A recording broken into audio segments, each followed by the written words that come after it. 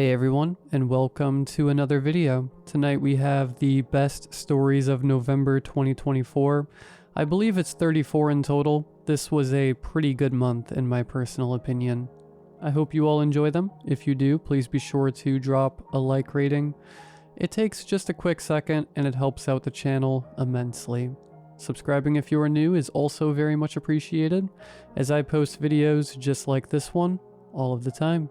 Sit back, do whatever it is that you do to relax, and as always, I hope you all have a great night.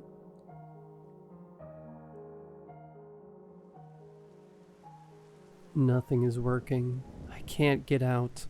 Every time I try, it's the same. I never should have been fooled by that flyer. Treasure? Yeah, right. I'll be lucky to get out of this alive. It started with that weird paper I found on my car in the parking lot earlier today. It was some sort of flyer advertising. Trick or treat for treasure.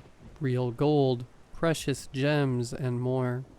All yours for the taking. If you are brave enough, join us tonight at 5 p.m. 10/30/2024 at the Center Street Mall. If you dare. Costumes mandatory. It seemed like some sort of event or contest. I started to wonder if there was a legitimate prize or if this was some sort of scam. If it was some sort of Halloween contest and they were giving out actual treasure, I might be in for it.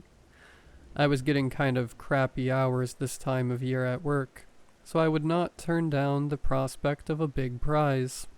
I had no plans for Halloween Eve anyway, so I thought, what the heck, why not? As I was reading the flyer and making my decision, my friend and coworker Scott clapped me on the back and asked, "What are you reading?" I regarded him and showed him the flyer. Some kind of contest. Check it out. There might be a legit prize or something. We should go. He raised an eyebrow but did not hesitate too long before responding. Yeah, let's do it. Nicole might want to go too. She's always down to check out Halloween decorations and spooky stuff, so she would love an excuse to go trick-or-treating. I'll call her now. It was decided, and we went home to get ready. I got a blue jumpsuit and Michael Myers mask and took an empty pillowcase like I used to when I was a kid going trick-or-treating. I figured if they really did give out valuables to the winners, it might be a take all the loot you can carry, and I would need something to haul it in. I felt a bit silly, but if it was real, I wanted to be ready. I got in my car and drove off to pick up Scott and Nicole. Scott was dressed as a pirate and Nicole was dressed as a witch. We regarded each other's costumes and enjoyed the nostalgic feeling of getting ready to go trick-or-treating. We arrived at the location at 4:50 p.m. and got out. I thought it was a bit strange since the Central Street Mall had been closed down due to a fire that destroyed much of the building. It had never reopened, but I guess somehow these people got a permit to host an event here. We found a few other people waiting there in costume, so at least we were not alone. I was looking around for some sort of event official to see if we should wait in a specific area. Scott and Nicole had struck up a conversation with two people wearing a ghost face and zombie getup. I waited and watched my phone, and at 5 p.m. on the dot, a large black van pulled into the parking lot. It had tinted windows and a small logo on the side that said, "Trick or Treat." It parked nearby, and a tall man in a large white sheet that made him look like a cheap ghost stepped out. He spoke very curtly, saying, "Is this everyone?" I looked around and saw a decent group of other people, and we all nodded in unison. He clapped his hands together and proclaimed, "Good, very good. Now a few ground rules about how this is going to work. The old stores in this mall have been converted into a haunted village, so we have a large group of makeshift houses with real hardwood doors, decorations, and everything. Besides the eye candy of our authentic set, they have something I know you will all be interested in. You are allowed and encouraged to knock at every door and trick or treat as normal. The gifts these tenants give out will run the gambit from cash to valuable gems, gold, and silver. All of this treasure is real, I assure you. You are of course allowed to keep whatever you can take out. The group seemed excited, and were about to cheer at the declaration, but the man in the ghost costume interrupted and held out his arm in a flourish and continued. Now you might be thinking, what's the catch? Well, I am glad you asked. Once you are in there, you will not be allowed out until you can find the main door's release switch. But I must warn you, it is well hidden, on top of whatever you can get with trick-or-treating.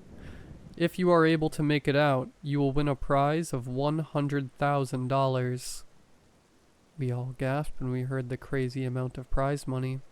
If they were willing to shell out that much to the winners, I was thinking that this was going to be tougher than I expected. The man in the ghost costume resumed his explanation. Now, you will not be alone in there. Besides the villagers, there is something else that stalks the shadows. This other visitor is there for treats of his own. And if it catches you, well, let's just say you will be out of the contest. I heard a grim chuckle coming from underneath the cheap sheet, and figured he was trying to play up the scary angle to this event. He continued with his instructions. Now, the people in the village are there to help, but only if you follow their rules.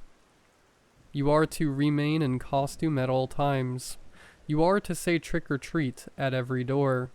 You are not to try and enter their houses no matter how desperate you are. You are to say thank you after visiting each house. You are not to try and sneak out through any other means.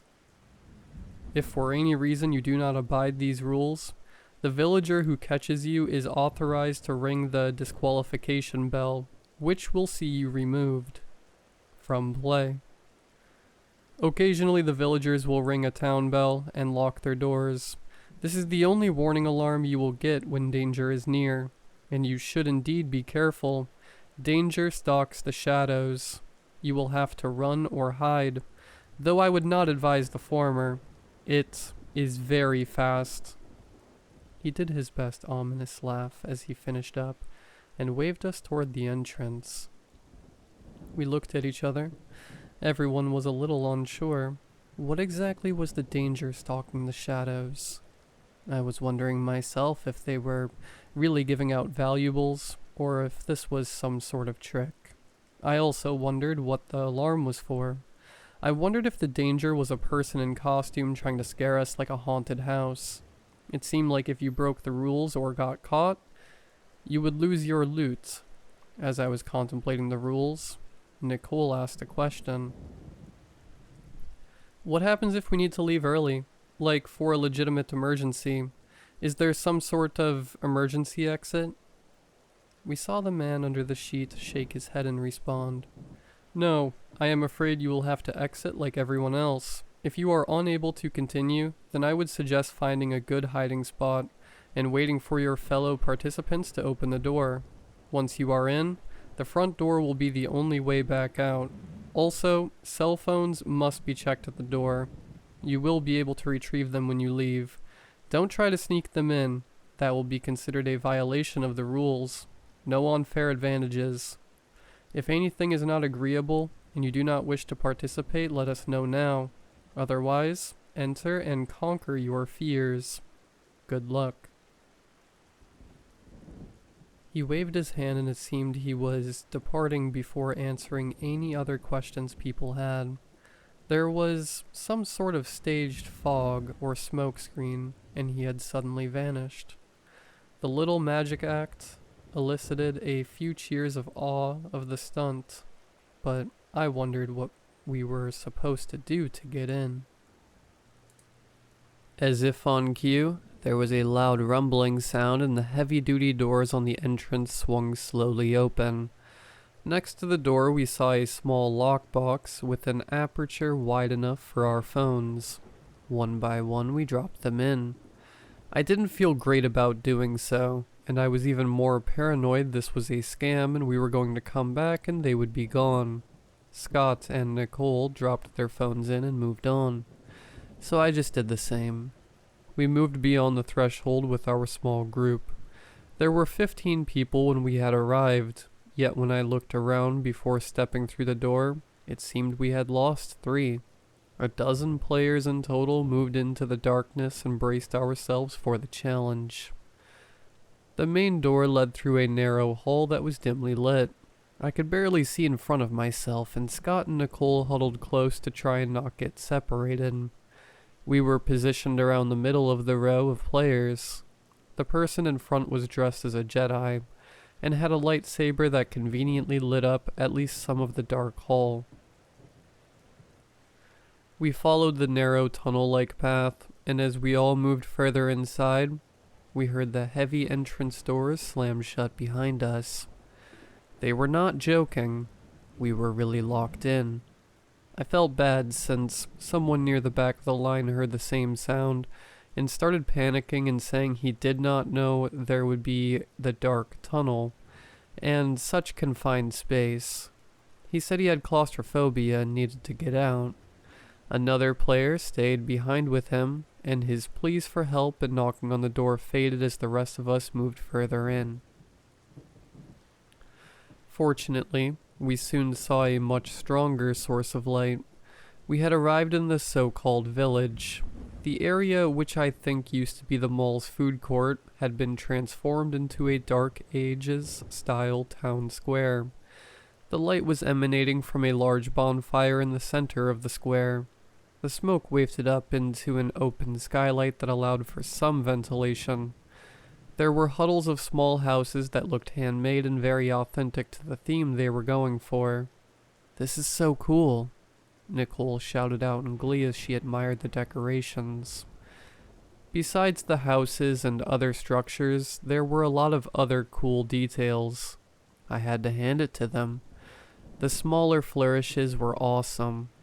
There was fake blood on the doors and the ground. Large dents and slash marks were on many surfaces. Even if I lost, I thought this might still be fun just for the experience. Scott and Nicole shared in the enthusiasm of arriving, and we looked at each other and smiled and set about our treasure hunting. Scott pulled us along, saying, "Come on, let's hurry, the others have already started." He was right.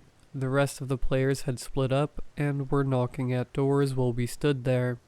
I agreed with him and pointed to the first house on the left and said, "Alright, let's start on the left and work our way in a nice circuit around the square, and we can move further in then. Let's see if they really are giving away treasure." We moved up to the first house and knocked on the door. An older-looking woman wearing a domino-style face mask answered. She looked at us and waited, and I couldn't believe I almost forgot on the first house. We all said it together. "Trick or treat." The woman smiled and reached into a small pouch she carried and produced 3 large red objects. She dropped them into our bag, and I looked down and saw something I could barely believe. The treat was a gemstone which looked like an actual cut ruby. I could not tell, but based on the size and guess of the carat, it looked like it would run several $1,000s. Scott looked on in disbelief and asked, "Do you think this is real?" And Nicole's eyes widened when she saw hers and indicated, "I think these are real.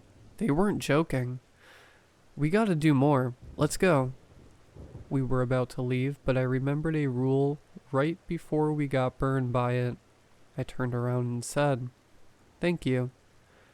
Scott and Nicole followed my lead, and after we thanked for the incredible treasure, she closed her door and we moved on to the next house. We visited 2 more houses, and were surprised and delighted by the offerings. The second house gave out gold bars, which also looked completely authentic, and the third house was handing out billfolds with $1,000 in cash inside them. 3 houses in and we felt rich already. We eagerly moved on to the 4th house when we heard a bell ring and raised voices.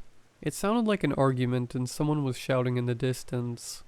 We approached and saw a man dressed in a devil costume banging on a door to one of the houses. The bell chimed again from inside, and the man in the devil costume screamed. "No, it's not fair, I just forgot. I was going to say it. You can't kick me out. Come on, I need this money. This is BS. You can't just make me leave. I'm taking this money, you can't stop me." He went on into an even worse tirade of colorful language, and it seemed like the issue was he had forgotten a rule and was out now. We watched on as he continued to rage. Suddenly another bell chimed in the distance, answering the first, and we heard a louder bell ringing from somewhere in the town square. This was followed by the sound of bars being placed on the interiors of doors and lights being turned out. Guys, we should hide. I think that is the alarm." Scott and Nicole nodded, and we found an area with a few crates next to the last house we had visited. The other players dispersed as well, except for the man in the devil costume who kept pounding on the door of the villager, who had caught him breaking the rules. The rest of the area became deathly quiet, and suddenly I felt a disturbing chill in the air, and heard the faint rustling of something large moving nearby. I was wondering if the person in the stalker costume was supposed to bounce people if they broke the rules. We all watched in our hiding places as the light dimmed near the house, and the man in the devil costume turned around and noticed the entire area was empty. "Alright then, I'll go. But I am taking the stuff I got so far. Just try and stop me." He was not going without a fight. I wondered how they would handle someone disrupting the game. I didn't have to wait long. A looming shadow appeared behind the man as he was bellowing his challenge. He paused and was just turning to face it when it crashed down onto him, and there was a blood-curdling scream and he had vanished. The man was gone, and all that was left was a red stain where he had been standing, and a fallen bag. I was impressed at how realistic it was. I wondered if some of the other players were plants, and they were trying to help them put on a show. Other players hiding nearby were gasping out loud, and some were trembling in their own hiding spots. It was quite the show. Even I was getting a little tense. As I was considering what was going on, Scott moved out of our hiding spot and crept toward the red stain where the man had been and whispered, "Mine now." He was quickly grabbing the contents of the man's bag, and a big smile spread on his face as he saw the gems and cash that he would be taking. I was concerned, since I did not hear anything to indicate it was safe to resume. Then I heard the same rustling sound and saw the shadowy form appear behind Scott. Before I could issue a warning, it was over. He was not pulled up and away, though. Scott was hit from behind and fell on his face. The attack looked too real and sounded like actual impact and painful tearing. My immersion was broken, and I was suddenly very concerned. I went to check on him. I wasn't going to let some actors actually harm my friends or anyone else. I heard a disturbing gurgling sound and a horrible crunching and chewing and then running. The town bell rang again, the lights came back on and the trick-or-treating could resume. Nicole and I went up to Scott, who had not gotten back up yet. We guessed someone would escort him to the exit since he was out. When Nicole touched Scott, he did not respond, and when she rolled him over, she let loose a haunting shriek. I looked down at what she had seen. Scott had half of his head removed, sliced clean off. He was laying on the ground dead. Warm blood soaked the area around his lifeless corpse, and I saw in nauseating detail the better part of his brain leaking onto the floor. I dropped my own bag in disbelief and horror. It was not just for show. They were actually going to kill us if we were caught. Nicole was still screaming and grasping at my arm, shouting that we needed to leave. I agreed, and we went back the way we had come from and sprinted to the main door. We heard screams from elsewhere in the village, and it signaled that others had realized the true danger and horror of what was really happening. We were not alone in our flight, and a couple in Raggedy Ann and Andy costumes were ahead of us, and arrived at the door and started pounding on the massive gate, screaming to be let out. We moved next to them and added our own chorus of pleas, but there was no response. My heart sank when I remembered that the only way to open the door was to find a well-hidden switch, no exceptions. I pulled Nicole aside and she was near catatonic with fear. I tried to help her focus and spoke as softly but directly as I could. Nicole, I know you are scared. I am too, but we need to get out. The switch. We have to find it. They are not going to let us out. We have to find the switch to open the door. She started to settle her breathing down and nodded her head and agreed. I know, I can't believe they killed him. I can't believe they are doing this. What was that thing? How was it so fast? That can't be a normal person. It looked like a monster. She was starting to lose it again and I told her, I don't know. I have no idea. It does not matter. We need to find that switch to get out of here alive. Please, we need to go now. Nicole followed me, and I tried to convince the others by the door to help us search. They kept trying the door, and eventually the girl dressed as Raggedy Ann said, Maybe it can't get us by the door. It isn't here. It is near the houses. We are staying here. As soon as it opens, we are getting out of here. I could not begrudge their fear, but I was concerned that it might not be that easy. We really needed all the help we could get looking for the switch, yet they were determined to stay, so we moved on without them. We got back to the town square just in time to find new bodies and scratch marks dotting the area. The man Nicole had spoken with before in the ghost face costume was lying in front of one of the houses with his entire front torn open and large portions of his innards missing. The sight made Nicole and I gag as we discreetly moved past the horrendous sight. The stench of fresh death and the nauseating miasma of torn open and splayed out bodies was almost too much to handle. We moved on and began searching every nook and cranny in the central village for something that looked like a switch. After about 10 minutes of searching, our hearts sank as we heard the town bell being rung again. It sounded further off, like it was in a different section of the mall.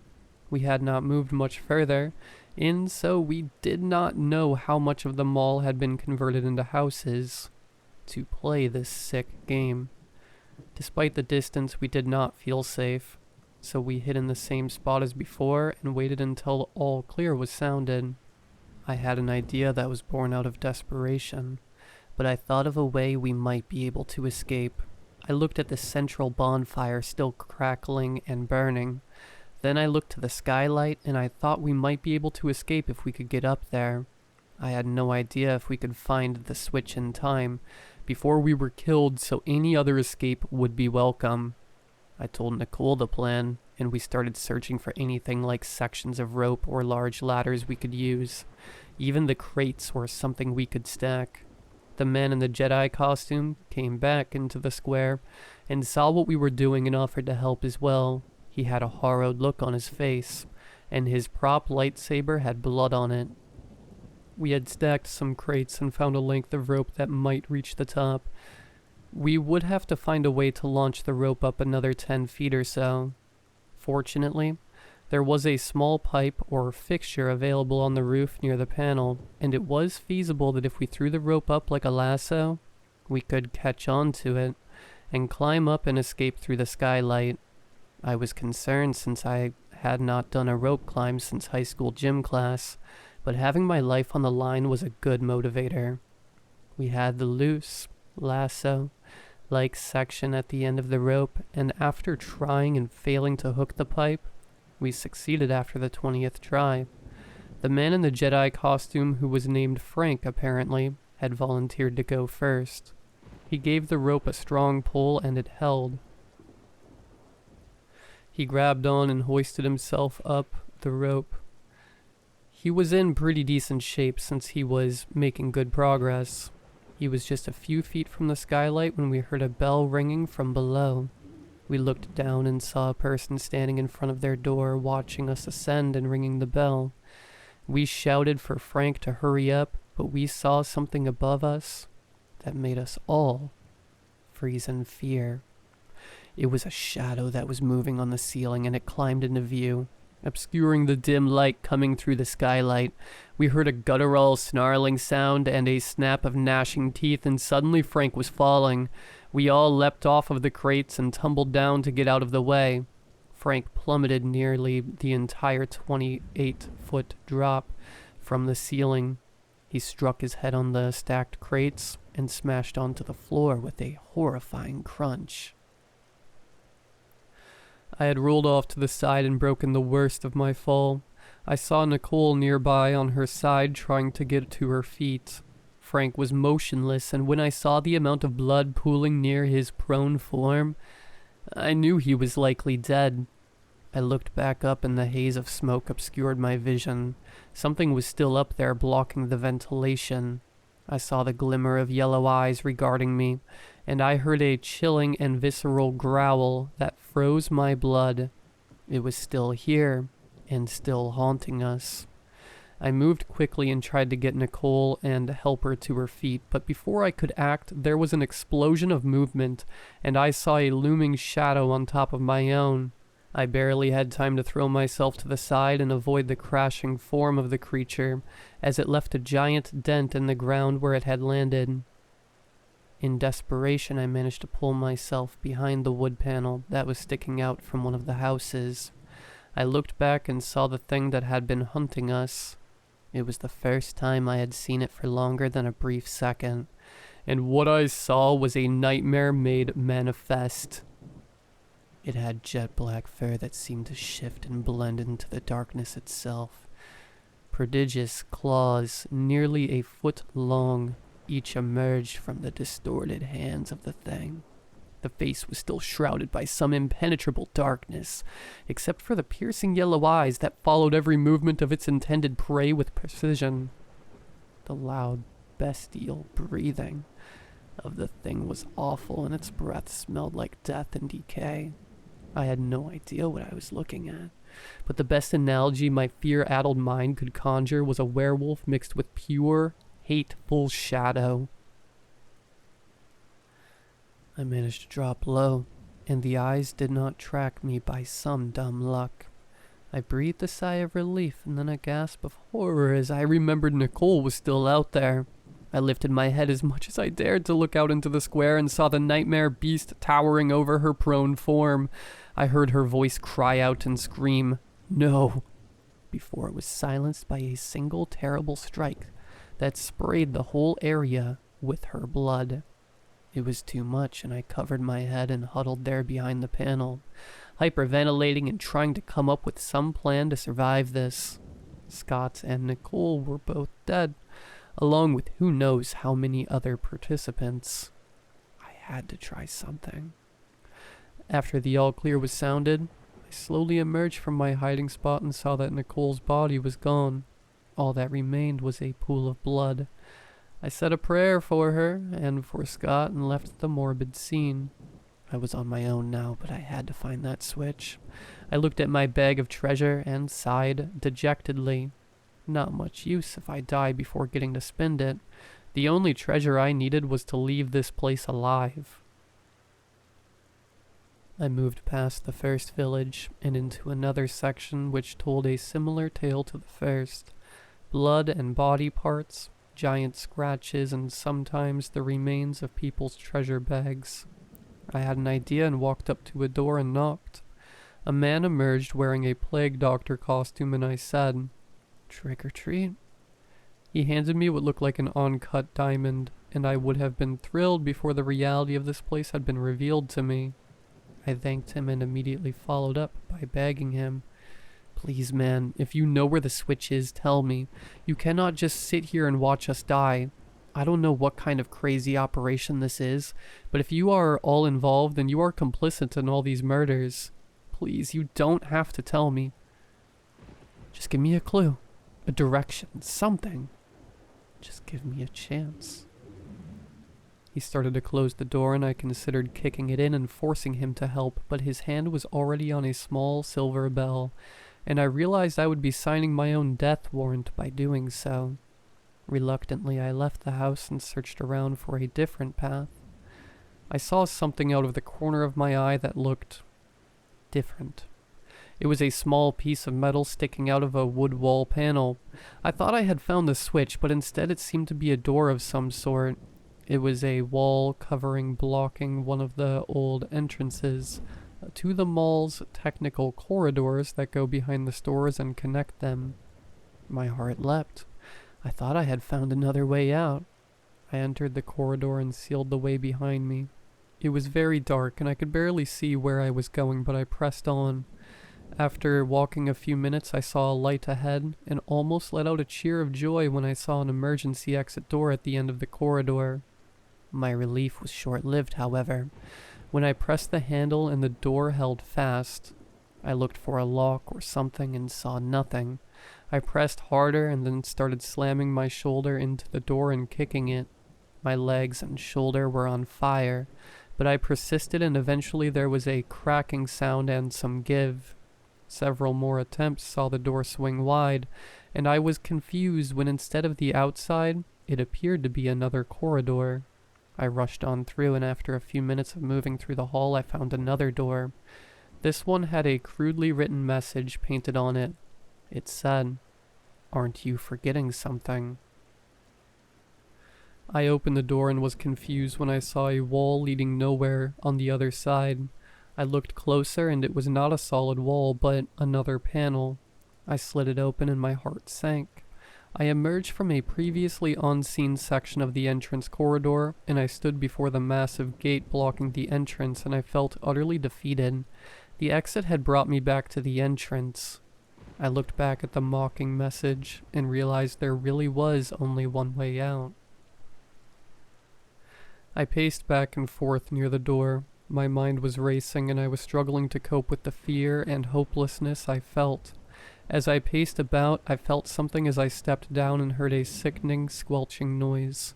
I stopped moving and was afraid to look down, but I forced myself to slowly lower my head and I saw the eviscerated remains of the man and woman in the Raggedy Ann and Andy costumes.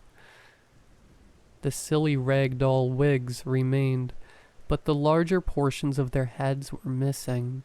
Apparently, the area by the door was not safe after all. The bell rang again and I was shocked out of my horror and into action.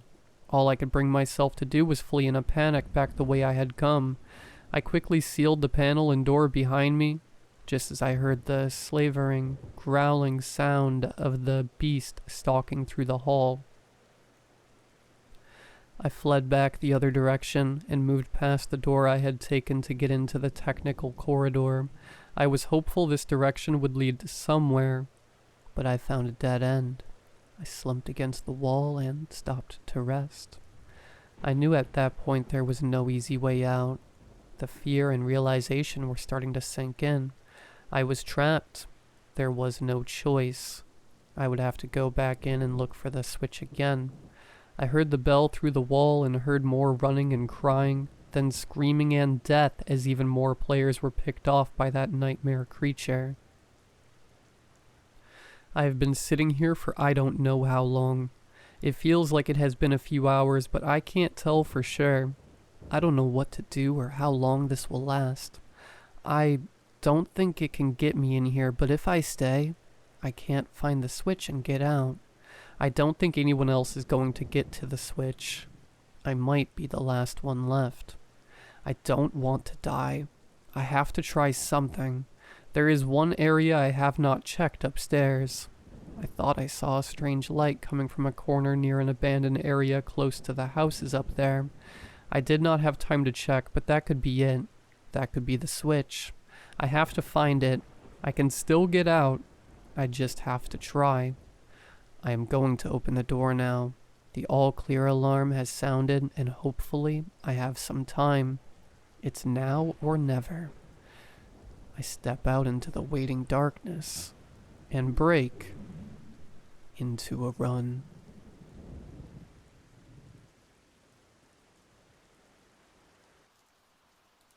I didn't scream when Deb brought out the platter. The dish was large, white, and decorated with little porcelain angels, the good china for special occasions. I had thought there was something grotesque about those little porcelain angels before Deb set her masterpiece upon it.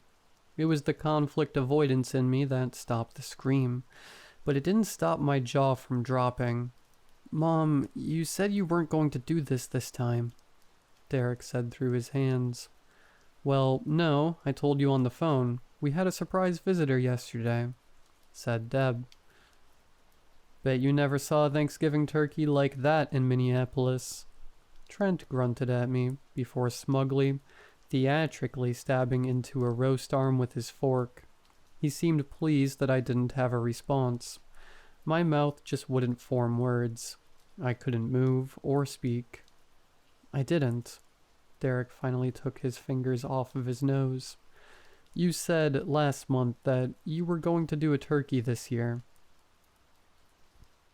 Trent stuffed an enormous forkful of stringy gray meat into his mouth and chewed, staring at me all the while without blinking.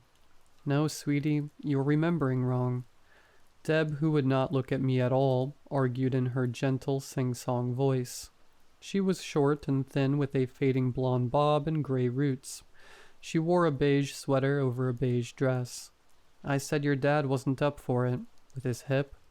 And with my sciatica and your brothers gone, I just didn't think we could manage it this year.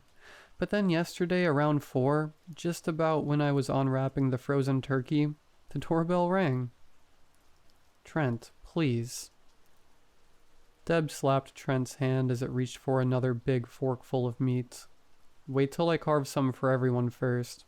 For Christ's sake. Poor Lexi is sitting there thinking, oh, these redneck McCabe's. Bunch of barbarians raised in a barn." "It's fine," I said automatically. This was the first movement of my muscles since Deb brought out the platter. "I don't think that." "You don't have to be so nice," Deb replied. "I can take it." Derek was staring at me now, too. His hand passed under the table to squeeze mine. "Why couldn't you just carve it in the kitchen?" Trent huffed. "That's not how Thanksgiving dinner works, dear," Deb replied. Her thin fingers worked to saw thinner slices of cooked flesh off the bones. The meat seemed to be somewhat tough, because she was going very slow at it. Anyway, I asked this fellow where he was coming from, and he said Rinley. "Lexi, that's a whole county over. He's a door-to-door JW. I forgot to say, he's got this stack of flyers. You should see them, they're funny. Anyway, I say, don't you JWs always travel in pairs?" And he says, "No, ma'am, that's not a requirement. That's only for safety." And I say, "Well, aren't you worried about crazy hicks out here in the boonies taking shots at you?" And he says, "I never had a problem out here before." And I say, "Deb," Trent blurted. He let out a long, excruciated grunt as he stood up laboriously, taking great care to make sure that we all knew how much it hurt him. He pushed his walker around the table and grabbed the carving knife from his wife. "I'll show you how to carve a roast. Christ almighty, I swear to God." He sawed the meat with violent speed, splashing grease on his old navy checkered flannel. And I say, "Mom, maybe save it for another time," Derek said. He made a big show of secretly nodding towards me so his mother knew why. "It's a funny story." Deb frowned. "I want to hear it," I said. Deb only sighed and sucked her teeth. Then she sat down. "Well, it's not that funny. It's dumb, actually." "I still want to hear it," I said. My phone buzzed in my dress pocket, and I pulled it out instinctively. "I'm so sorry this is awful," the message read. It was from Derek. He squeezed my hand again. I took mine away. She's calling the cops, Trent said. Told ya. I'm not, I said.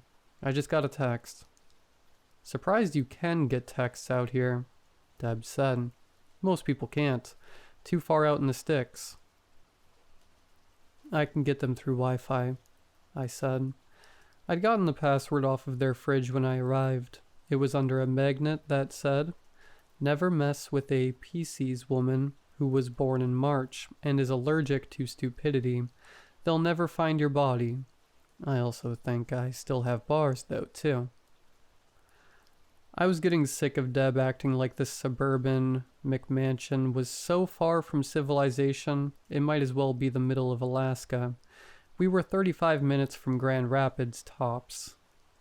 Gals try to call the cops sometimes, Trent continued, breathing heavy now as he struggled with the roast.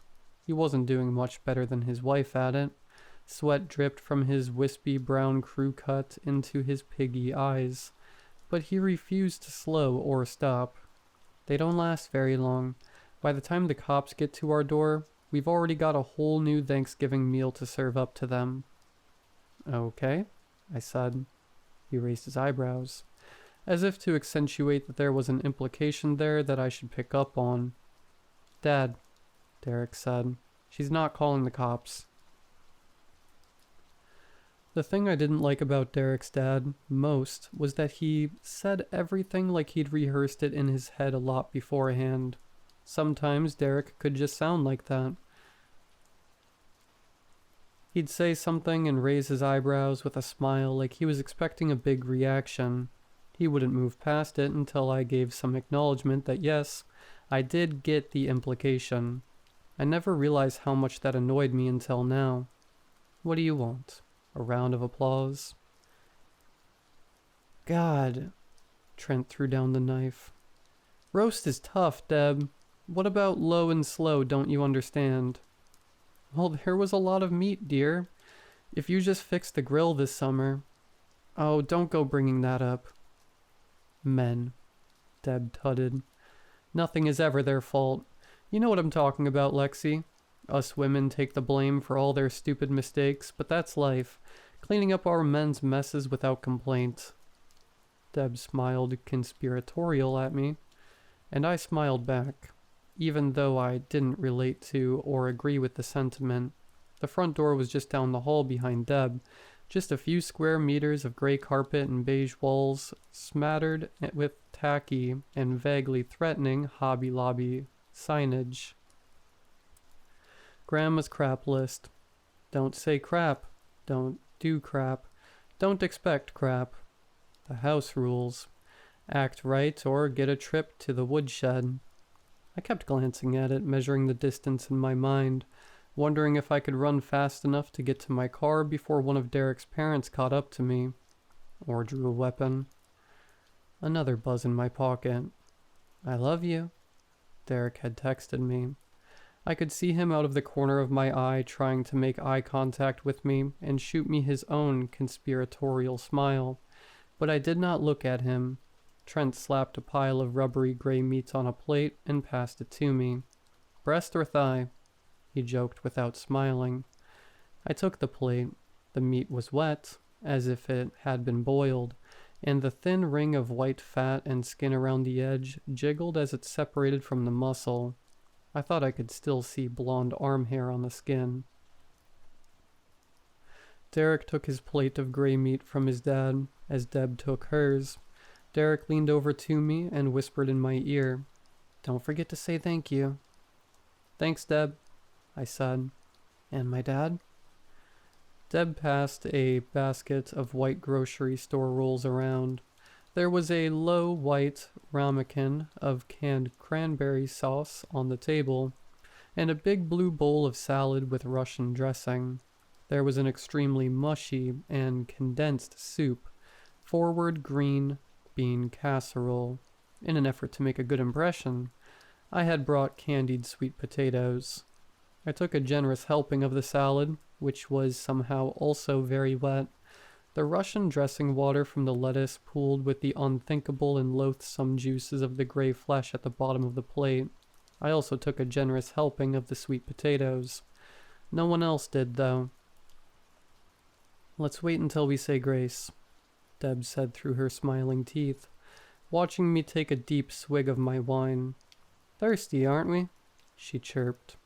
She poured me some more wine, filling it almost to the brim this time. I think she meant this as an insult, but I was going to do that myself anyway, so the joke was on her. Would you like to lead the prayer, Lexi? I don't really know what to say, I said. Just say what's in your heart. I cleared my throat. I looked to Derek. He nodded encouragingly at me, a sign he wasn't going to step in and rescue me. Thank you, God, for bringing us all together here. Deb and Trent both bowed their heads and touched their palms. Derek followed suit. I'm so glad I got to meet Derek's lovely parents. Thank you for this amazing meal. I felt the wine come back up into my mouth a little bit and had to gag it back down. We're all grateful to be here, rather than anywhere else. Amen. Derek wasn't religious as far as I knew, but he gave a reverent nod before he opened his eyes and picked up his knife and fork. That was a beautiful prayer, Deb said. She sniffled. You picked a good one, sweetie. Don't let her go. No, thank you for carving your dinner. I see how it is, Trent mumbled. I watched Derek take a small mouthful of meat. It was sinewy and had come from the hand. He chewed and chewed. I'd never been less attracted to him. My family ate Thanksgiving dinner in the early afternoon. Sometimes my grandparents were there, sometimes my dad's brother and his kids. Sometimes family friends would come. My candied sweet potatoes always killed. Not a spoonful left by the end. But the thing was that we all liked each other. My mom would get a little tipsy and tell crazy college party stories. My dad would burn the pecan pie and laugh so hard he cried. And then we'd laugh so hard we cried. And then we'd watch movies and laugh some more. So what is it you do for a living? Deb asked, chewing on her roast. Her teeth scraped the fork as she pulled it off. I'm a personal assistant at a pet magazine. Oh, that's adorable. Deb laughed. I smiled a little bit. It's harder than it sounds. You know The Devil Wears Prada? I asked. No, Deb said. You like Prada? Trent asked through an open mouth of food. No, but basically, I do what Anne Hathaway does, except for with dog clothes. But if you haven't seen it, never mind. We don't like the devil in this house, Trent said. It's not a literal devil, it's Meryl Streep. Let's not keep talking about this. It's Thanksgiving. Deb snapped. Buzz. My mom loves you. You're doing great. You know, I said, swallowing a bite of sweet potatoes, which I made very sure hadn't touched the gray meat or any of its accumulated juices. These candied sweet potatoes are made with real maple syrup and brown butter. I toasted the pecans myself and sugared them with homemade maple caramel. After a long silence, Trent wiped his mouth and replied, I don't like real maple. It's too strong, Derek agreed. We already have a dessert, Deb said. Regular mashed potatoes are better, Trent said, and they're traditional. To each their own, I said politely. I poured myself another glass of wine. Honestly, I hoped they did kill me. Anything to end this dinner sooner. There was a loud, faraway noise from below us. A pounding, a rattling, and then a long, low wail. Derek put his head back in his hands. Mom, that'll be our JW. He's alive. You know how hard it is to break down a whole carcass, son? Trent spat. Nobody's got the time for that. Not when you find out you gotta make a Thanksgiving dinner for 2 extra people last minute the day before. Now get your elbows off the table. Then in a moment of brilliance, he added, Only one set of elbows on this table tonight. And they're well done. He grinned and looked at me for a reaction again. What, you got nothing to say? I don't know what you want me to say, I said. So what's on your mind? Trent responded. Okay, well, candied sweet potatoes aren't a dessert, I said. They're a side, but I don't want to start an argument. You've wanted to start an argument since you got here, Trent said. Don't think we can't see you think you're better than us. College-educated girl, women's studies. You probably got all kinds of opinions. I think you want to start an argument, I said. Derek groaned beside me. See? Knew you think you're smart. The man in the basement let out another agonized wail. It was journalism, not women's studies, I said. Like it matters. This day and age, you tell me what the difference is. It's all women's studies, gender studies these days. Trent huffed. He chewed as he talked, and I could hear the fat squeak between his teeth, and the prisoner downstairs built up the energy for another scream. When I was a girl, I took a women's studies course in college. Deb piped up, attempting to smooth down the hostile tone of the conversation by pretending she couldn't sense it. Back then, there were still ladies who would go out and burn their bras in a big fire.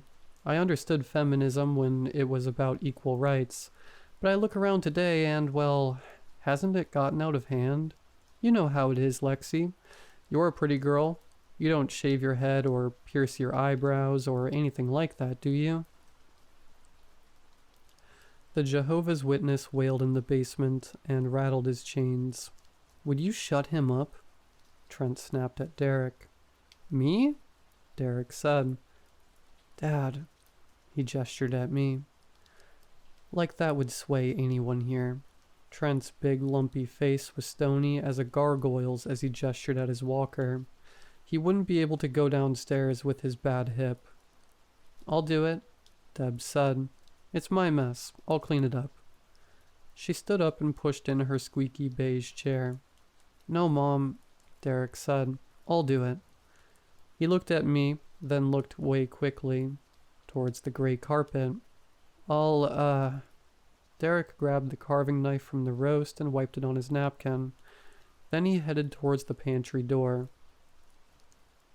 That's my boy, Trent shouted without any real pride. Sure hope you're loyal to him, Lexi, Trent said to me once he was arguably out of earshot. Most women these days. I'll go with him, I said as I stood, almost knocking a fork off the table. I hurried after my boyfriend through the dingy, gray-tiled kitchen, past a hanging wood sign which read, "In this house we believe.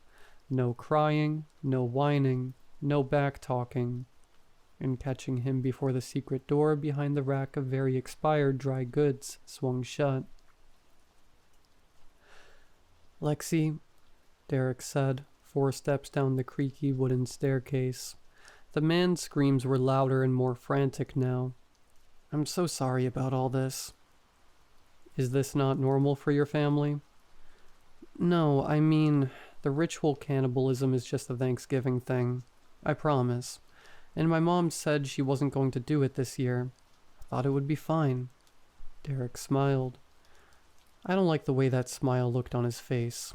Honestly, I didn't like his face very much anymore. I could see his dad's meaty forehead and his mom's thin nose. I could see Deb's wide cheekbones and Trent's lipless mouth. You don't have to do what they say, I said. It's not that big of a deal, Derek replied. It's just family stuff, you know? I didn't. Derek, I said, I don't like your family. Derek looked hurt. I know this is a lot, he said, and my dad is being mean, but you don't choose your family. I mean, why not? I said, following him as he carried the knife down the stairs. What's the alternative? Derek said. I turned my back on my mom and dad. No, never. I believe in loyalty, Lexi.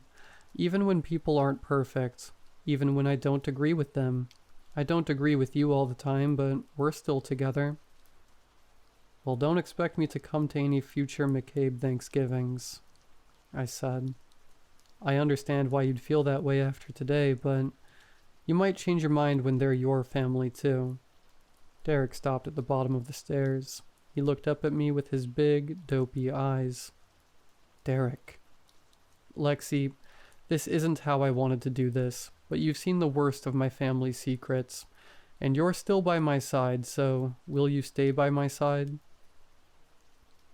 Derek was doing that thing again, that Trent thing, where he set a line and waited for my reaction. Let's just get out of here, I said. Will you stay by my side? He repeated like maybe he thought I hadn't heard. For the rest of our lives? I just want to go. I'm asking you to marry me. I have ears, Derek, I snapped. It was the first time I'd ever snapped at him. I never snapped at anyone, especially not him. His expression didn't move an inch. He was smiling for some reason, like this was the happiest day of his life. Then say yes, he said. No, I don't want to marry you, I said. Because this is where I came from? He swallowed, shaking. No, because this is who you're choosing to be, I replied. Derek hung his head. The knife dropped to his knee. Things aren't that black and white, Lexi. I clapped my hands over my ears as another shriek boomed through the basement. Close now. Derek sighed. He hurried into the basement proper and I followed him. Again, I didn't scream. What was left of the man was chained by the ankles to the wall. He crawled like a caterpillar. The stumps where his arms used to start on his torso haphazardly bandaged with paper towels and medical tape. His face was a pulp, his body bruised. He was naked. An overturned bucket leaked into the drain in the floor. He looked up at Derek and I with wide, white eyes. Help me, he screamed. Get me out of here. Oh Lord, please get me out of here. Sorry, man, Derek said, stooping over the prisoner. His knee fell onto the man's back, pinning him in place. He raised the knife. Thanksgiving with the family. You know how it is. Derek, I said. He looked at me a second too late to see the bread knife flash under his chin. By the time he did, it was lodged all the way through his neck. His face was stunned, betrayed. I felt bad.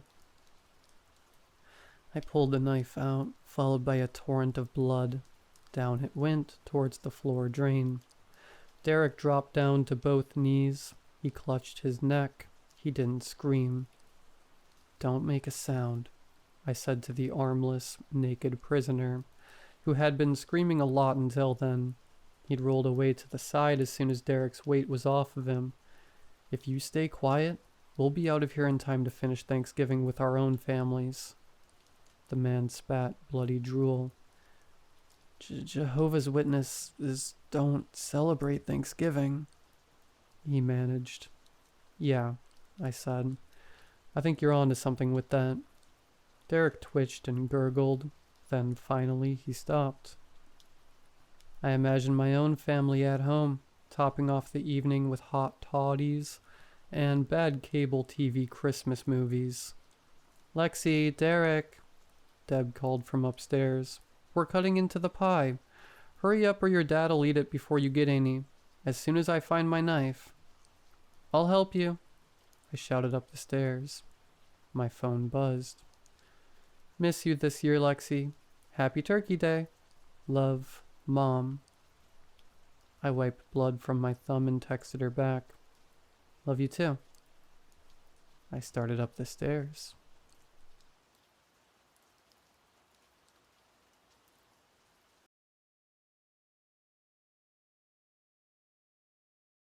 My name is Nick Bannon. I'm about 6 feet tall, skinny build. My curly hair and eyebrows are a dark brown, and my eyes are bright blue. A strange start to my story, I know, but it's only because I know the inevitable. It's going to happen again. I don't know where, and I don't know who to, but I have a feeling it's been happening for a while. I'm just another small link in a long, long chain. If there's a photo in your home that matches the description above, you're in danger. All I can advise is that you get out. Get out as fast as you can and share my story with somebody, anybody who will believe you. I've written it out below as quickly as I could under the circumstances. I don't think I have much longer. It's going to find me soon. My mother died 2 months ago. Lung cancer. We weren't very close, especially at the end, but I'd been the only family she didn't despise. Because of this, the majority of her possessions were left to me. This included an old blue truck, a storage unit full of tattered furniture and old clothes, and a split-level house at the end of a long country road. The house itself was in okay shape. There were some exterior walls that looked a bit rough, but it was old. Good bones, as they say. I decided I'd move into it, at least for the time being. I was between jobs and it felt as good a place as any to crash for a little bit. I packed what few belongings I had from my crappy studio apartment and left the city in my rearview mirror. Things were normal for the first few days. It felt good to be away from the chaos that I'd grown accustomed to. My closest neighbor was 2 miles away, and I barely saw any cars drive by. I'd forgotten the value of silence from time to time. However, pretty quickly it got to the point where it was too silent. Soon every creak made me jump, every gust of wind sounded like an intruder, and it was driving me crazy. I decided that I needed a project, something to fill the silence, pass the time. I had a lot of it these days. I looked around at all my mom's tacky, inspirational wall hangings and her dated velvet furniture, and decided that it felt too much like her in there. If I was going to live there, I was going to make it mine. I had a yard sale that had a pretty great turnout, despite my isolated location. Pretty much everything went, and what didn't get sold got donated to a local thrift store. I shampooed the carpet, painted the walls, tended to the garden, all things that Mom probably hadn't done in years. By the time I was finished, the entire house almost looked brand new. I bought some new furniture with the yard sale money, threw up a few horror movie posters, and soon enough this place was starting to feel like mine. It had been easy to get rid of Mom's stuff because, quite frankly, most of it had been ugly. The only things that stuck around were her framed portraits, the ones that climbed the stairs. They were family photos. A dozen semi-familiar faces dotted them sporadically, and I found myself staring at them from time to time, wondering what they were up to now. It felt odd. I'd been alone for so long that the thought of a family this big being my family didn't make sense in my head. I started getting in the habit of greeting them each morning. I know it sounds weird, but grief is a strange thing. I felt comfort in it. As I'd been clearing out everything, I'd found a family photo album. Using that, I'd been able to match a lot of the names to faces. Aunt Grace popped up a lot throughout the frames, as did my Uncle Rob. I even saw myself as a baby a few times. It took a while, but soon I had each of them memorized. That's why I noticed the new photo almost instantly.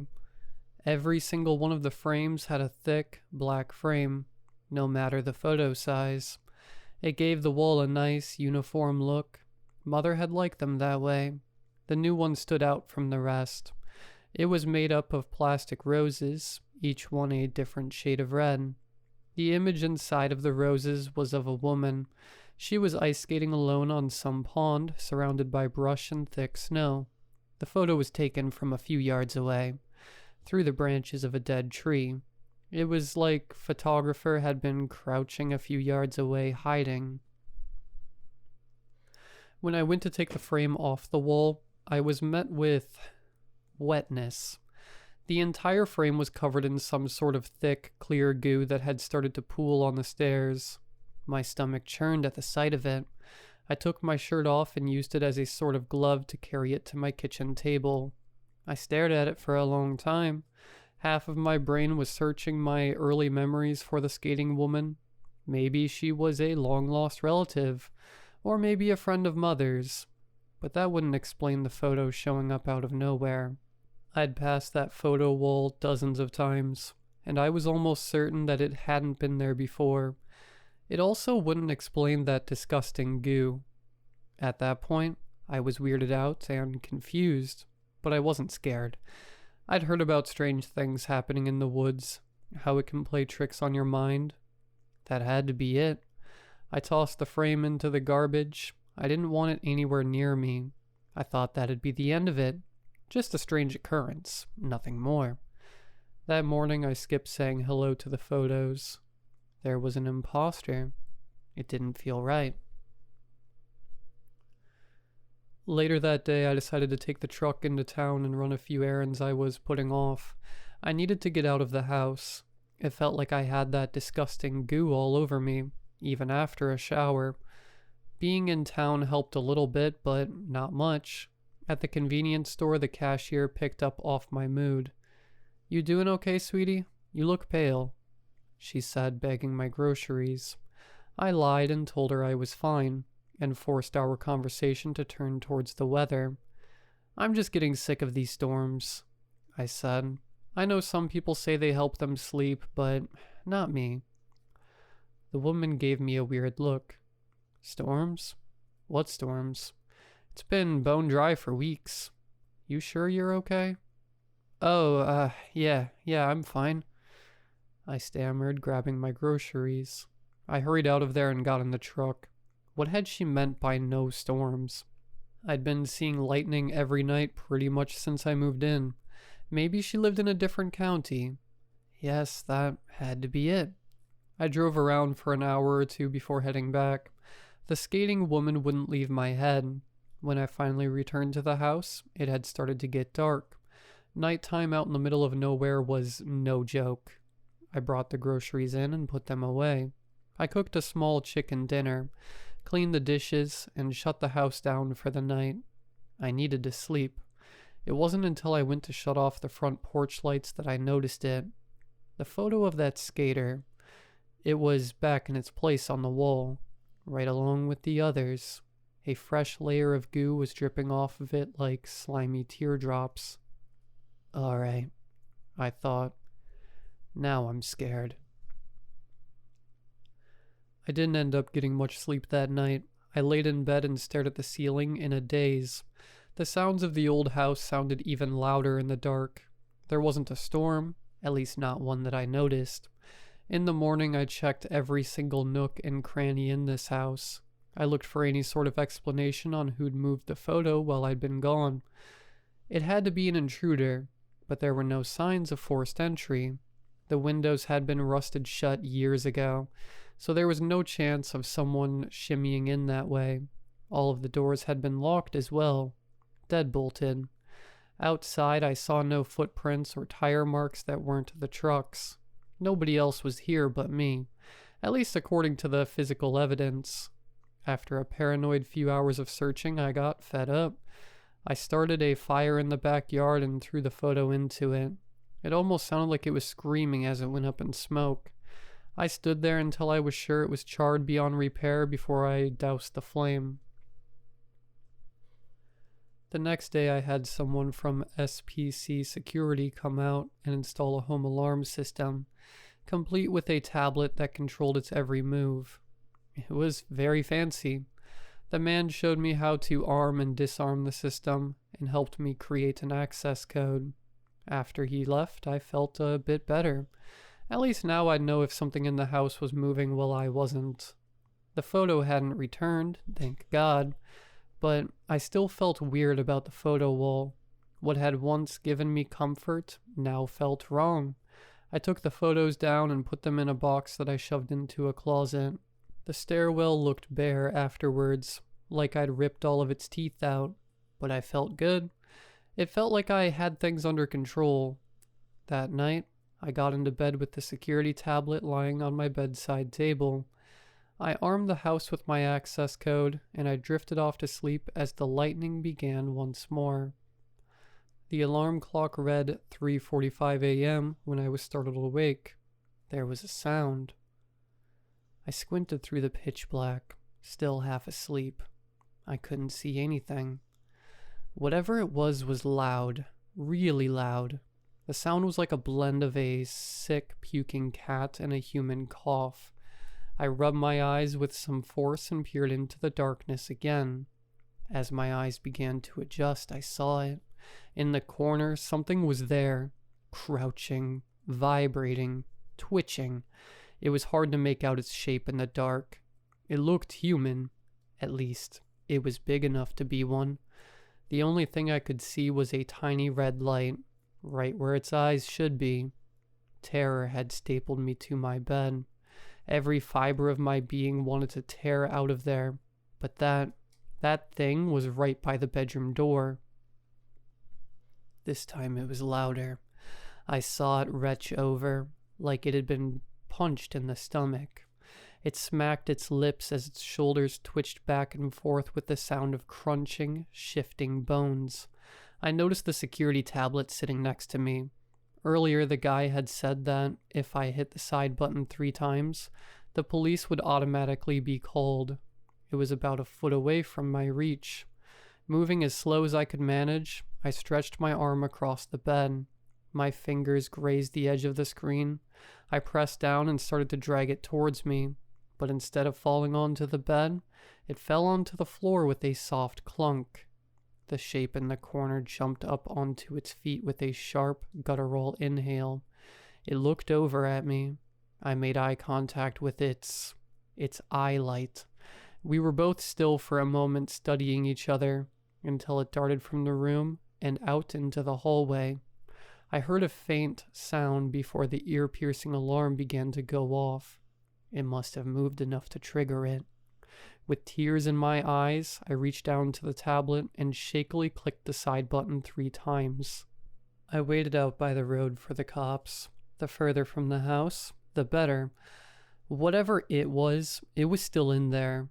Since I lived so far from town, it took longer for the local sheriff to reach me. I'd started to shiver by the time I saw the lights through the trees. The town was small enough to only have a sheriff and a deputy, and they'd both shown up for my call. "So you saw an intruder in the house?" the sheriff asked. He seemed doubtful. Nothing of that sort happened out here in the sticks. I was sure these guys had never dealt with any real crime. "Yes, I think he's still in there, upstairs." The sheriff went inside to look around while the deputy surveyed the property.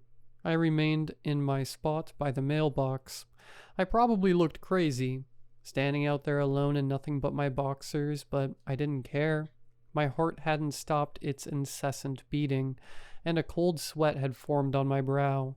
I was just focused on not passing out in front of those cops. After what felt like years, the sheriff exited the house and met back up with his partner. They exchanged a few words I couldn't hear before coming to join me again by the road. The sheriff spoke first.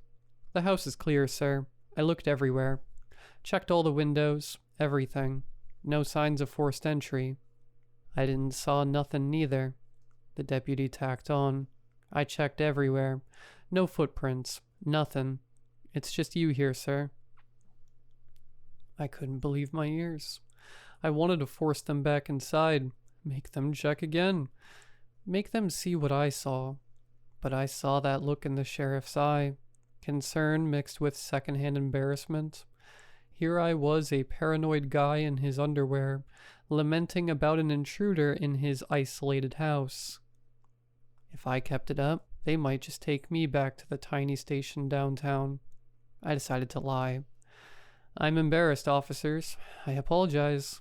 My mom died recently, and I must be seeing things.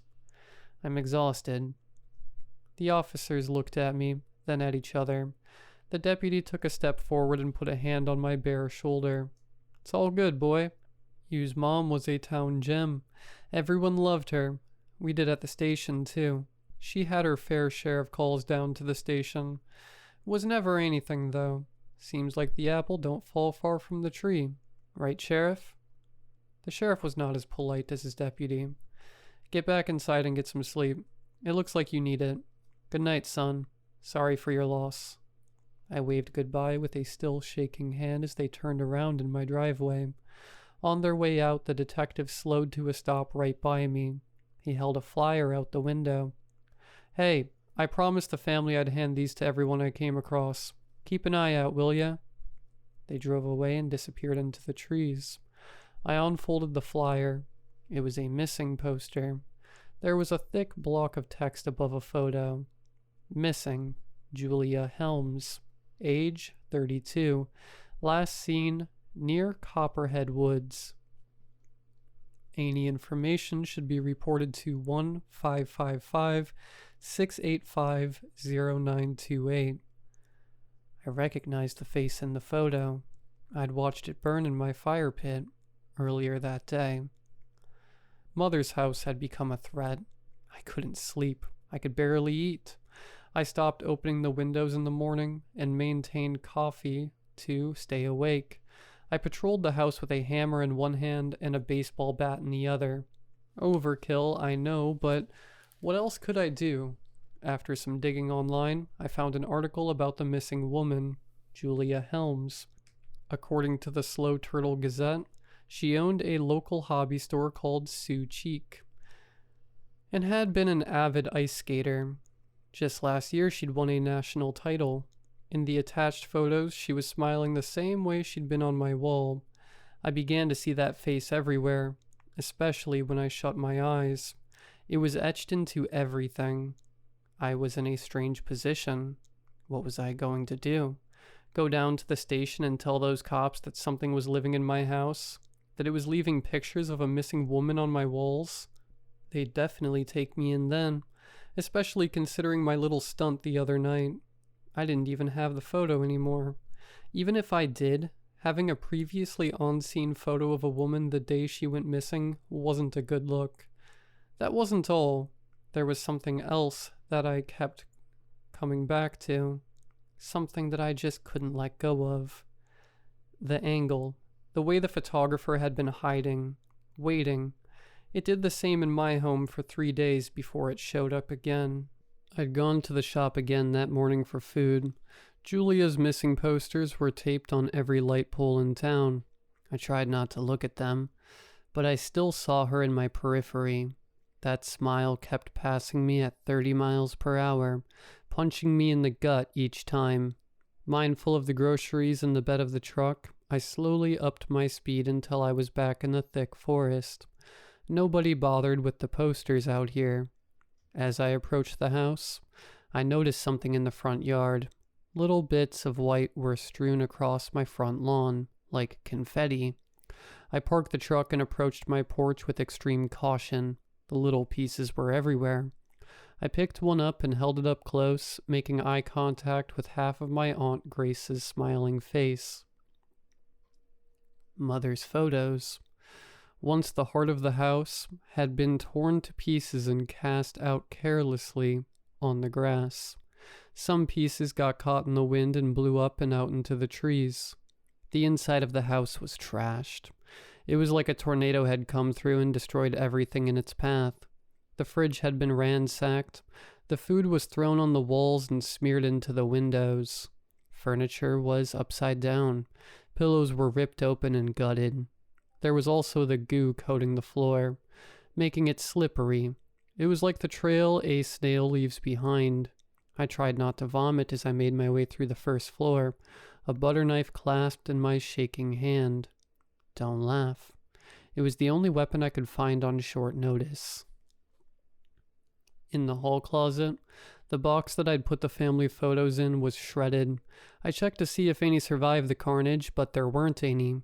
That thing had taken each of the photos out of the frames and destroyed them. I couldn't figure out why, though. What did it want with the frames? A sound upstairs caught my attention. I rounded the corner just in time to see something tumble down the stairs. It was the security tablet, shattered.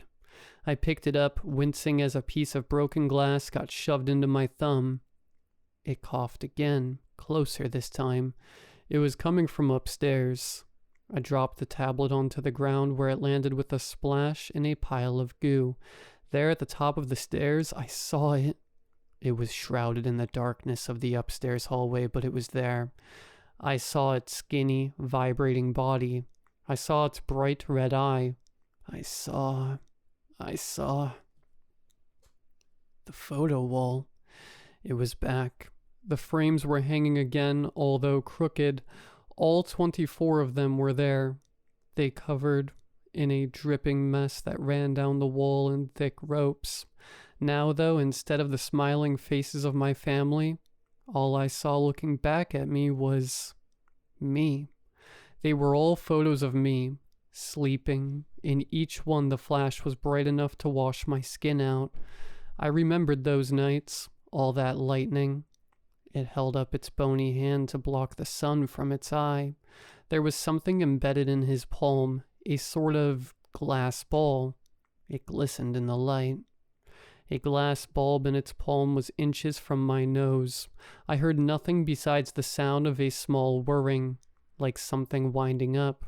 It was the last thing I heard before I was blinded.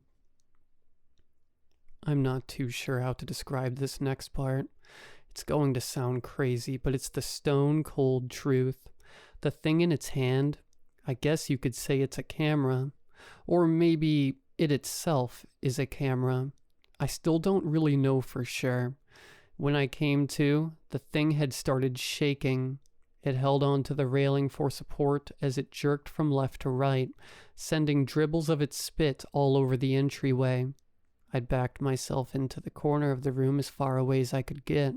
My head was pounding. Terrified, I crossed my arms and folded my legs up into my chest. I wanted to make myself as small as possible. I wanted it all to be over. I wanted my mother. Through my shaking fingers, I watched the thing stumble its way down the final few steps on all fours. It was still coughing, arching its back like a sick cat with each heave. After a few heavy purges of goo, I saw something fall out of its throat and onto my carpet. It was a photo. It was my photo. My horrified face took up the entire page. The thing grabbed the paper from the ground and flattened it. It looked at me with that bright eye for a few moments before reaching over and tossing it in my lap. I noticed what looked to be a smile creep up on its thin lips. It seemed proud of its work. Before I could even think about my next move, I swung the butter knife. It landed with a dull thunk somewhere on the side of its thick head. An inhuman wail spilled from its wet mouth as it backed into the wall with force. The crash rattled some of the photos of my sleeping body tumbling off the wall. I snuck past the thing as it tugged at the knife handle in its face, taking the steps 2 at a time. An armoire that my mother had bought ages ago still stood in her old craft room upstairs. It was big enough for me to just barely fit inside. I climbed in and shut the doors quietly.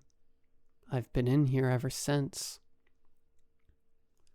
Like I said at the top, there isn't much time for me. There aren't a lot of hiding places in this house. It's sure to pull open the armoire doors at some point in time. What happens to me then, I'm not sure. Perhaps I'll face the same fate as Julia Helms. Perhaps I'll find a way to escape, although that seems doubtful. There's a crack in the door of the armoire. As I've been writing, I've peered through it and witnessed that thing pass through this room a few times. Each time it brings one of the frames from the wall and adds it to a line it started on the floor. It's laying each one out. At first I wasn't sure what it was up to, but I think I know now. I remember Julia's photo, the frame of roses that it lived in. I think that thing forced her to choose a frame for her photo, and now it was setting me up to do the same. Not that I'd have much choice. Mother had liked the uniform black after all. Please, please remember. My name is Nick Bannon. I'm about 6 feet tall, skinny build. My curly hair and eyebrows are a dark brown, and my eyes are bright blue. If you see me in your home, in a thick black frame, be cautious. Tell mine and Julia's stories. And if this thing comes for you next, I hope you can kill it. I only wounded it, it seems.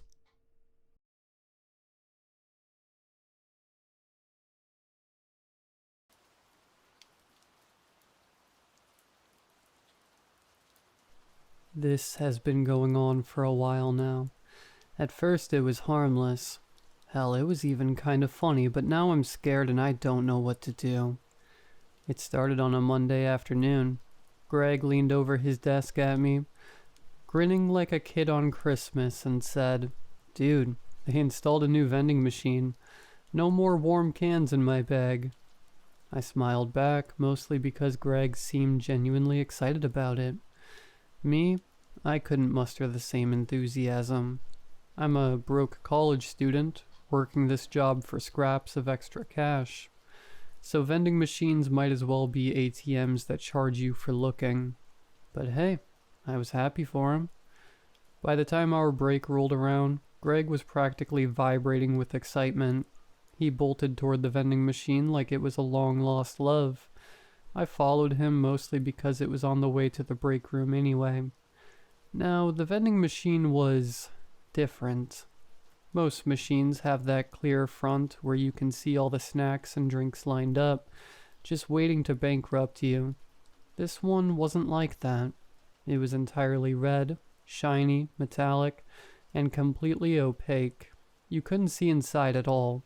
Above the keypad was a simple list of drinks and snacks, and a faint red glow made the thing look like it was alive. Greg didn't seem to care. He jammed his spare change into the slot, punched in the number for a Diet Coke, and stood there, waiting with a dopey smile on his face. The machine hummed softly, and I could hear gears turning inside, twisting and shifting as it prepared his drink. It took longer than usual, like awkwardly long. I started to feel the drafty cold creeping in, and of course I sneezed. Great, just what I needed. A head cold on top of a miserable Monday. Finally the machine clunked and Greg crouched to grab his drink. "What the hell?" he muttered. "What?" I asked, stepping closer to see. He stood up, turning to me with a confused look on his face. In his hand wasn't a Diet Coke. It was a packet of tissues. Greg stared at the tissues in his hand, clearly disgruntled, but he just shrugged. "Must have punched in the wrong number," he muttered, tossing the pack at me before sulking off back to his desk. Weird. I didn't even know vending machines had tissues in stock, but whatever. I blew my nose, grateful for them anyway, and got back to work. Greg spent the rest of the afternoon pouting, griping about wasting his last bit of change on some bloody tissues, while sipping his warm Diet Coke like it was some kind of protest. The day dragged on as painfully slow as ever, and one by one, my colleagues packed up and headed out. I regretted taking overtime as soon as I realized I was the last one left in the office. But hey, a broke student's gotta do what they've gotta do, right?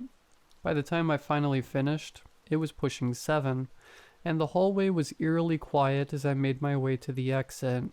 Rain was hammering against the windows, long enough to make me groan. "Ugh," I muttered, pulling my thin jacket over my head in a pathetic attempt at protection. I was going to be soaked. Just as I reached for the door, I heard it. A noise. The vending machine's gears were turning again. The sound echoed through the empty office, weirdly loud in the dark silence. It made the hairs on the back of my neck prickle. For a second I just stood there, frozen, telling myself it was nothing. Machines settle sometimes, right? That's just what they do. Then came the thump. It wasn't the light clink of a soda can or the soft rustle of a pack of tissues. It was heavy, much heavier than anything I thought a vending machine could hold. against my better judgment, and believe me, I knew this was dumb. I turned around and walked toward it. Let me tell you, I'd be the first to die in a horror movie. I crouched down, peering into the machine's dispensing bay. The item sitting there was too big to make sense, but I reached in anyway and gently pulled it out. It was an umbrella. The next day at work, I could hardly wait to tell Greg what had happened. I'd spent half the night tossing and turning, trying to figure it out, and by morning I'd convinced myself that the vending machine was some kind of experimental AI. Maybe it could somehow detect what you needed and just provide it. I wasn't super technical, so I didn't know exactly how that would work, but it was the only explanation that made sense. When Greg finally appeared and slumped into his chair, I leaned over and told him everything about the machine, the noise, and the umbrella. It didn't even ask for money, I added, trying to sound casual but definitely failing. Greg raised an eyebrow, clearly still salty about wasting his spare change. So you didn't even have to put anything in? He asked, deadpan. Nope, I said, grinning. And I got a sweet umbrella too. Held up against the rain perfectly. Didn't blow inside out or anything. Greg just grunted and went back to whatever he was doing, sipping his warm Diet Coke like it was a point of pride. Over the next few days, the vending machine became the center of office gossip. Everyone had a story about it. Mark, who forgot his gloves on a freezing morning, punched in a number and came away with a brand new pair. Sally, who was starting to get a migraine during a meeting, returned from the machine with 2 paracetamols. Sophie's phone was on its last legs, 2% maybe, and yep, the machine spat out a phone charger for her. It was bizarre. None of us could figure out how it worked. How would an AI, or whatever it was, know about Sally's headache or Sophie's phone battery? Theories flew around like confetti. Some people thought it was programmed with some crazy advanced algorithm. Others joked that it was possessed. It was impressive, but it was also unsettling. There was something about it that just didn't sit right with me. It wasn't anything I could put into words, exactly, just a feeling. Still, we kept using it. Curiosity won out over caution, as it usually does. Everyone, that is, except Greg. He hadn't forgiven the machine for stealing his last bit of change and replacing his Diet Coke with tissues. He continued to sip his warm soda defiantly, throwing occasional side-eye at the machine like it had personally wronged him. And honestly, I couldn't blame him. As amazing as it was, there was something about that vending machine that felt off. The items from the vending machine started getting weirder. It was subtle at first, but enough to make people uncomfortable. John was the first to mention it. He walked back to his desk one afternoon, holding a bloody bandage between 2 fingers like it was a dead rat. "Look what I just got," he said, half laughing, half grossed out. Everyone chuckled nervously, brushing it off as a glitch or a mistake, but later that day, John slammed his finger in the door frame so badly it split the skin. Angela's turn came a couple of days later. She walked up to the vending machine on her break, and instead of a snack or something useful, it spat out a photograph. It was of her, sitting in her car, completely unaware. Her laugh was shaky when she showed it around. "Okay, which one of you is screwing with me?" she asked, but no one confessed. Then there was Jessica. She didn't even get to make a joke about hers. She stood frozen next to the machine, holding up a small, delicate lock of blonde hair. It was eerily similar to her own. Everyone agreed it was strange, but we tried to laugh it off, like we always did. "Maybe it's possessed," Mark joked, earning a few strained chuckles. "It's trying to spook us for Halloween." But no one could quite shake the unease. The vending machine wasn't just helpful or quirky anymore. It was starting to feel personal. People got nervous, but they hid it behind sarcasm and half-hearted jokes. We told ourselves it was harmless, just a weird machine, Nothing to be afraid of. But deep down, I think we all knew it was only a matter of time before something worse happened. I was typing up a report when Megan, usually quiet and polite, stormed into the office screaming at the top of her lungs. "Is this some kind of sick joke? Do you think you're funny? Who did it?" Everyone looked up, startled. Megan was never like this.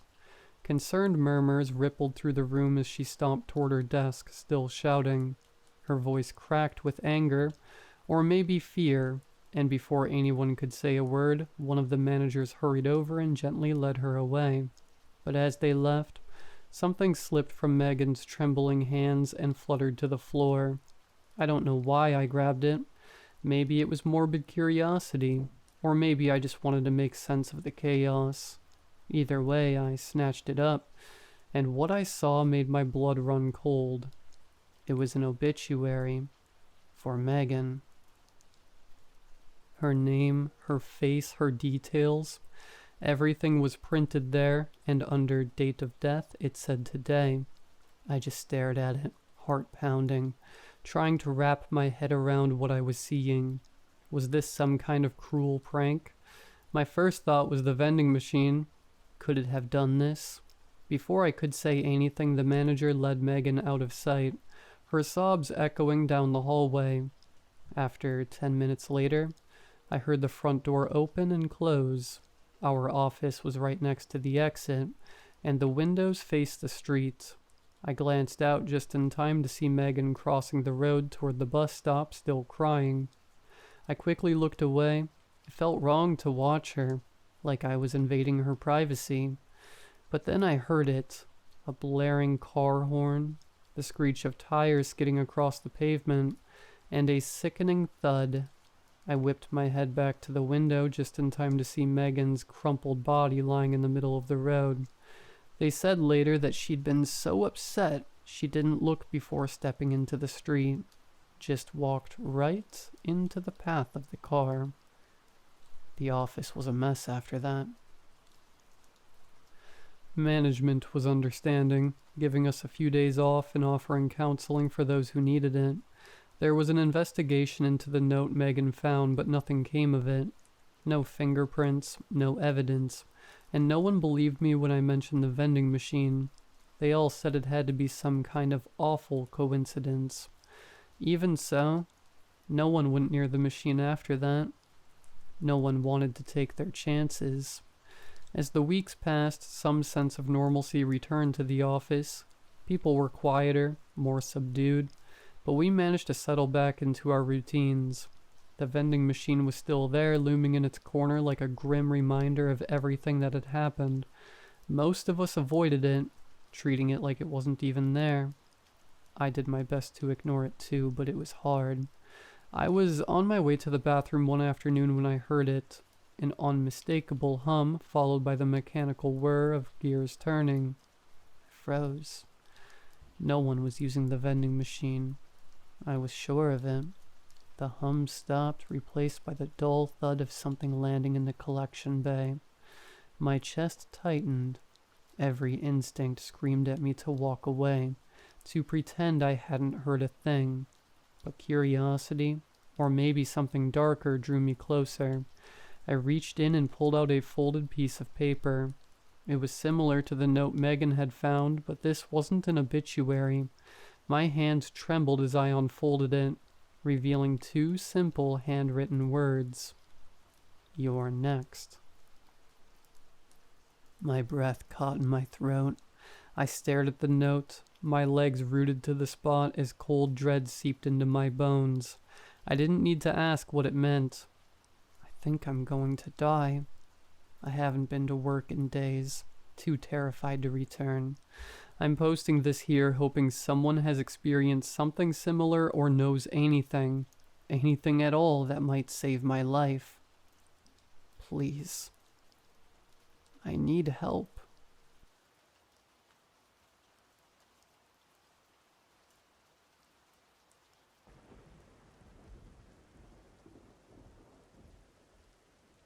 It all started when I woke up in the middle of the night and found a strange, suffocating weight on my chest, like someone was sitting on me. I could make out an outline of someone's figure above me, their back outlined by the orange light from the street lamps seeping through the window. I tried to scream for help, or turn my head to look at my husband, but I couldn't move. I didn't regain control of my body until after the weight had lifted, and I heard a deep male grunt from a man pulling himself off me. I heard his footsteps too. I saw his silhouette leave through the door, and it was only hours later of laying in that same position that I felt I could move again. It started with a pin-pricking sensation through my toes and fingers, then spread through my entire body, like the feeling you get when your leg falls asleep and you have to wake it back up. I immediately went to my husband and shook him awake. He was distraught and confused, asking me to slow down, to tell him what happened. He was so scared by my hysterics, he was moved to tears. Even still, he didn't believe me. He said he was right next to me. He'd have woken up if someone came inside our room. He assured me it was all a dream and rubbed my back to soothe me until I could fall back asleep. But a week later, the same paralysis came for me. It was after an argument with my husband over finances. The same terror, the same feeling of someone sitting on my chest, then getting up and leaving the room. This time I saw something in their hand. A knife? I couldn't know. It was far too dark.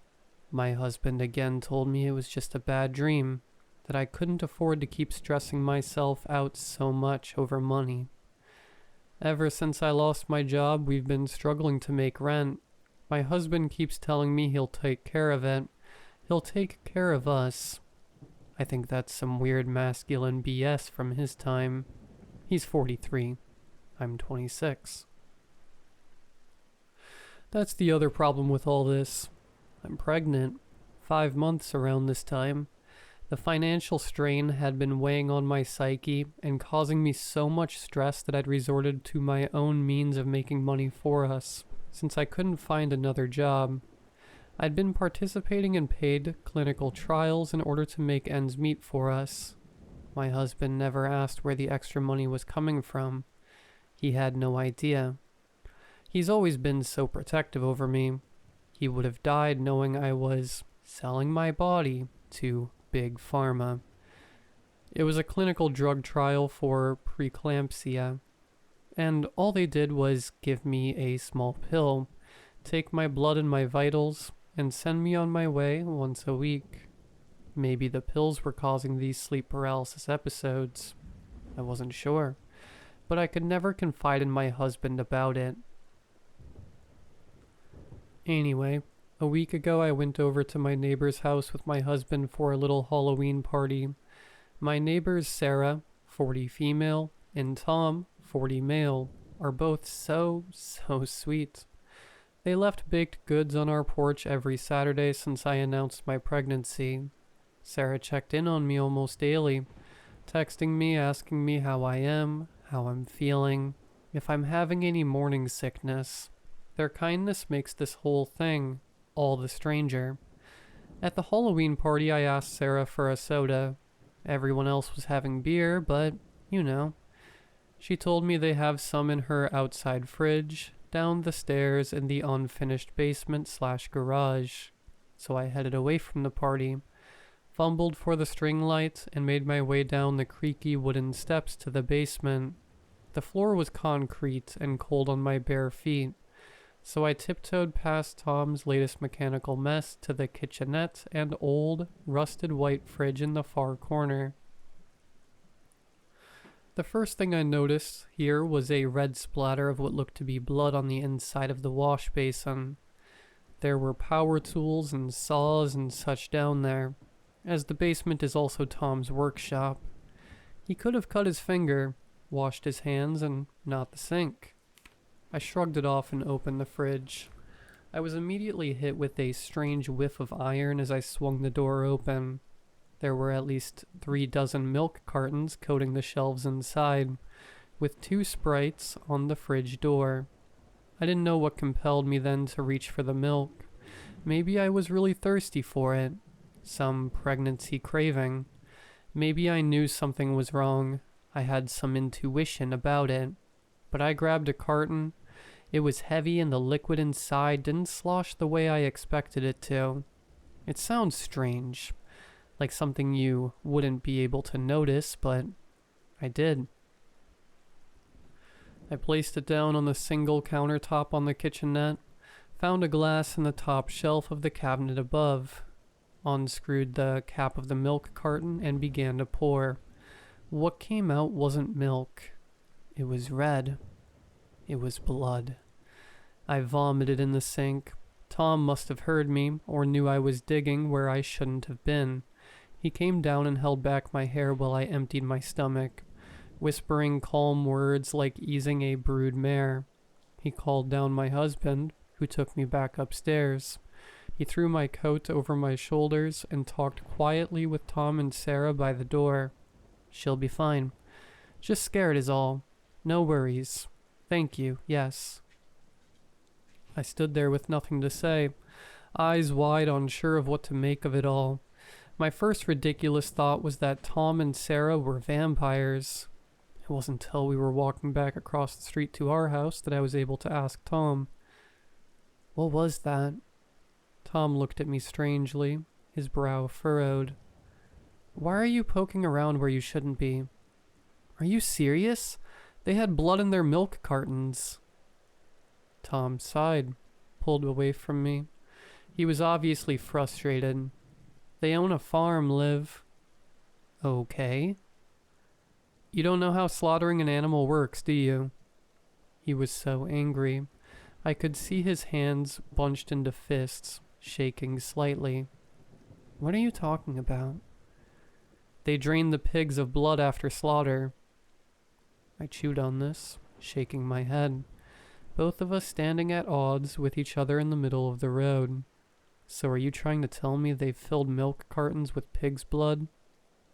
Yes. Why would they do that? Because it's a thickening agent. High in protein. It's used in a wide variety of dishes. You've probably eaten it before and haven't even known it. I stared at my husband indignantly, feeling shame rising up in me. The last thing I wanted to do was apologize. But here I was, saying sorry in the middle of the street, just to get us back inside the house. My sleep paralysis stopped for a few months after. At my 7th month of pregnancy, it started again. Once a week, usually Sunday nights. I would take my prenatal vitamins before bed and wake up around midnight to find it almost impossible to breathe. At this point, I was no longer sleeping on my back. I was sleeping on my side. Still, the sleep paralysis demon, or man, would straddle my shoulders, his back rising above me like a mountain so I couldn't see anything but the bottom of his feet. Bare, black soles, long toenails that scraped against the sheets, dirty jeans. Sure enough, it should have been a dream, but one night I woke crying once again, and after I settled I found dirt rubbed off on the white pillowcase by my head, a deep red stain on the bed. That same morning in the shower, I checked myself for any hints of damage. When I was paralyzed like that, I couldn't feel a thing except the relentless weight on top of me, the inability to fully breathe. The only injuries on me were the bruises on the inside of my elbows on both sides, right where I had weekly blood draws at the clinical trial. The clinical trial my husband still didn't know about, though he should have seen the discoloration on my arms when we had sex, which now was more and more frequent. Leading up to my birth, my husband's behavior toward me became even stranger.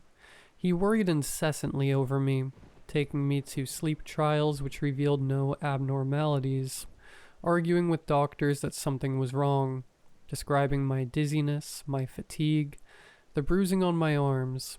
The first time I realized he'd noticed. The doctor said this was all normal for someone during pregnancy. especially nearing the end. I remember at the end of my 7th month of pregnancy, I again had a bout of sleep paralysis. This time during it, I swear I could hear my husband crying softly. It was hard to make out over the grunts and heavy breathing above me. I asked him over breakfast what he'd been crying about. He was very, very quiet, and told me only that he had a bad dream that I was being hurt. Maybe, at the time, I thought my paranoia a problem. Either way, I obeyed it. I no longer trusted my husband, nor did I trust my neighbors, even my own parents. I stopped eating any food anyone made for me, and cooked only for myself. I lost weight, became even paler and weaker than before.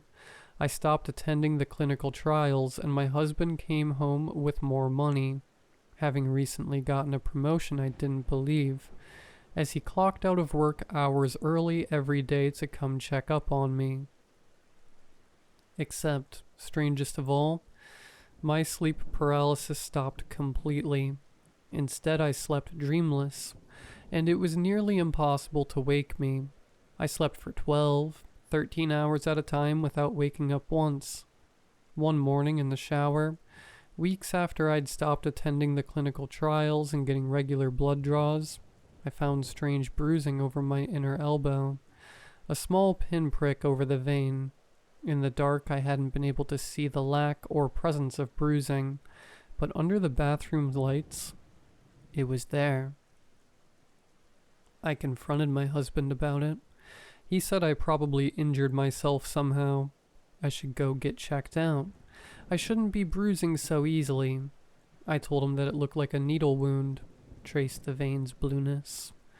He looked at me so strangely. Then his phone rang, and he disappeared into the bedroom. My suspicions had grown intense. Something was wrong.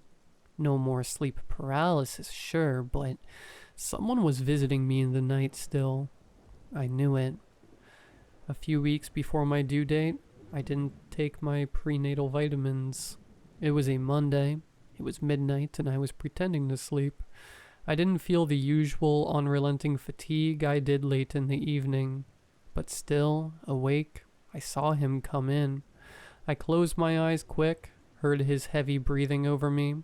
Then he pulled the bedsheet over my face, whispered in a rough voice, "All right, girl." I recognized that voice.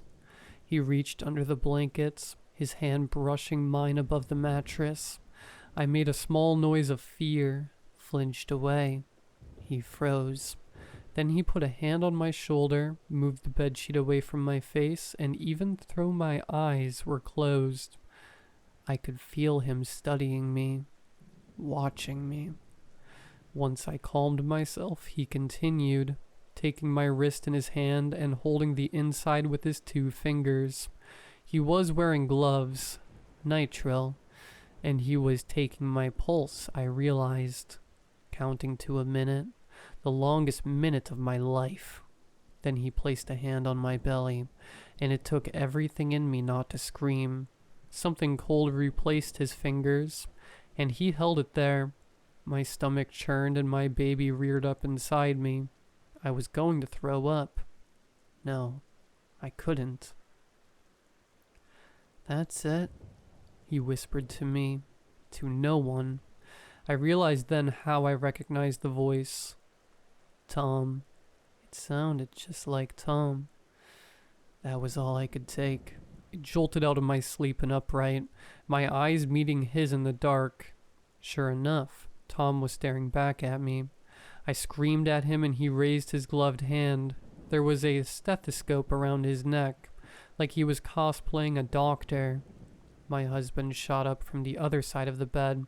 For a moment, him and Tom just stared at each other. Then my husband raised his voice in a way I'd never heard before. "Get out! Get out!" Tom shot out of the room quicker than I could process. My husband chased him out, his shouts and threats echoing through the house. When he came back, I told him we should call the cops. He said no, that wasn't a good idea. He would deal with it. He took a bat from underneath the bed and headed out with it. I tried to stop him, but he left out the front door and didn't return till the next morning. By then I'd found the milk carton laying on its side by my fallen bed sheets, a plastic funnel on the ground next to it. I felt sick, so sick to think about all that blood in Tom's fridge. My blood. I went to the bathroom and emptied my stomach till I couldn't anymore. When my husband came home, he told me he'd taken care of it. There was blood splattered on his face and the bat. He washed it off in the kitchen sink. I was silent, at a loss for words.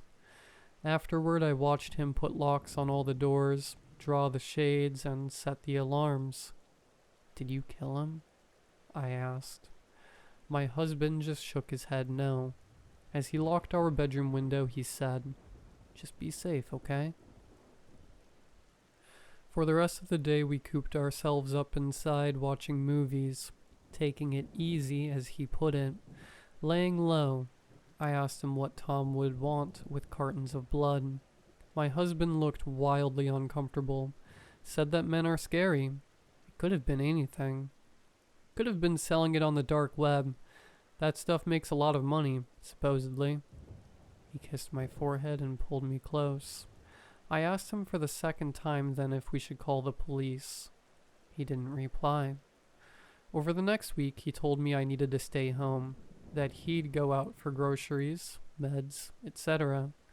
Almost my entire pregnancy he'd been pushing for a home birth, but now he was adamant about it. Meanwhile, I was having second thoughts. What if something went wrong? What if Tom came by?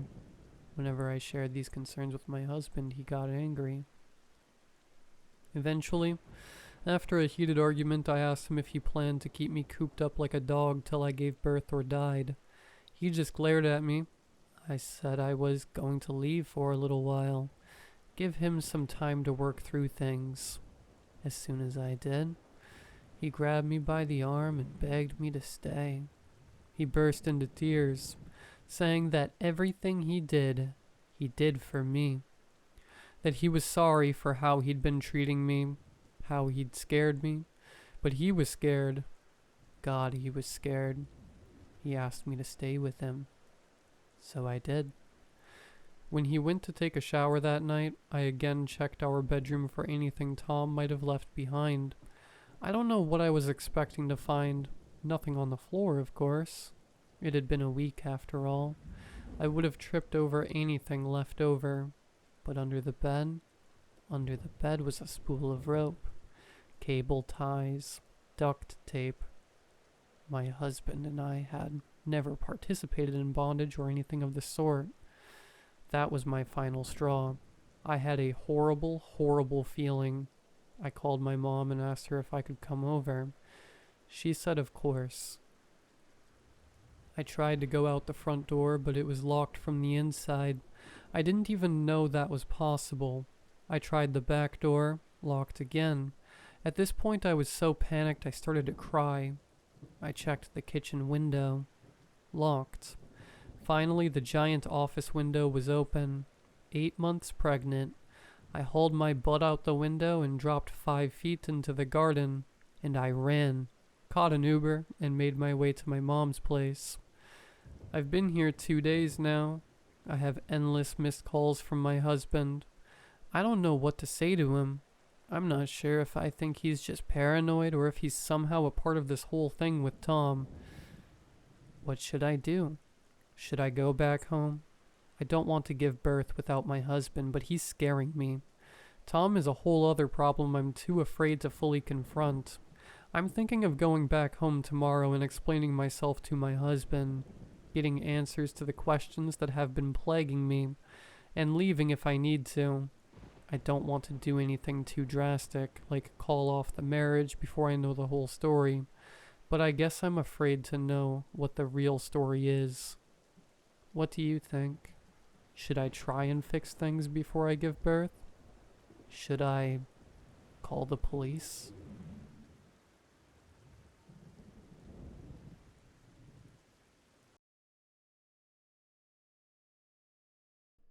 It all happened when I was on my way to visit my parents for some time away from the big city. My parents were always country folk who always loved to be out in the middle of the wilderness. As I was driving through the highway, it started to rain a little. Nothing I didn't really worry about. Tank was still full of gas, my music was on. It could have been much worse. But it did. Me and my big mouth, right? My car ended up making noises that didn't sound normal. As in, it didn't sound like a car should be if it was working properly.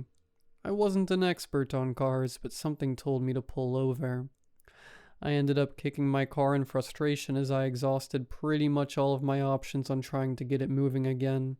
I ended up realizing that I had to start walking, maybe find someone who could help me with this. I couldn't call my parents because my cell phone had no service. I was in the middle of nowhere. I had to hurry and maybe find someplace I could spend the night. Maybe when the rain cleared up, I could sort out this car problem in the morning. After what seemed like hours of walking, I saw it. The hotel sat on a lonely stretch of highway, a flickering neon sign casting a sickly glow on the empty parking lot. At this point, I was desperate. My car had broken down miles from the nearest town, and the rain had turned into a downpour that had me soaked to the bone. Through the sheets of rain, the hotel loomed like a dark bruise on the side of the road, and I had no choice but to seek refuge. They always say hindsight is 20/20, but desperate people do desperate things. Inside, the place was even worse. The lobby was dim, smelling of mildew and something faintly metallic. The old woman at the front desk handed me a key with a smile that never reached her eyes, murmuring, "Room 13, the only one we have tonight." "Thanks, it'll do." Room 13. The number stuck to my mind. It felt unsettling, but I was exhausted and cold. I had no time to be picky or nervous. I just wanted to sleep. The room itself was no better than the lobby. Bare bulbs hung from the ceiling, and the wallpaper peeled in long strips, revealing dark stains underneath. But it was a bed, and at that point, I would have slept anywhere. I tossed most of my wet clothes onto the floor, climbed under the covers, and closed my eyes, trying not to think about the faint, sour smell wafting up from the mattress. I hadn't been asleep long when the scratching started.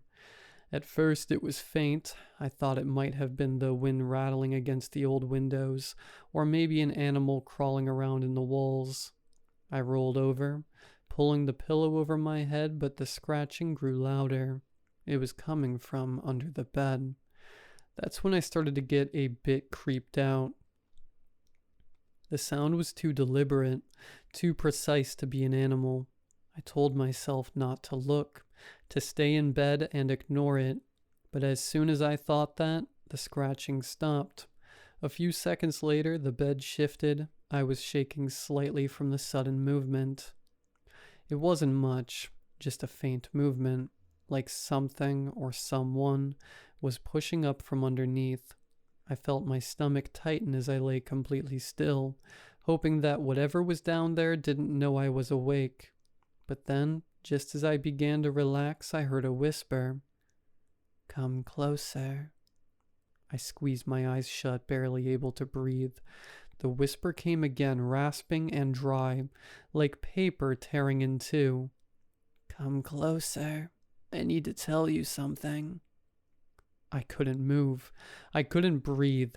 It felt like ice was filling my veins, freezing me in place. Then came a long, drawn-out sigh from beneath the bed, followed by a low, mocking laugh. "Fine, I'll come closer." The bed lurched, slamming hard enough to lift me up, and that was it. I couldn't take it anymore. I leapt out, scrambling toward the door, but it wouldn't budge. My hands were shaking too hard to turn the lock.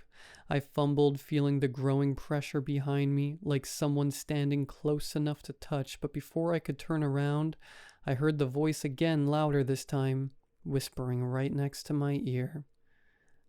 "I just wanted you to know. It's not your bed you're sleeping in."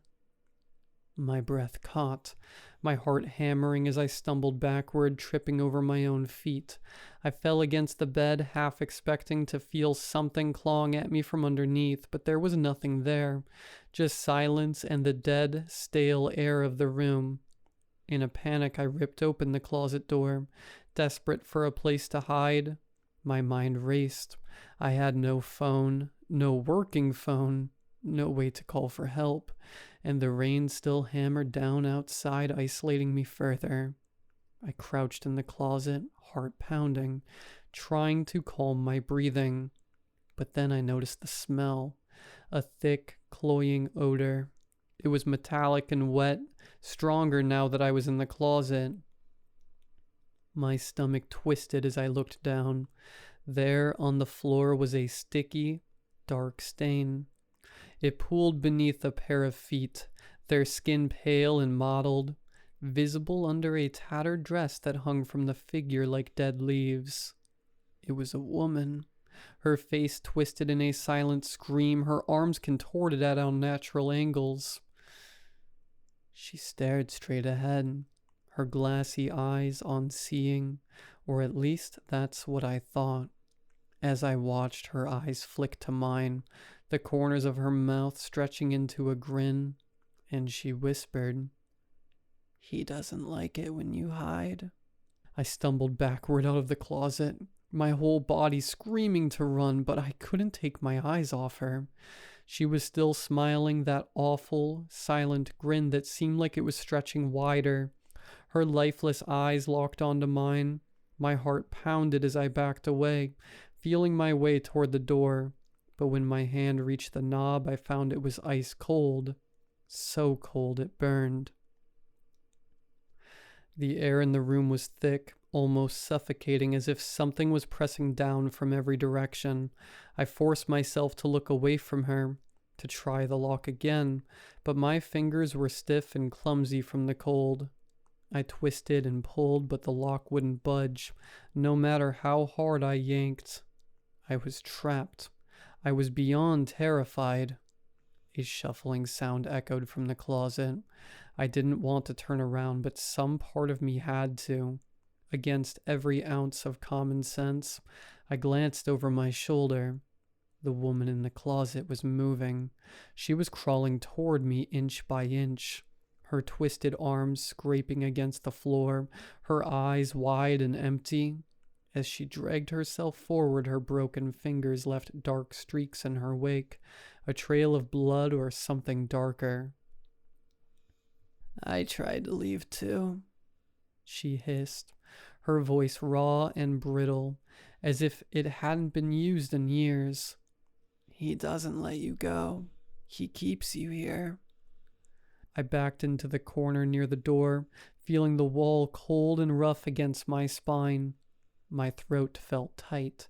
My whole body locked in place as I watched her draw closer.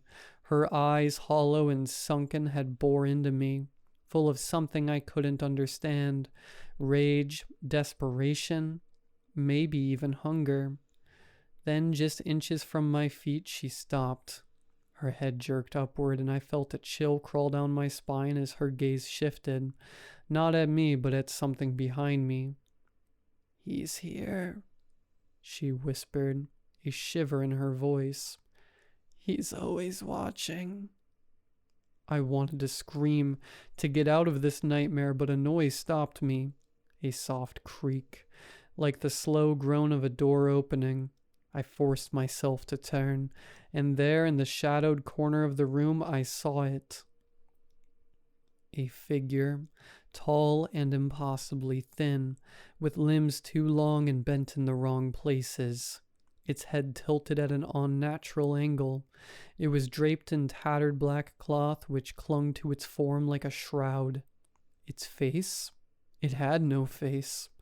Just a smooth, pale surface, featureless but somehow filled with malice. The figure didn't move. It simply stood there, a cold, hollow presence that sucked the air from the room, but then slowly it raised one hand, pointing a single, bony finger directly at me. "He's chosen you," the woman rasped. her eyes wide with fear. She was backing away now, retreating into the darkness of the closet. He always chooses someone, and once he chooses, he never lets go. No, I whispered, the word barely audible. No, stay away from me. No. But the figure took a step forward, the room growing colder with each movement, the walls seeming to close in. I could feel it pulling at me, dragging me toward it like an invisible hand clutching at my chest. My legs gave out, and I fell to my knees staring up at that faceless horror as it loomed over me. Then I saw what looked like its mouth open. It didn't just open, it tore it open as if it were ripping open its very flesh. It was open in a silent scream. Then in a voice that sounded like nails scraping over glass, it spoke. "Stay," it said, the word echoing, filling the room. "Stay forever." My body went rigid, every nerve screaming to run, but I couldn't move. I was frozen in place, trapped under that thing's gaze or whatever it was that served as its gaze. The shadows around me deepened, and I felt a weight pressing down on my chest, making it harder and harder to breathe. I tried to scream, to call for help, but no sound came out. The room spun, darkness creeping in at the edges of my vision, and just before I blacked out, I heard one last whisper, so faint I could barely make it out. "Room 13 always needs a guest." When I woke up, everything was quiet. I was laying in the middle of the floor, the stale smell of the room thick in my nose. My head ached, and every inch of my body felt like it had been crushed under a rock. For a brief moment I thought maybe I dreamed it all, that it had been some kind of feverish nightmare. But then I looked around and the room was empty. No twisted woman, no faceless figure. But the door was wide open, and outside I could see the early light of dawn peeking through the old hotel windows. I didn't hesitate. I scrambled to my feet, every instinct screaming to get out. My clothes were still damp. My car was still broken down, but I didn't care. I sprinted out of the room, down the narrow hallway, through the lobby, and into the rain-soaked parking lot. As I stumbled toward the road, I glanced back. The hotel loomed behind me, dark and silent, its sign flickering in the dawn light, but there, in the doorway, I saw a figure standing, watching me. It was the woman from the front desk. She raised a hand, giving me a slow, sad wave, and in that moment, I saw her face clearly for the first time.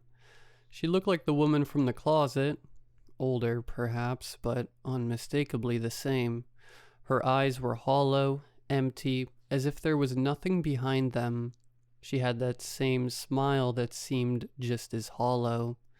And as I turned away, a chill ran down my spine because I swear I heard her whisper, drifting through the cold morning air, "We'll be ready for you whenever you decide to come back."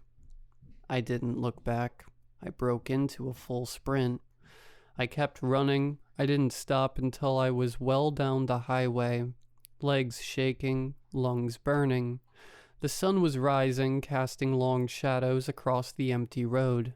My mind was a blur, replaying every horrific detail, every sound, every face. Finally, a car pulled up, a beat-up pickup with a grizzled old driver, who took one look at my drenched clothes and haunted expression, and without a word opened the passenger door. "Trouble?" he asked as I climbed in, trying to catch my breath. "Yeah," I managed, voice hoarse.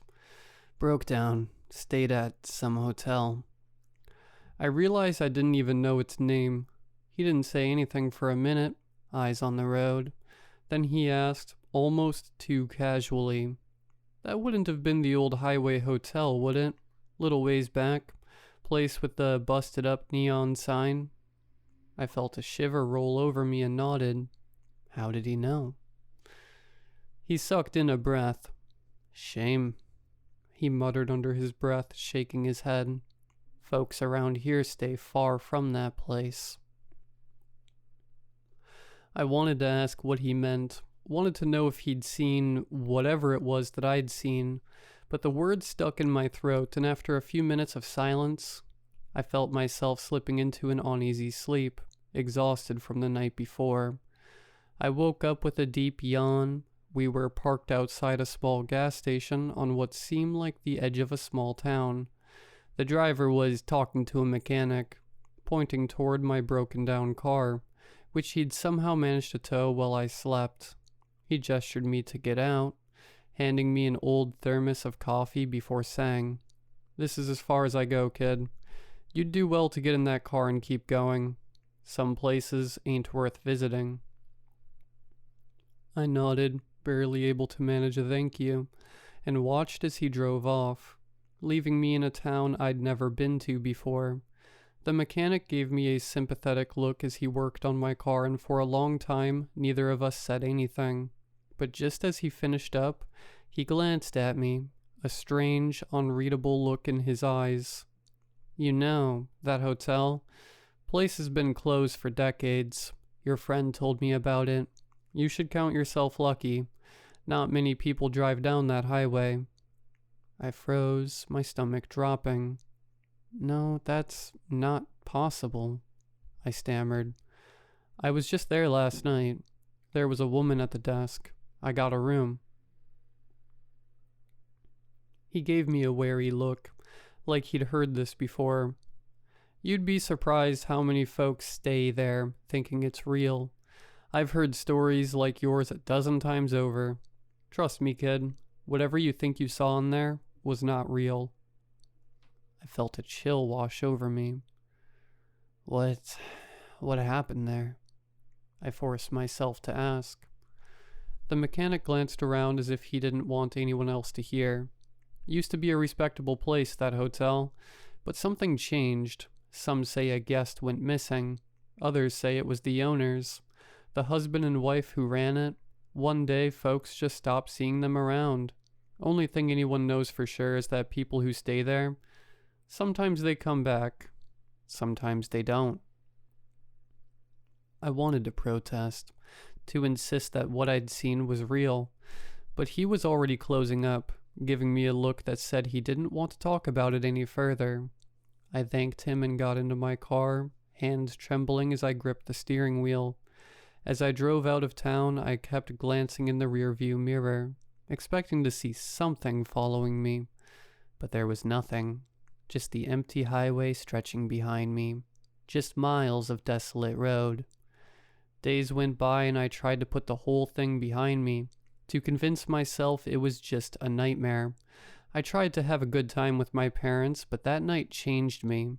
My dreams were plagued with whispers, scratching sounds, glimpses of pale, twisted figures, hiding in the shadows.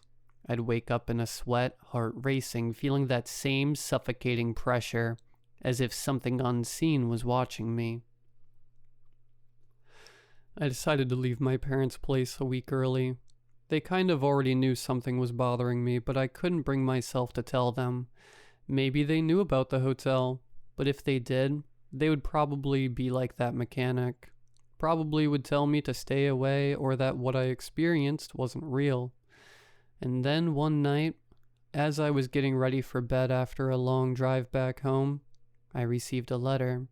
It was placed right on my doorstep. I slowly picked it up. It arrived with no return address. The envelope was old and yellowed, as if it had been forgotten for years. I almost didn't open it, but something compelled me to. My hands shook as I slid the paper out, unfolding it to reveal 2 words, scrawled in faded ink. Room 13. I dropped the letter as my eyes widened and immediately ran to check every lock in my apartment. I even called the cops to have them do a full, thorough search. Nothing came of it. I swear it felt like I was losing my mind. I tried to sleep, but every time I closed my eyes, I felt that same chilling presence. That pressure building like something waiting for me to close my eyes long enough. In the days that followed, things got worse. Objects in my apartment would move on their own. A glass would slide across the table. The lights would flicker, and every so often, I'd catch a faint smell of mildew, that same metallic odor from the hotel room. I couldn't shake the feeling that something had followed me, that it was waiting for me to return to room 13. Finally, I decided I couldn't take it anymore. I'd go back, just to prove to myself that it wasn't real, that I'd imagined it all. Part of me wishes that I had. I drove out to that same stretch of highway, my heart hammering as I neared the spot where the hotel should have been. But when I got there, I slammed on the brakes. I grew cold. The color drained from my face. No. The hotel was gone. There was no building, no flickering neon sign, not even a foundation to mark where it had been. It was just an empty lot, overgrown with weeds as if nothing had ever been there at all. My mind spun, grasping for answers, for anything to explain what I'd been through. But as I sat there in stunned silence, I saw something in my rearview mirror.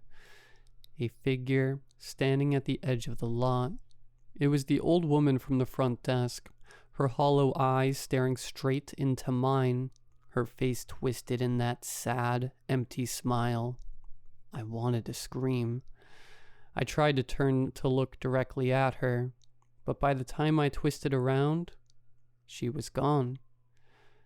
I don't drive at night anymore. I moved what seems like countless times now. I can't sleep. I can't eat.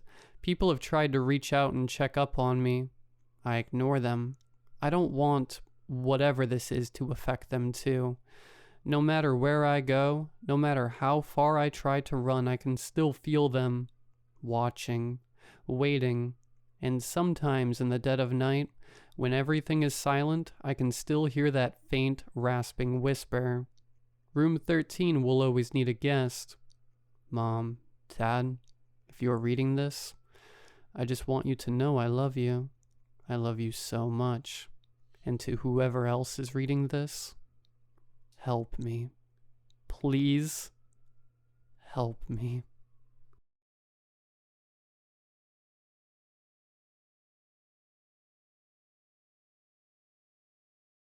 People like to think the life of a high-end escort is glamorous. Luxury hotels, expensive dinners, inviolable vacations, men who worship you with gifts. And sure, sometimes it is. But it's also a world where power is currency, and the men who have it are often darker than anyone realizes. I've met politicians, tech billionaires, and heirs to empires, but none of them unnerved me like him. Anton von Teufel, the kind of man who only exists in myths and nightmares. It started with a phone call from an agency. My handler, Veronica, sounded nervous, which wasn't like her. "This one's different," she said, her voice taut. "Old money, real old. You'll meet him at his estate. No public venues, no hotels." "Why me?" I asked, more curious than worried. "He requested you specifically." That wasn't unusual. I had a reputation for being discreet and professional, but there was something in her tone, an edge that unsettled me. The estate was a 2-hour drive from the city, buried deep in the woods. The directions wound through narrow, unmarked roads that twisted like veins. The trees were dense, their shadows so thick they seemed alive. By the time I reached the gates, the sun was setting, casting the mansion in hues of deep orange and crimson.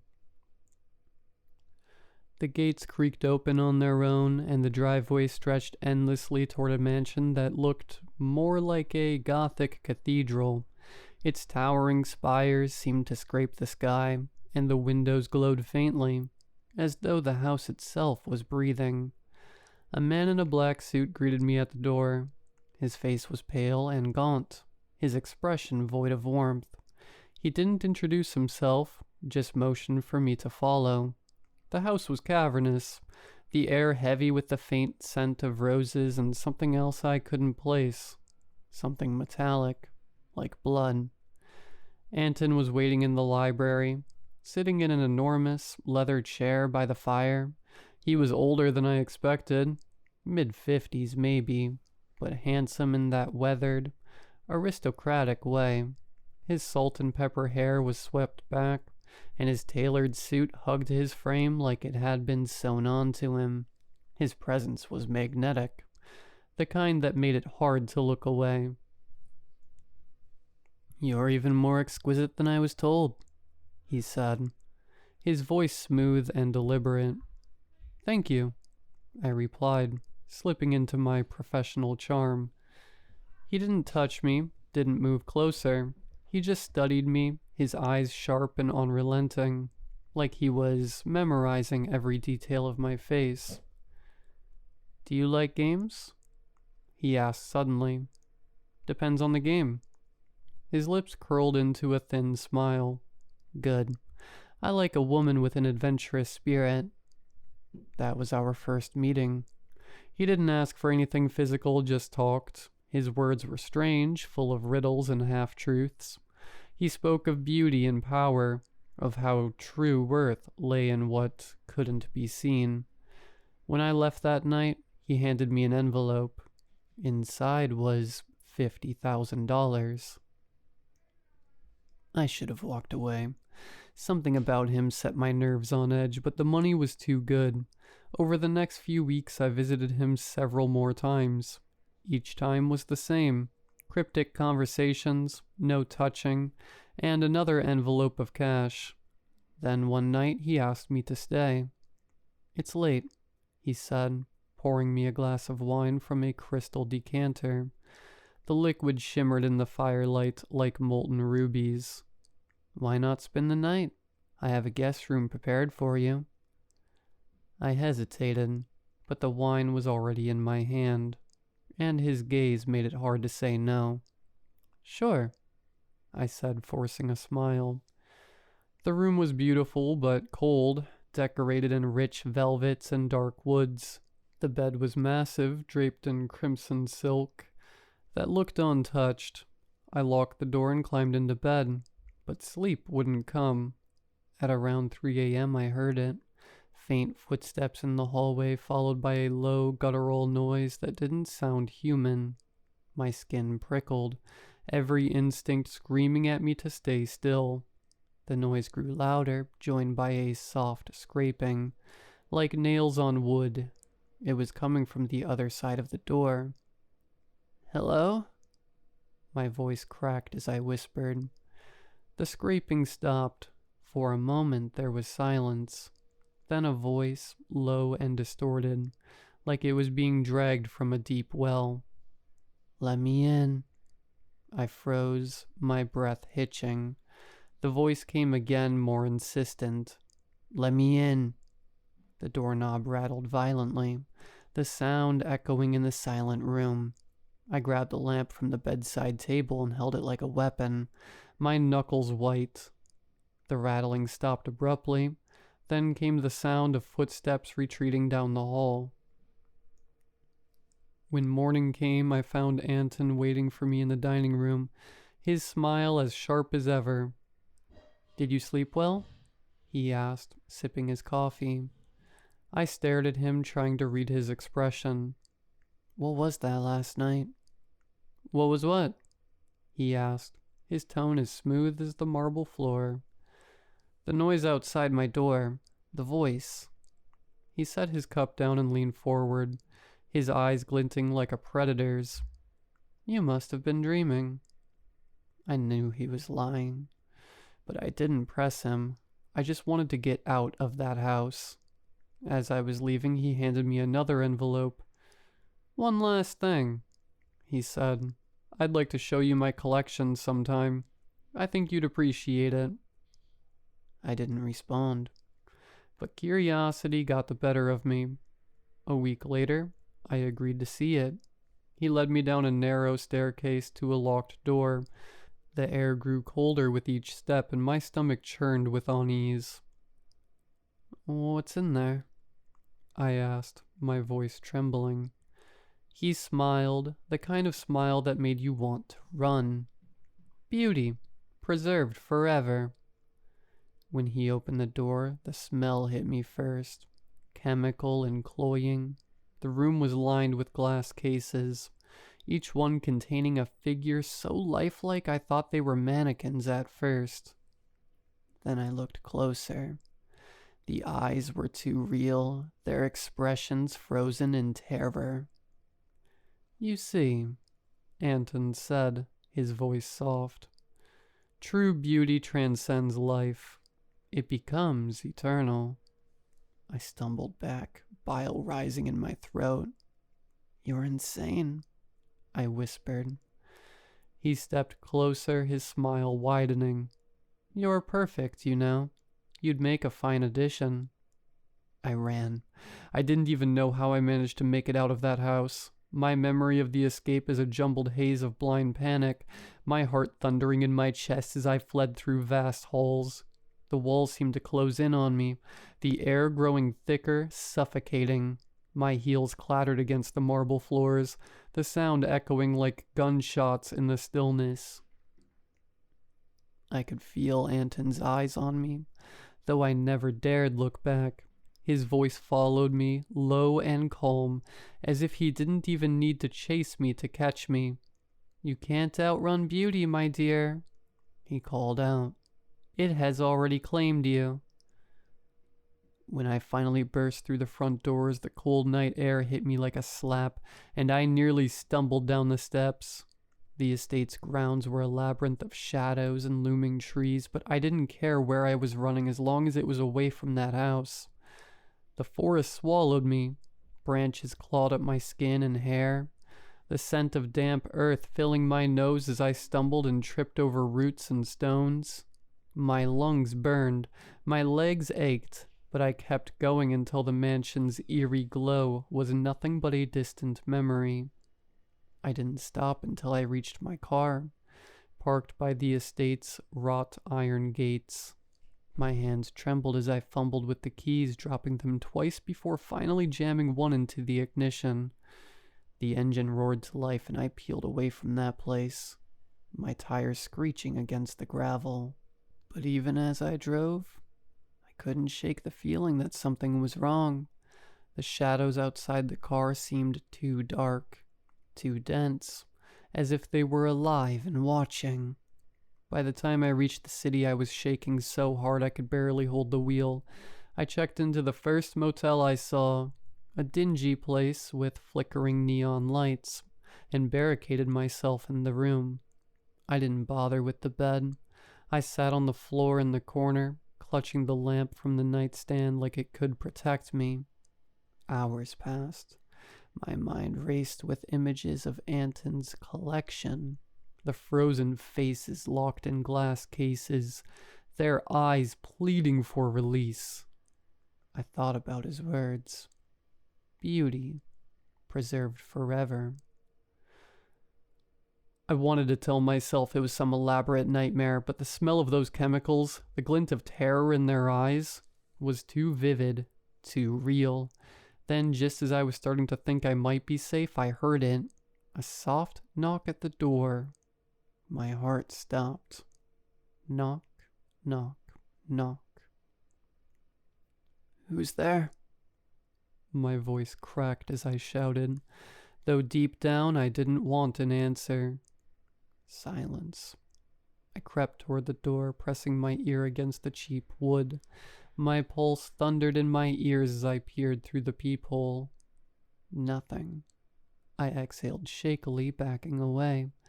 Maybe it was just my imagination, paranoia playing tricks on me. Then I heard it again. Scrape, scrape.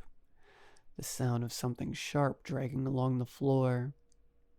Let me in. The voice was low and distorted, the same one I'd heard outside my room at Anton's estate. My knees buckled and I dropped to the floor, clutching my mouth to keep from screaming. The doorknob rattled violently as though someone or something was trying to force it open. Let me in, the voice repeated, more insistent this time. I scrambled backward, my body trembling. "Go away," I shouted, but my voice sounded small, powerless. The rattling stopped abruptly, leaving an eerie silence in its wake. My breaths came in shallow gasps, my ears straining for any sound. Then, slowly, the door creaked. The lock hadn't turned, but the door was opening anyway, inch by agonizing inch. Beyond it was darkness, thick and impenetrable, like the void itself was staring back at me. I couldn't move. My body was frozen, paralyzed by fear as a shadow began to spill into the room, twisting and writhing like smoke. "You can't run from me," the voice said, now clearer and closer, reverberating inside my skull. The shadow stretched toward me, and I felt its coldness wrap around my legs, dragging me forward. I clawed at the floor, my nails splintering against the cheap carpet, but it was no use. The darkness consumed everything it touched, swallowing the walls, the furniture, the light. The last thing I saw was my reflection in the cracked motel mirror. My face looked different, distorted, wrong. My eyes weren't mine anymore. They were hollow, lifeless, the same as the figures in Anton's collection. And then, the world went black. When I woke up, I was back in the mansion, but I wasn't in my body. I was inside the glass. I could see everything. The room, the cases, the other faces staring back at me, their mouths frozen in silent screams. I tried to scream too, but no sound came out. My body wouldn't move. I was trapped, a prisoner in my own reflection. And somewhere in the distance, I heard Anton's voice, calm and unhurried. "Welcome to the collection."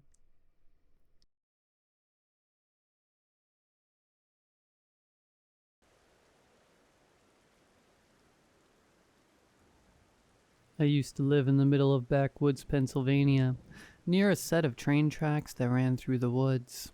About once, maybe twice a week, I would hear the cry of a train horn splitting the air. Always at a different time, but usually in the early morning or late evening. Sometimes it would even wake me from a deep sleep in the middle of the night. The little house I was renting was nice, at the very end of the cul-de-sac I lived in, and nestled back against a copse of trees. I wasn't entirely sure where the train tracks were, since they didn't run through town anywhere, but every time I was startled by the piercing cry, I thought it sounded like it was coming from the woods. The longer I lived in that little house, the more curious I got about the train. It probably sounds silly, but I've always liked trains. And even though I found the train horn startling, it was comforting in a weird way too. Every time it sounded, my ears would perk up, and I would find myself tracing the sound as it moved, trying to pinpoint exactly where it came from, and where it was going to. Finally, after about a year of that, I decided to take one of my days off and go look for the train tracks. I put a few bottles of water and some snacks in a backpack, put on my favorite pair of walking shoes, and practically skipped out the front door. It reminded me of being a kid. I didn't have the best home life, so it wasn't uncommon for me to pack a bag with enough provisions and comic books for the day before disappearing into the woods near our house. The woods were my escape, a place where I was safe from anger, yelling, and whatever my parents were throwing at each other that day. The forest was always calm and quiet. It made me feel safe, a feeling I couldn't always get from home. As I walked out my back door, I was reminded of that and how much I loved going for those walks as a kid. I'll admit, I think I was expecting it to feel just as safe and magical now, but I was wrong. The forest itself was perfect. Silence punctuated only by the occasional bird call or rustle of the leaves brushing each other in the wind. It was an early spring day and earth was spongy from recent rainfall. Dew dripped lazily from the green trees and sparkled on the tall grass as I walked through it. I made my way in the approximate direction I heard the train horn coming from. No real plan in mind for when I found it, just enjoying the breeze as it played with my hair. After about an hour, I finally found the train tracks and let out an excited whoop when they came into view.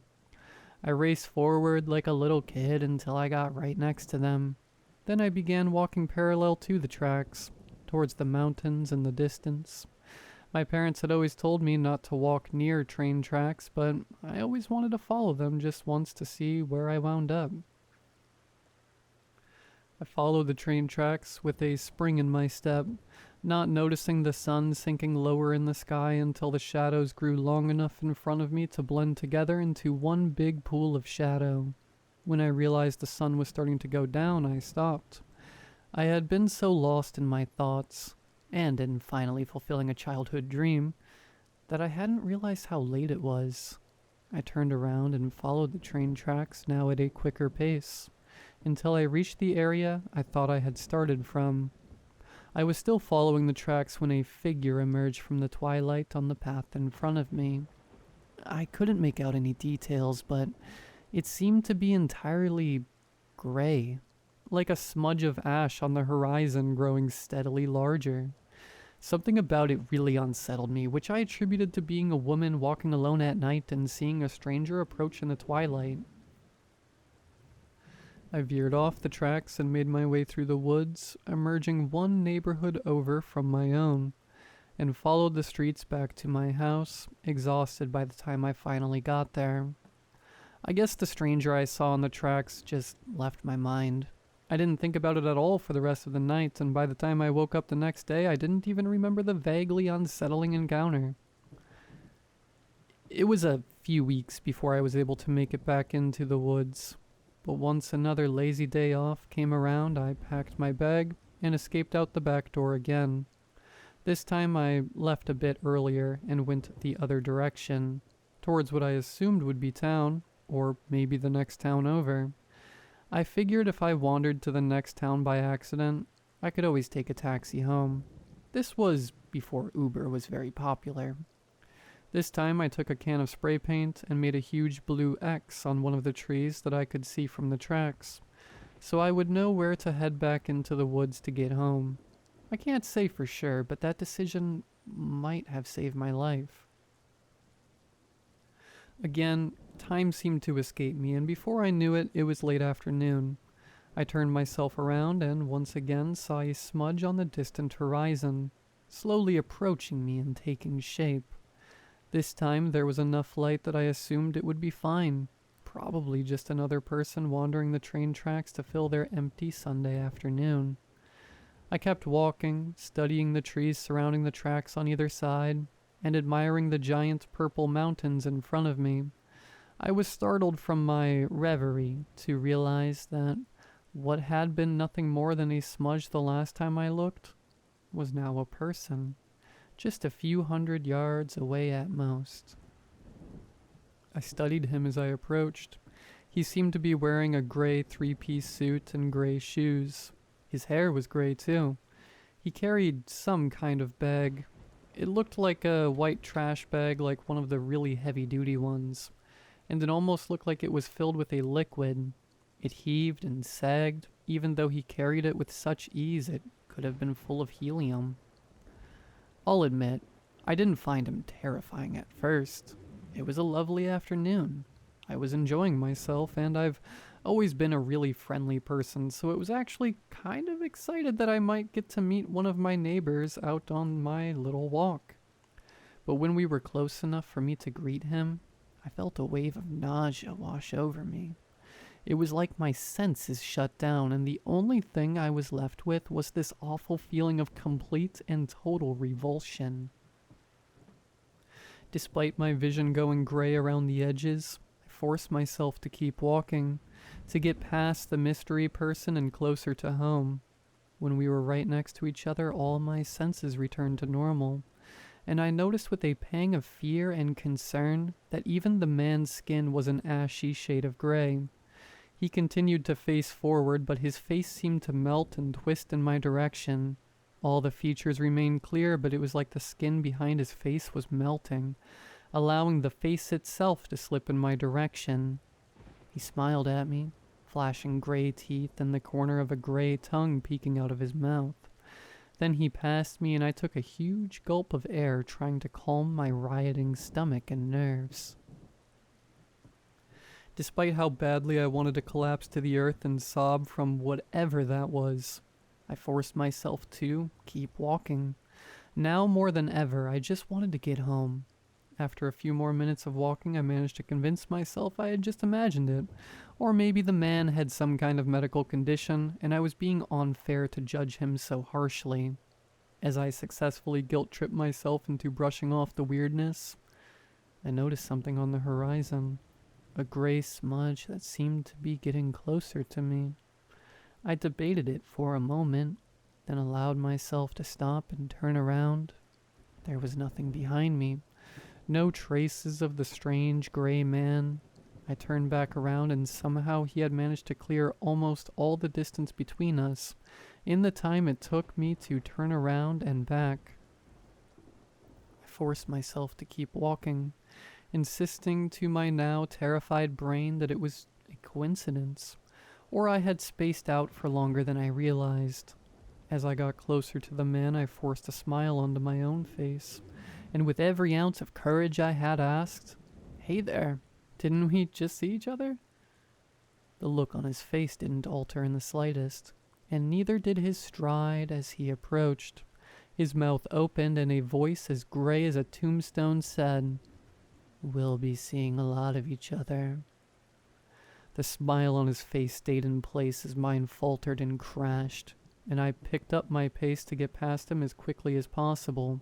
As I did, a scent I hadn't noticed before wafted from his trash bag to my nose, and I had to resist the need. It was more than an urge to vomit. What I smelled can only be described as death, plain and simple. It assaulted my nostrils and filled my mind with images of death and destruction, things I could never have pictured on my own. War-torn battlefields scattered with the flesh and blood of innocent people, bodies torn apart by animals, corpses swaying in the breeze, glassy eyes still begging for a savior even though it was far too late. I gasped, pressing my hands to my mouth and nose, and hurried away.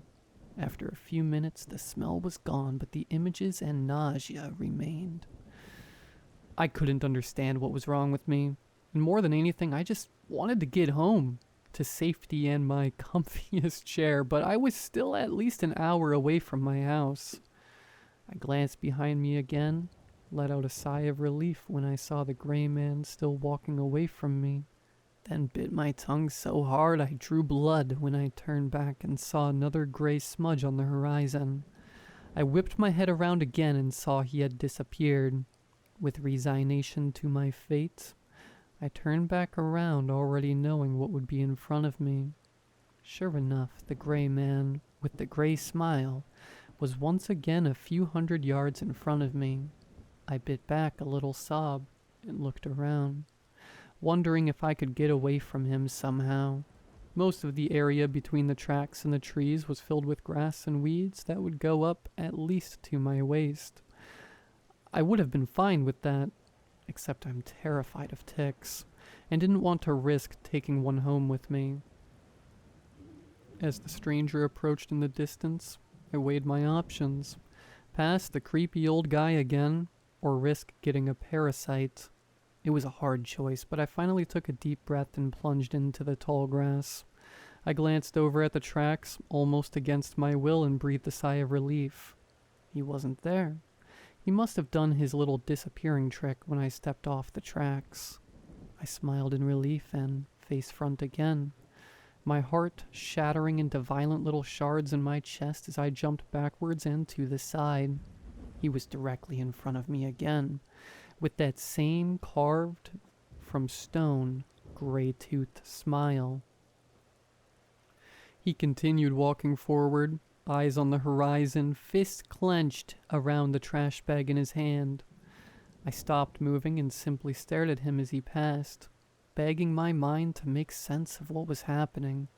Something in the bag sloshed, and the smell of blood and death overwhelmed me, making me feel sick all over again. I pressed my hands into my eyes, but when I opened them, the gray man was still there, walking away from me, his pace the same as ever. I forced myself to root to the spot and watch him walk away. I waited until the shadows grew longer and he was once again just a gray smudge on the horizon. When I turned back around, I was angry but not surprised to see the gray smear in front of me again. I sighed and continued walking, telling myself it was a coincidence or I was imagining things. But as he came back into focus, a distant part of my mind screamed that I was in danger. I made the mistake of shoving that voice and its wisdom to the back of my mind. I had to get home. I didn't want to walk in the tall grass and risk getting a tick, and the gray man was going to be there no matter what I did, so I might as well follow the tracks until I made it back home. This time when the gray man got closer, the smell was the first thing that greeted me. I choked down my vomit and blinked tears from my eyes as I took a deep breath and held it. When the man was about 10 feet from me, something in his smile changed. He didn't move exactly, but his lower jaw seemed to grow, as if the hinges of his jaw were melting and allowing his face to sink lower and lower. For the first time, his eyes met mine, and I knew I had made a horrible mistake. By the time he passed me, his jaw was down to his chest, but his eyes had never left mine. Once he was behind me, I began sprinting, only interested in getting home before it was completely dark. Up ahead, I could see the bright blue X I had spray painted on the tree, and I veered away from the tracks again, now running through the grass with no other thought in mind than getting back home. But as I ran, my vision began to blur slightly. The shadows of the trees turned gray and seemed to take on more form. Something gray appeared right in front of the tree I had painted on, slowly morphing into a gray man walking towards me, trash bags swinging from his hand. I halted, waited until he was a few feet from me, then bolted to the side into the tree line. I crashed through the trees wildly, paying attention to nothing except the gray smudges that would appear in front of me, taking shape into the man more rapidly each time.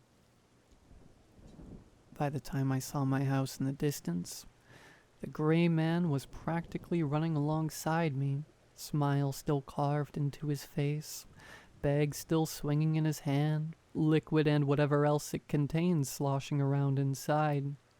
I made it inside and locked the doors and windows, but outside I could still see the two pale shadows lurking, taking on the form of a man before disappearing again. I left Pennsylvania not long after that.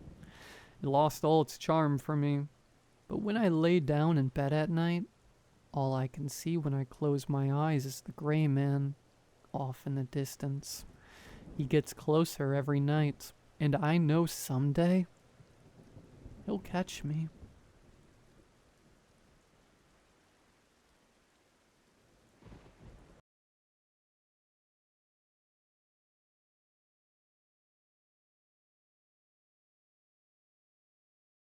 My wife's long black hair swept over her shoulder as she turned to tell me to hurry up.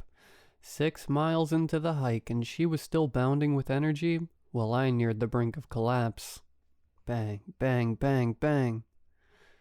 Taking no notice of the pounding that had just drifted through the trees, she paused to allow me to catch up with her, and tease me for becoming an old man. Our 10th time making the trek, an annual tradition to return to the place where I'd proposed, and she looked as beautiful as she had on the first. Bang, bang, bang, bang, bang. It was louder now, enveloping us. Desperately I tried to ignore it too, fighting to stay in the moment, fighting to stay with her.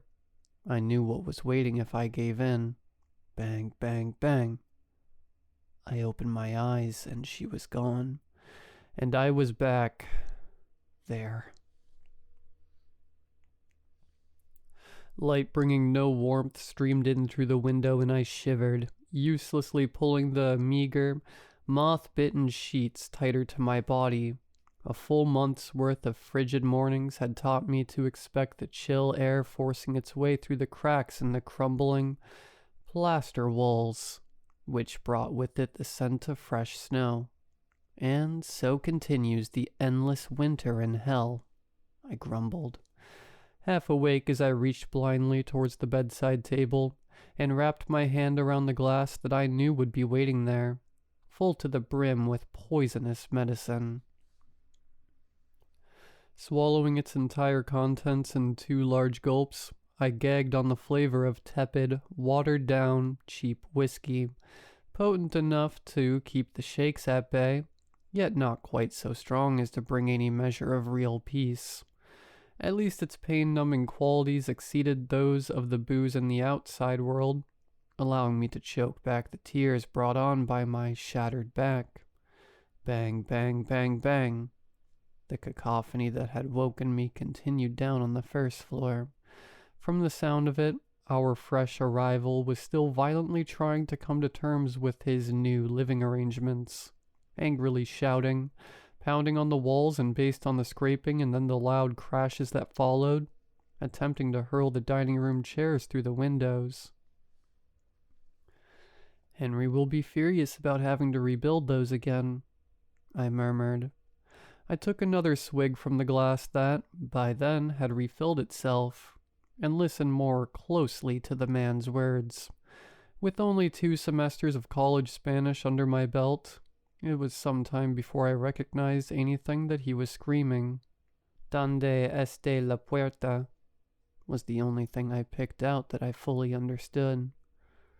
It will return soon enough, I thought to myself, polishing off my second helping of swill and setting the glass back on the table, feeling the weight of those words more heavily given the events of the last couple days.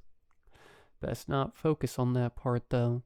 I shuddered, propping my back up against the metal bars of the headboard and reaching once again for my only comfort in there, topped off as it was, for a 3rd time. Confined to my bed for the foreseeable future, I heard Henry's door open and his footsteps thump past mine as I knew, for the 3rd day in a row, he was going to attempt and calm the fresh tenant. And watching the haggard, dirty, broken man in the mirror that faced the bed raise the glass once again to his lips, I reflected back on my first day in the winter house. 2 years. It was 2 years to the day that I lost Sherry. It all happened so quickly. We were on our anniversary hike when, for the first time in our relationship, she fell behind me. Then, without warning, collapsed in the middle of the trail.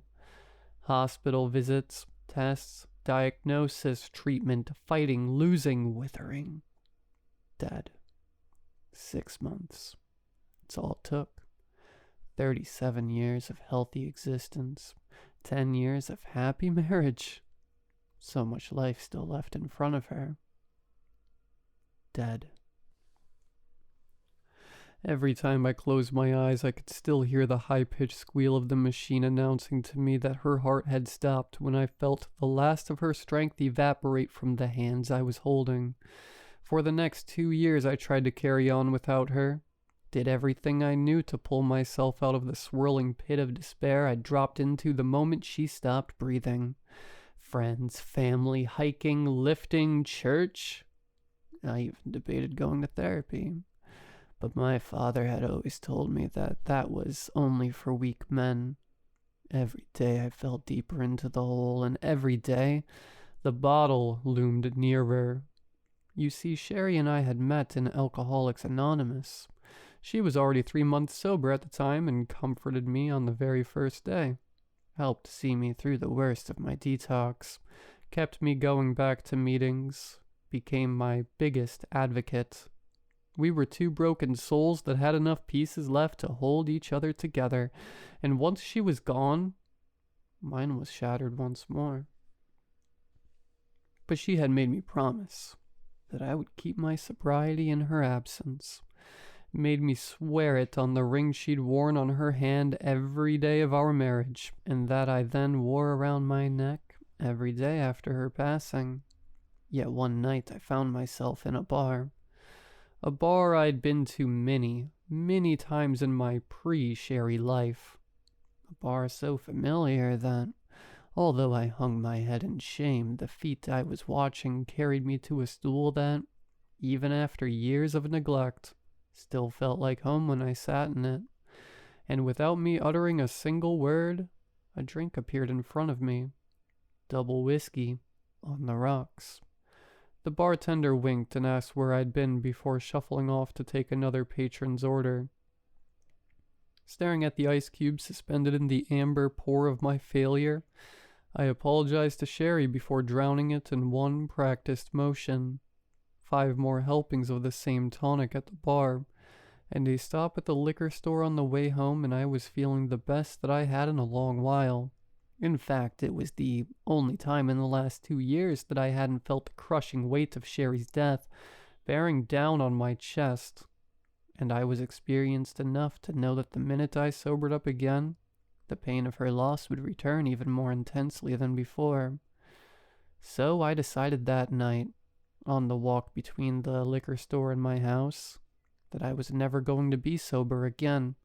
My plan was to continue drinking in every waking minute of every hour of every day of the remainder of my life until my liver finally would give out on me. And in that instant, I felt an incredible sense of relief. Everything seemed so simple then. I was a locksmith who worked for himself, so I didn't need to worry about being fired for intoxication.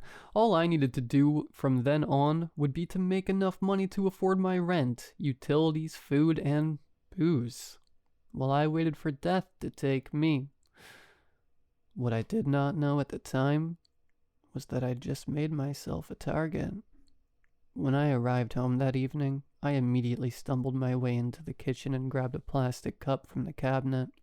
Given I was already nearly toppling over with each step, I was certain I'd shatter anything glass if I tried to use it, and therefore was more than happy to fill my NASCAR chalice with a heavy dose of whiskey and ice. The next hour or so, I melted into the couch watching trash TV, working myself halfway through the 5th I'd purchased. It wasn't long before I passed out, empty vessel in hand, dreamlessly fading into nothing. I awoke with a headache, around 3 in the morning, needing to pee fiercely, and stupidly, I tried to sprint to the restroom, kicking the coffee table on the way there. Blind pain seared through what I imagined was likely a broken pinky toe in my right foot, necessitating that I limp the rest of my way to the toilet in our master bedroom. After I had finished my business, I debated brushing my teeth and laying down in bed for the rest of the night, but with the way my head was feeling, I knew that if I didn't get some more alcohol into my system before I fell asleep again, the morning would be horrendous. And walking back into our bedroom, I caught sight of something I hadn't noticed when I'd crossed through the space with my eyes bleary from the tears of my shattered toe. There was a glass on my bedside table, brimming with a brown liquid and ice effortlessly floating through it, tinkling softly as the cubes moved up and down. It appeared as if someone had just placed it there a moment ago. I blinked repeatedly to make sure it didn't disappear, but after closing my eyes and opening them for the 4th time, I resigned myself to its reality and focused then on how it could have gotten there. As I mentioned, I was only planning to drink out of my plastic cup for the evening. Moreover, as far as I was aware, I'd been knocked out on the couch until about 5 minutes prior. Had it been there when I came into the room initially? I pondered. It must have been, unless there was someone else in the house with me. My heart rate increased, considering the possibility that someone had invaded my home, and I stood stock still for a minute, listening intently for the sound of any other movement in the house. But all that met my ears was the gentle click of the ice, which I felt should have settled by that time. Yet when I looked back at the table, it was impossibly still stirring, as if disturbed by an unseen hand. Grabbing a baseball bat from the closet, I planned then to search the house and started first by checking that I had, in my drunken stupor, remembered to lock the front door. Sherry and I had had a break-in a couple years before she passed, and I had personally installed a special deadbolt that used keys which I'd made myself. Of those keys, there were only 2 in existence, and of those 2, I retained sole possession. So when I reached the door and found that I had indeed thrown the bolt behind me when I had returned home earlier, I relaxed slightly, confident that no one could have picked the lock and entered through the main entrance. I conducted a thorough search of the remainder of the modest domicile. In doing so, I established that all other doors and all of the windows were locked, sealed, and undamaged, and I detected no trace of anyone besides myself within the walls. I was alone. So, I returned to my bedroom, praying as I crossed the threshold that the beverage would simply have vanished, and I could chalk the whole thing up to a hallucination. But I was sorely disappointed. There it still stood, solid as the moment I first laid eyes on it, ice continuing to bob up and down. The only explanation that I had for its presence then was that I had woken up, or maybe even sleepwalked, some time before I had arisen to pee, made myself a drink, placed it down next to my bed, and wandered back to the couch. But why would I do that? I confusedly considered. If that had been what happened, I would have had to have it done it very recently, as the ice looked unmelted. And it seemed so odd that I wouldn't have drank any of it before heading back to the living room. However, as it was the only explanation I could come up with that made any sense to me, and given I had been on my way to the kitchen to fix another drink before I spotted the one already waiting for me, I begrudgingly accepted that it must be the truth, brushing off the concerns that kept popping up in my head. With that, I approached the table and saw that as I did, my footsteps shook the contents, answering for me how it had appeared to be in a constant state of disturbance. I had been stomping around the house and creating the vibrations that were making it look alive. So easily, I ignored all of my worries. So easily, I lifted the glass from the table. So easily, I took a sip. And it was euphoria. The most delicious drink that had ever passed my lips. In fact, the most delicious thing I'd ever consumed in my life. Far beyond the quality of the piss I knew to be sitting in the plastic bottle in the kitchen that it should have tasted like. But I didn't care. I couldn't stop myself. Down, down, down. I gulped its entirety down in a wild frenzy, unable to move from the spot. Unable to care for anything else. I ate the ice. I licked the inner walls of the glass clean. I was about to bite down on the glass itself when I snapped out of it. For a moment I felt nothing, but then as I lowered the empty container from my face, I was struck with an intense surge of pleasure. Every nerve ending surged with warmth. Every pain I'd ever known drifted away. Sherry's hollow, sickened face dissolved from my memories and was replaced with the smile that greeted my mornings for so many years. I needed more. Then, as if a bartender had heard my thoughts, I looked down to see the glass was full again. Madly, I snatched it up, draining the elixir even faster than the first helping. And I was rewarded. I began tingling with the sensations of every joyous minute I'd ever experienced. The best days of my life all flashed before my eyes. The smell of Sherry's perfume crept into my nostrils. At that moment, I was positive that I was happiest being on the planet. While I basked in bliss, a voice rose from the back of my mind, carrying with it only one word. More, it demanded. The glass was full again, and the third dose barely lasted a second. I felt Sherry's arms around my waist, wrapping me in a hug from behind. The weight of her head pressed down on my shoulder as she pulled me gently down onto the bed. Lovingly, she ran her fingers through my hair and whispered tenderly in my ear, "Don't worry, I've got you now." It was so sweet to hear her voice again, so sweet to feel her warmth beside me. "I've got you now," she repeated, yet this time the tenderness was gone. This time, a darkness filled each syllable. Panic replaced ecstasy, but I was helpless to do anything about it. Overwhelming exhaustion overcame me, and I was forced powerlessly into a heavy and dreamless slumber. Sunlight shone on the inside of my eyelids, and I cracked them open to find it was morning. Nothing about my bedroom appeared different than any other time I'd woken up there, besides that it was absolutely freezing for the middle of summer. Yanking the covers closer to me, I cocooned myself to attempt and warm my bones. But it was to little avail. A pounding headache prevented the events of the previous evening from returning immediately. But when I rotated my head to look at the clock on the bedside table, there was an empty space on it that I knew, for some reason, should have been occupied. The glass was gone.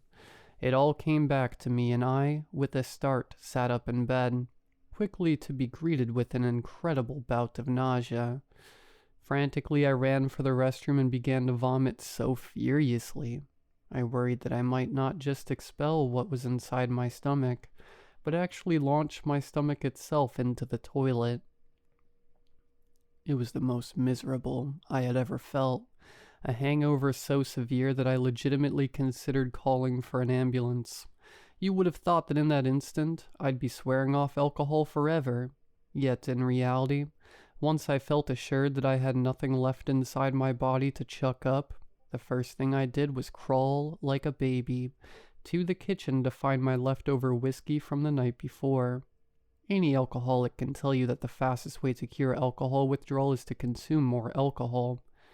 So with trembling hands, I snatched the half-empty bottle down from the counter and, foregoing any imitations of sophistication, took 2 large pulls directly from it.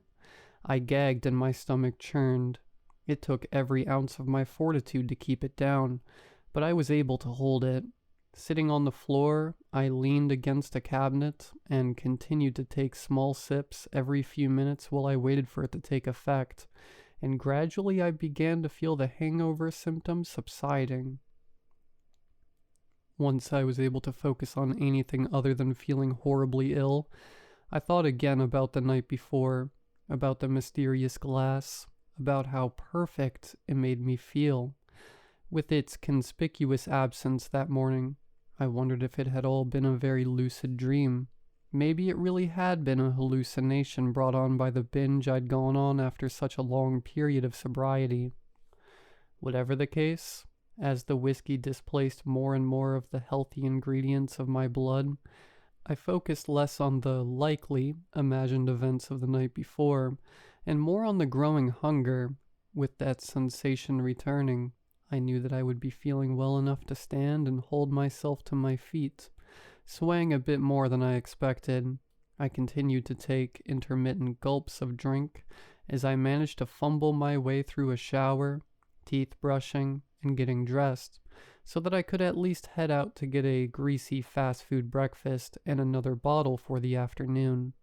Feeling at least presentable enough for the liquor store, I stepped out through the front door, closed it behind me, and turned my key in the deadbolt to lock it. And when I spun it back to the center position to remove the key from the door, it got stuck. Yanking on it as hard as I could, it refused to pull free from the lock. I tried jiggling it a bit, but couldn't shake it loose. Then I tried twisting it back to the locked position, but it wouldn't budge that direction either. Annoyed, I was about to head to my truck to grab some of my smithing tools to force it to come out, when something happened. The key rotated on its own to unlock the door. I stared at it in disbelief for a moment. There was no way that should have been possible. Even if someone was standing on the other side of the door and had spun the deadbolt handle, it wouldn't have moved the key externally. Confused but significantly inebriated such that I was more frustrated than scared at the time, I tried to turn it back to lock the door again, but found it was now frozen in the unlocked position. Unsure of what to make of the situation, I decided to open the door to begin investigating the entire mechanism that was met with a sight that I'll never forget. My living room was gone. Instead, the door had opened to reveal the dingiest interior I'd ever seen. From what I could make out under a thick coating of dirt, there were wood floors where there should have been carpet, a dining room with a sloping table, and 3 crippled chairs took the place of my kitchen, and a sitting room with one tattered sofa occupied the space where my recliner and TV should have been. Every surface was topped with such a thick layer of dust that the only distinguishable color was gray, and the most confusing part was that directly in front of me, straight away from the front door itself, was a flight of stairs leading up to a second floor. But I lived in a 1-story home. I moved backwards 1 step and surveyed the exterior of the house just to make absolutely sure that I hadn't somehow blacked out, and found my way to the wrong abode. But there were the numbers of my address on the letterbox right next to the door. As I had the night before, I blinked again and again in the hopes that my living room would return, but the decrepit image beyond the entry remained unchanged. There were the stairs leading up to the floor that could not exist. Fear began to eat its way through my liquid courage, and I reflected back on the glass from the night before. Maybe it hadn't been a dream. Maybe I'd been drugged. Maybe it was part of a government experiment of some kind with LSD. There needed to be a sane explanation for what I was seeing, as it was impossible that my door had randomly decided to open itself into another home. I went to take another step back, as my instinct then was to take off running. But before I could, a hand shot out from behind the door. A hand the size of my chest. A hand with haphazard, jagged spines jutting from the back of it.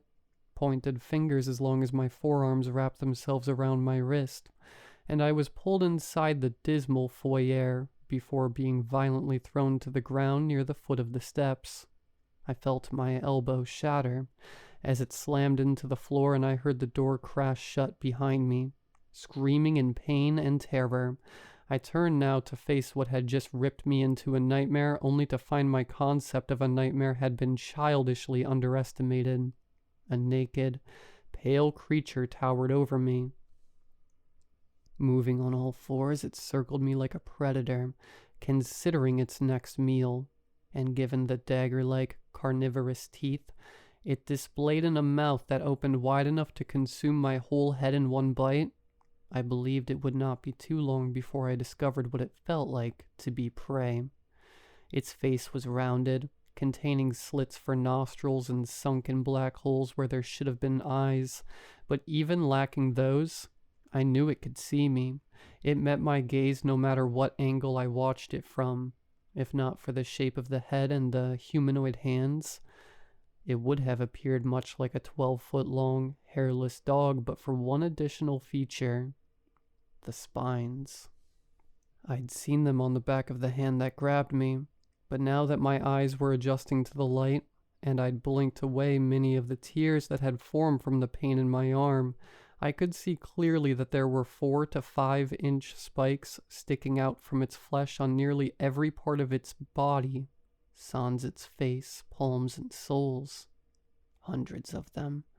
There was no pattern of organization, and when they caught the light from the sun streaming through a window, I took them to be made of bone.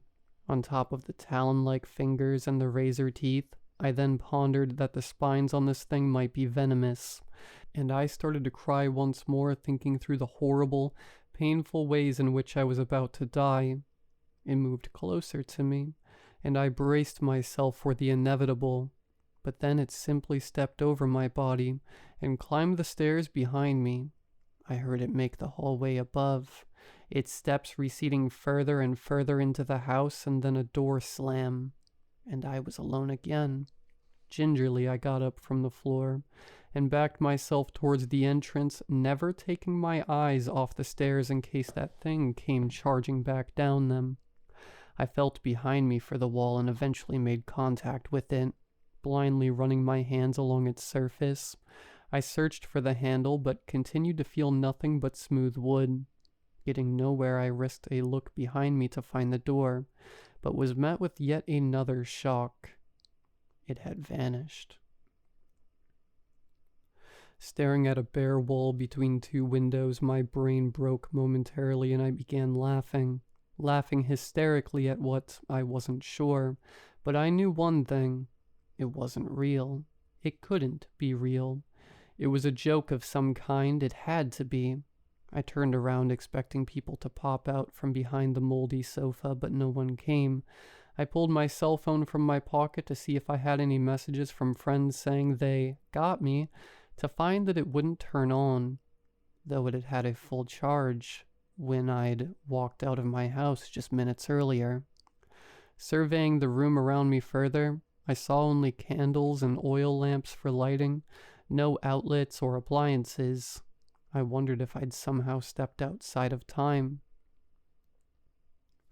With the dire nature of my situation setting in more and more by the minute, I again felt panic building in my chest. Sprinting to one of the windows that flanked where the door should have been, I peered outside to see if I could flag down someone from the street to help me. But my street was not outside those windows. I don't know what I'd expected. I'd been pulled into a home not my own, and could then see that the world outside was not the one I'd left behind earlier. The world outside didn't even appear to be in the same season as the one I'd come from. Thick snow blanketed the ground in a sea of trees that stretched further than my eye could discern.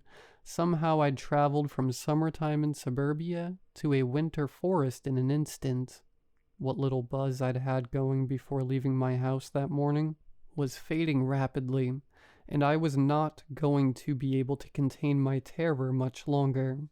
Feeling that fleeing on foot through the woods would be better than exploring any deeper into the house and possibly running into even more terrible creatures, I tried to pry open the window I was looking out of, but it wouldn't move. I searched for a lock that might be holding it shut, or nails, or screws, anything that could prevent it from letting me out, but there was nothing that I could locate. Throwing all caution away, I started to punch and kick the window, following my body's instinctual desire to run, but it seemed nothing I did could crack the glass. Overtaken by dread, I forgot even the fear that the monster I'd already met would come soon to devour me, and yelled for someone. Anyone to help me, while I smashed my body into the panes. Eventually, I even tried to throw a chair through it, and it did nothing more than break the chair into pieces. And it was when I did this that I heard a voice behind me curse in a thick French accent. "It took me weeks to mend that last time," it snapped. I shouted and jumped back against the wall, after finding a waif of a man behind me, dressed in the remains of what had possibly been business attire at one time. He'd previously had a mustache, but now above his lips were a few tufts of unkempt mange, and much of the gray, matted hair on his head looked to have been yanked out. His teeth were rotting, and his skin browed with dirt, but not enough to cover the needle marks in both of his arms. A junkie. "Where am I? What do you want?" I blurted at the man, who threw a finger in front of his mouth and shushed me threateningly. "I want you to shut up and quit breaking stuff." "It doesn't like when we fight," he whispered ominously, eyes darting to the second floor. I dropped my voice lower, Who are you? What is it? What is this place? I asked. He indicated himself, am Henry Laurent. This, he gestured to the room around him, is the Winter House. And it, he pointed up the stairs where the creature had disappeared, is the house. And the house is it. He was speaking nonsense, clearly high on whatever he'd shot into his veins. My face must have shown my distaste for his BS when I was clearly in distress, as he smiled and continued, You think I'm messed up and spouting gibberish at you, no? He gave a quiet chuckle. I thought the same thing when Beau explained it to me, but he tried to, gently, deliver the news. I feel it's easiest for you to hear the blunt truth. You'll come to accept it more quickly that way. Accept what? I inquired. That you are dead, he said nonchalantly. I'm dead? I snapped involuntarily. Not quite yet exactly, but you will never leave here alive. Think of this place as a sort of purgatory, a miserable purgatory. He trailed off. Please, I pleaded with him. I just want to go home. Can you help me get out of here? Were you not listening? He quipped. You cannot leave. No one leaves the house once it has them. It brought you here to feed on you, and there it will never let you go. Stop, I begged him. It was too much. My whole body was shaking, and I was struggling to breathe.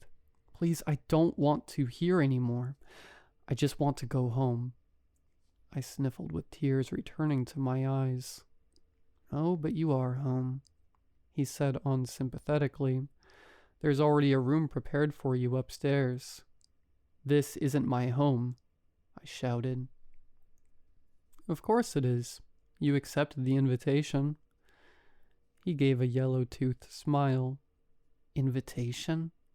I racked my brain for a memory of accepting an invite to live with a monster and a junkie Frenchman when it hit me. The glass. The drink. You remember now, no? He pestered. What was it? Pills? Cocaine? A whiskey, I stammered. Ah, yes, alcoholic then.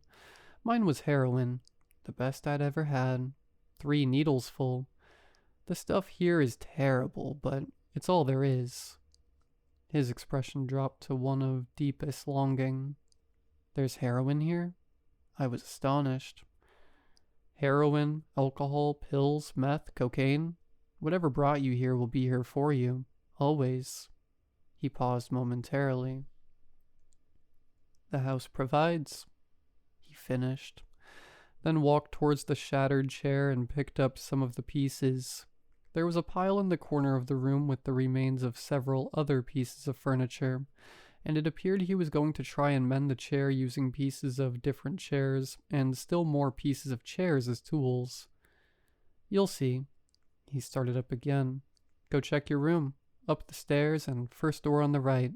There will be something waiting for you in there that I'm sure you're beginning to get desperate for. Upstairs? Are you crazy? That thing is upstairs. I had every intention of keeping as much space between me and the monster until I could figure out what was going on. Oh, it won't bother you now, he said. It was only down here to let you in. It'll stay in its room until it's time to feed again, or unless we try to kill each other. He could see that I did not trust him at his word. Fine, he sighed. Would you like me to show you to your room? I did not want Henry to show me anywhere. I wanted to wake up. I tried to slap myself several times, but only found Henry's laughing face staring back at me each time that I did. Follow me.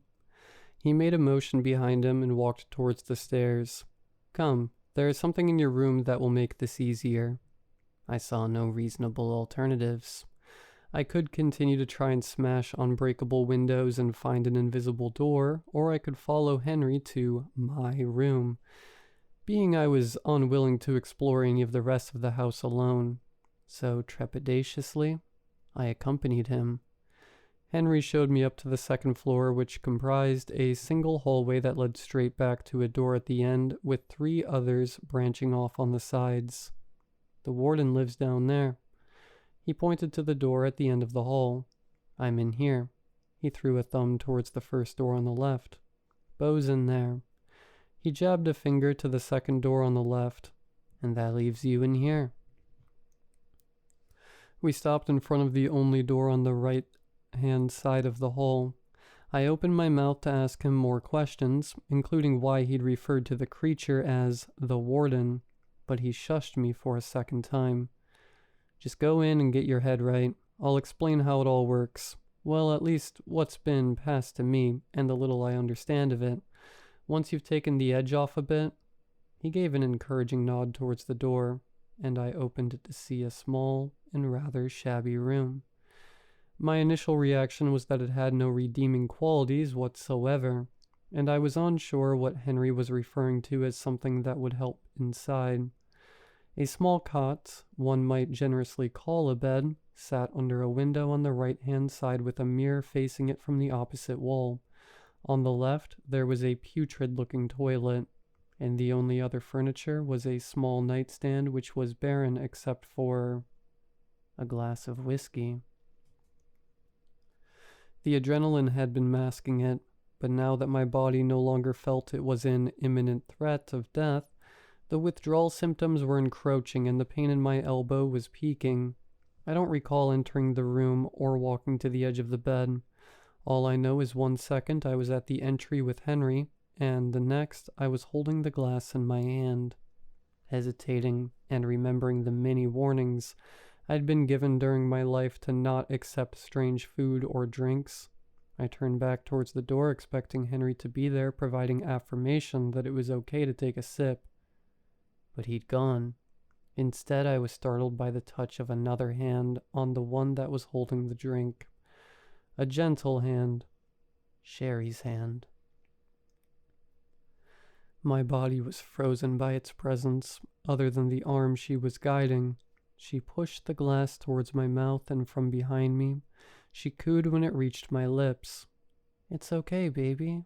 You need this. So I drank.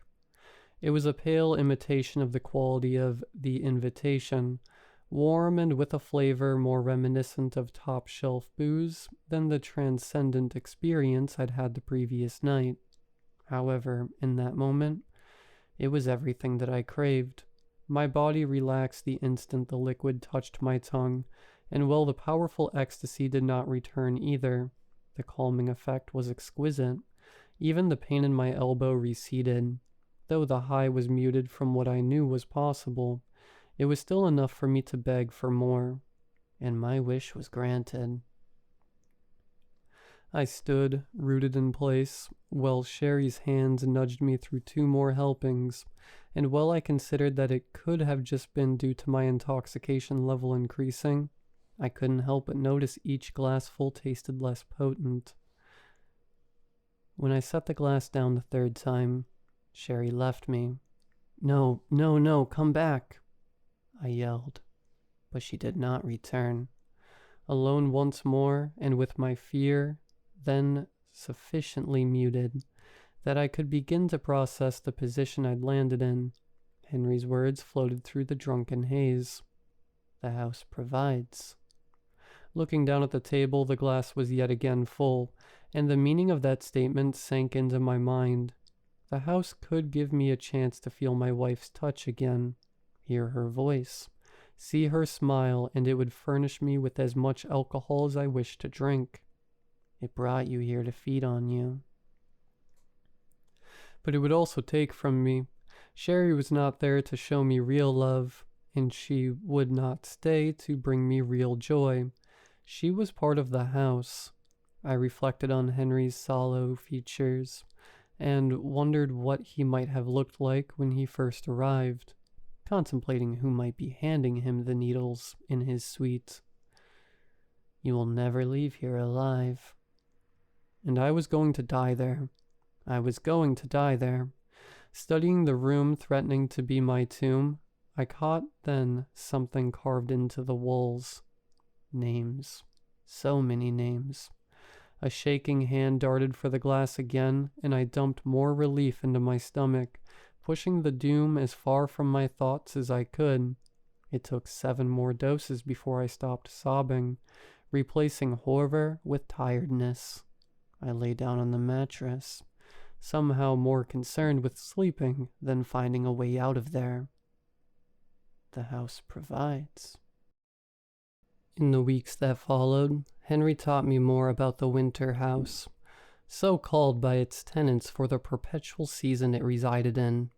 Lacking insulation, it was always cold within the walls, and as I learned with any discomfort there, the only respite could be found on the table in my room. Hunger, thirst, tiredness, cold, boredom, depression, fear, even arousal. Alcohol was all the house lent for me to cope. For Henry, it was the needle. For Beau, pills. The human body behaved differently within its confines than it did in the outside world. One could not starve there or dehydrate, though the sensations of needing food or drink would become overpowering if you tried to stop consuming your vice.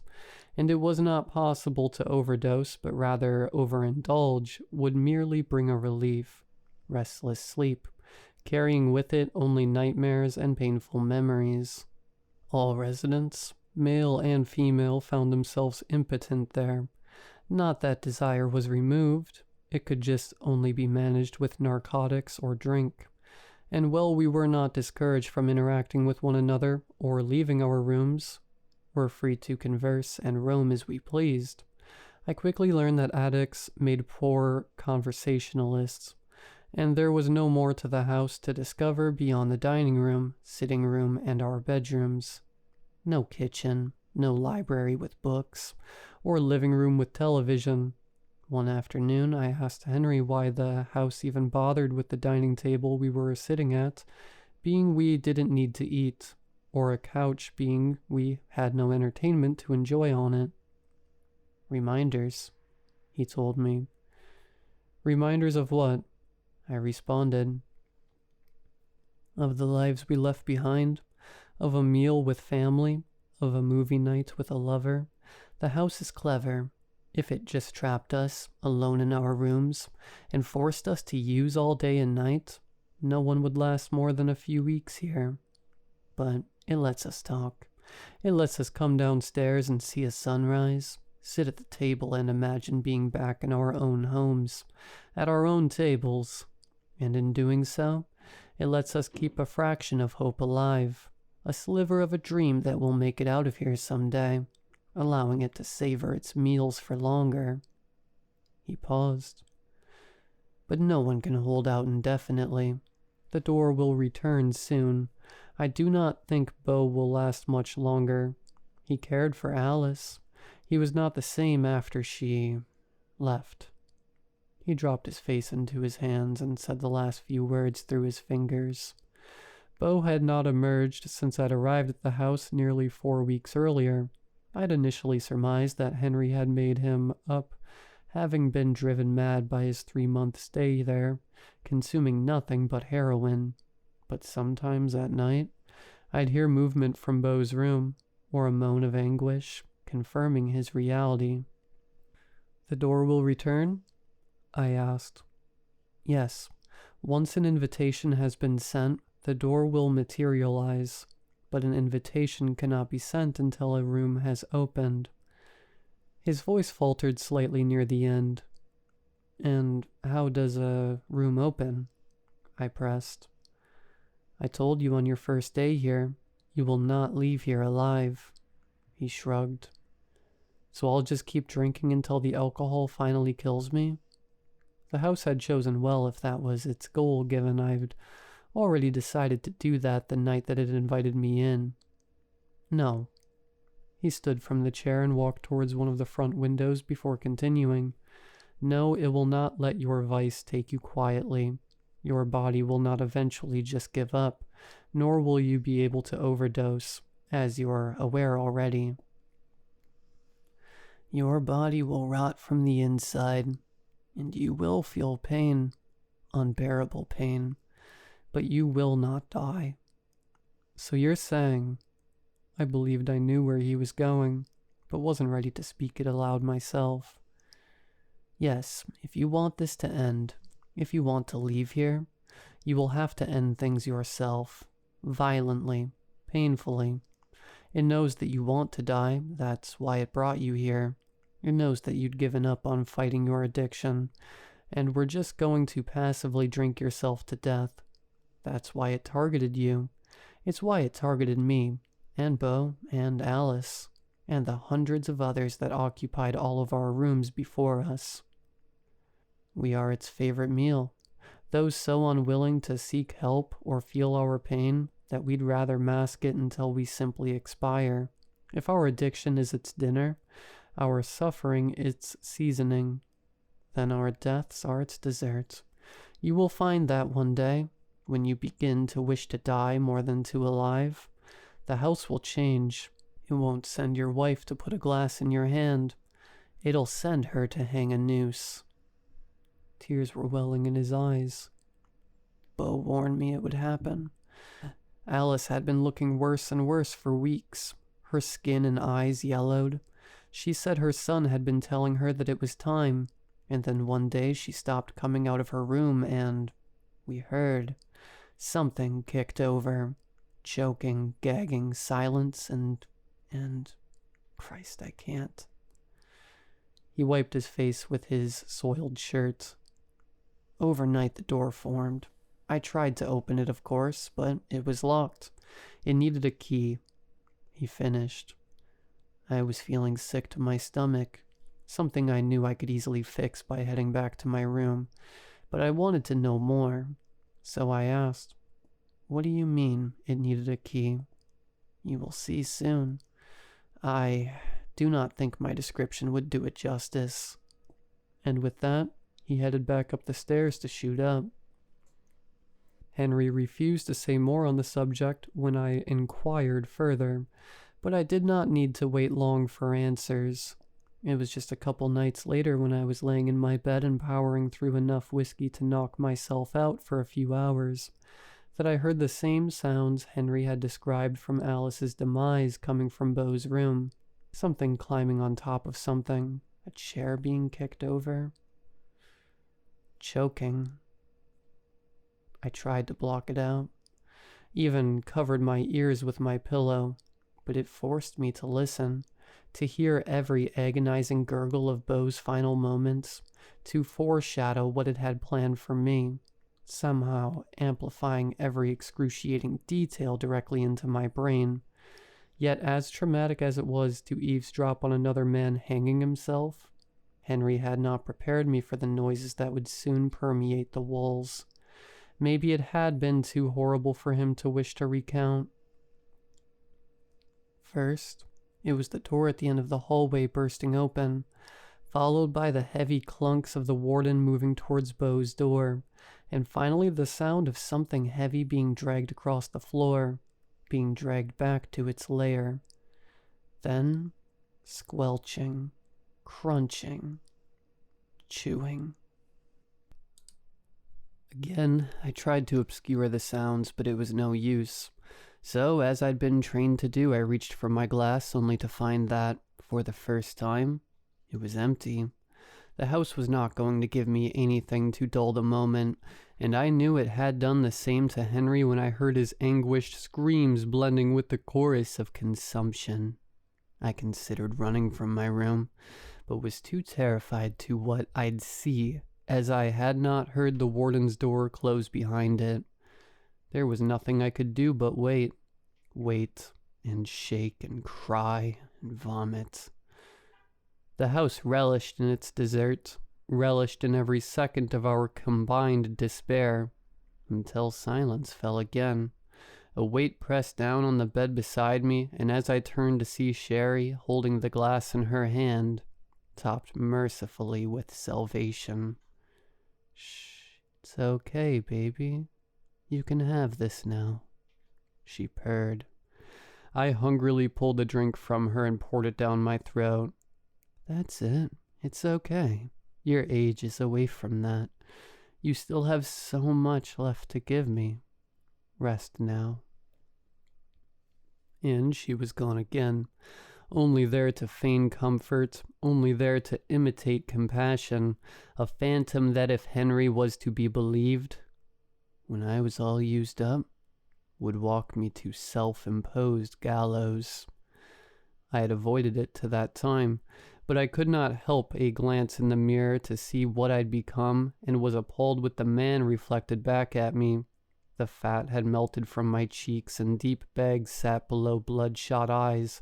What color had remained of my hair was now replaced with gray, and the majority of it had receded. I looked like the face of a dying man.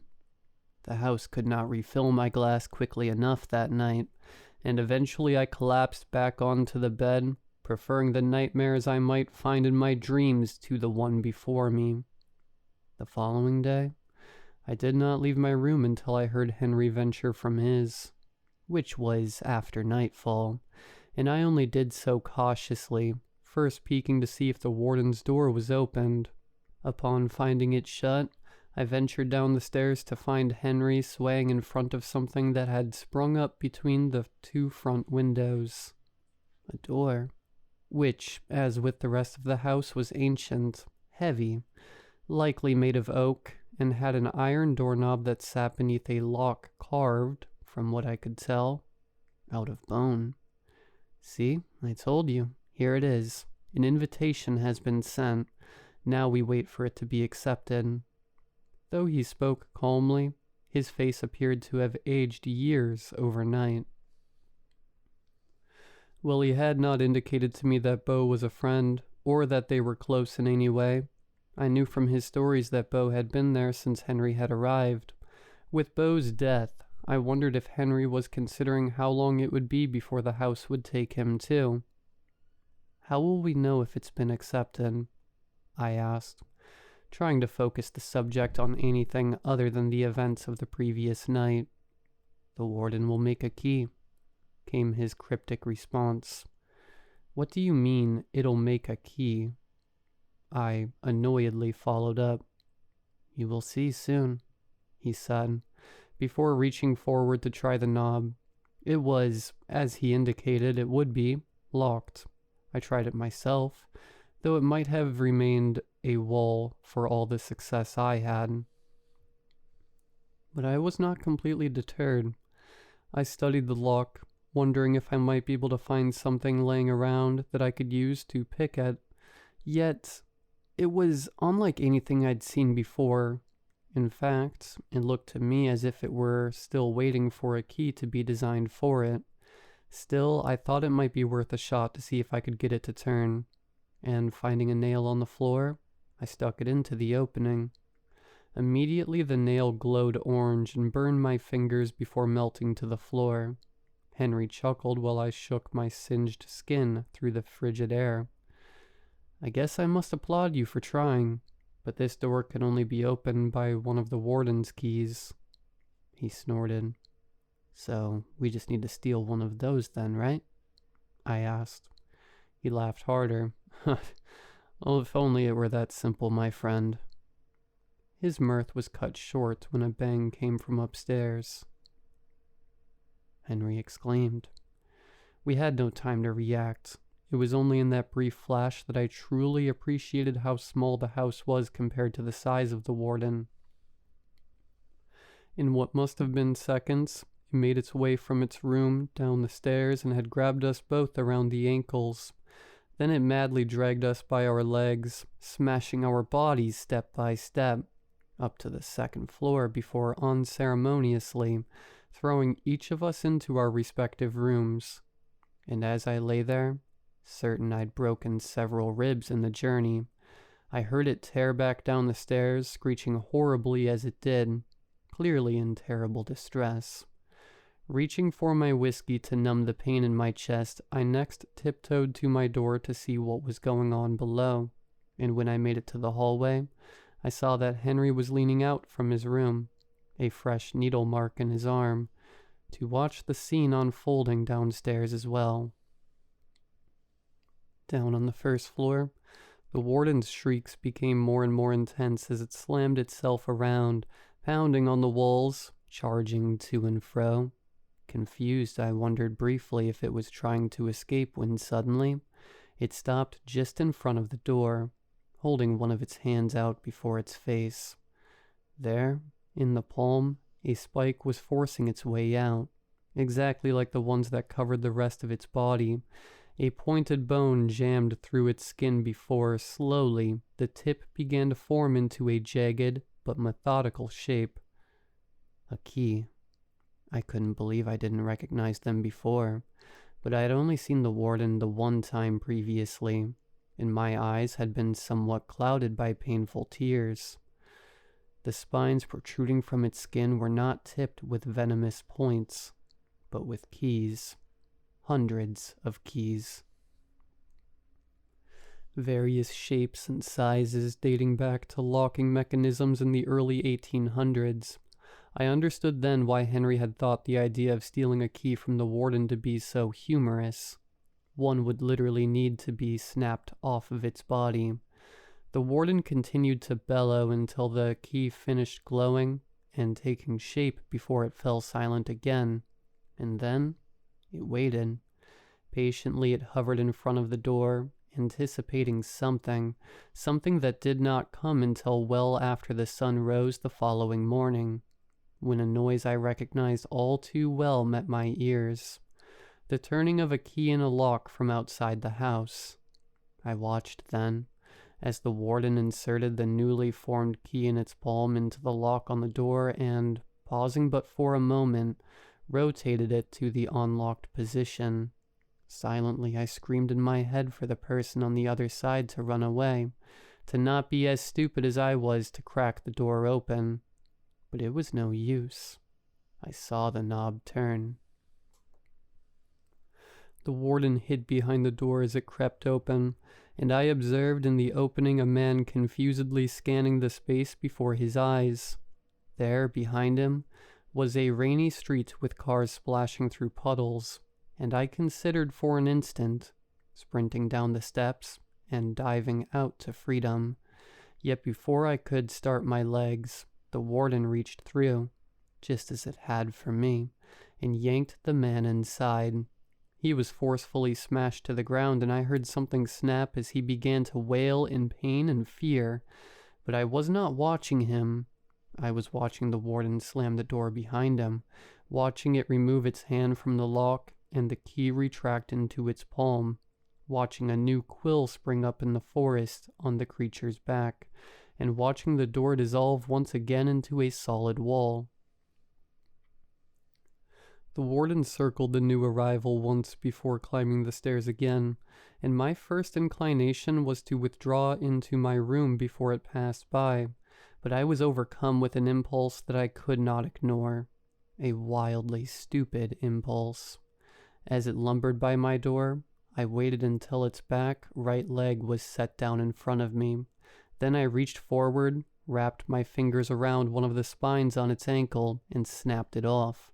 It howled with shock and pain, whipped around, and struck me with such force that I was knocked clear across the room and into the wall. Something cracked in my back, and I was met with the worst agony in all my days. I was sure that the warden was going to come in and crush more of my bones, but its head just hovered in the doorway.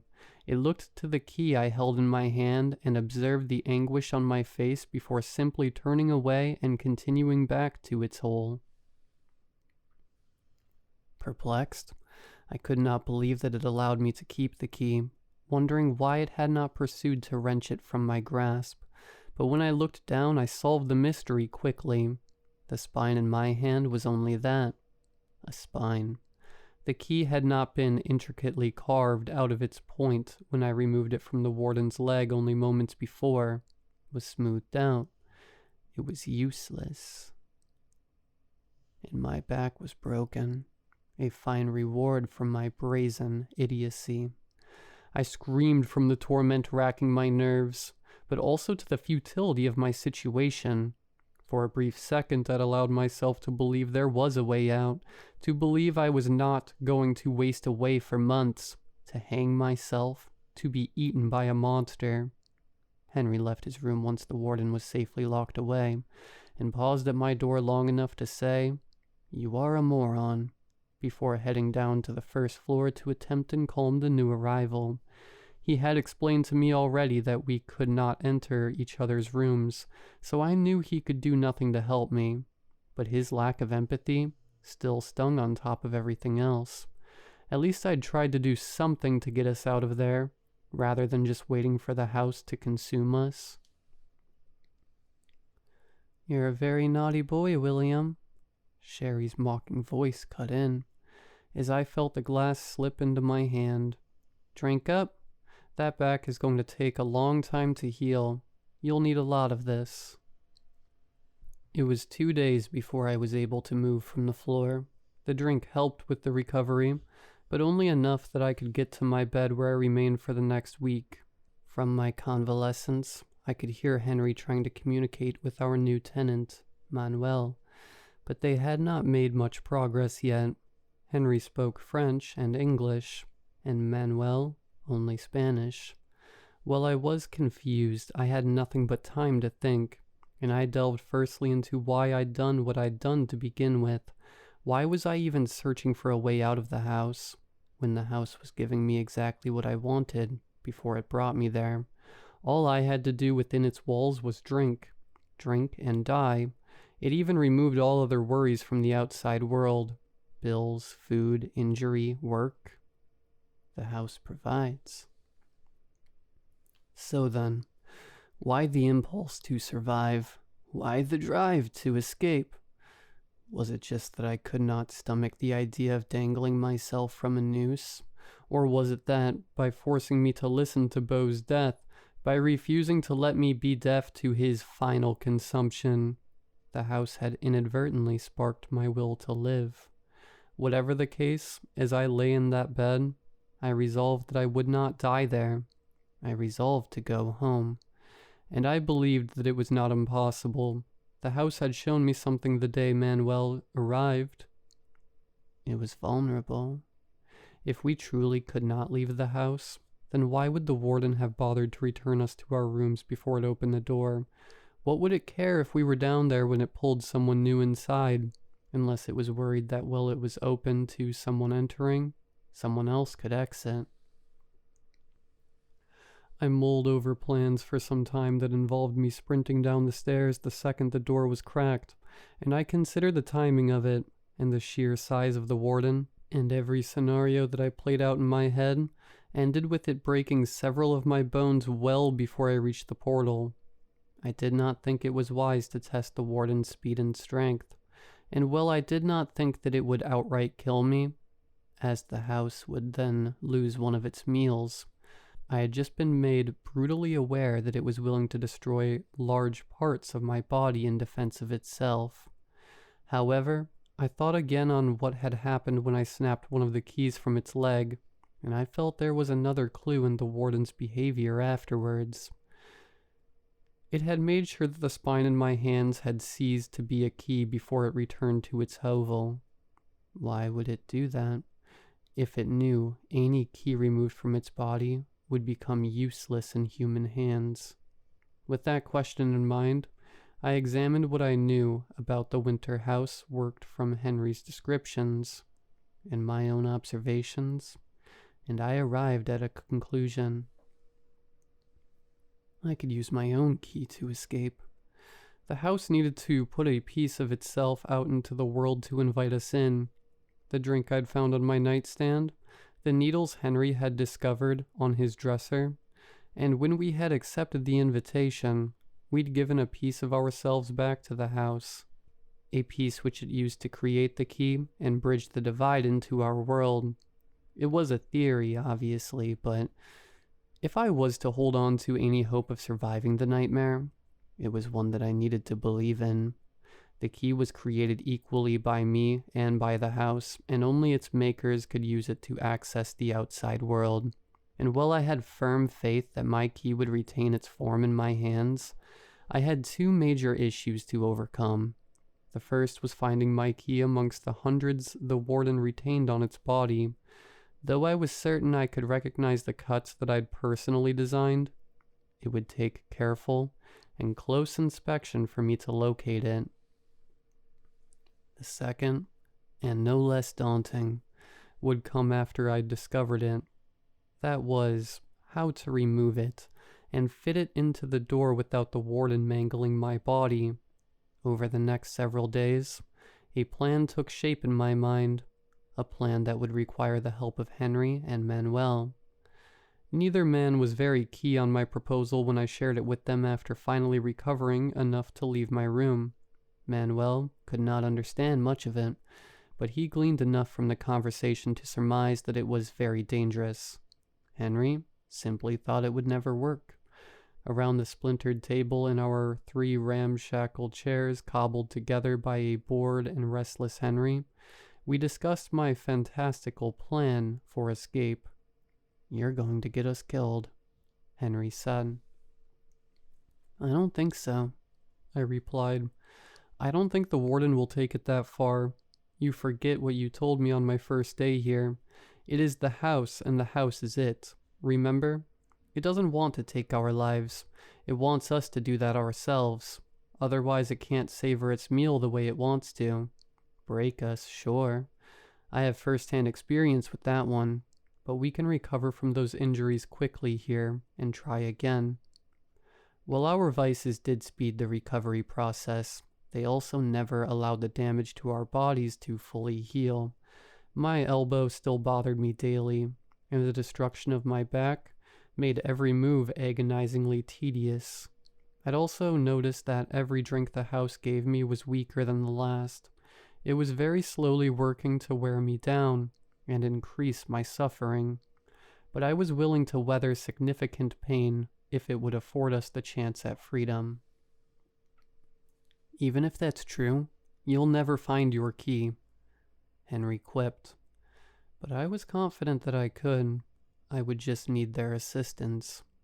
The warden rarely emerged, so there would normally be few opportunities to search it, yet Henry had said that it would come out to separate us if we tried to murder one another, as it would be a wasted meal too, if we were to die by each other's hands. So in my mind, it was a simple proposition.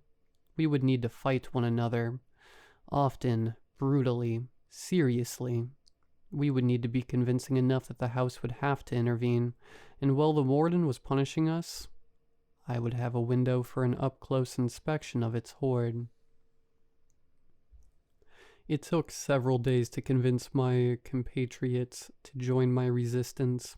I believe Henry capitulated, as his own mortality weighed on him more and more by the hour.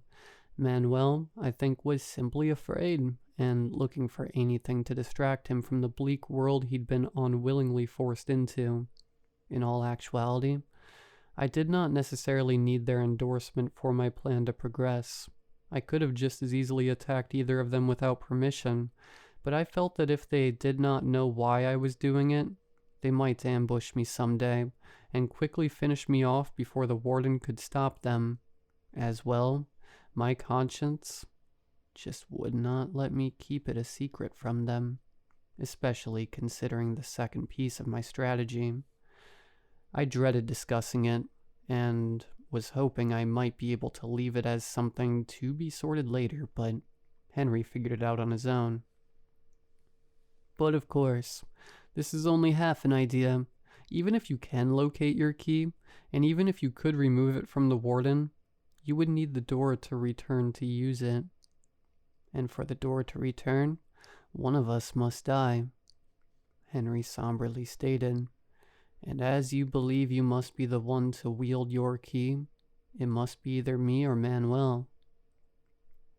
I could not look him in the eye when I replied with a quiet, "Yes." Manuel caught on, and holding up a couple fingers said, "Only 2? "Yes," I added. "Only 2 of us will be able to leave, and I must be one of them. Once I locate the key, we'll need to wait for the door to return, and once it's arrived, we'll stage one more fight.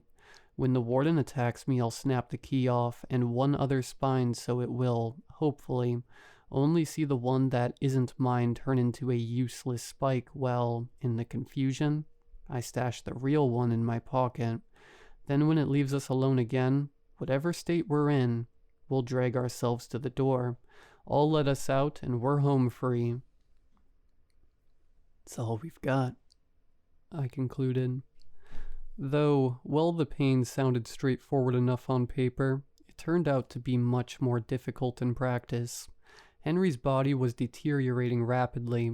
All of ours were, really, as we had to continue to use our vices in order to get through the day. Especially considering that if we did not, we became so sick and weak that we would not have the energy or strength to convincingly try to kill one another. However, Henry was so far gone already that, on our first attempt, I broke several of his ribs with a half-hearted punch before the warden fractured his skull. It was a brutal game we played. Desperately in each trial, I scanned the warden for the telltale cuts of my key, but the warden was fast and violent. Still, we were undaunted. We tried again and again, with Manuel and I taking the brunt of the punishments as Henry took far longer to recover than either of us. Then, after 4 months and countless failed attempts in which I suffered innumerable injuries, included a crushed foot, broken arm, broken nose, several deep gashes, and a dislocated shoulder, Henry stopped emerging from his room entirely. I tried to speak with him through the door, urged him to carry on. I promised him that we were close, and that he could maybe go home soon. But it was too late. I could hear him speaking softly in his final hours. Okay, yes, you're right. I'm ready. It's too much. I'm ready. He had never told me who it was that haunted his room, but I knew there was a loved one in there, someone that he trusted, convincing him that it was time for him to die. The house had squeezed every ounce of life from him that it cared to take. The meal was finished, and it was ready for its dessert. I care not to describe the sounds of that evening again, but suffice to say they will never leave my ears.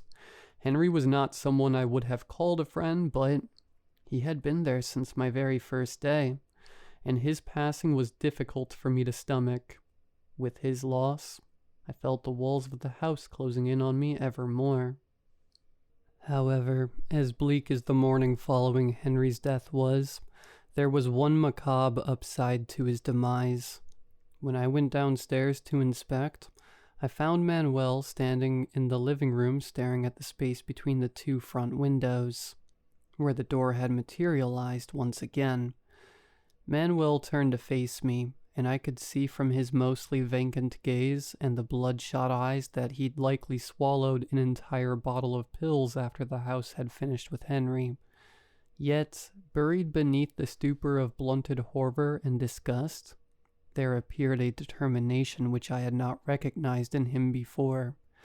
Manuel had, assuredly, gone along with the escape attempt so far, but with a hesitation that suggested he felt it wasn't the only way we might leave the house. I don't think he had truly believed that he would die there, and still held on to hope he may one day just wake up in a hospital bed recovering from a near-fatal overdose. It had clearly been a humbling experience for him, as it had been for me, to listen to another man's life end in such harrowing fashion. Without a word to one another, we both understood the opportunity that lay before us, and that, for at least one of us, this would be the last chance to get out alive. A small nod from Manuel told me that he was ready, and I charged him with all the remaining strength in my body. Tackling him to the ground, I pummeled his ribs with my fists, not bothering to hold back this time. He, having spent far less time in the house, was not nearly as diminished, and was able to flip me over onto my back with relative ease before he pinned me down and closed his fingers around my windpipe. Blackness began to press in on my eyes as my brain was refused oxygen, and when I was on the brink of losing consciousness, I heard the familiar blast of the warden's door smashing open. It came more furiously, and more quickly than it had any time previously. Even though I was hovering between life and death at the time, I was sure it was mere seconds between it leaving its room and it hurtling Manuel from atop me. There was an incredible crash as Manuel landed on the table, and it collapsed in a flurry of splinters. And the warden followed him to dole out more abuse, while I gasped air into my lungs, trying furiously to regain my vision. The snapping of bones jolted me from the floor, and I rolled to see that the warden had stomped on Manuel's ankle, cracking it in two. He cried out in torturous suffering, and I felt a pang of sympathy, but I was not looking at his newly crippled leg. I was looking at the leg the warden had used to inflict the damage. There, on the back of the thigh, just above the bend of the knee, was a familiar shape. With the warden distracted and raising its fist to deliver a blow I knew would be aimed at knocking out several of Manuel's teeth, I crawled as quietly as I could towards their struggle, inching closer and closer, eyes locked on our only hope. When I was just an arm's length away, I raised myself to my feet and braced for the onslaught I was sure would be rained down upon me momentarily. Then, swiftly, I threw my hands forward, wrapping my right around the base of the spine, tipped with my key, and left around a random second. With a twist of my wrists, I snapped both of them clean from its body in one motion, and I was met instantly with a backwards kick to the diaphragm. The blast sent me through the air, 10 feet across the room, the shock of which knocked the decoy from my left hand, but miraculously, I managed to hold on to the true one in my right, working to recover my breath yet again, having had it knocked from me by the powerful shot to the chest, and blinking the stars from my eyes brought on from the slam of my head against the ground when I landed. I cautiously looked upon the item I gripped tightly in my palm. The key remained at the tip. I had precious little time to celebrate, however, as the warden had rounded on me. It directed its wicked focus to what I'd stolen from it, and my planned subterfuge was thwarted instantaneously. We would not be able to slip out quietly like I'd hoped. It was now or never. Where I'd fallen, I was directly in front of the door, and the warden looked from me, back to it, and back to me again, both of us recognizing the gravity of each of our next moves. I rolled towards the door, reaching from the ground for the knob with my empty hand and aiming the key for the lock. But before I could insert it, I felt the monster's hand around my leg pulling me back. It grabbed my right arm, and with its incredible strength attempted to crush it with the aim of forcing me to release my grasp. But I held firm, struggling fiercely to rip myself away, knowing that if I dropped the key, it would lose form, and I would be dooming Manuel and I. Yet, the pain was becoming unbearable. I could feel the bones in my forearm beginning to splinter when suddenly I was released.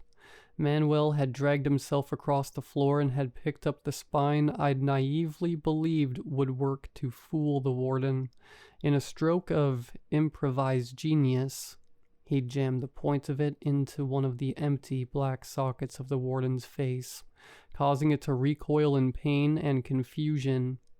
In the brief reprieve this granted us, the warden ran around the room trying to pry the impalement free.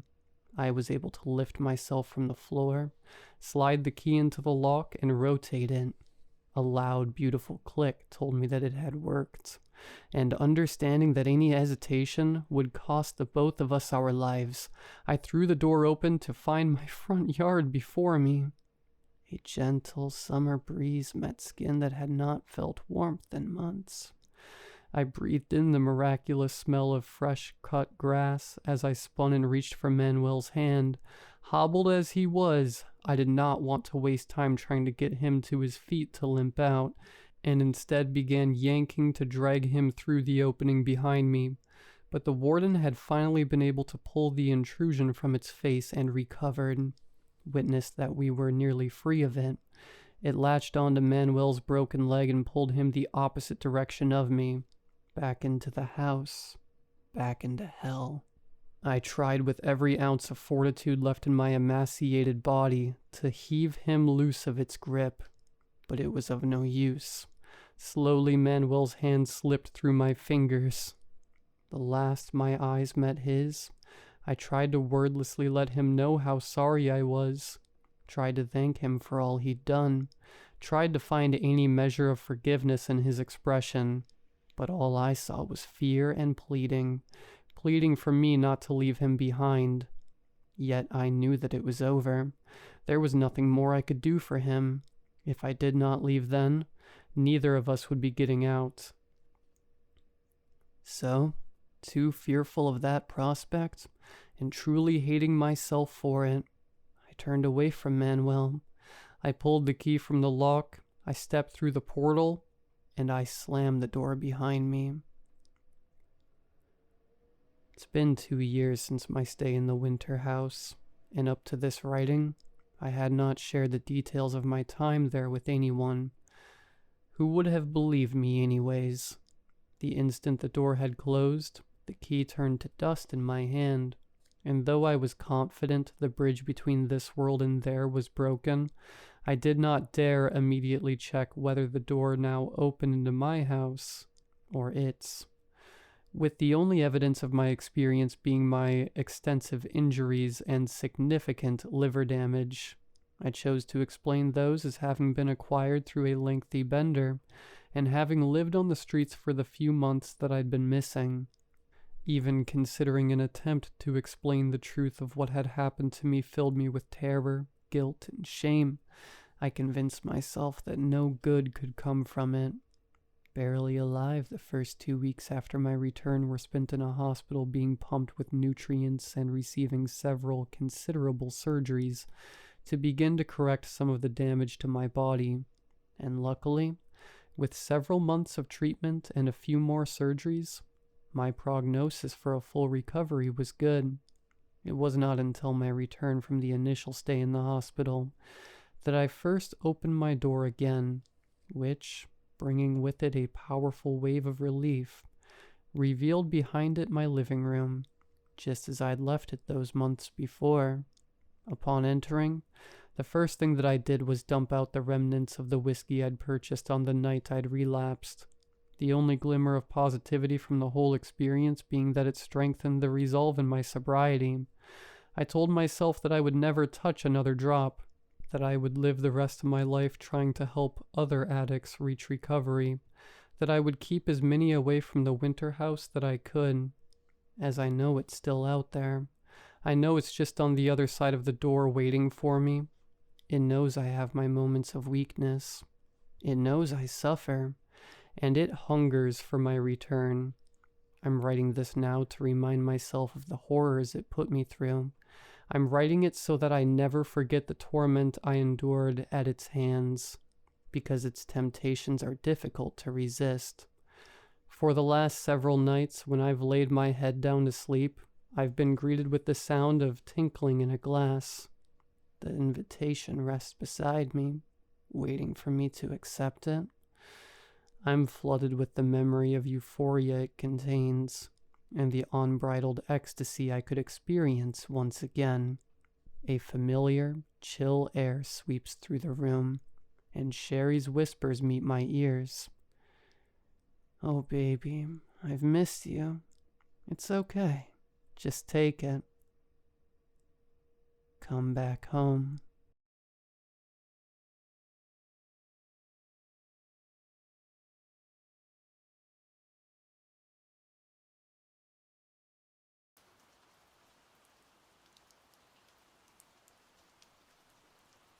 Let me just start this by saying, if you're looking for a big confrontation or a satisfying conclusion, I'm sorry, but I don't have one. I am a junior in a university in a small town in northern British Columbia. The population is no larger than 200 people. It's currently summer break, and I'm working at the only grocery store in town as a stock boy to save up some extra cash for the upcoming semester. The store was open and ran by a local family called the McLeans. The founder, Jim, Took over the store 30 years ago after the local superstore decided to sell it to the family after about 10 years of making no money. After Jim retired, he left the store in the hands of his two sons, Rob and Carl. I think Carl handles the business side, accounting and marketing, stuff like that. But Rob is the day-to-day store supervisor. As an employee, I almost never see Carl. The few times I have met him, he seems nice enough, if not distant. And when he's around, Rob, he gets quiet and looks extremely uncomfortable.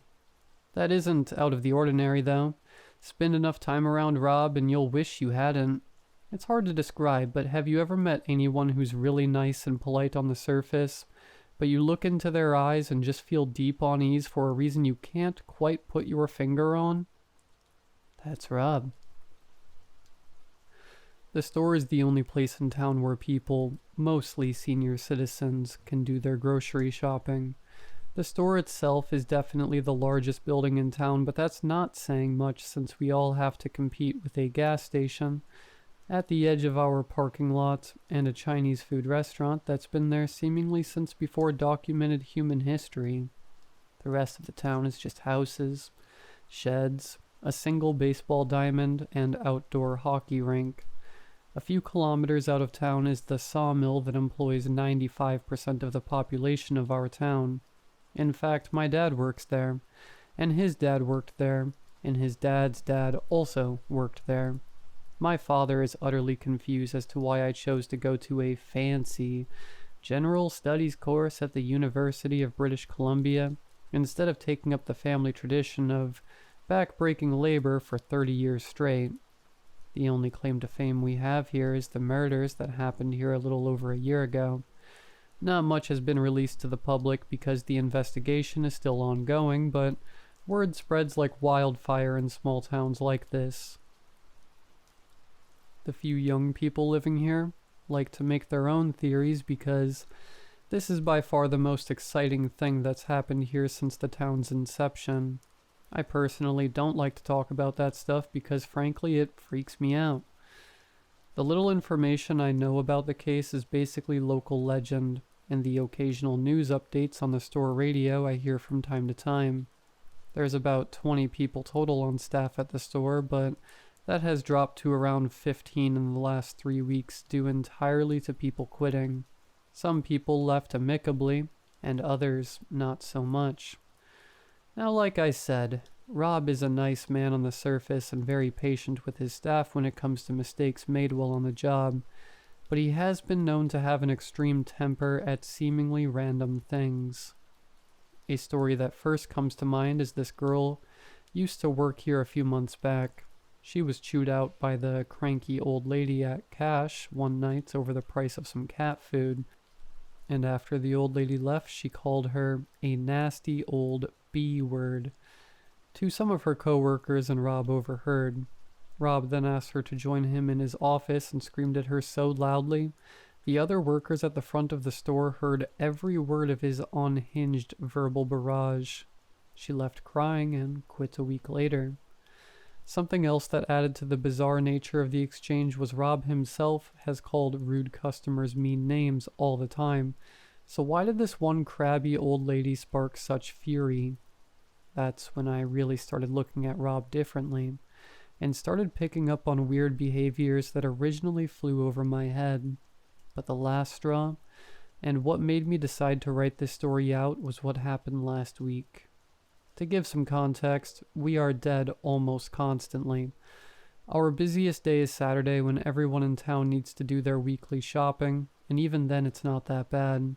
Since it's dead so often, me and the only other stock boy here, Tony, who comes in high more often than not, don't really put much care into the displays, and so the shelves are often a bit underwhelming.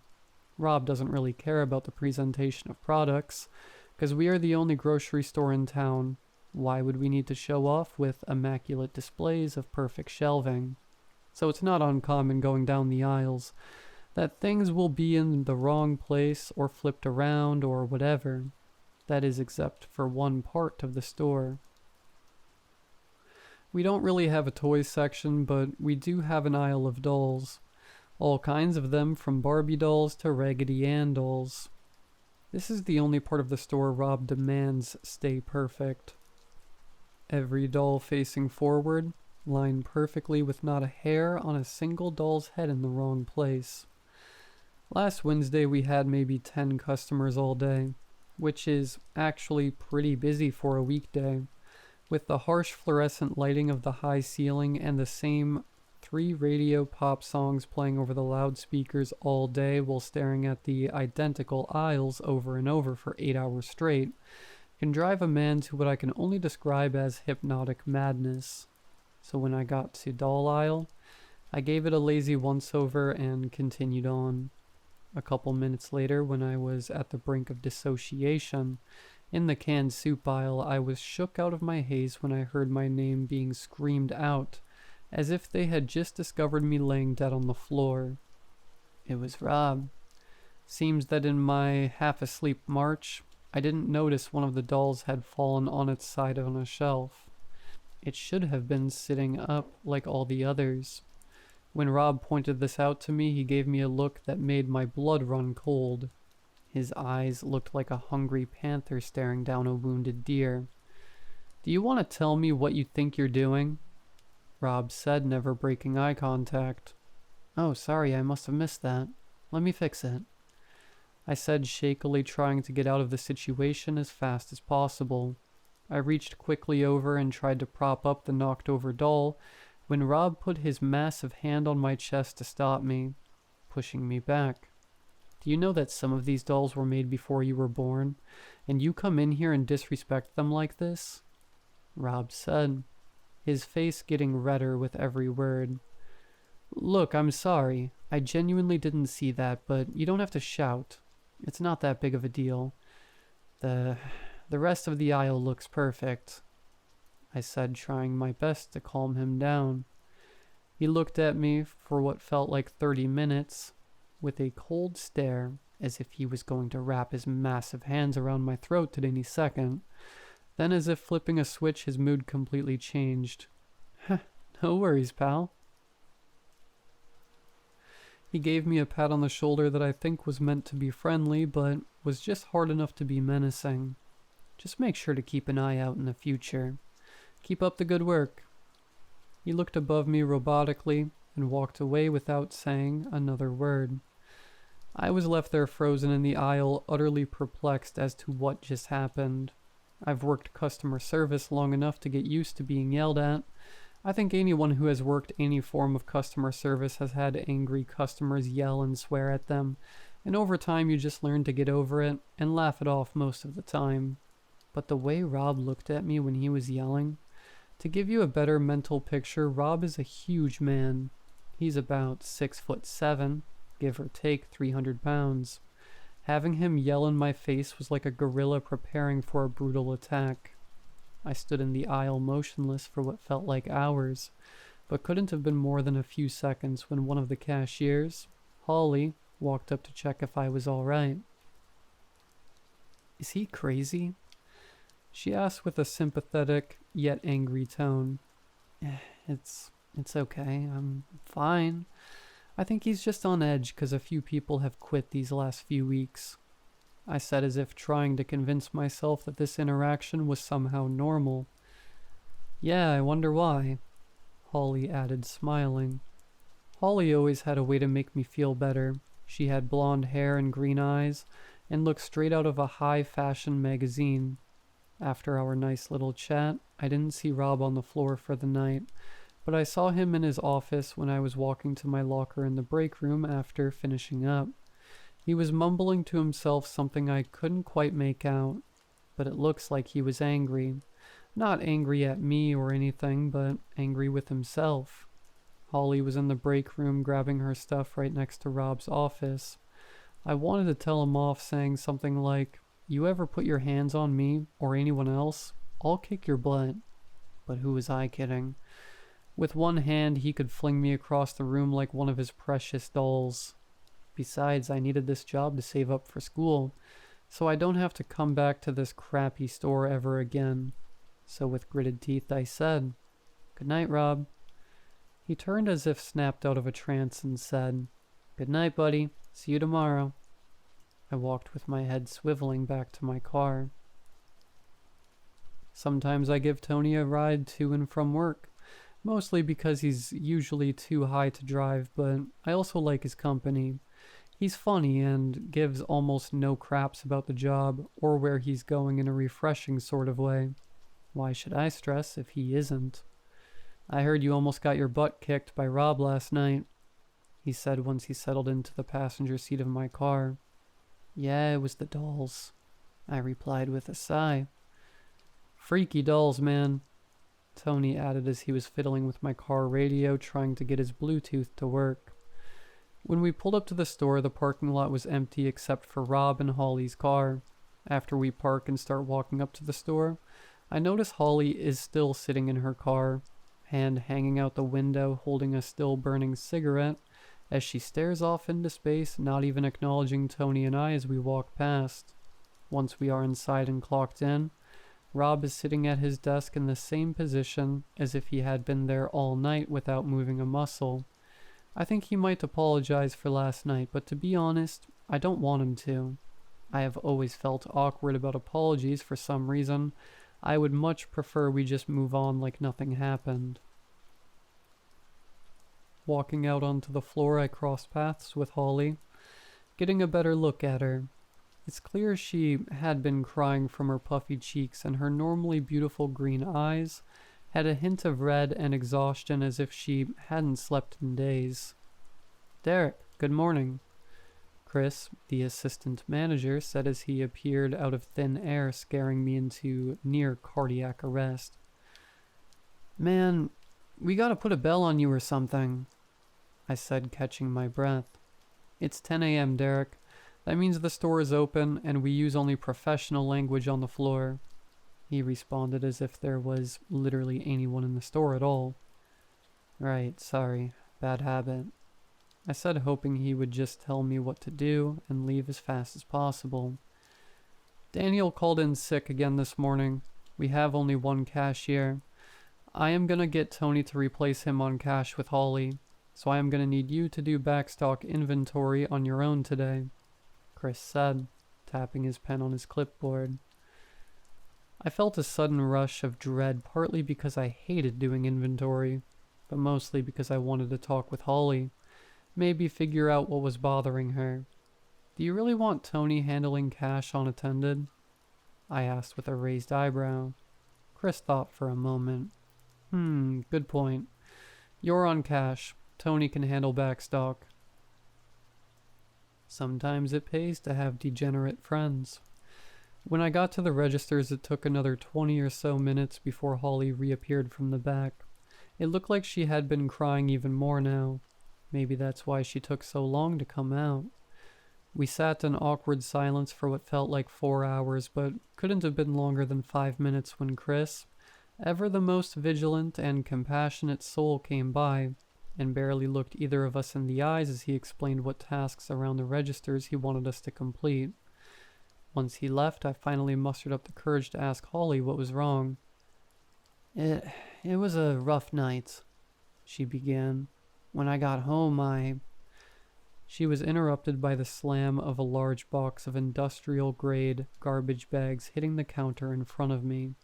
What was standing at my counter was a lanky white man in a black trench coat and large leather boots that added about half an inch to his already immense height.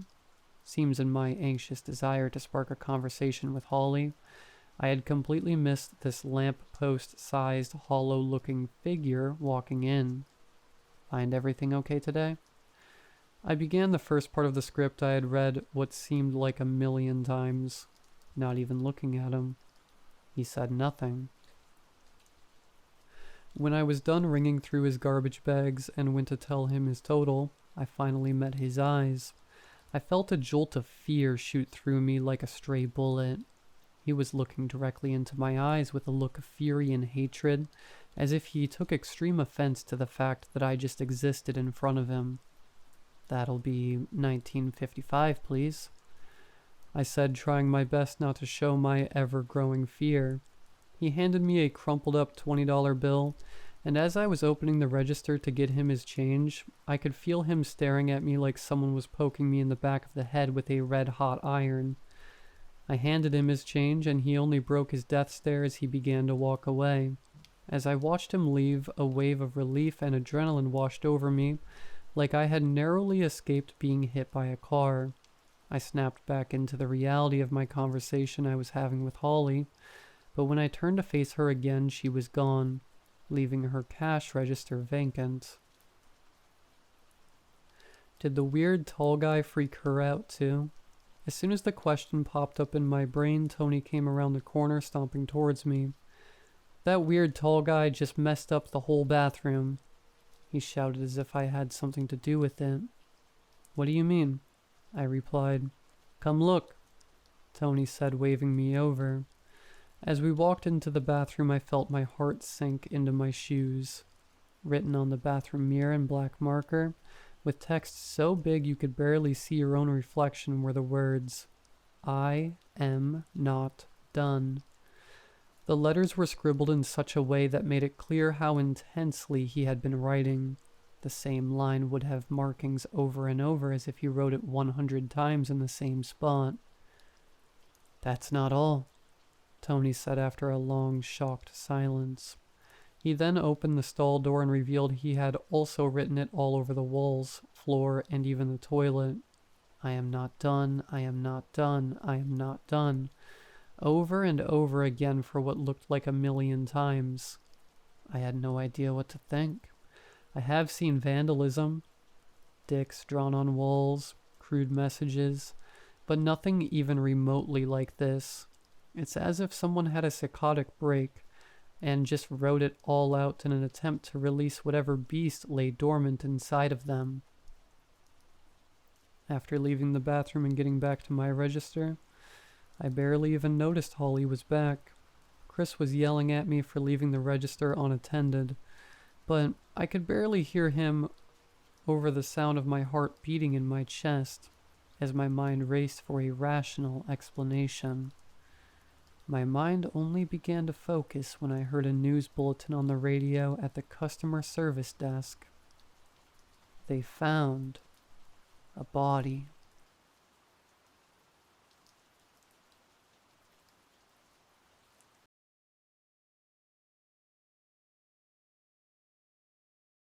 It started on a Wednesday. I remember that because nothing ever happens on a Wednesday. I was at work, sitting in my cubicle, scrolling through emails when I felt it. A sharp tug in my mind, like something had clicked out of place. It wasn't much, just a fleeting sensation, but it was enough to make me stop mid-scroll. I blinked, shook my head, and kept going. It was nothing, probably stress. But on my way home that evening, the world felt different. It wasn't obvious at first. The bus ride was the same, with the same people. The woman in the red coat, the old man with his briefcase, the kid with headphones too big for his head. They were always there, except today, they weren't quite right. The woman in the red coat kept glancing at me, her eyes darting away every time I caught her looking. The old man gripped his briefcase tighter than usual, his knuckles pale, and the kid, he wasn't listening to music. I could hear the static leaking from his headphones. Just static. No rhythm, no melody, just white noise. When I got off the bus, I felt eyes on me, that prickling sensation that makes you glance over your shoulder to see if anyone's following, but no one was there. Everyone was moving the same as usual, filing off the bus, walking down the street, but it was like their steps were too deliberate, too synchronized. When I got to my apartment building, I practically ran inside, feeling a sense of unease gnawing at my chest. My neighbor, Jenny, was standing in the hallway fumbling with her keys. She smiled at me, but something was wrong with her smile. It looked forced, like her mouth was too tight. Too strained, like she wasn't sure how to move her face anymore. Long day? She asked in that casual, neighborly way, but her voice was flat, hollow almost, like she didn't care about the answer. "Yeah," I mumbled, fumbling with my own keys. "You?" She blinked at me, too slowly. "Same as always." I went inside, closed the door, and stood there for a long time, my back pressed against the wood listening. Her footsteps didn't move. She stayed in the hallway for far longer than she should have, just standing there. I could hear her breathing. When I checked the peephole, she was gone. That night, I couldn't sleep. It wasn't that I felt watched, although that was part of it. It was more that everything around me felt wrong. The silence was too thick, too dense. I could hear the faintest hum, like the world itself was vibrating beneath my feet, waiting for something. I stared at the ceiling until my eyes burned, until I finally drifted into a restless sleep. And when I woke up the next morning, everything was the same, but also not. People were acting normal, or at least they were trying to, but as I walked to work, the cracks started showing. A man in a suit stood perfectly still at the corner, waiting for the light to change, but when I looked closer, I realized his eyes weren't blinking. He was staring straight ahead, unblinking, motionless, not even breathing. A woman with a stroller passed by, and I swear to God, the baby wasn't moving, just laying there, its eyes wide open, staring straight up, mouth slightly open in a frozen expression. At work, things were worse. My coworkers, people I'd known for years, were acting off. They'd smile too long, their mouths twitching at the corners. They'd laugh at things that weren't funny, and sometimes in the middle of a conversation, they'd stop. Just stop and stare at me like they were waiting for something. At lunch, I asked my friend Mark if he'd noticed anything strange. "Strange?" he said, stabbing at his salad with his fork, his movements too mechanical. "Like what?" "I don't know. People. They're acting weird." Mark gave me a look, but his face didn't seem right. His eyes were too wide, his mouth stretched unnaturally. "You're just tired, man. Maybe you need a break." Maybe I did, but as we talked, I couldn't stop staring at his hands. They didn't stop moving, even when he wasn't talking. They twitched, flexed, tapped at the table, like they had a mind of their own. I looked around the cafeteria and suddenly I noticed it. Everyone's hands were moving, twisting, tapping, fidgeting, but their faces stayed perfectly still. I left work early that day, telling myself it was just in my head, but deep down I knew something was happening. The world wasn't the same anymore. People weren't the same.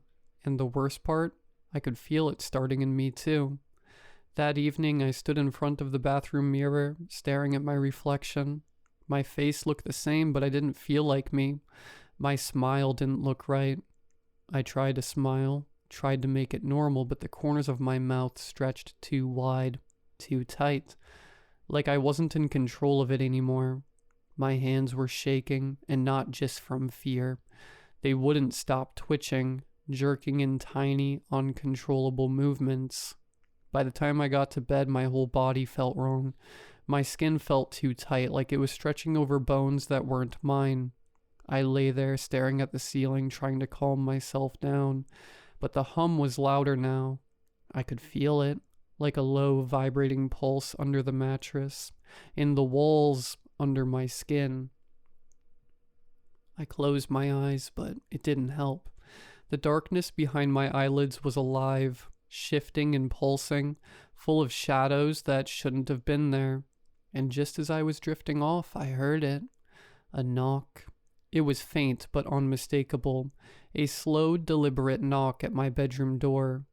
I sat up, heart racing, listening. Another knock and then a voice. "Let us in." It was my neighbor, Jenny. But her voice was wrong, just like her smile had been. Flat, hollow, like a recording. Another knock. "Let us in." I couldn't move. I couldn't. Then more voices joined hers. Mark, the old man from the bus, the woman with the stroller, their voices, all layered together, echoing through the door. Let us in. I pressed myself back against the headboard, trying not to breathe, trying not to make a sound, but the knocking grew louder, more insistent. Then the door handle began to turn slowly, deliberately. My heart hammered in my chest. The knob twisted with a soft click, but the door didn't open. I didn't breathe. Let us in. Jenny's voice whispered again, but this time it was joined by others. Mark's voice, the woman from the bus, the baby's laughter, they all murmured in unison, voices layering over each other until it became a low, rhythmic chant. I pressed myself tighter against the headboard, feeling my skin crawl, every fiber of my body telling me to run, but I couldn't move. I just stared at the door, watching the handle twist back and forth like someone was playing with it. Then came the scratching. Soft at first, like fingernails dragging across wood, then louder, more desperate, scratches, scrapes until it sounded like claws raking the door from the other side. My throat tightened. My hands began to shake. I wanted to scream, but my voice caught in my chest. All I could do was press my hands against my ears, trying to block it out, but the sound, the voices, the scratching, was inside my head. Let us in. My reflection flickered in the mirror across the room. I hadn't noticed it before, but now I couldn't look away. The dim light cast strange shadows on my face, and for a moment, it didn't even look like me. The scratching stopped. The door didn't move, but the air felt different now. Heavier, thicker, like I was underwater. I glanced at the mirror again. My reflection stared back, but something wasn't right. My smile was wrong. I wasn't smiling, but the reflection was. It stretched unnaturally across my face, too wide, pulling at the corners of my mouth. I blinked and the smile vanished, but the feeling stayed. The door handle clicked back into place and everything went silent. I don't know what's real anymore. I don't know if it's them or if it's me, but every time I look in the mirror, I can see it. The twitching, the smile that doesn't fit, the way my hands won't stop moving. I think I'm becoming one of them. And I don't know how to stop it.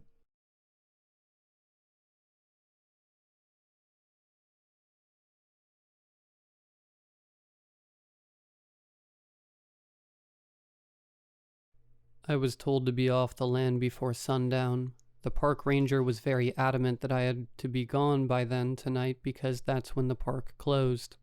He really emphasized tonight, which I thought was strange. But I followed his rule. I was the only person fishing the lake. It was beautiful and the fish were still biting, but I turned back plenty early. It was a decent walk on the trail because of the way the trail winds around the outer part of the property. I just got back to the truck when several vehicles pulled up to the parking area. What the? I said out loud. I could see the ranger in the entrance gate building, and he just let them through. Then several more came in. So much for the park closing by sundown. All the people getting out of the vehicles were elderly folks. I thought, what do these old people need the whole park for? It's a state park. They don't deserve the whole thing. I remember thinking some of these small town people around here think they own all this. But we all do, right? So F 'em. I grabbed my stuff and headed back out to the lake. I had time to get some more good fishing in.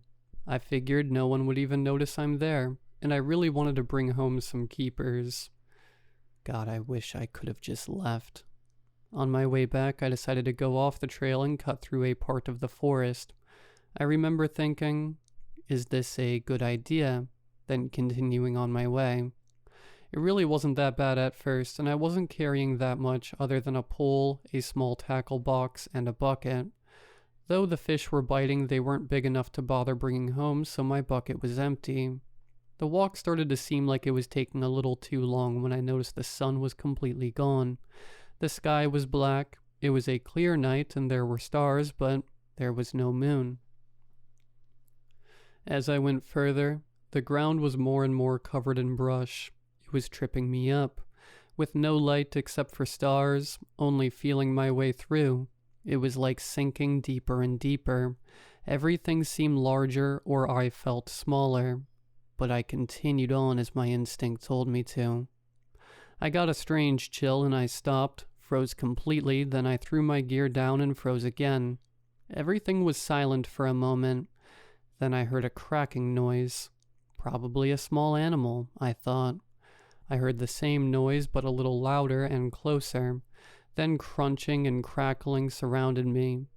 And a large dark figure, the size of a tree, raised from the ground around me. It was like the forest was a giant moving being that had awakened, suddenly and angrily. A deep, low growl followed the crunching noise of the branches that were enclosing me. And then I was running. My feet taking me so quickly I couldn't comprehend it beginning. I don't remember the surroundings, just the feeling of the cool air and branches cutting against my face. Then, up a hill, a light. There was a small pavilion with lanterns around it, and a few picnic tables. People were all around talking casually. It was the old people I had seen earlier. The tables were set up with food and drinks. It was so surreal. But I was too panicked to care. I tried to speak, but was too out of breath. "Whoa, where'd you come from?" one person said. Still out of breath, I tried to reply. "Sorry, couldn't understand ya, buddy," he said before turning away from me, continuing to his conversation with the others at his gathering. It was all very odd and frustrating. Then I gathered myself enough to speak. "There is something," I said while pointing to the woods. Now they all paused their conversations and are looking at me curiously. "Something big is out there," I said. But confusingly to me, they all started smiling. I was irritated by them, thinking they thought I was crazy. "What are you all doing out here anyway? You've got to listen to me," I said. I glanced around at them as they just stared at me. Then they all started moving in a little closer. Okay. One of them said in a trying to be calming but condescending way. His hands motioned a "let's bring it down" kind of motion. I was annoyed and looked away from him and glanced over at their picnic table. A shiver went down my spine. That's when I actually got a look at what was on the table. It looked like raw meat. Hunks of flesh and foil pans and Tupperware containers. One with scalps, hair hanging over the side of it, and part of a human face inside it. They lunged toward me and pulled me to the ground with strength and speed unbelievable for the look of them. An old woman in a giddy voice said, "Our meager offering just got a little more tantalizing." The deep growl came out of the forest behind them louder this time than before. They turned and I broke free and ran. "No," yelled the woman that was so giddy before. But a man stopped her and snapped, "We have no time. Get into place." From a distance I watched a giant figure, dark as the night, emerge, horns or branches coming from it at all sides. They gathered to the sides of the pavilion, showing their offering. A man stepped forward and said, "Our Lord of the New Moon, please accept our offering for another month of youth." The figure engulfed the pavilion, but must not have been satisfied. The man that spoke screamed, and I could see blood gushing everywhere as if he were squeezed. I ran, found my way to the trail, sprinted the whole way to the parking lot, got in my truck and sped off. About a week has passed, and that night all seemed like nothing more than a dream. A really messed up dream. In fact, my luck has been pretty good since then. Work is going good. I work in an auto shop and my boss hasn't been on me all week like he usually is. I won $50 on a scratcher. Not much, but I'll take it. And I hit it off with this girl who brought her car in, which never happens to me. All seemed great in my week, which really had me questioning what I saw. At dinner, me and Heather, the girl I met earlier, were really getting along. She laughed at all my jokes, which is always a good sign since they aren't really that funny. Everything was great. Something about her seemed familiar. We were talking about where the rest of the night should take us. Then she said, "We could just head over to my place." I was all in. Then she said, "At home I can change into this new thing I bought." I was choking on my words, just nodding. Then she said, "It might be a little more tantalizing," with a giggle. The life fled from my body. Her voice, the word tantalizing, the way she said it, it was her. This was the old woman that was in the woods. They knew where to find me. They are probably going to kill me because of what I've seen. I'm in the restroom of the restaurant now. I think she might know that I know. My exit was less than graceful. I've peeked out the door to see if anyone else is watching, but I don't know. I don't know who to trust. That's why I'm reaching out for someone to believe me. I don't know who I know that will actually believe me. I'm afraid I might be kidnapped and fed to some woodland beast.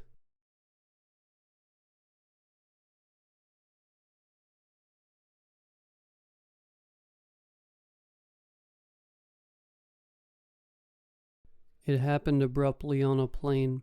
I was woken up by some turbulence, and instead of going back to sleep, I stood up and demanded the nearest stewardess to bring me some sugar water.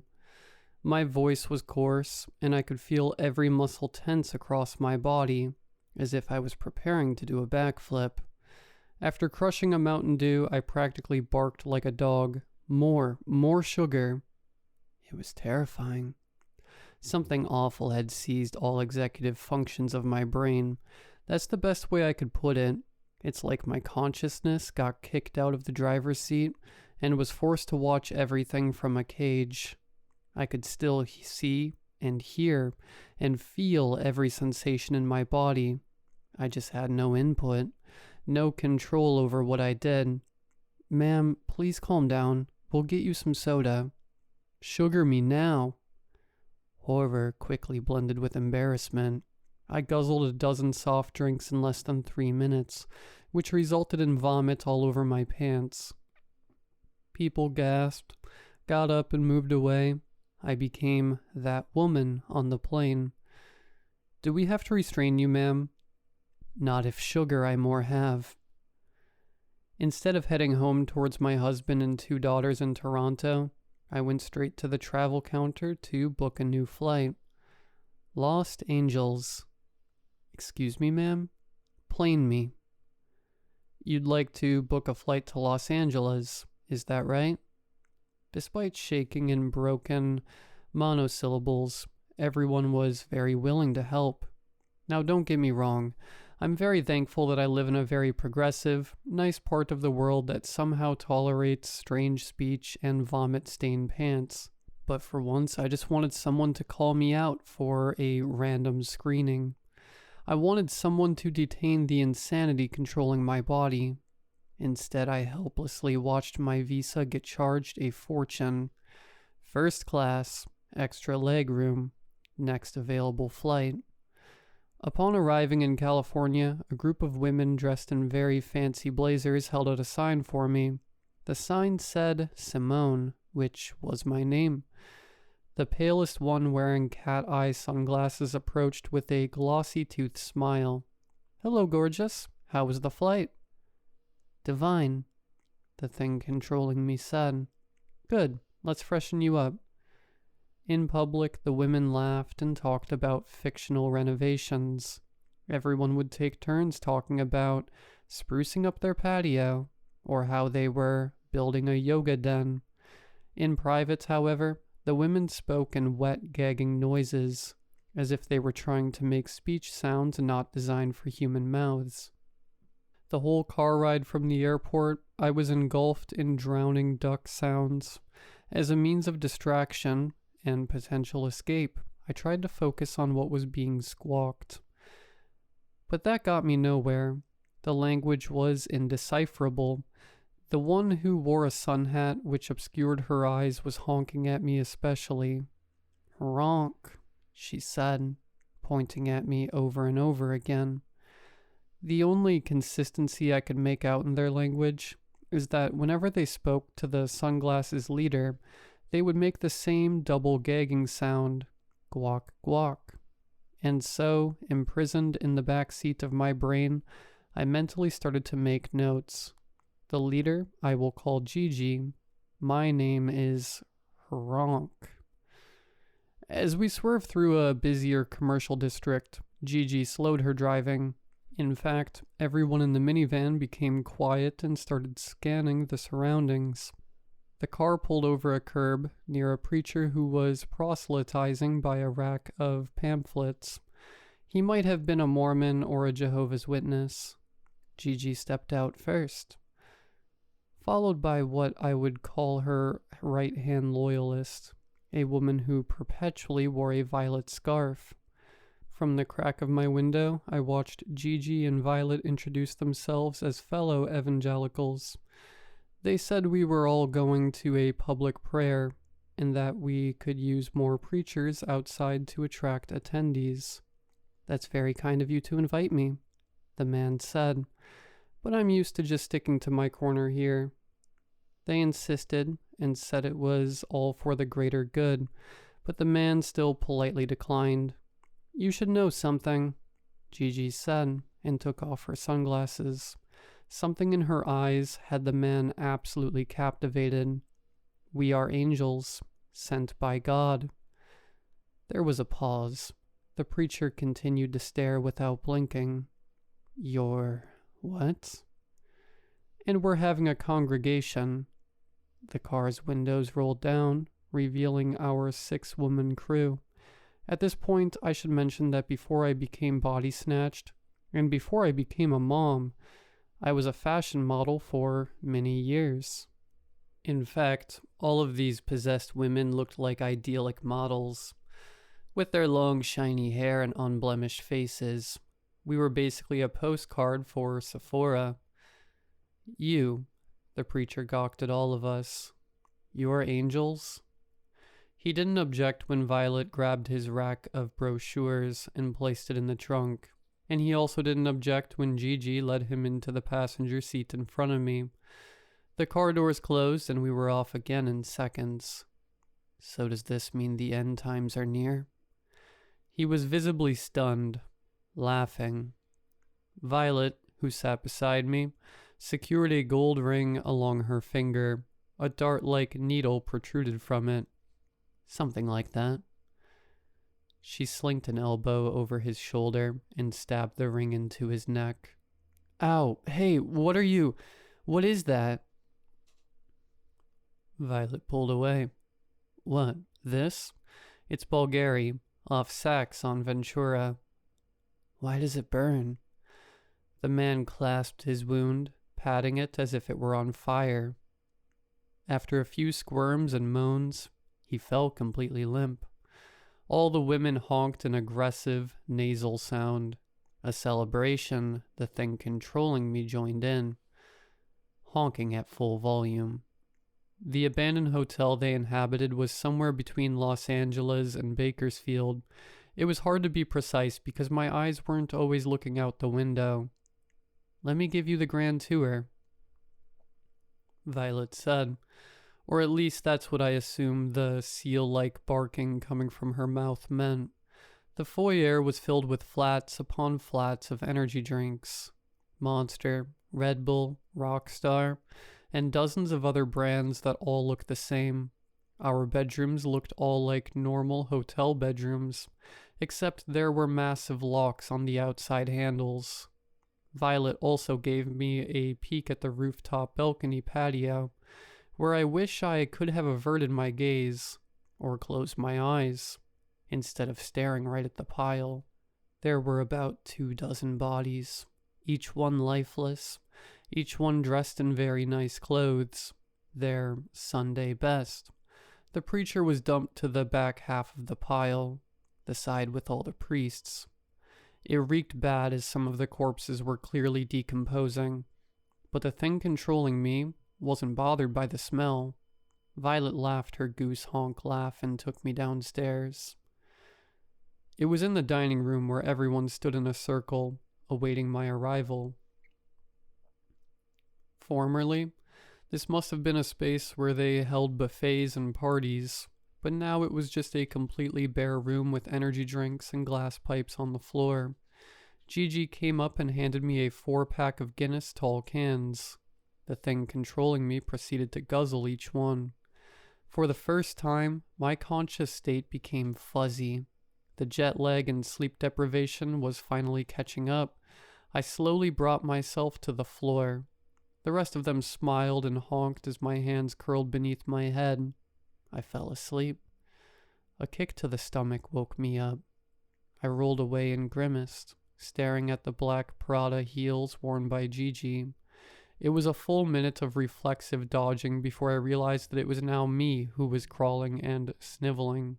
The real me. I was moving my own limbs and shielding my face. I was shriveling up in a corner and screaming like a maniac. Please, let me go. Please. Somehow, the thing controlling me fell asleep. I was able to take command again. The honking entities surrounded my corner and nudged another frightened young woman towards me. I had never noticed her before because she had worn that massive sun hat that whole day. It was Shula. I was so caught off guard, I barely realized that I had control over my speech, too. Shula? She used to work at the same modeling agency as me, and we often booked the same gigs because our skin tones were complementary. We even did a big eyeliner commercial for MAC once. You have to do everything, exactly as I say. Shula's MAC eyeshadow now streamed down her cheeks. She looked as sorrowful as I felt. If you don't listen, they'll only hurt us more.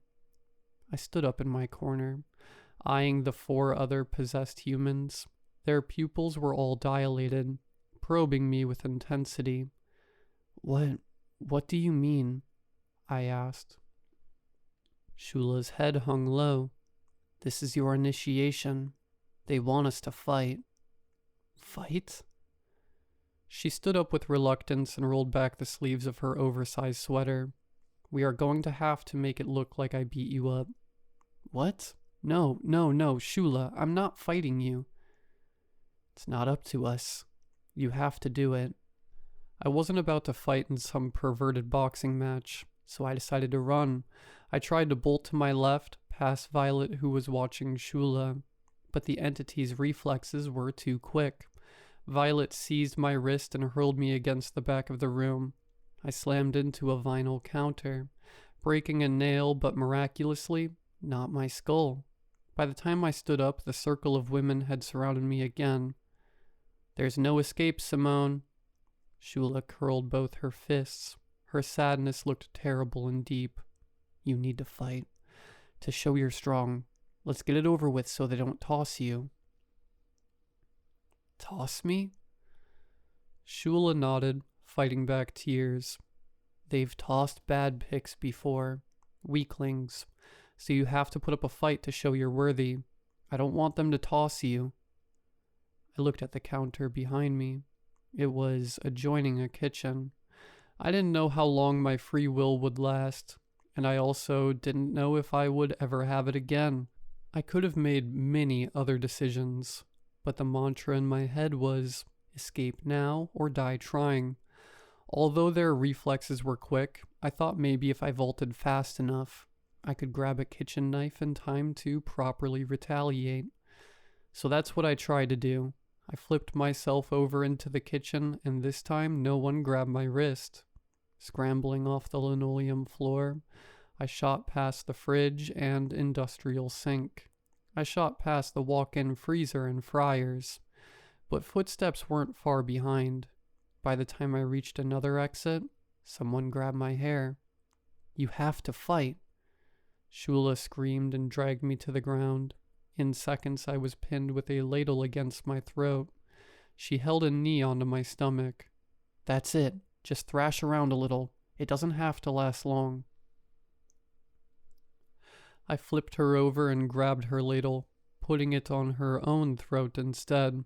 Shula may have been taller, but she did not have tennis lessons with her kids. No, Simone, they can't see you beat me. I pressed on the ladle like I was testing one of my rackets. I was single-minded in escaping, and if it meant I had to choke out my friend, then that's what I had to do. You've got to stop. Please, please. Her strength was fading, but I held on. It was only once her cheeks had turned blue that I finally let go. Gigi bent over next to me with a smile. Well done. What a fine vessel Ergic has chosen. My friend lay passed out on the floor.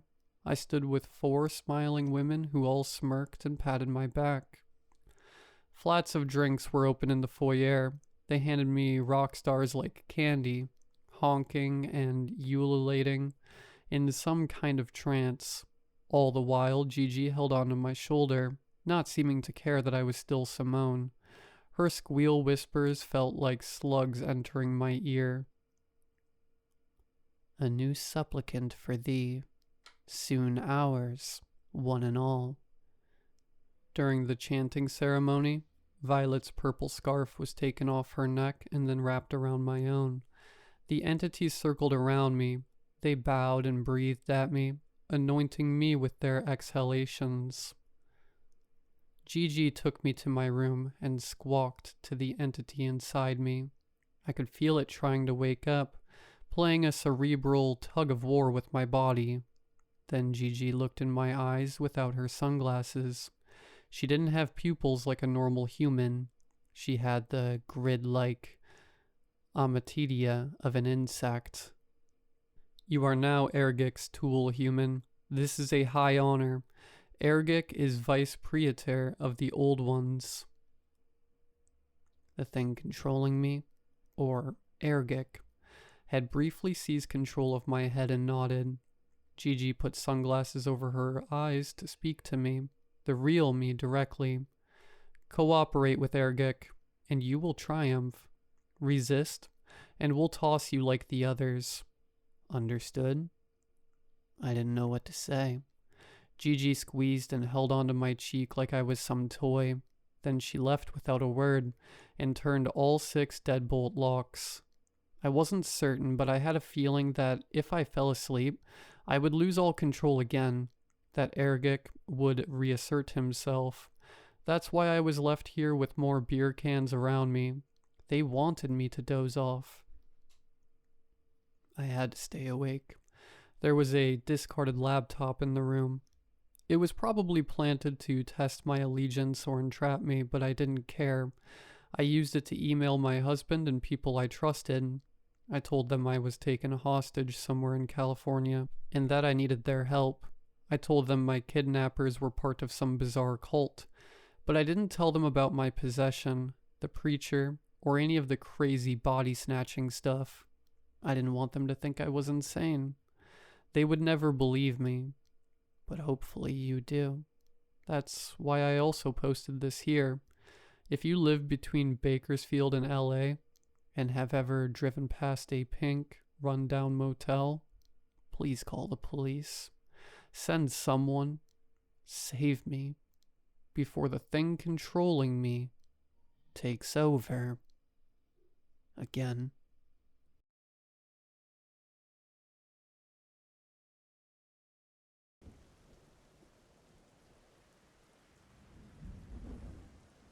I feel absolutely sick writing this, but I've been told by a friend that writing this stuff down might be important. That same friend also told me that it wouldn't be a good idea to share my name, so I won't. I'm writing this from a Hilton Garden Inn, about 5 minutes from my apartment. I haven't been there in 2 months, but my neighbor texted me an update about it today. It sounds bad. They have torn up all of the carpet, large sections of drywall are missing, and they've started ripping out the ceiling.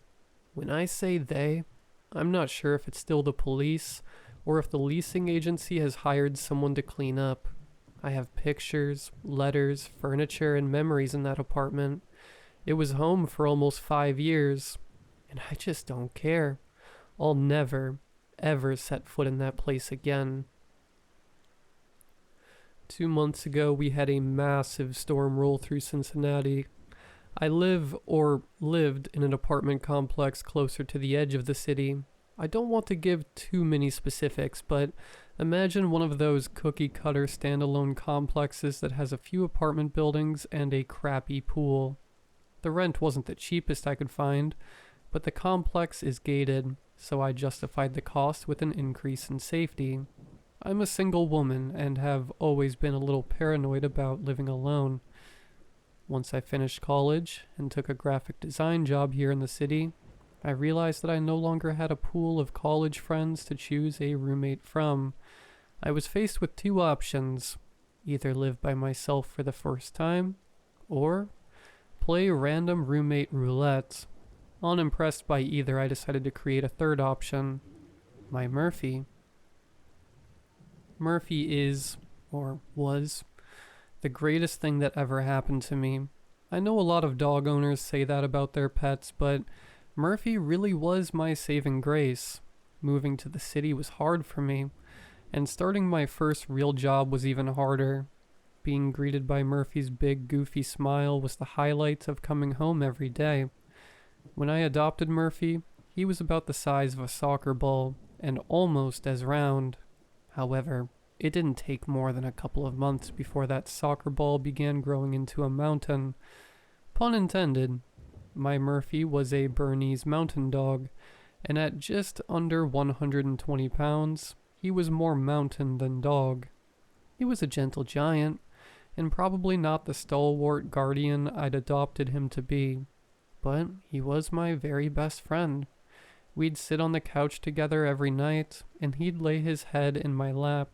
We'd go for walks in the common areas, and the handful of older people who stroll around our complex would always give him a treat. Every night, we'd lay in bed next to one another.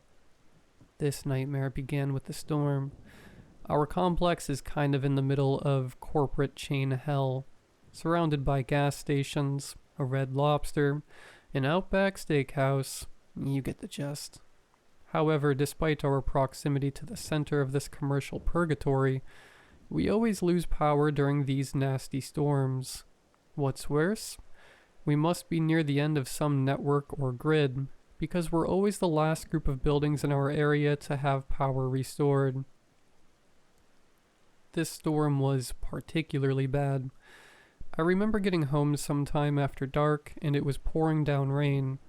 The leaves hadn't begun to change yet, but there were twigs and leaves all over the parking lot from the wind.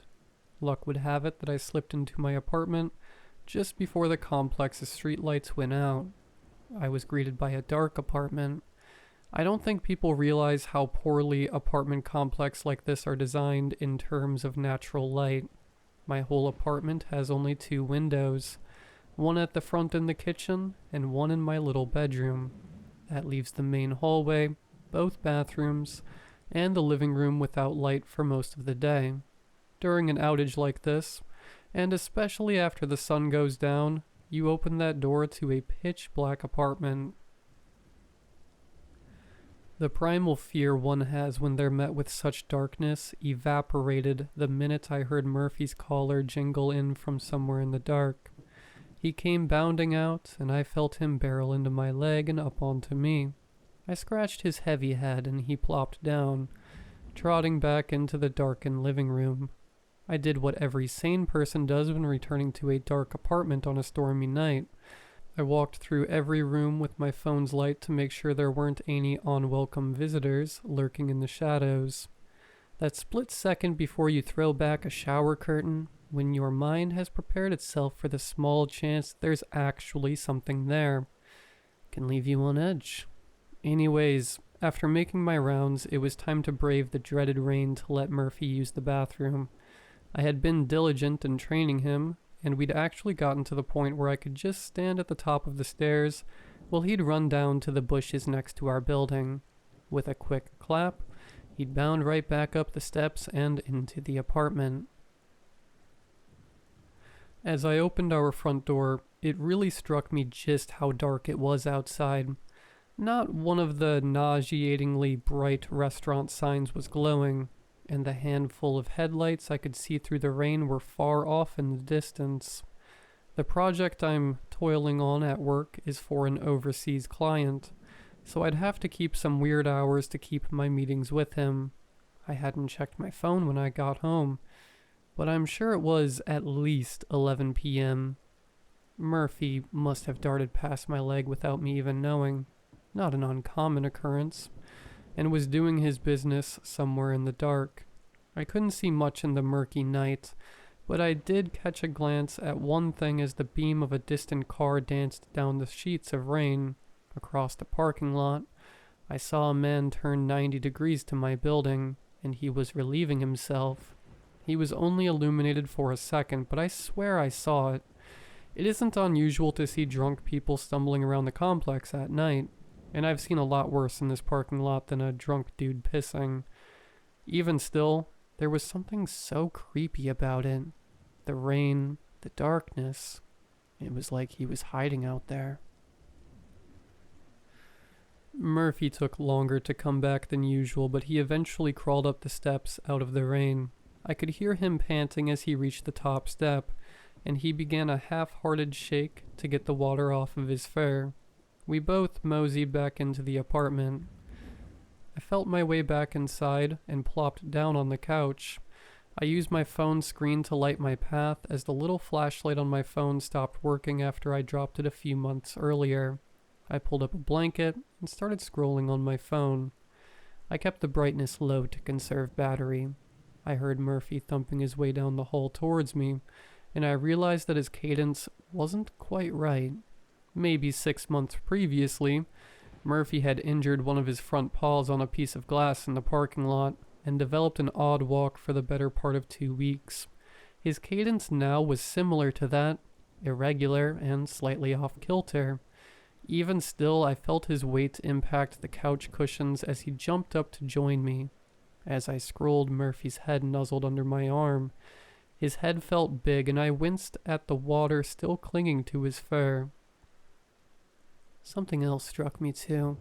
Murphy stank. Don't get me wrong, a wet dog smelling bad isn't exactly unheard of, but I mean he smelled bad. It wasn't dog bad either. The only thing I could liken it to was a smell I'd encountered while I was working at Dollar General in high school.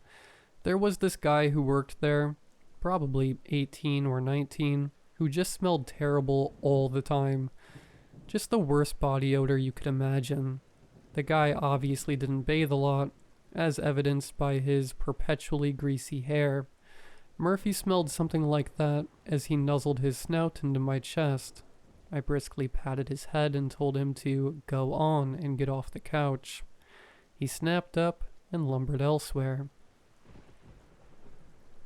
Scrolling on my phone got kind of old, and the rhythmic pattering of the rain outside was tempting my eyelids closed. Once again, feeling my way through the dark, I made my way into the bedroom, feeling bad about the scolding I had given Murphy. I called for him to join me in bed. I know some people think it's gross to let their dog sleep with them, but Murphy has always been a great pup to sleep next to. Sometimes he sleeps at the end of the bed, and other times he snuggles right up next to me. I hoped that Murphy didn't smell quite as bad now that he had some time to dry off. As I heard him in the hallway, the hair on the back of my neck stood up. I heard footsteps in the hallway. Not the friendly trotting of my Murphy, but the distinct, menacing footfalls of a human being. My ears rang in the silence. Just as Murphy came bounding into the room unbothered, I sighed in relief. Hearing the neighbor's footsteps isn't that uncommon, but they seldom sound that loud. I guessed that the power outage had killed all of the background noise I was used to, as there was no air conditioner or refrigerator running to muffle the sounds of apartment living. The darkness is one thing, but the silence is another. I'm glad I still had the sound of rain to serve as my white noise. Murphy jumped into the bed with one big leap. He wasn't wet anymore, but he still stank to high heaven. As he pawed at my side, I decided to pet him a little before banishing him to the end of the bed. I rubbed his big head and realized just how big he'd gotten. Looking at him grow little by little every week, it was easy to forget how large he was. I rubbed his head in the dark, marveling at how big my little pup had gotten. It seemed like Murphy was getting bigger by the hour. While I was rubbing his fur, I felt Murphy jump up and begin uncharacteristically licking my face. He'd licked and nibbled on me as a puppy, but I'd broken him of that habit a long time ago. He got in 4 or 5 licks to my face before I scolded him and pushed him off. He went silent and still. Then, without warning, he did it again, jumping up on me with his weight and licking my face. This time I yelled at him and felt his weight shift to the end of the bed. At this point I was convinced that Murphy had gotten into something outside. Maybe he'd messed with a dead animal or gotten into some garbage. Either way, he was acting odd and continued to stink up the room. I resolved to check him out in the morning and call the vet if he still wasn't acting right. I laid back down and with Murphy perched by my feet, I checked the time on my phone. 1:15. Right as I checked it, the screen froze and the 3% battery marker in right-hand corner invited a black screen. With my phone finally dead, the decision was made for me, and I closed my eyes to go to sleep. I woke up disoriented in the dark. It had to be sometime later in the night. As my room remained dark as pitch, I woke to that foul smell and a warm sensation over my shoulder. As my wits returned, I realized that Murphy had migrated up the bed to sleep next to me. However, unlike his usual posture of curling into a massive ball, it felt like Murphy had one of his paws resting on my shoulder. I could hear him breathing, almost snoring, in a way dissimilar to my memory. Once again, I felt the hair on my neck stand up, as if I sensed something imminently wrong. That feeling faded, though, as I reached out to grab my Murphy's fur. He felt soft and warm, and I felt him heave with every breath. I went to move his paw off my shoulder when I realized how swollen it felt. Usually I could wrap my hand all the way around Murphy's leg, but his leg felt thick and swollen in my hand. It also felt heavy as I pushed it off me. Murphy stirred and stopped his snoring but didn't move or stir. I turned around to avoid his smell and drifted back to sleep. I woke up to the earliest signs of light outside. It couldn't be any later than 7 or so. All I could see of my room was the vague outline of my door and window. Feeling the urge to pee, I rolled out of bed, only to jolt at the sound of a thud in the hallway. I froze momentarily, wondering where Murphy was. We weren't in the room, which almost certainly meant that it was him thumping around in the hallway. I made my way to the doorway, freezing once more. The door was closed. Had I closed it when I went to bed? I usually closed it, but I couldn't remember. Either way, the door was closed and Murphy wasn't with me. I twisted the knob and gently swung the door inward. Peering around the corner, I stared down the darkened hall. All at once, my heart stopped itself and retreated to the furthest reaches of my stomach. There at the end of my hallway stood a figure. It must have been at least 6 feet tall, bulky, and unnatural in the bluish hue of the rainy morning. Its unnatural frame held something in its hand, but I couldn't make out what it was. What I could make out was the head, which betrayed the unquestionable silhouette of a Bernese mountain dog. It was my Murphy, but it wasn't my Murphy. Not at all. In an unnaturally swift motion, it fell from its human stance and crashed to the floor on all fours, shaking the apartment as it did. It let out an unconvincing bark, loud and guttural, staring at me through the dark. Before I could register it, the thing was bounding down the hall at me, sloppily crawling towards me on all fours. I don't remember screaming, but the hoarseness in my voice and my neighbor's call to police suggest I must have. I remember retreating to the bedroom. I remember locking the door. I remember the banging and howling from the other side as the blows to my door hit around the height of a human fist. The howls weren't my Murphy, or any dog for that matter. They sounded like the growls and screams that echo through a mental institution. There are gaps in my memory. Locking the door is so vivid in my mind, and so in the howling and screaming of that monster. What I don't remember is opening the bedroom window, or jumping into the hedges below. The rain-soaked ground must have made for a soft landing because I didn't break anything despite falling from a story up. What I haven't forgotten, and what I'll never forget, is the look he gave me from that window. The pale blue of the early morning coupled with the cold indifference of the still pounding rain framed that horror in my bedroom window. I looked up from my place on that muddy ground to see him glaring down from my bedroom. Tattered fur across his torso gave way to a decidedly human, albeit grotesque, human head. Stringy hair framed a pale, sickly face grinning with a nauseating row of yellowed teeth. It was the face of a man no older than 30, though twisted and aged by unspeakable depravity. He winked a soulless eye at me and closed the window. I learned later that what he'd been holding in his hand was a large paintbrush, the kind you use to paint a wall.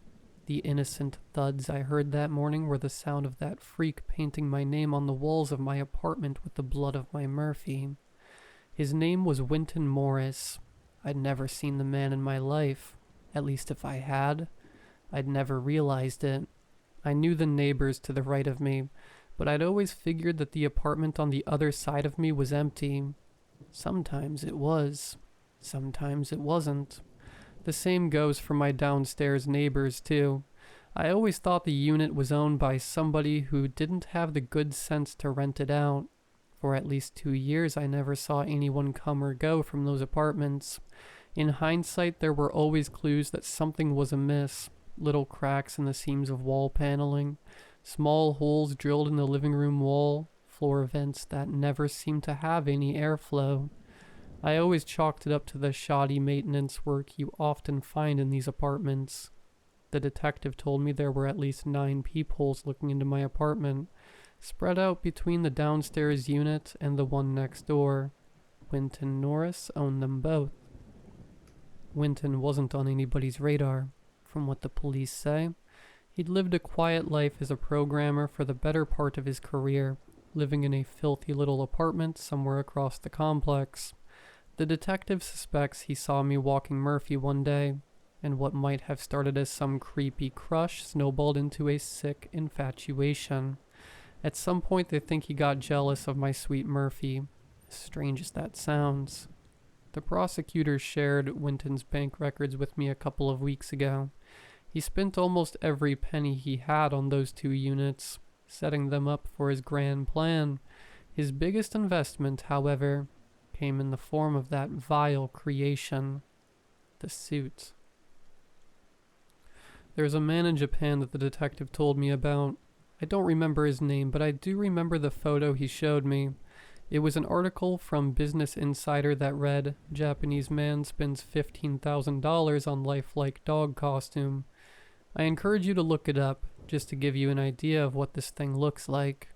Winton had every post from this guy saved on his computer, and an endless number of computer sketches of his own dog costume.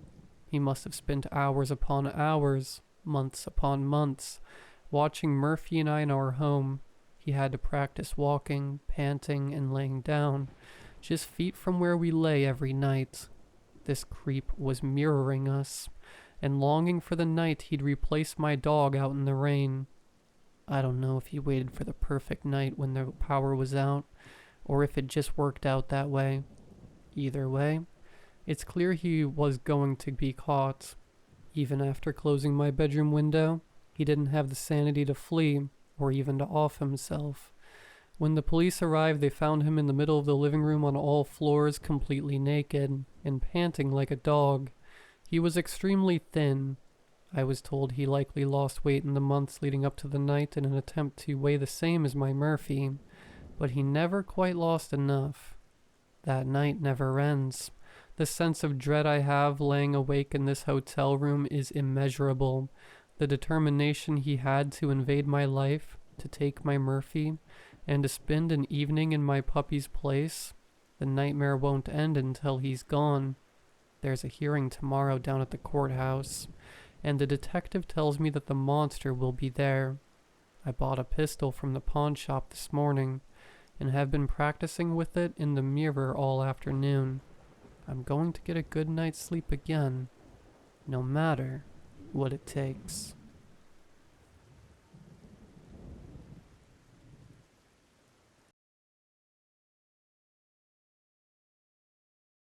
Yeah, that's right.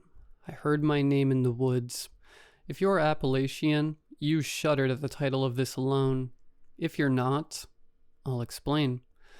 My grandfather went to be with the Lord a few years ago now. He grew up in a small wooden shack a mile off the road. There's a small hellfire, brimstone, Pentecostal church off the main road. We attended there a few times with him for revivals, but oftentimes we would park there and walk to his small house. Along the road, he would tell us all kinds of spooky stories, which I'll perhaps share one day. He also told us about all kinds of stories through his life, about his parents and what it was like growing up in such harsh conditions. The conditions I'm talking about is probably what you expect to hear coming from poor Southerners in Appalachia.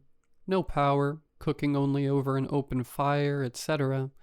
He also told us about how he would stuff hay through the cracks of the wood to try to provide some insulation against the harsh winters. The cabin wasn't much, probably 150 to 200 square feet. There were 2 bedrooms, and by that I mean one very large room, where the family would gather, eat, bathe, and the kids would sleep. The second room was where his parents slept, along the creek bed near his house. There was a fresh spring you could get water, and there was a house attached to a school bus where his uncle lived.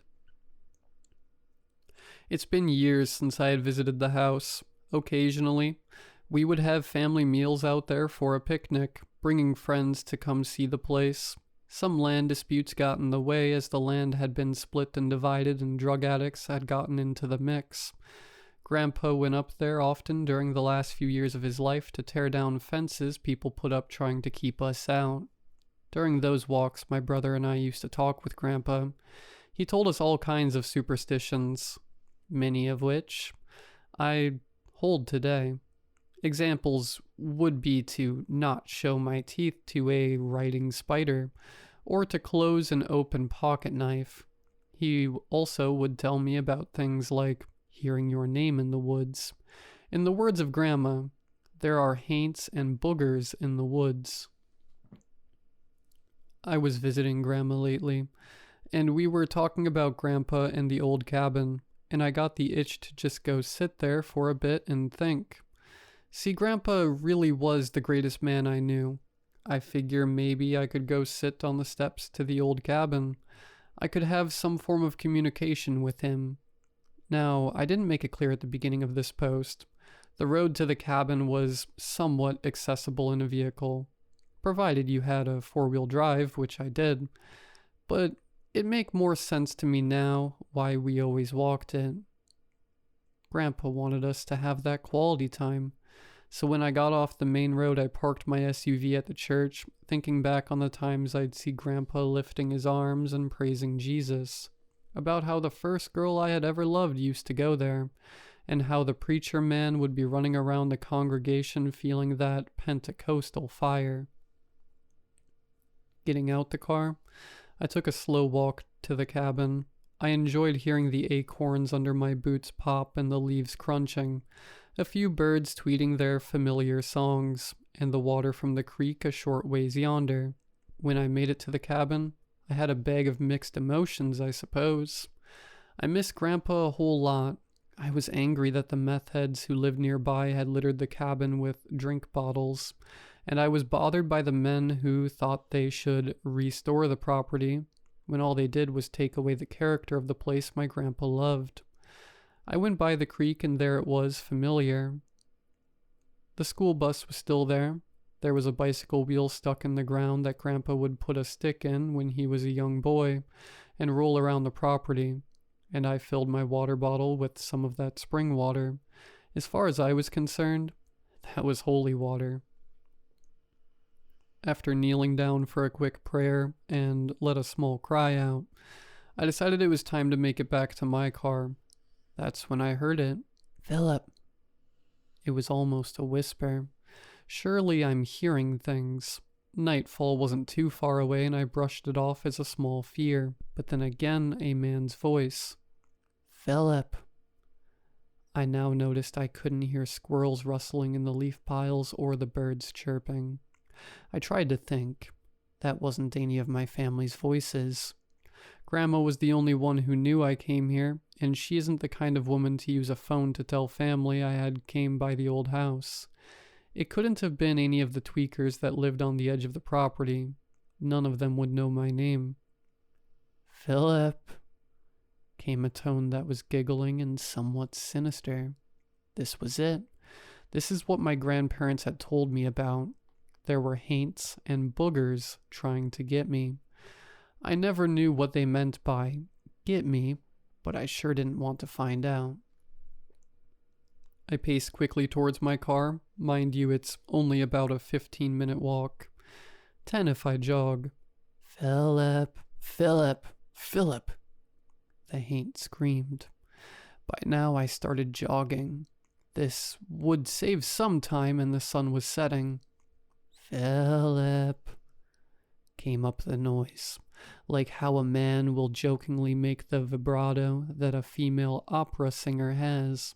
Lord only knows why I turned. I broke the rule and acknowledged it. "Who's there?" I asked. "Philip, Philip, Philip, Philip, Philip." I closed my eyes and slapped myself a couple times. I was going crazy. None of this could be real. Then I saw something standing about 50 yards away. It was the size of a short man, and he had on a devil mask and cape. Very cartoonish, like something someone would buy for Halloween, holding one of those plastic red pitchforks. A distorted, mangled voice came from it, howling and laughing. "Philip." I know what you're thinking. Run. And that's what I did. I ran. I only had maybe a quarter mile left to the car. I ran like never before, and this thing was hot on my trail. "Philip," it sang out. It cheered as it tackled me from behind. It quickly flipped me on my back and started digging into me. They were not hands. They were claws. Skinnier than a nun's finger and sharper than nail. It drove both into my chest, scratching me all up and down and singing my name continuously. The primal noises that came from it and gleeful cheers mixed with the fast breathing of my name had to have echoed the woods. It eventually wrapped the claws around my throat. "Shh, Philip." I could see the strain in its eyes and the pure hate this booger had. I chokingly reached for anything I could get and managed to get a rock. With any strength I had in me, I swung the rock into its head. Plastic didn't crumple from a Halloween mask, though. The rock caused a bludgeoned dent, like when you hear bone get hit through paper skin.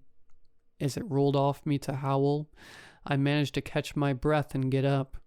There I ran as hard as I could. There wasn't much. I could see the car and the church.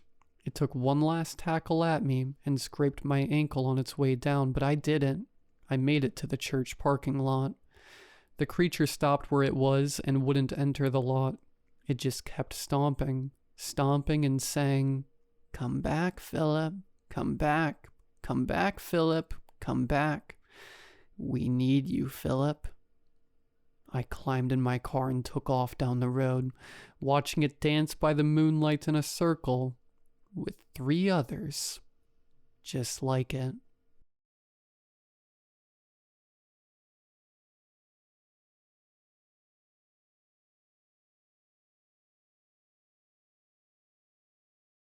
My boyfriend and his roommates don't understand the privilege of not having to lock their door. When I come to visit, it's like they experience culture shock when they try to barge in and they find it's locked. None of them even carry keys. I once accidentally locked one of his roommates out for the night and he had to walk to a friend's and sleep there. They never got mad at me for it. They all understood why it was a habit I wasn't willing to break. My boyfriend and I were long distance. Since I worked from home and he and his roommates were out of the house for the majority of the day, I would come and stay for a week at a time. They all worked Saturdays, but I had weekends off, so I was laying in my boyfriend's bed in the room closest to the front door, having locked it, and snuggled back in to relax until I felt like getting ready for the day. The apartment complex they lived in comprised of buildings that connected, but had separate staircases and entrances pertaining to that section of apartments. My boyfriend's apartment was all the way at the top left of the last building, nearest to the woods. It was in a nice neighborhood in the suburbs of 2 busy metropolitan areas. The front doors of the building were never locked. The residents didn't even pretend that they were locked.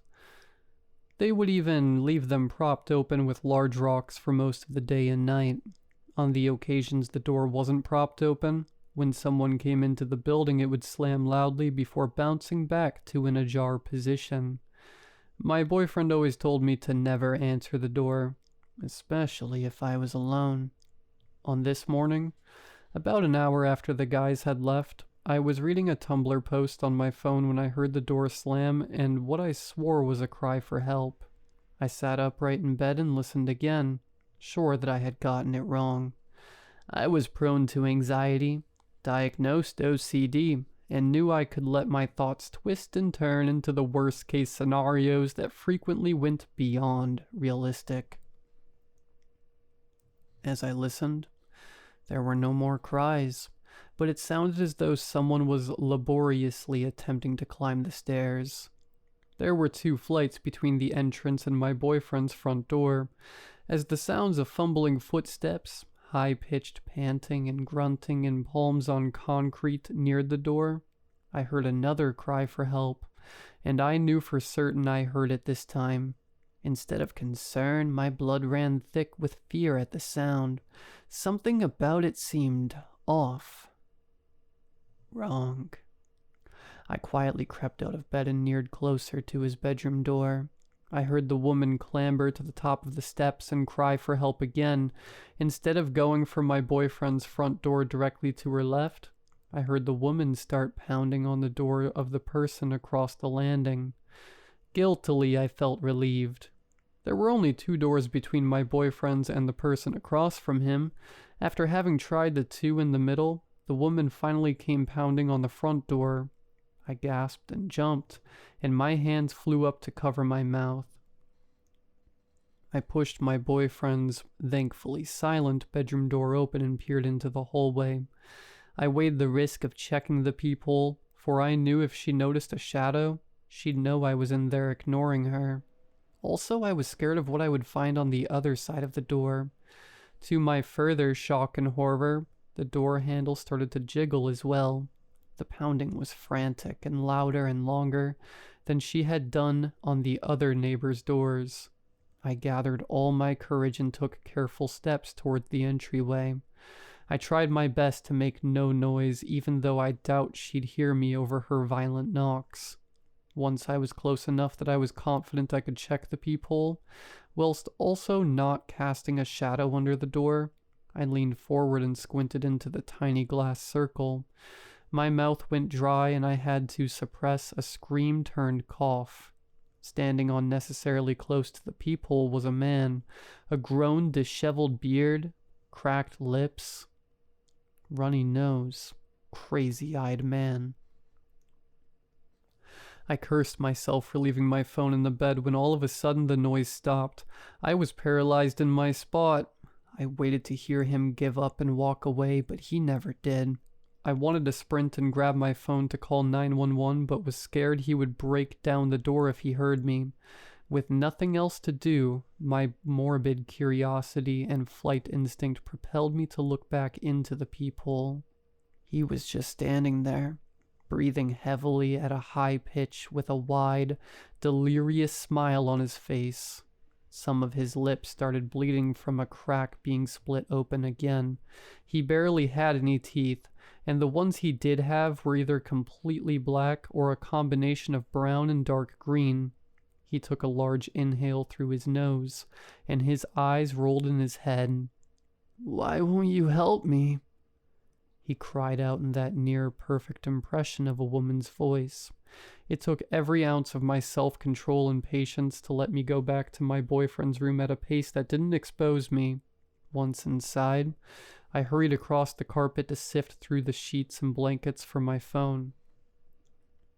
Once I had it in my hands, I immediately moved to call 911, but a different idea popped into my head last minute. With swift fingertips, I searched "man angry, someone at door" audio. I turned down my volume so only I could hear and quickly sifted through my options. Having chosen one I hoped would work, I went back and held my phone through the doorway and into the hall, volume on full blast. Who the hell is pounding down my door at this hour? They must be crazy. You know what? Let me grab my gun so we can both say good morning. There was the sound of a gun clicking at the end of the track, and that was the one thing that finally made the man flee down the steps. I heard the door slam as he left the building. Shaking, I went back and checked the peephole to confirm he was actually gone. I considered still making a call to the police, but knew I wouldn't have much else besides my story. I decided to head into the kitchen and dining area to grab a bottle of water and take a seat. On the way, I passed the small balcony that was rarely ever used. Suddenly filled with fear again, I ran over and moved back the curtain to find nothing. I finally let out a sigh of relief when I remembered the apartment wasn't on the first floor. Still, I reached up my fingers and turned the lock.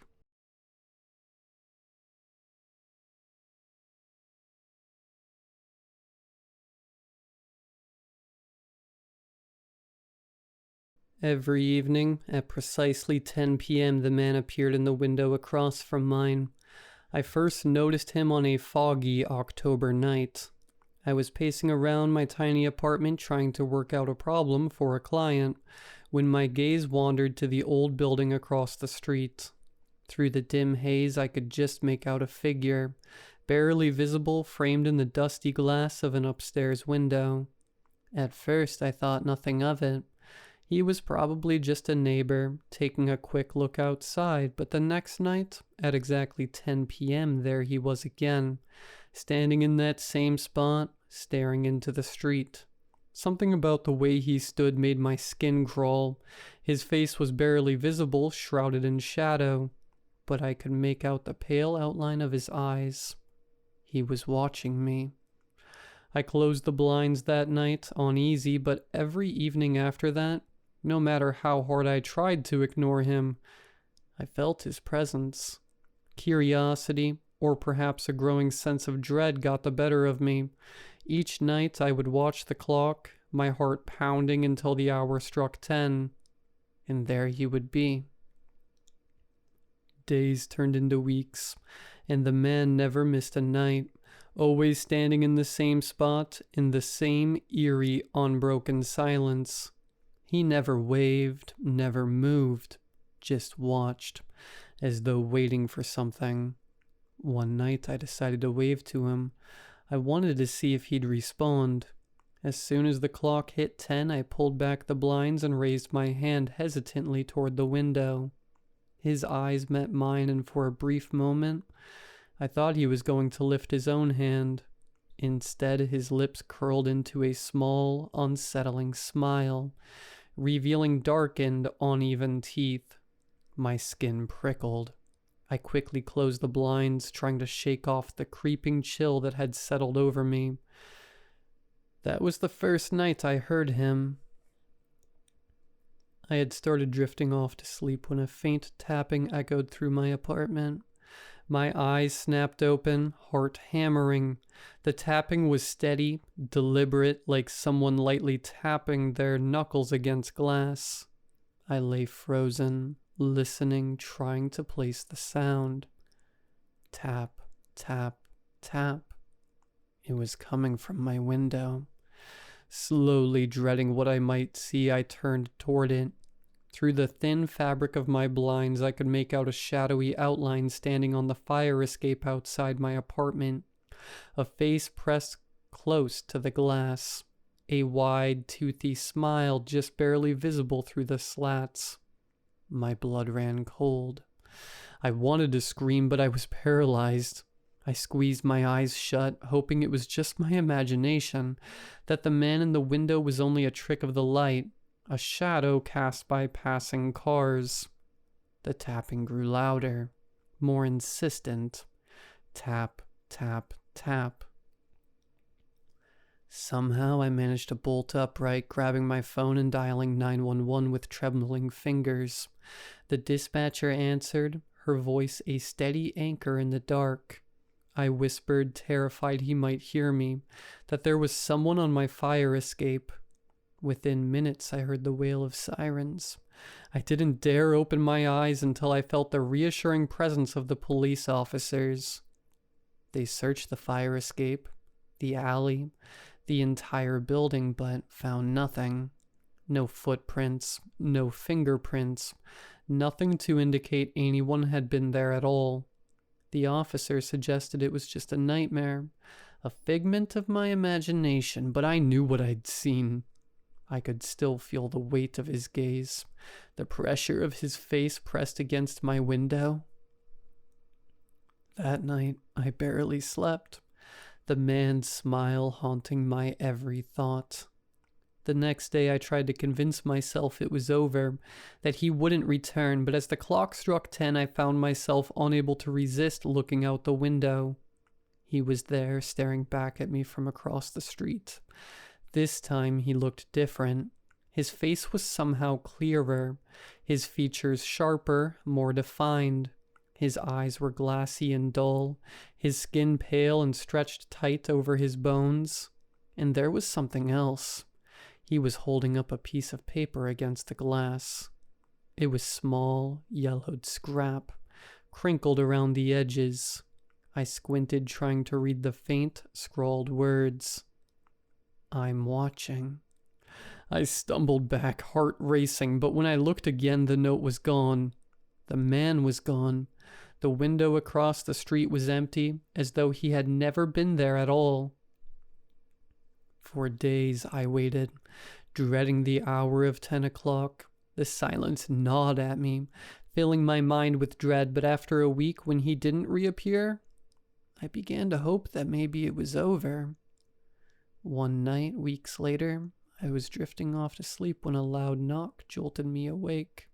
I froze, straining my ears, praying I'd imagined it. Knock, knock, knock. The sound was coming from my front door. My heart raced as I forced myself to get up, creeping slowly toward the door. As I got closer, I could hear something, a faint, rasping whisper, barely audible through the thick wood. Let me in. The whisper was dry, hollow, like dead leaves scraping against pavement. I backed away, shaking. I turned on every light in my apartment, trying to drown out the darkness, the growing terror that filled me. The knocking continued, steady, rhythmic, unyielding. Let me in. Desperate, I dialed the police again, but by the time they arrived, the knocking had stopped. The officers looked at me with pity, clearly doubting my story. They left soon after, telling me to call if I had any more trouble. For hours I sat in silence, barely breathing, waiting for the knocking to start again. But it didn't. I never heard it again. A few days later, I noticed the building across the street was empty. No lights, no movement. It was as though the place had been abandoned. Curious and maybe a little desperate for closure, I went over to ask around, hoping to learn something about the man in the window. The landlord, an elderly woman, looked at me with wide eyes when I mentioned him. "No one's lived there for months," she said, her voice barely a whisper. "The last tenant, well, he disappeared. The police never found him. The only thing they found in the apartment was a note left on his window. It said, 'I'm watching.'" Her words chilled me to the core. That night, as I lay in bed, I realized something. I could still feel his eyes on me, watching from somewhere unseen, waiting for the moment I'd let him in.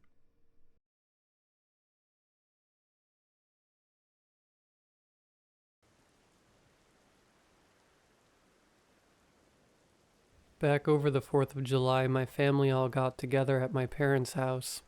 And while I was over there, my mom told me that she and my dad were remodeling their basement and asked me to get the rest of my stuff out. And as a quick side note, I'm going to change or omit my kids' names for privacy, but didn't think it much mattered with everyone else for reasons you'll understand later. I'm 39 and haven't lived there in years, and had a handful of old belongings that I'd never bothered to take with me. Mostly old things from my childhood that I didn't have much need for, and held sentimental value, like a few favorite dolls and stuffed animals, old art projects and the like. Thankfully, my mom had it all in storage containers for years, making it easy to grab a few and take home with me. My sister Nat and her family live out of state, and were staying at my parents' through the weekend, and my kids had their cousin, Nat's daughter, Big Z, it's a nickname, stay at our house the following night since it was Friday. Looking for something to keep the kids busy that night and feeling nostalgic, I went digging through the storage bins I'd taken home with me and found some old VHS tapes with haphazardly made labels reading things like "The News with Lizzie at 5" and "Primetime Update." When we were kids, my sisters Nat, the youngest, Steffi, the middle, and I, the oldest, used to have a blast making home videos, and our favorite subject by a mile was to create news shows with an anchor and then cut to different reporters on scene, covering stories consisting of either sensational events acted with our toys, human interest stories of us showing off our childish talents and hobbies, or ambush interviews and coverage of our parents and their friends. And one time, the pizza man, who in hindsight was a pretty good sport about it. The subject matter, more often than not, was not only ridiculous but also rather morbid, or at least grotesque, since vampire Cabbage Patch Kids attacking pet rabbits was much more fun and imaginative than more realistic news. This seemed like a perfect opportunity to show my kids and my niece what their moms got up to when we were their age. Well, I took a walk down memory lane at the expense of my husband cracking jokes and never letting me live it down. I randomly grabbed one of the tapes and gathered everyone in the basement where we still have an old DVD/VHS combo player hooked up for the kids to watch old DVDs on occasion. After a minute or two of messing with the tracking and making sure the component cables were in their right spots, I got the tape playing to see my 8 or so year old self sitting at a little blue and yellow plastic table with a notebook and pencil in hand, and giant glasses from the 70s on, trying my darndest to look like a serious and sober news anchor. 8-year-old me had hardly gotten through saying, "Welcome to Lizzie's News tonight," when my husband, oozing sarcasm, said, "So exciting, I better go make popcorn," and got up to head upstairs before adding, "See, kids? Mom looked like a lollipop with her giant head on a tiny body, too." The kids and I watched through the first segment, featuring me reporting on the amazing Steffi, a magician who was going to saw Nat in half inside a cardboard refrigerator box using a plastic toy saw. Nat, wearing her favorite Discovery Channel tee that she would never grow into, climbed inside the box, sticking her head out one end, while what were supposed to be her legs emerged out the other side. As I watched, it crossed my mind that I had no idea whose legs those were. I know we occasionally would make these movies with friends and other neighborhood kids, but couldn't remember who would have been with us by themselves, since all of our friends would come with their siblings, or whose legs would have been close enough to match tiny Nat's. Looking closely, I also noticed something that initially seemed curious, but came to feel deeply disturbing. That pair of legs also didn't seem to look quite right. It was hard to tell since they were only visible below the knee, but they seemed to bend the wrong way, were a bit too grayish for healthy skin tone, and the overall shape and curvature just wasn't quite right. For the time being, I shrugged it off, chalking it up to poor VHS image fidelity, and made a mental note to go back and show my husband when the kids weren't watching. By the time the segment was over, the kids had already began to get distracted with other things and grown bored of the 4 minutes of old video. So I turned it off and we went on with our night. Later, after the kids were asleep and my husband was upstairs entranced with his video games and giving me that "do not disturb" on penalty of death vibe, I got the urge to go watch some more. After another few news segments, of which the only real value is in sentiment to me and my sisters, so I won't bore you by recounting them, my 8-year-old self cut into her own report with breaking news about a tragic accident that had taken place. The hair on my neck raised a bit as the tone of this segment took a turn, like a dark pull had come over us, and even though we appeared as though we were outwardly having fun making the video, we were emptily going through the motions. Something just felt off. I was playing the reporter again, on the scene in our room, covering the tragic story of a little girl gone missing. Steffi played the distressed sister, who explained that they missed her so much, and that after everyone and the police had searched for days, they were alerted by a really, really gross smell to discover that the girl, played by Nat, had fallen backwards off the top bunk, breaking her neck and getting lodged between the wall and the lower bunk. And while Steffi sat up on the bed holding her nose from the stench, I brought the camera over to show Nat curled up awkwardly upside down between the bed and the wall, pretending to be dead. This shocked me, to say the least. I certainly don't remember every little video we made, but I have a vague recollection of a lot of them, and even though we often enacted macabre stories, even involving someone dying, this felt outside our realm. Having had enough at that point, I turned off the TV and called it a night. The next morning I heard the kids awake much earlier than I'd have liked, but wasn't too surprised given the sleepover, and reminded myself to be thankful that at least it was Saturday, and popped my head in to say good morning and see what they wanted me to make for breakfast, since it was a special morning with their cousin here. I opened the door and said, "Good morning, rise and shine," with my biggest, kid-patronizing smile, to find my kids horsing around together on the bed, and then immediately noticed something odd. "Where's Big Z?" "Right here," my youngest daughter exclaimed, grabbing her pink dinosaur stuffed animal and proudly holding it up. I played along. "Oh my, you look quite unwell this morning, Big Z. Maybe you need some breakfast." But while the youngest laughed, the older two gave me a confused look.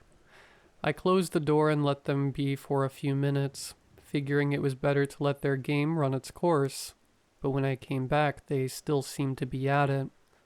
Okay, enough fun, but we need to have some breakfast and get Big Z back over to Nana and Nano's. And Auntie Nat. My youngest laughed again and said something like, No, Big Z lives here. But the other two seemed suddenly concerned. I don't get it, said my oldest. Get what? I said, now confused myself. Who's Auntie Nat? The whole room went cold, like the curtains had suddenly been drawn, and I immediately switched to serious mom mode. Okay, it's not funny anymore. Where is Big Z hiding? Right there, said my oldest, pointing to the stuffed dinosaur, and looking alarmingly earnest. Stop it now, or no fireworks tonight. But that's Big Z. I'm serious. I will go get your dad, I said sternly, but was more frightened than angry. The youngest had started crying, and tears were welling up in the other two. That is, Mom, I swear. I don't know what you want me to say. What did we do? Everyone swore they had no idea who Big Z was, and I turned the house inside out trying to find her.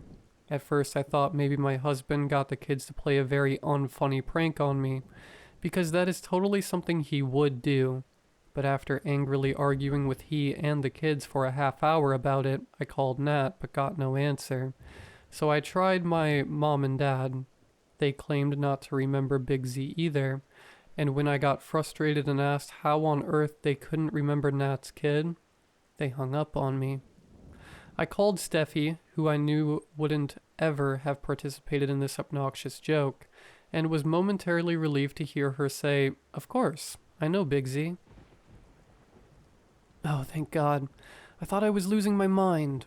And then when Nat wouldn't answer her phone, I thought I was going to fall to pieces. Okay, that's not funny, Liz, Steffi said, suddenly very serious. What? I responded, confused. Don't ever say something like that again. Like what? I said incredulously. Yeah, I'm done with this conversation, Steffi said and hung up. Ignoring her for the moment, and more than a little annoyed, I walked into the other room to triumphantly gloat to my husband that Steffi confirmed Big Z, and I'd had enough of the stupid joke, so she could come out from wherever she's been hiding now. Steffi remembers Big Z, and is on my side and doesn't think the joke was funny. You're so mean. Well, of course she is. Whatever. Seriously now, though, we need to get Big Z back to my parents or Nat will be mad, since they have to drive home today. We don't have time for this anymore. Wow. Who's the one making unfunny jokes now? He said with added condescension. I don't get it. What do you mean? What do you mean? Bringing your sister that died when you were little into this. That's not something even I would joke about. It has been months now. No one remembers Big Z as anyone other than my daughter's pink dinosaur. I can't find any evidence of my sister Nat, and everyone swears that she died horribly as a child in a story that made the news after she fell behind the bunk bed, and we unknowingly slept next to her dead body for days.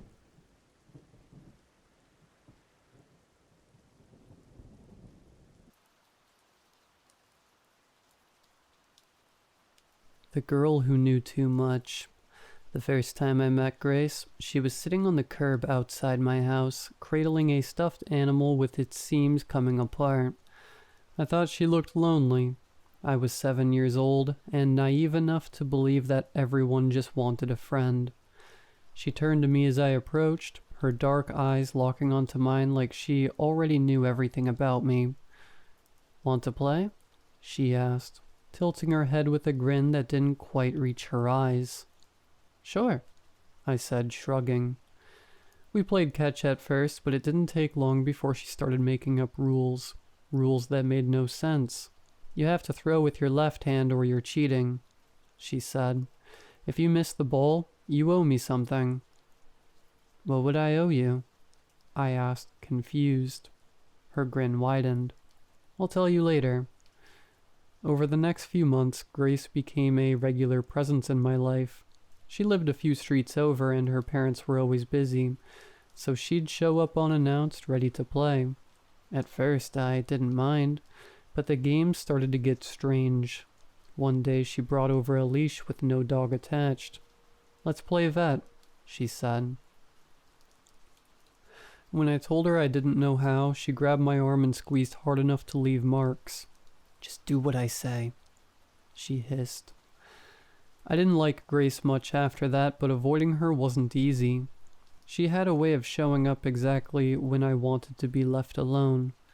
My mom thought she was sweet and told me I should be nice to her because she didn't have many friends. You're her favorite person, Mom would say, as if that was supposed to make me feel better. Then came the day Grace accused me of stealing her puppy. I didn't even know she had a puppy. She marched up to me during recess, her face red with anger, and shouted, "You took him. I saw you." "What are you talking about?" I stammered, feeling every pair of eyes on the playground turn toward me. "You took him from my yard. You're a thief." She grabbed my arm and dragged me toward the teacher, shouting about how I'd broken into her house and stolen her dog. The teacher separated us and sent us to the principal's office, but no matter how much I denied it, Grace stuck to her story. "He even tried to hide the collar in his room," she said, her voice trembling with fake tears. The principal didn't believe her, thankfully, but the damage was done. The other kids started calling me dog thief and avoiding me. My mom said I should make peace with Grace. When I told her I hadn't done anything wrong, she just sighed and muttered something about me needing to learn how to get along with others. I tried to stay away from Grace after that, but she wouldn't leave me alone. One day she cornered me in the alley behind our school. Her expression was cold, her hands hidden behind her back. "You need to learn to listen," she said before shoving me to the ground. I didn't see the knife until it was too late. The blade was small, more like a letter opener, but the pain was sharp and immediate. I screamed and tried to fight her off, but she was stronger than she looked. By the time she ran off, my shirt was soaked in blood and I could barely move. When I got home, my mom was furious. Not at Grace, but at me. "What did you do to make her so angry?" she demanded as she cleaned the wound. "You're always causing trouble." I wanted to tell her everything, but what was the point? No one believed me when it came to Grace. Years passed, and I didn't see Grace again until high school. By then, I had almost convinced myself that she was just a bad memory, something my mind had exaggerated to explain the scars on my arm and the pit in my stomach. But then she walked into my study hall like nothing had happened. She smiled at me, that same unsettling grin, and sat down across the table. "Hey, remember me?" My stomach dropped. "What do you want?" "To be friends," she said like it was the most natural thing in the world. I spent the rest of the semester avoiding her, but she seemed to be everywhere. At lunch, in the hallways, even at the convenience store where I worked weekends. It was like she was haunting me, reminding me that no matter how much time had passed, she still had control. One day she showed up at the register with a pack of gum and a sly smile. "You've gotten better at hiding," she said, sliding the money across the counter. "But you can't hide forever." I didn't respond. I couldn't. That night I dreamed of the attic in my childhood home. I hadn't been up there since I was a kid, but in the dream, it was exactly as I remembered. Cold, dark, and filled with shadows that seemed to move on their own. In the corner was a box, and when I opened it, there was the leash Grace had brought over all those years ago. Only this time it wasn't empty. Inside was the collar of a puppy, its tag etched with a single word: promise.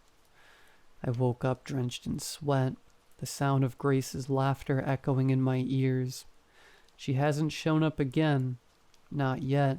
But sometimes when I'm alone, I feel like someone's watching me, and every now and then I hear a faint tapping at my window.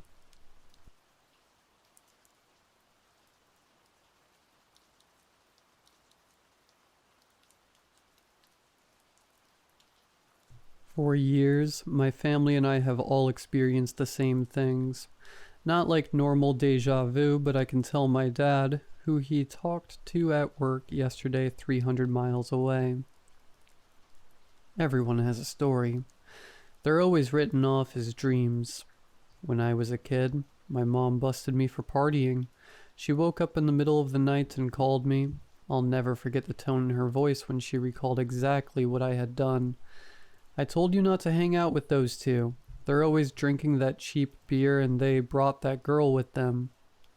That girl was my current addiction, and thankfully she didn't mention the things I had tried to do, or wanted to do, that is. I know she knew because I would have known. Maybe that's just her intuition wanting to preserve her baby's innocence. After all, we were all high schoolers once. The ones that really sit hard are the older generations. My grandpa used to tell the story of when he was deployed to France. Of course, he wasn't in the war. He's far too young. His dad was a hero, though. I've seen his medals and read about him in my history books. That's never how I heard the stories, though. Do you know what it's like to hear a mother scream? That sound when her baby dies in her arms? They weren't supposed to be there. It was only supposed to be Germans. It's not my fault they got caught in the fire. It's the Jerrys. They shouldn't have been there. We should have checked. My grandpa would talk in ways that would make you think he was suffering just like the boys that made it back. But that's nothing new. We all suffer from what they call lucid dreams and night terrors. But I would swear it's real. I felt the joy of my mother when she held her child for the first time. I felt the grief of losing a pet long before I was born. That's just our curse. Now my daughter is involved. They say a parent should never have to bury their child, but I wish that's all I had to do. She was 4, out playing in my dad's back 40, just being a kid. What she didn't know was how to identify a copperhead. I'll never forget the scream of its fangs tearing into her little sausage arms. The doctor said she was lucky. We got her to them in time, and it hadn't deposited all of its venom. It was a defensive bite. She must have stepped on it by accident. The medicine would keep her asleep for a while, so we should get some rest. Obviously, we couldn't leave her there. So I curled up in the dad chair, and my wife had a cot brought in. No sooner did I drift off to a restless sleep did my arm start to burn. I was jolted awake by the feeling of 4 knives entering my forearm and setting it to light from the inside. I caught my breath and made sure no one else was disturbed by my noise. Sarah was awake. "Daddy, can you turn on the light? I'm scared." She never did like the dark. In her time of need, I would have taken the roof off this hospital if I could to brighten up the room. I switch on the light and wrap my bare paw around her hand. "Don't worry, sweetie. There's nothing that can get you while I'm here." I must have dozed off there with her. I was running through the woods. Everything felt so large. The trees must have been 40 feet tall. In the distance I could hear something, but couldn't quite make it out. The creek was so big. I tried to jump it, but my boots got wet. I caught a rock and woke up from a sensation of falling. Her hand was cold. The doctors told me that was normal, slowed heart rate to prevent the spread of the toxin. The next day we went home. She was still exhausted, as we all were. I carried her into her room, laid her on her bed, and placed a kiss on her cheek. As I turned to leave, a weak little voice in the darkness pleaded, "Get the light, Daddy." "Of course, sweetie," as I plugged in her Sesame Street nightlight. My wife and I went to bed, waking up every hour to check on her. Never did get much sleep. We agreed that I should take a couple hours and then we'd switch. When I finally drifted off, it was dark. I had a feeling like something was sitting on my chest. I couldn't breathe. I tried everything, but I couldn't move either. My hands were pinned to my sides, and there was something on top of me. I woke up screaming. Nothing like my wife, though. She came rushing in to tell me we had to go. Now. By the time we got to the hospital, it was too late. Doctor said it was an allergic reaction. To what, we don't know. All I can remember are those little bear pajamas that she loved and her favorite blanket. Her grandmother made that. The last thing she did. She knew she wouldn't get to meet my daughter, but wanted her to always know that Grandma was there with her to protect her. It's times like this a man needs his mom. It must have been 2 days without sleep. I couldn't get that feeling out of my mind that I failed. My only job was to protect her. It couldn't have been that hard, but somehow I failed. My wife suggested something to help me sleep, said something about making plans tomorrow, so I needed my rest. The warm blanket of Ambien overwhelmed me and I fell asleep on her floor. Darkness again. This time it was cold. I don't know why I was cold. I must have been under a pretty thick blanket. The blanket moves and I'm blinded by the white lights. There are people walking around me, speaking in words I can't understand. There is no noise. I can't move. I feel trapped. All I want is to see my mother again. I feel like I need to cry, but I can't. I feel a familiar blanket laid on top of me and I'm tucked in. I can't make out the face responsible, but it's warm. It's safe. I get a kiss on the head and my bed slides into darkness. There's a loud thud when a door closes and the voices are muffled. So many tears. I can still feel the blanket, but I'm only getting colder. My wife wakes me up the next morning to get dressed. She's laid out a blazer and a tie. We go to the funeral home and start to make decisions. Isn't my daughter supposed to be doing this for me? We get led to a back room where everything seems to shrink. The largest casket couldn't have been more than 4 feet. So many colors and designs. If not for the setting, it would have almost been joyful. My wife walks to one with the lovable cast of her favorite show. I'll never see them the same, puppets or not. They look like they understood and they wanted to help. Nothing can help now. We sign some documents, exchange forced pleasantries, and go about our way. The rest of the day is a blur. I go through the motions. We have dinner. Quiet again. I help with the dishes. All of the plates are the same size. We try to watch something to take our minds off everything, but the remote is buried in the toy box. I take another Ambien and decide if I can't do anything else right, at least I can sleep. I'm laying on a bed with a weird man walking around me. He writes something down and stabs my side. I feel a rush of liquid, but it doesn't hurt. I see him pull my favorite clothes out of the box on the counter. I would love to help him get me dressed, but I can't move. He brings over a brush, and I want to tell him I'm not allowed to wear makeup. My mom wouldn't like that. He closes my eyes, and it's dark again. My bed gets slid into another room. I feel a stuffed animal tucked under my arm. It feels safe. Maybe the dark isn't all that bad. I hear the door close, but above me? What kind of door is above me? We all meet at the cemetery. My dad hugs me, the first time in forever. I can feel him crying into me. I could tell we shared the same feeling of failure. That must be primal. I hold my wife's hand as we all up and place the flowers. The preacher says something about the weight of small caskets, and my baby girl is lowered out of sight. That night is rained. The thunder usually helps me sleep, but I can't get the image of that little red casket out of my mind. Another Ambien. There's people crying. I don't know them, but they feel familiar. I feel like I'm flying, but down. Floating, I guess. Something hits the top of my room. A lot of something. It gets quieter the more it happens. Then it's just quiet. And dark. It's so dark. I try to squeeze the stuffed animal but can't move my arms. These days it's more of the same. Wake up, go to work, pretend to be okay, Ambien, sleep. Every night is just cold darkness. It scares me. I can't explain, but I'm always filled with a terror when I return to my dream and it's only darkness. I wish I could turn on a light. They always say the hardest thing a person can do is bury their child. At least, that's where it ends for them.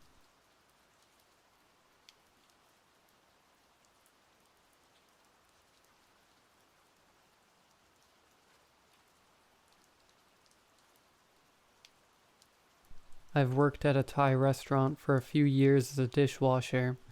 That was my job on paper, but over time I started to pick up more duties between the time of people quitting and getting hired. I got to the point where I could cook anything off the menu if needed. During a hectic shift one night, I helped pack some takeout orders and handed them over to the waiting DoorDash drivers. My boss spoke in broken English, but is one of the funniest guys I've ever known. It was hard to get stressed on busy nights like that with him forgetting words, making his jokes 10 times funnier. Takeout orders flew out of the door, and we tried to keep up with the rush inside the restaurant. A snag hit when we ran out of cooked pork belly. One last order of a pork belly bowl needed to be sent out right away, or else we would lose our driver to a different order and risk a bad rating. I told my boss we should send a message out or outright cancel the order. Instead, he placed the last strip of pork belly in the takeout order and sent it off. The bowl should have had at least 5 pieces, not 1. We honestly didn't have time to send a message and deal with a single order with 10 waiting in the kitchen. I hated the idea of sending out meal lacking the main ingredient, but got so busy the rest of the night, I totally forgot about it. We received no complaints or negative reviews that night, so we put it out of our minds. The next night was just as busy. At least my boss cooked extra pork belly in the morning so we wouldn't run out in the middle of the rush again. At the end of the night, I volunteered to clean up and lock up the restaurant. He trusted me enough to do so. I liked doing the end of shift cleanup. My apartment was within walking distance, unlike everyone else who needed the last bus home. I put on some music and got to work putting the kitchen back in order after our long 2 nights of running around. I just finished up and shut off most of the lights ready to leave. The kitchen dark with only the exit light showing the way out. I double-checked my keys were in my bag hanging off my shoulder and was about to take a step toward the door when I heard something. I felt positive someone just took a few steps inside the kitchen. That was odd. I knew for a fact everyone left. Did the owner come back in and check the stock, and I just didn't hear him over my music? "Hello, boss," I called out in the dark room, my voice shaking slightly. I strained to hear, thinking I'd just imagined things. Just when I went to move again, I heard something behind me. A sound of fabric moving. 2 massive hands came out of nowhere to wrap long bony fingers around my arms from behind. I jumped and let out a small squeak of fear, unable to move from shock. I wanted to run and yet my body refused to listen. Those hands looking human, but the black skin and the pointed fingers simply couldn't be anything beside a creature from nightmares. I'd wished this was a robbery instead of whatever stood at my back. The sound of fabric came again. A hot puff of breath moved my hair near my ears and the back of my neck crawled. What the hell was this thing going to do? I really didn't want to get tore apart because I stayed late at work. It could do anything to me and no one would find out until the morning. Hell, if it didn't leave any traces behind, no one would ever find out I'd been killed. My body shook as so many gruesome images came through my mind, and I silently prayed for it to just go away. "I ordered extra pork belly, but only got 1. The voice came right next to my ear. I shuddered from it being so close. It sounded low and hoarse and impossible to pin down a gender. If this monster had one, I couldn't believe I might be killed because we sent out one order short. I searched my mind trying to think of anything to say in order to save my life. When I didn't respond fast enough, it spoke again. "Do you have more in today?" it whispered. I risked turning my head slightly to see a face of pure darkness with a mouth showing rows of white teeth shining in the darkness. Yes," I said cautiously. It removed a hand from my shoulder and dug around in the darkness of its body for a moment. It looked like a tall figure dressed in some sort of black hooded fabric. The creature so large it really shouldn't fit inside the small kitchen. It pulled out its hand with long, deadly claws and held out a closed fist. I carefully held my hands out to accept whatever it was offering. Some bills and change dropped down into my expecting hands, and I stood frozen to the spot, confused and scared as hell. "One pork belly bowl, please. Extra pork belly," it whispered with a wide grin that caused my body to shake again. I looked around the empty kitchen, not expecting that kind of request. "Now?" I asked, knowing that was a dumb question. It tightened the grip on my arm to the point where it hurt a little. This thing could tear me apart without any effort, and made that fact clear. "Now, please." It did not need to repeat itself. I nodded, shoving the money in my pocket, not even checking the amount. My arm was released and I hurried along to get started on cooking. I knew how to make everything and we already had most of it prepped. I just needed to cook the rice. I flicked on a light and heard a small hiss. The monster nowhere in sight when the light came on, but I didn't trust it left for good. That was confirmed when I took out the lettuce and heard it ask to not have any in its bowl. I hurried along, warming up what was needed, and finished making the largest pork belly bowl the restaurant had ever seen. After all, we only had large rice pots. It was easier to make a large bowl. I made sure to load the bowl up with the desired meat, wondering how I'll explain the missing amount to my boss. With everything ready, I looked around trying to find the monster, wondering if I'd just imagined the whole thing. "Light, please," came a voice somewhere in the room. I quickly went over and turned off the kitchen lights again, and expected the massive creature I'd seen before show up. Instead, a small thing appeared at the counter sitting in a chair I took from the restaurant. It looked exactly like the dark creature from before, just smaller. Only 4 feet tall, if that. Hands extremely small and tiny feet dangling off the chair. "Another empty bowl, please." It spoke in a softer voice that sounded much like a child, but I knew it was still the creature that could kill me, so I listened. I set a bowl down on the counter, and the small thing went to work filling it with some of its meal, making a smaller pork belly bowl.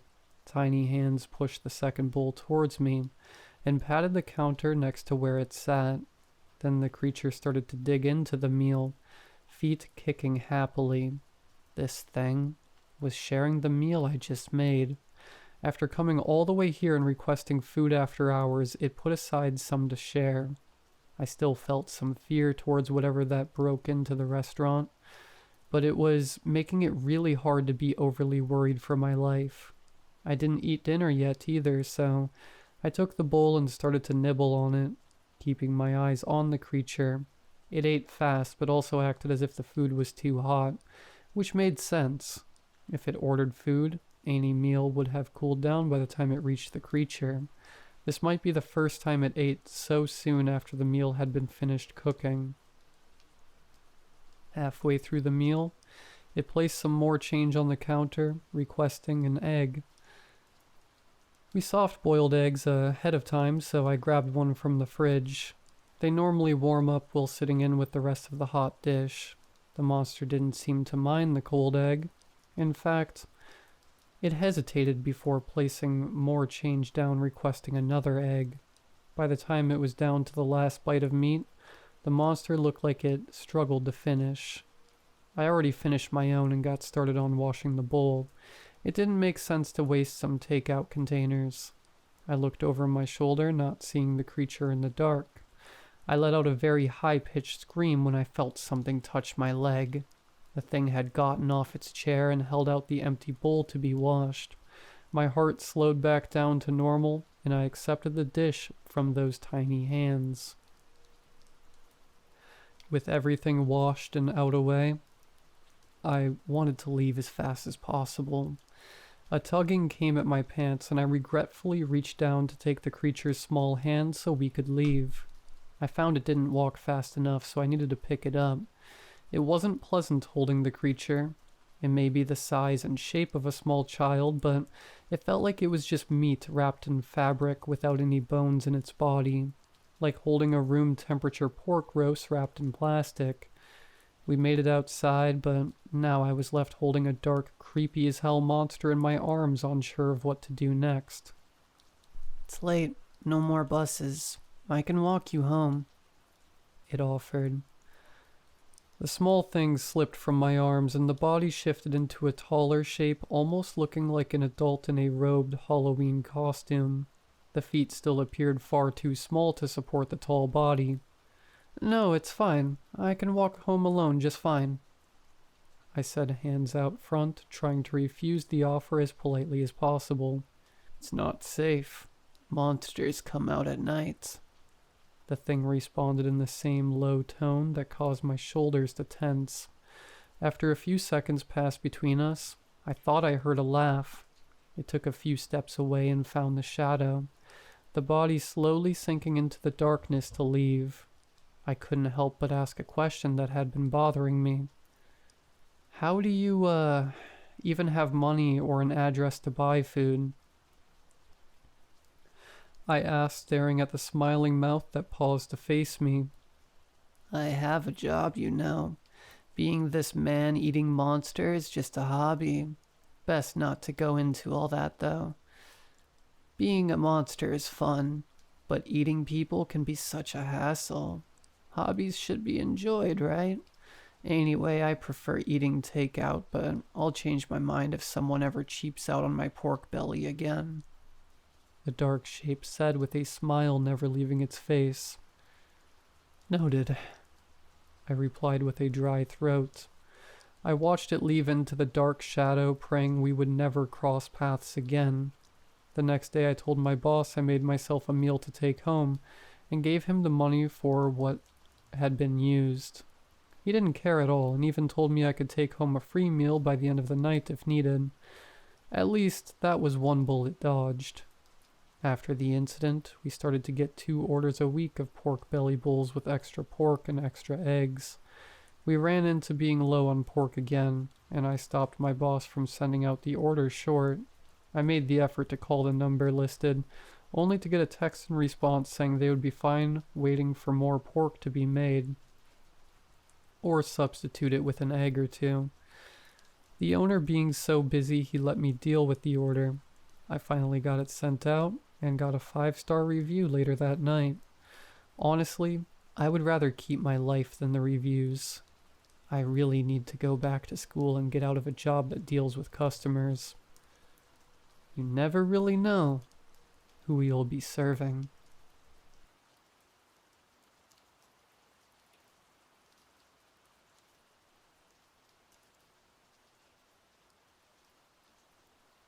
A few months ago, I started dabbling in the dark web. Not for anything illegal, just out of curiosity. I wanted to see if the stories were true. Hackers selling government secrets, hitmen offering their services, and the unthinkable lurking just a click away. Most of what I found was scams or overpriced junk. Then I stumbled onto something that felt different. A forum called Reflections. The layout was simple, just a black screen with red text. The tagline read, "Find yourself in others." I assumed it was some philosophical nonsense or a creative writing forum, but one thread caught my attention. Doppelgangers. Post your match. Curiosity piqued, I clicked. The thread contained hundreds of pictures of people, random selfies, candid shots, even surveillance-style images, all with timestamps, and beneath each photo was another image, a match. Sometimes the resemblance was uncanny, like identical twins. Other times it was off. A person's smile might be too wide, their eyes just slightly misaligned, or their skin a shade too pale. Scrolling down, I froze. There was my face. The first photo was a candid shot of me at a coffee shop. I recognized the hoodie I wore last week and the chipped paint on the chair I was sitting on. The timestamp was from 5 days ago. Below it was another photo. My match. This version of me was smiling, but it wasn't a normal smile. It was too sharp, stretched wider than physically possible, like someone had grabbed the edges of my mouth and pulled. My eyes were slightly sunken, and my skin looked waxy. But it was me. My heart raced. I hadn't shared that photo anywhere. Someone had taken it. I clicked back to the main page, panicked, but I couldn't leave. Every time I hit the back button, I'd end up on another thread titled, Find Yourself. The screen glitched. A pop-up appeared. Do you accept your reflection? 2 buttons. Yes and no. I slammed the no button. My screen went black. For a moment I thought I'd bricked my laptop, but then my webcam light flickered on. I panicked, slamming the lid shut, but not before I caught a glimpse of the screen. It was me, but I wasn't sitting at my desk anymore. The room behind me was a basement I didn't recognize, and the expression on my face wasn't mine. It was the same too wide smile from the photo. I unplugged my laptop and shoved it under my bed. That night I barely slept. The next day I got a text from an unknown number. Why don't you smile more? Attached was a photo of me sitting in my living room. I don't go near the dark web anymore. Hell, I don't even use my computer without a piece of tape over the webcam. But it doesn't matter. Everywhere I go now, I see it. My face, reflected in windows and passing cars and shadows that move just a second too late. It's always smiling.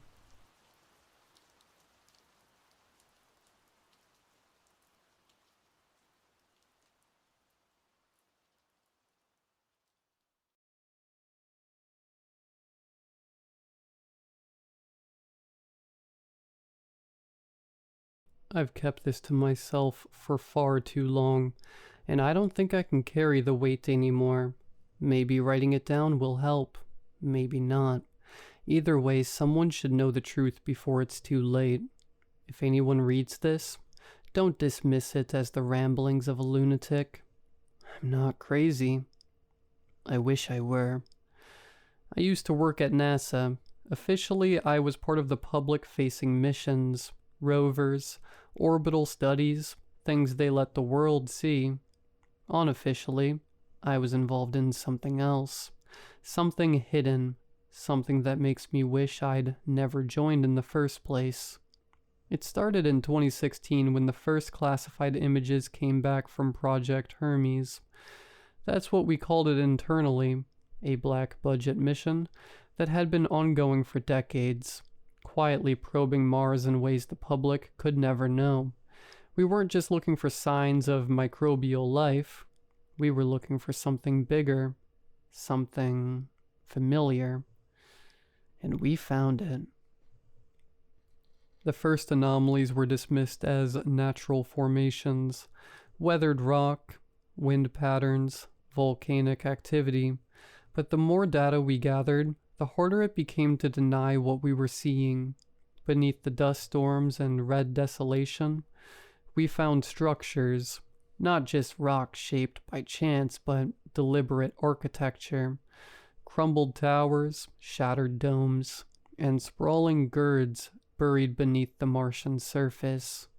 It was ancient, older than anything we'd ever imagined. They brought me into the project when it was clear we weren't dealing with random geology. My expertise in planetary systems made me an asset, or so they told me. In truth, I think they brought me in because I was naive enough to still be excited about the discoveries. I didn't understand the implications. Not then. It wasn't until we recovered the artifact that everything changed. They never let me see it in person. Few of us did. It was an obelisk, black as void and covered in intricate carvings, patterns that didn't match anything in Earth's archaeological record, or so we thought at first. The linguists worked on it for years before they made the breakthrough. The carvings weren't alien. They were human. That was the day we realized Mars wasn't a dead planet we'd stumbled upon in the vastness of space. It was home. Mars was our home. The artifact told a story, though it wasn't complete. The pieces of deciphered painted a grim picture. Mars had once been vibrant, oceans, forests, teeming with life, and then humanity happened. The wars, the greed, the arrogance. It started small, territorial disputes, resources, borders. But the conflicts escalated until the entire planet was engulfed in fire, nuclear war, ecological collapse. No one could say for sure how it ended. All we knew was that Mars had become uninhabitable, and yet, against impossible odds, some of them escaped. They found a way for the dying world and journeyed across the void to Earth. We are the descendants of those survivors, refugees from a ruined world. I remember sitting in the lab when I first read the translated text. My chest felt tight, my breath shallow. I kept telling myself it couldn't be true. It had to be some cosmic coincidence, a shared evolutionary path, something, anything, but the truth was inescapable. The genetic markers, the shared cultural motifs, the timeline, it all aligned. We destroyed one planet already, and now we're doing it again. The higher-ups at NASA decided the public couldn't know. It would destabilize everything, they said. They weren't wrong. Religion, history, politics, it would all collapse under the weight of this revelation. But I can't help thinking that's what we need. A collapse, a reset, because if we don't change course, if we don't stop the wars and the greed and the mindless consumption, Earth will follow Mars into oblivion, and this time, there won't be another planet to flee to. Do you understand what I'm saying? There's nowhere else to go. The nearest habitable worlds are light years away, and we don't have the technology to get there. Earth is all we have, but we're blind to the precipice we're teetering on, just as we were before. And sometimes late at night, I wonder if it's already too late. The signs are there. Melting ice caps, mass extinctions, choking skies. It's starting again. The same cycle, the same death march. And I don't know how to stop it. What terrifies me most isn't that we're repeating history. It's the idea that we might not even be capable of change. Maybe this is who we are, creatures of destruction, destined to burn through one world after another until there's nothing left. I wish I could say I have hope, but I don't. Not anymore.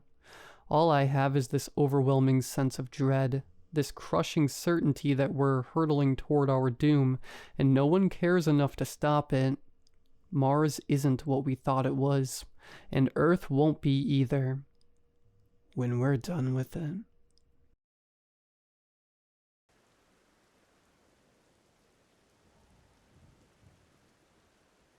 I'm writing this on a bus, coming home early from a frustrated trip.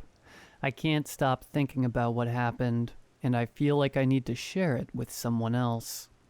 This year, a few friends and I decided to take a vacation together and go on a beach trip, planning to stay for about a week. We arranged for everyone to take time off at the same time, and rented a house on the coast of a neighboring state. At first, everything went smoothly. I took the bus around 9 p.m. and knowing that the trip would take around 3 hours, I put on my headphones. reclined the seat, and enjoyed the view. We agreed to meet at the town's port. At a certain point in the journey, the bus stopped, and the driver informed us he'd be making a brief stop in a town near our final destination. I went to a restaurant, grabbed some coffee and a sandwich, which I barely had time to finish before the bus started moving again. I was dozing off when I felt the bus stop. The driver turned off the engine, the lights came on, and the passengers began to get off. I quickly looked out the window to check that I was in the right place, and after seeing some containers, I got off too. That's when things started to get weird. As soon as I stepped out, I noticed there were no other passengers around, which felt odd since it had been barely 20 seconds since everyone had disembarked. The place I was standing in was just part of the road. It didn't even look like a bus stop, much less the port and bus station that my friends had mentioned earlier. The only sign of life nearby was a gate with a guard booth and, inside, a collection of containers and cranes that looked like a shipping company. When I tried to get back on the bus, to ask the driver if I hadn't gotten off at the wrong stop, he had already left. I looked at my phone, paused the music, and checked the time. Midnight sharp. I called one of my friends to let them know I had arrived, hoping that this was the right place. No answer. I only managed to send a quick message, "I think I'm at the port," before my battery died. Apparently listening to music for 3 hours straight was just too much for my old phone. With no idea what else to do, I approached the guard booth to ask for information. Inside was a woman, who smiled when she saw me approaching. I asked her if I was in the right place and explained a little bit of the situation. "Ah, the port? Oh, no, you're far away. About 5 miles, I believe, my dear." She replied with a big smile and a voice a little strange. I can't explain it, but the woman seemed off. Her skin looked different, in a way that I couldn't tell whether she was 26 or 62, and her voice didn't sound natural. At the time, I didn't pay much attention to any of this, but in retrospect, it seemed as if she wasn't human, but something trying to be human. "But if you want, you can go through here. James and I will take you to the port. Everything will be fine," she said while gesturing to a colleague who was near the gate. I hadn't noticed the colleague before. In fact, it's as if he appeared out of nowhere as soon as she called him. He came towards me with the same huge smile and strange skin. For some reason, that gave me chills. Those two looking at me, piercing me with their eyes and with that sinister smile almost drooling, as if I were a dish from a 5-star restaurant.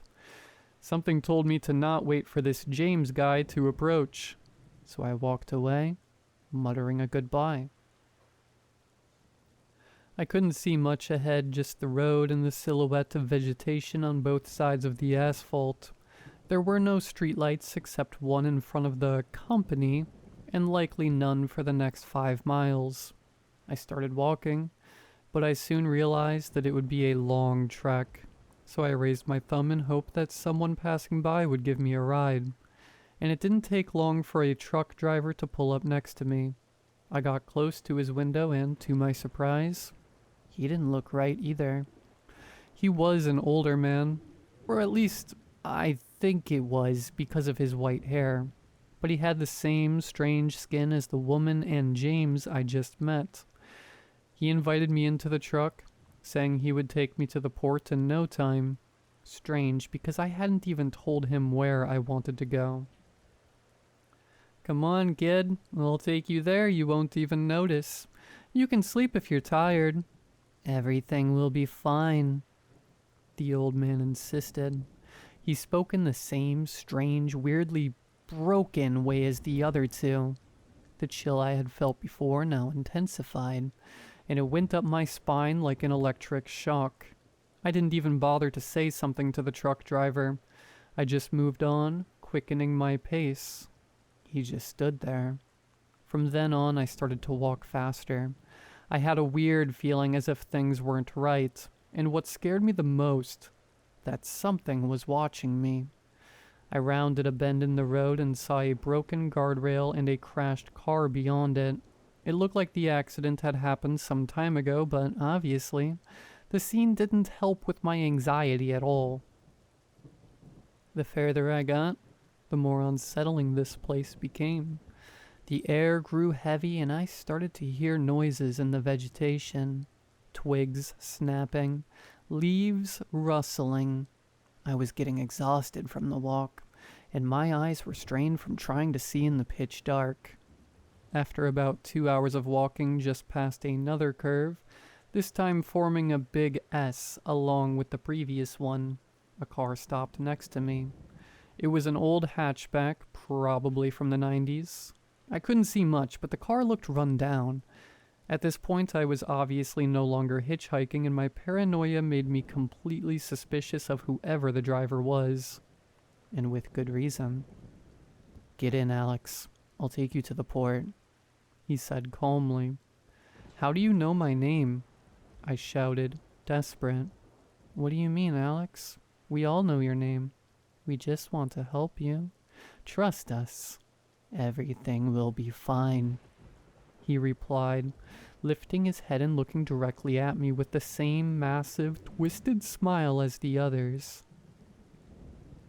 Taking a good look at his face, he looked almost identical to the truck driver, like twins, both equally disfigured and weird. This time, I ran. I ran like I'd never run before, without even looking back to see if anything was following me. I must have ran for another 2 hours until exhaustion took over, and I sat down on the roadside. Everything seemed quiet and safe. Too safe. I opened my backpack to take the last sip from my water bottle when I began to hear them. Voices coming from the bushes next to me. At first, I couldn't make out what they were saying, but slowly I began to recognize my name being called. "Alex.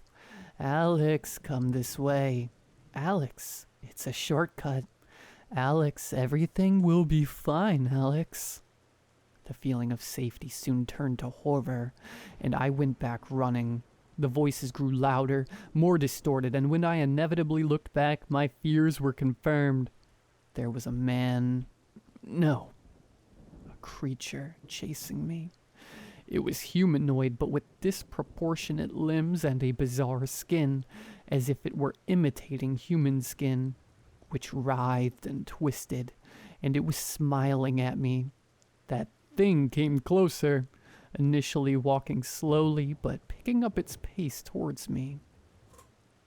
I ran awkwardly, totally consumed by fear, crying and screaming, the creature chasing, obviously faster than me. At one point getting close enough to touch me, and it did. It put its hand, bony and cold, on my shoulder. As I fumbled to get away from its grasp, I tripped and went rolling. The thing came after me, opening its mouth, revealing rotten and missing teeth, kneeling down in my direction. I've never been a fighter, but at that time, some kind of instinct came over me. Somehow I felt this would be my last seconds alive if I didn't try to fight it. So I kicked, punched, did everything I could to get away. After a few blows to its head, the creature seemed to recoil for a second, looking at me with a twisted and broken smile mixed with an expression of confusion, as if it didn't believe that I could defend myself like that. To be honest, I didn't believe it either.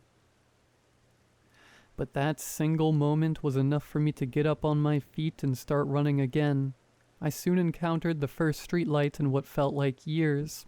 As I got closer, I saw the sea, containers, docked ships, a lighthouse in the distance, and a small group of people. It was the port. I stopped running, but was still paranoid and anxious, so I avoided contact with anyone. Looking behind me, at first I saw nothing besides the darkness of that god-forsaken road, but squinting my eyes, I could barely see that pale figure, standing still, staring directly at me. For some reason, it had given up on chasing me after I entered the light.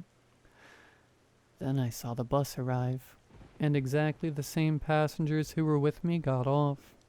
Soon I also saw my friends approaching.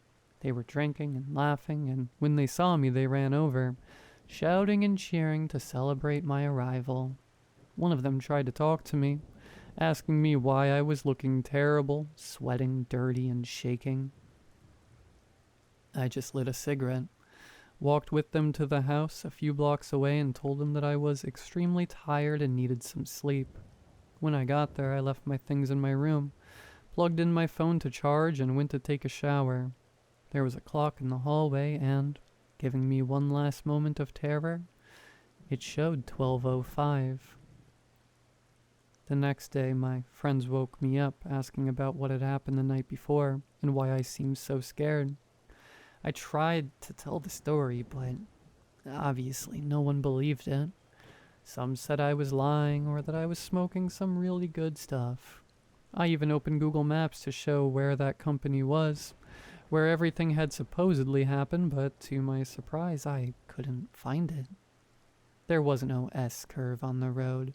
In fact, the road between the town where I stopped to eat and the port of the town we were in was completely straight, well lit, and without companies, gates, or containers.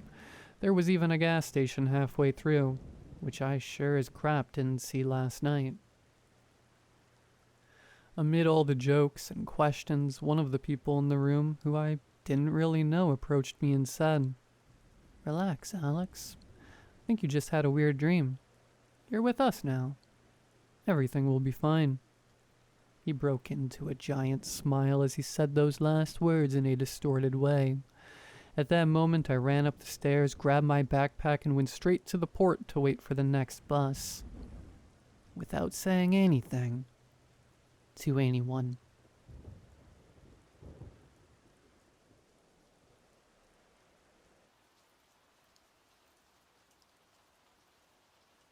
I first learned about the curse when I was 12. While I was at my uncle's funeral, I heard the adults talking in hushed tones, whispering about who they thought the next one would be. Every time I asked them, they got quiet or made up excuses that they were talking about something else. When we got home, I asked my mom about what I'd heard. Her face went pale, but then she sighed. "I suppose you're old enough to know," she said. "Our family is cursed. No one knows exactly how or why it started, but whenever someone dies, 2 more will follow in the same calendar year. This includes people who married into the family. Do you remember when your grandpa died last month?" I nodded. My grandpa hadn't been terribly old, but he had died at the age of 67 due to heart failure.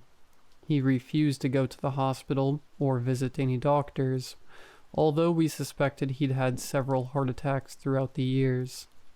Your grandpa was the first, and now your uncle, although it wasn't his time, was the second. My uncle married into my dad's side of the family.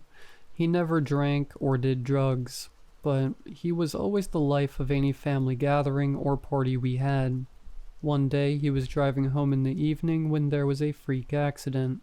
A traffic light had malfunctioned and showed green on all sides. He'd been T-boned by another driver, and although the other driver walked away without a scratch, my uncle had died on the spot. "Who's going to be the third?" I asked. "We don't know. If the curse is merciful this time, it will take someone who's ready to go. There's no guarantee." I searched my mom's face for any sign she was joking, but she seemed completely serious. Could I be the next one? Her face softened. "Of course not. You're still a child. I've never seen the curse go after any children before. You'll be fine." I thought my mom was being dramatic and overthinking things.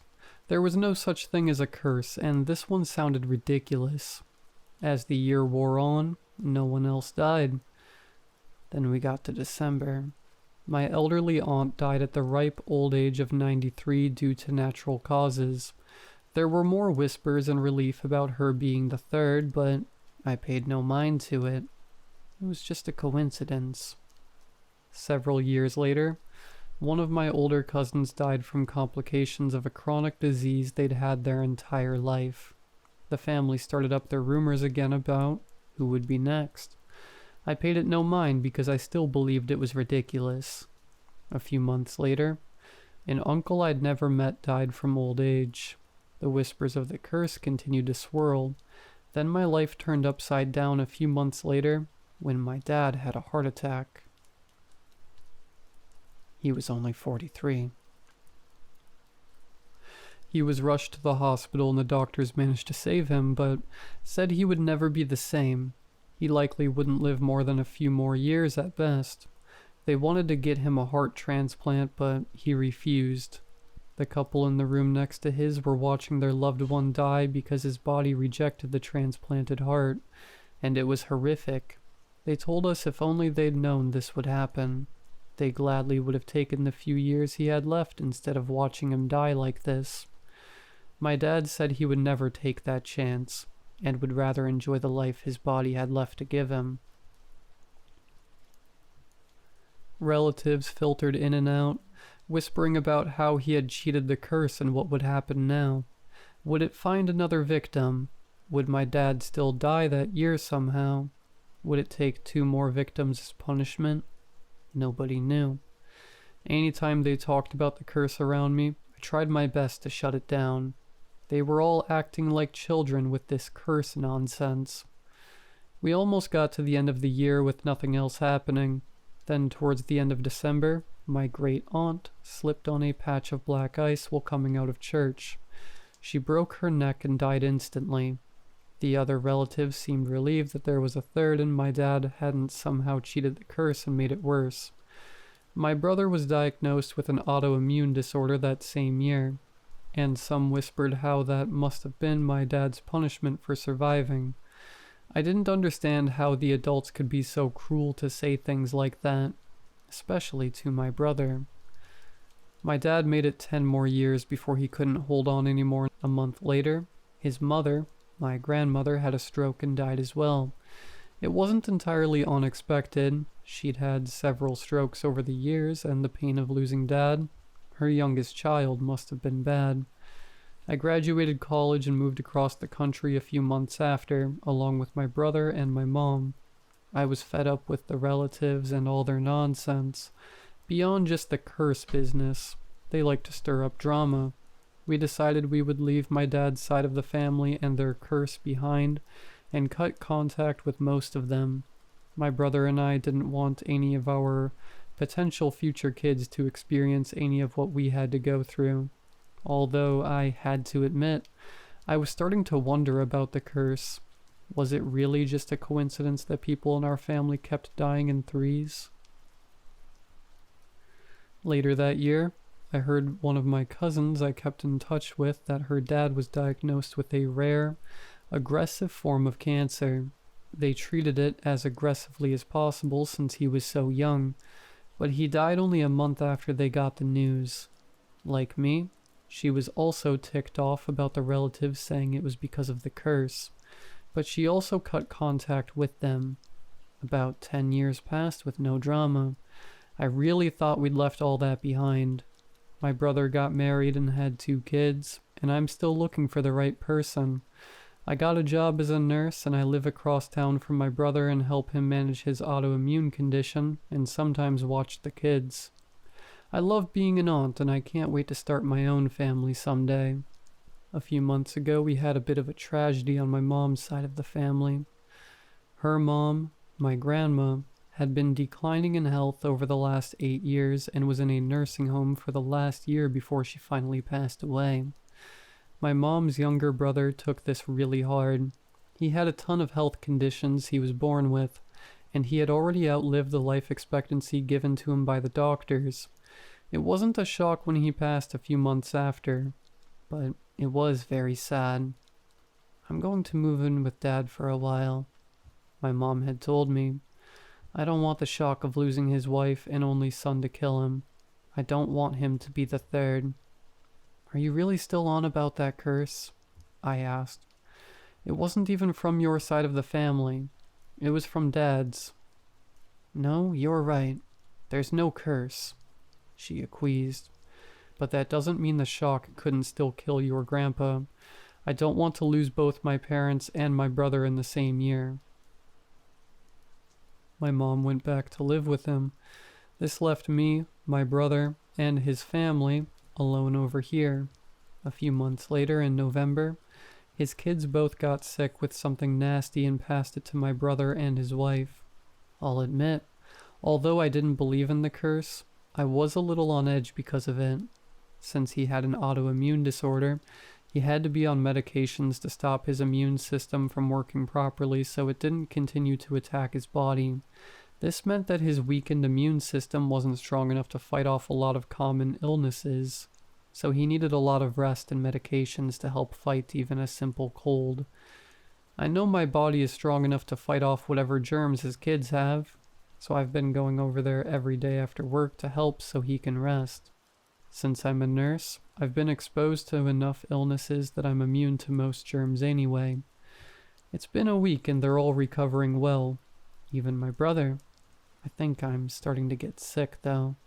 It came on pretty fast. I was fine this morning, but now that I'm going to bed, I spiked a fever of 103 degrees Fahrenheit. I've also got terrible muscle aches and chills.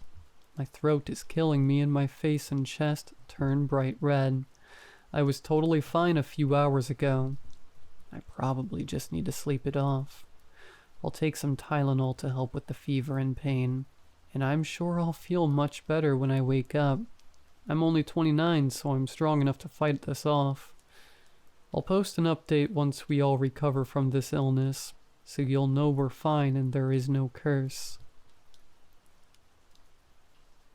Last online, 12 days ago.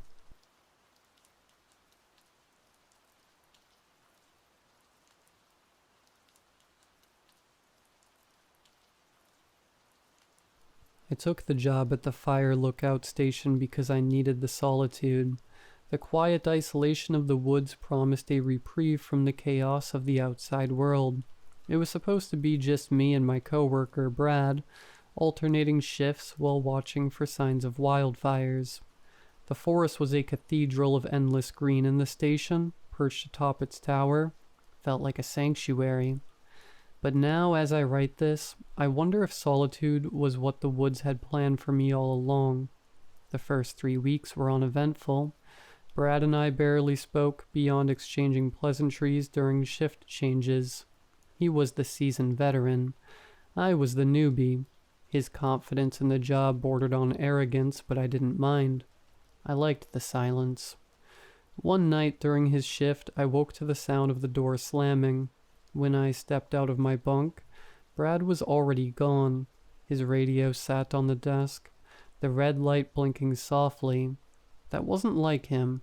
Protocol was to keep it on at all times. I tried calling for him, but only static replied. The hours dragged. Morning came and went, but Brad didn't return. By evening, I climbed down the tower to look for him, even though every instinct screamed against it. The woods felt wrong. The bird song was absent. The wind moved through the trees without sound, as if it didn't dare disturb the silence. I called Brad's name until my throat hurt. When I finally turned back toward the tower, I found myself relieved to leave the forest behind. That night the knocking started. It was faint at first, a soft tap, tap, tap on the wooden floor. I assumed it was a branch swaying in the wind, but when I opened the door, nothing was there. Just the forest, dark and unyielding. The knocking came again, louder, more insistent. I stayed inside. The following night I woke to screaming, a raw, guttural wail that echoed through the forest. It was Brad's voice. He was begging for help. I grabbed the radio. "Brad, where are you? Are you okay?" Static.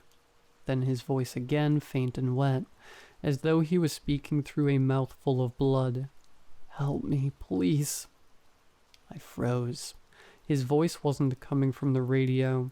It was outside, just below the tower. I looked out the window. The forest was empty, bathed in the cold silver of the moonlight. Then I saw it. Shadows moving between the trees unnaturally fast, darting from trunk to trunk. One of them stopped at the edge of the clearing. It was tall and humanoid, but wrong. Its limbs were too long, its head cocked at an impossible angle. It seemed to watch me, its form quivering like heat waves on a summer road. I turned off the lights and didn't move until dawn. The following day I woke to find the forest ablaze. Flames roared through the treetops, orange and yellow, licking the sky. Smoke rose in a thick column, blotting out the sun. I reached for the radio, my hands trembling, and called for help, but as I spoke, the fire disappeared. One moment it was there, a hellish inferno. The next, the forest was still and dark, as if the fire had been a mirage. Then Brad came back. I spotted him at dusk, walking up the trail toward the tower. Relief hit me like a wave, but something about his gait was off. His steps were stiff, jerky, like a marionette on tangled strings. "Brad?" I called out, my voice breaking. He didn't answer. When he reached the base of the tower, he stopped. His head tilted up slowly, unnaturally, and for the first time, I saw his face, or what was left of it. His skin hung in tatters. His eyes were gone, and his mouth twisted into a grin too wide for any human face. "Come down," he said. His voice was a mockery of Brad's. "I need your help." I stayed inside. He knocked on the tower's door. His knuckles scraped against the wood, slow and deliberate. Then he started screaming, begging, crying. I pressed my hands to my ears and prayed for morning. The tower is no longer safe. Whatever was outside grew bolder. Shadows darted closer, circling the base of the tower. The knocking turned into pounding. Screams filled the night, echoing from all directions. Sometimes they were Brad's, sometimes they were my mother's, or my ex-girlfriend's, or voices I didn't recognize. The door held, until it didn't. I woke up in a hospital bed, my arms restrained. A nurse stood over me, her smile too kind, her eyes too pitying. "You had an episode," she said. "You've been here for weeks." "No," I whispered. "I was in the tower. Brad." "There is no Brad," she said gently. "You were working alone." I stared at her, my mind reeling. Was it all in my head? The shadows, the fire, the knocking? But then I saw it. Across the room on the window's glass, a faint handprint, too large to be human, too high to have come from outside. And behind the nurse, the shadows were moving.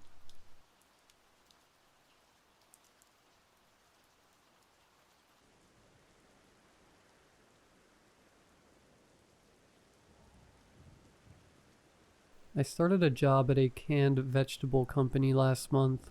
It has been an easy, boring job, at least up until yesterday, that is. On day one, I was shown around the factory. My supervisor gave me a walkthrough of the entire factory. I saw each department and was given a brief description of what they do there. At the end of the day, I was told to come back the next day at 8 a.m. I was going to start in the boxing department, the last step in the factory. All I had to do was pull each case of canned goods off of the conveyor belt, ensure it was sealed, and place it on a pallet. It sounded easy enough. "What about that room over there?" I asked, pointing to a room with fogged windows. I could see conveyor belts going into it and coming out of it, but unlike the rest of the facility, it was closed off. All the windows were fogged, so you couldn't see inside. My boss sighed and gave me a look that told me he was tired of people asking about that room. "That room is off limits. Only restricted personnel are allowed in there." The next morning, I started my shift. About an hour into my shift, I was bored out of my mind. A box came down the conveyor belt, and I sealed it and stacked it on a pallet. Another box, sealed it, pallet. I needed a break. I waved at my supervisor and told him I needed a bathroom break. He checked his watch and shook his head. Already? He asked in a frustrated tone. I'm sorry, nature calls, I replied. He stepped over to my conveyor belt. I'll cover you until you get back. Just try to be quick, he snapped. I walked to the bathroom and turned to make sure I was out of line of sight. I was. I didn't have to use the bathroom and stood in front of the bathroom for a second. That's when I heard the noises. I heard horrible retching noises like someone was throwing up, but the noises weren't coming from the restroom. They were coming from the room with the fogged windows. I began to creep closer. The noises were becoming louder. When I reached the door, I cupped my hands over the glass to try to look inside. Someone had to have seen me, and the door opened. I almost fell over backward, but I was able to recover. A middle-aged man wearing the same uniform I had been given stood there staring at me. You must be Brett, the new guy. You were supposed to be here an hour ago, he said. The wrenching sound was even louder now with the door open. I could hear other people talking inside the room. I wasn't Brett, but I needed to see what was going on inside. I knew that when my supervisor noticed I didn't come back, I would be fired. Or worse, if Brett showed up and they figured out I was lying, I would be in serious trouble. It was worth it. I hated this job anyways. The man brought me into the room. He pointed to a conveyor belt that led into a machine. The cans will come in this side. The machine will seal them, and they will come out the other side sealed and with a label. Your job is to make sure they are sealed. If you see any leaking, pull them and place them in this barrel, okay? I nodded. It was simple. I wanted to look around to see what was causing the noise, but the cans began flowing in. Cans of peas were moving into the machine and coming out sealed. I watched them for several minutes and didn't see any that had failed to seal, but I did notice that all of them were dented. I decided to turn and ask the man what to do with the dented cans. It would be the perfect excuse to look around the room. As I turned the corner around a large piece of equipment, I saw it. A huge green insect was standing there. It was easily 6 feet tall and resembled a praying mantis. The creature was chained to the floor and vomited violently into a 55-gallon barrel. 2 men were scooping the vomit and pouring small amounts into each can of peas as they passed by. I screamed in disgust. The man who had led me into the room turned to me. He ran over and began to yell at me. You need to get back to your station. If one of those cans get through unsealed, it can ruin everything. Within hours of being exposed to air, these eggs can hatch. He screamed at me. Eggs? What is that thing? I demanded. Tom didn't brief you before he sent you down here? He asked. I said nothing. I just stared in horror at the giant insect. Yeah, eggs. That thing is an alien. We have an arrangement with their species. It says here, lays eggs and we spread them through the food chain. We estimate about 1 in 100 eggs that are consumed by a human will hatch, consuming the human from within, he explained. But why would you do this? I asked. I wanted to puke. The huge insect was staring at me while it continued to vomit. Brett, you were supposed to have been up to speed already. We didn't have a choice. They supply us with tech, and we have to offer hosts to incubate their offspring. The cans are dented so we can track how many we put into circulation. And at least the only people that will be lost are poor people and cheap people looking for a bargain. He told me. That was it. I couldn't hold back anymore. I ran to the trash can and vomited. The man patted me on the shoulder. Brett, I need you to get back to your station. Besides, it's not half as bad as what they're doing with the corn.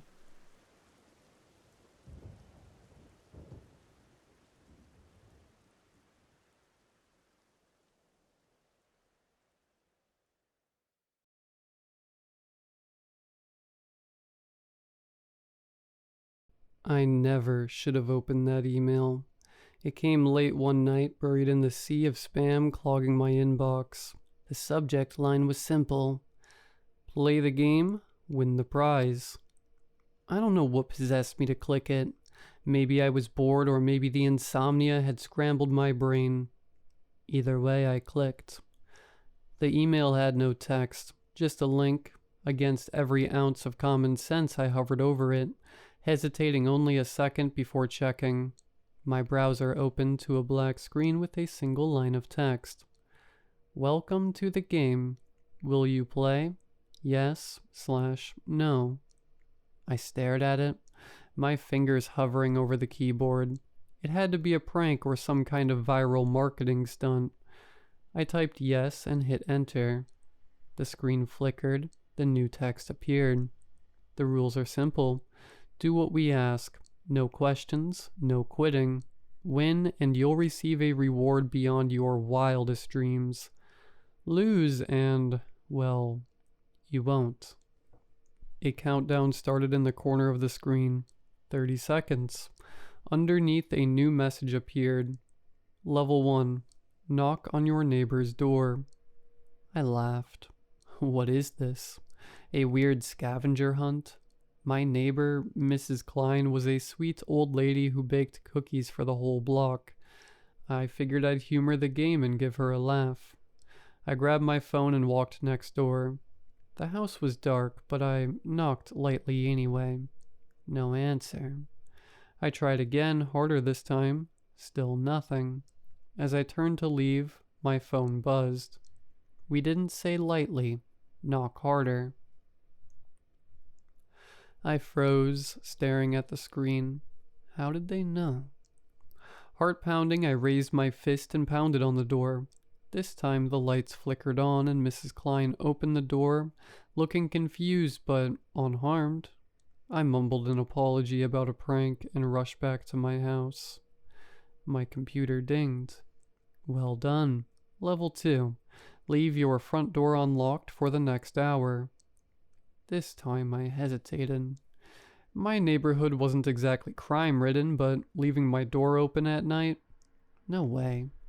I hovered over the browser's close button, but the screen glitched and froze. My phone buzzed again. No quitting. Against my better judgment, I unlocked the door. Then I sat on the couch, staring at it for what felt like forever. Nothing happened. No shadows moved across the porch. No footsteps crept up the stairs. Just silence. When the hour was up, my computer dinged again. Good. Level 3. Look under your bed. A chill ran down my spine. I hadn't looked under my bed in years.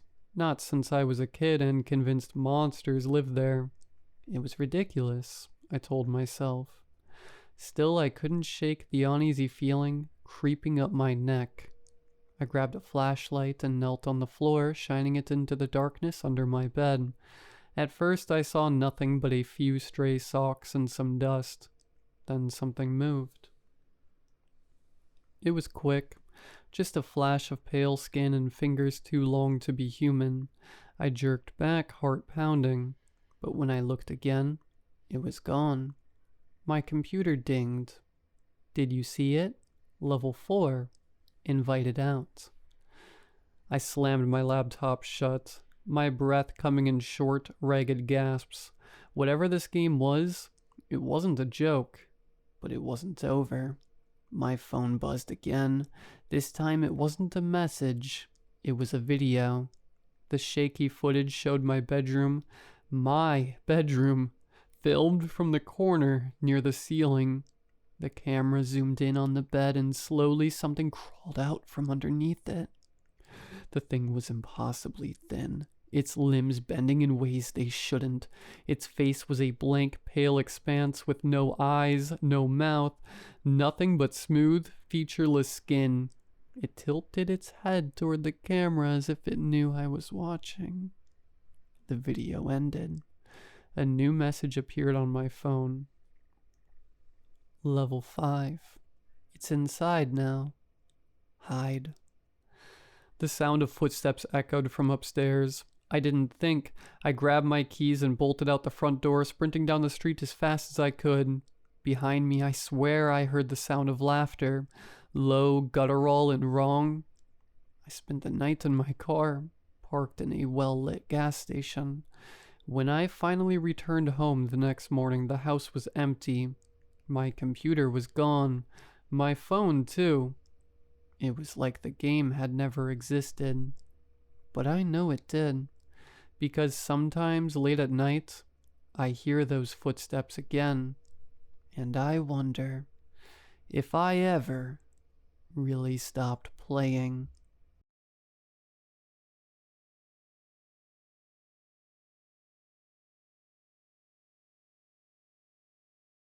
I, 21 male, stumbled across here a couple weeks ago and have been reading a lot of the posts. I thought I would share a story that happened about a year ago that has changed how I view living alone. At the time, I lived at my parents' house because the cost of living was so expensive. I was a university student working casual jobs and couldn't afford to move out. One day, my parents left to go on a business trip in France and decided to make a family vacation out of it. It was in the middle of exam period, so I couldn't go, but they took my 4 siblings. I was ecstatic since I could have the whole house to myself. They left early Monday morning. I looked forward to being the man of the house for the upcoming week.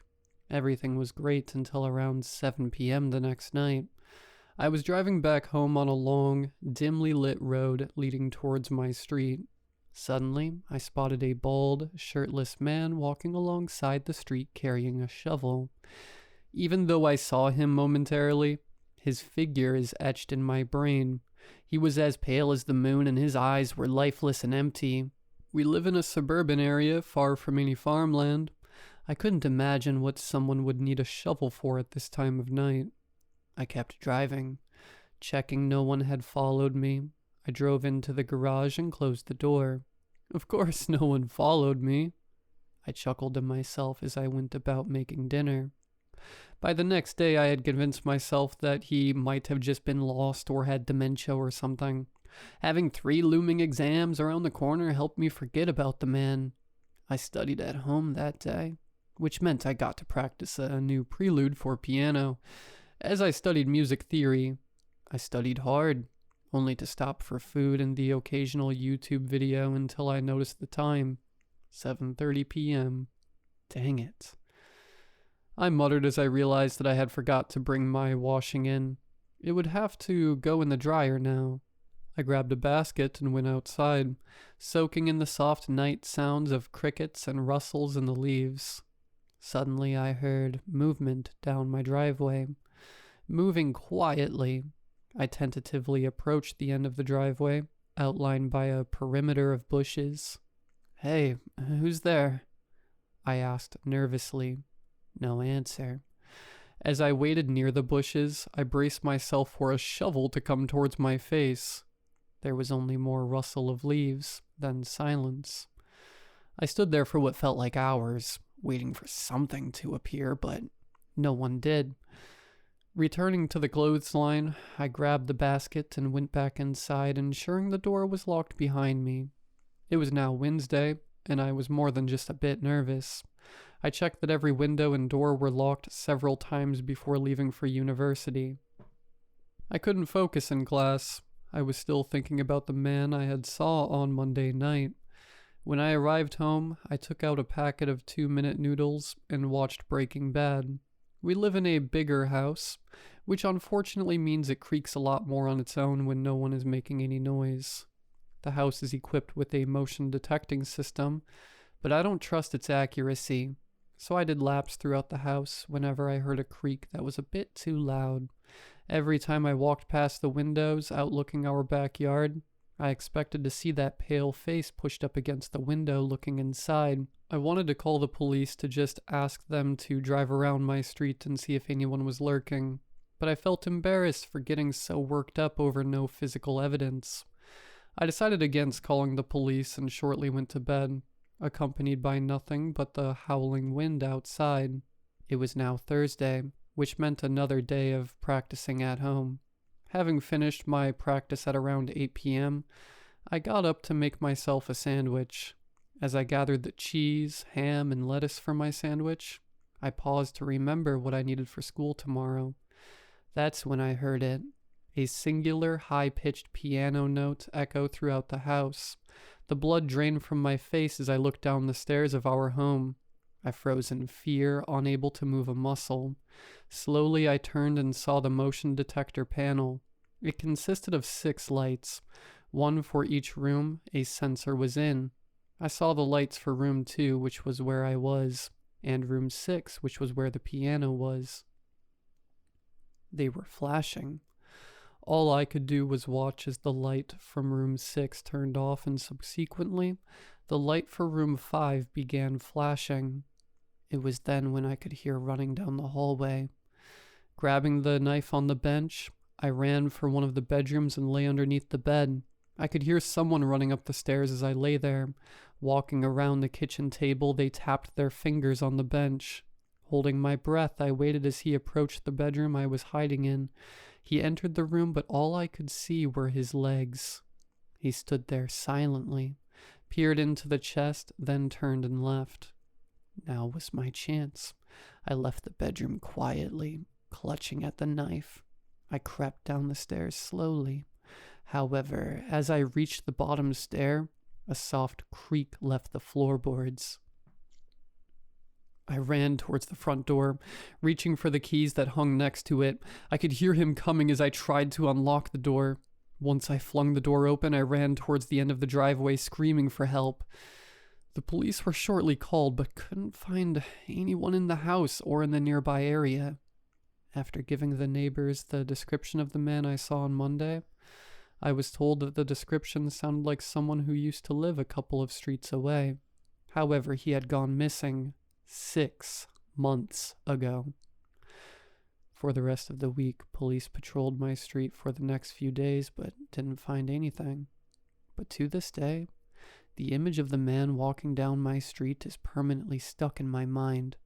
I've since moved out into my own place, but I'd be lying if I said I didn't check the house carefully every time I come home late at night.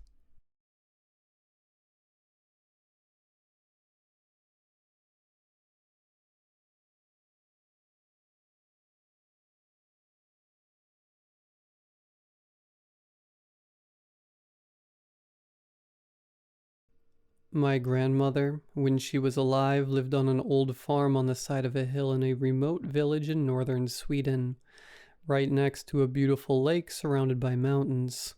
Whenever we were there, we would spend all day swimming or fishing for perch and crayfish. Grandmother was, however, always very assertive that we must never get out on the lake during the night, though she never gave us any reason. I always assumed she worried that something would happen while no one was around to help.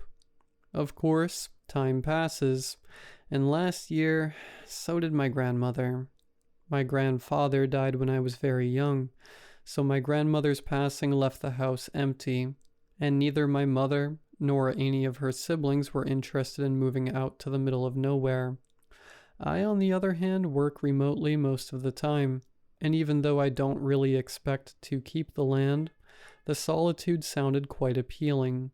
Along with the house itself, I inherited furniture, a tractor, some old farming equipment, and, of course, the small wooden rowing boat we used to use whenever we were visiting. I have a single neighbor, a strange old man named Leonard, who lives in a small cottage further up the hill across the road from me. He mostly likes to keep to himself, but I have offered to let him use the boat if he wants to do some fishing, and to help out with clearing snow during the winter. One night after I had finally settled in, and was mostly unpacked, I stood by the window in the bedroom looking out over the lake. The moon was peeking out over the mountain opposite, and cast a beautiful glow on the still water. Suddenly, I was reminded of my grandmother's warnings not to go out on the lake during the night.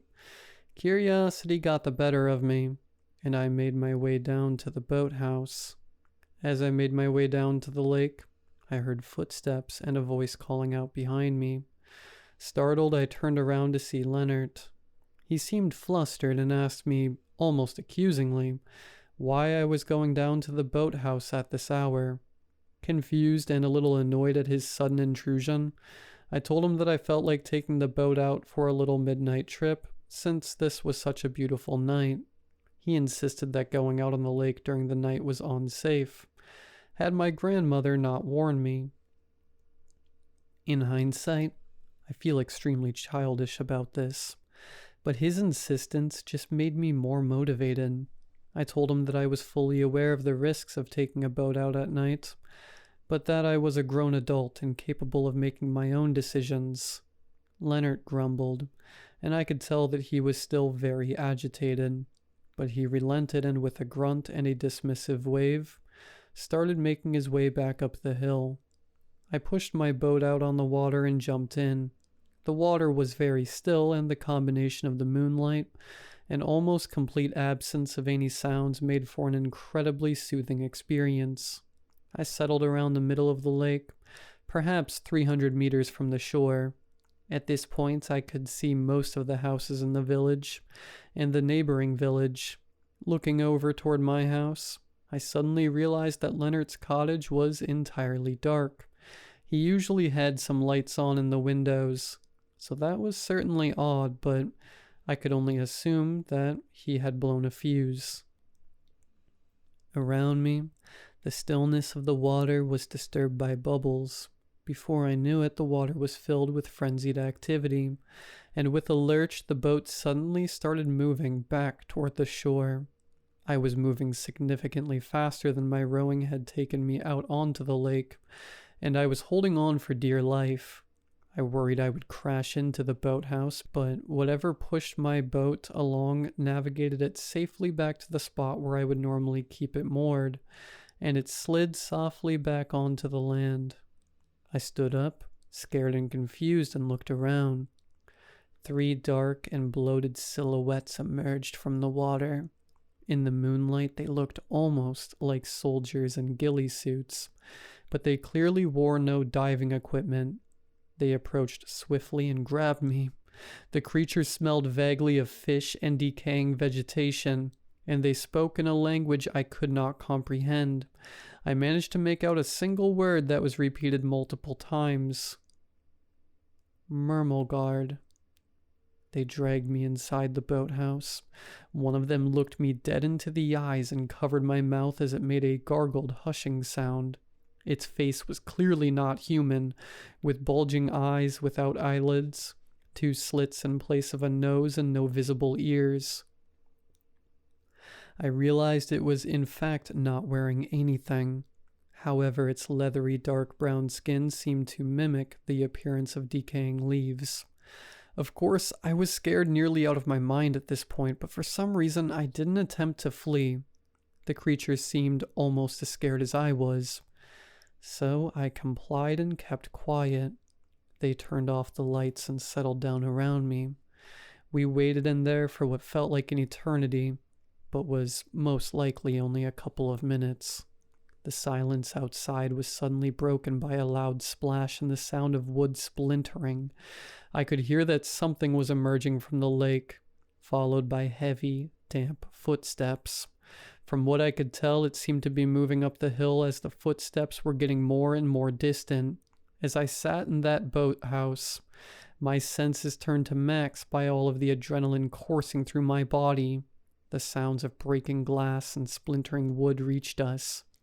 Eventually the footsteps returned, and whatever had come after us out of the lake made its way back into the water. A couple of minutes later, the 3 creatures that brought me into the boathouse quietly exchanged a few words. The one that had hushed me earlier gestured that I was free to leave, and then they left. I could hear them going back into the water. I fell back against the wall and slid down to the floor as my adrenaline abated, and the fear truly set in.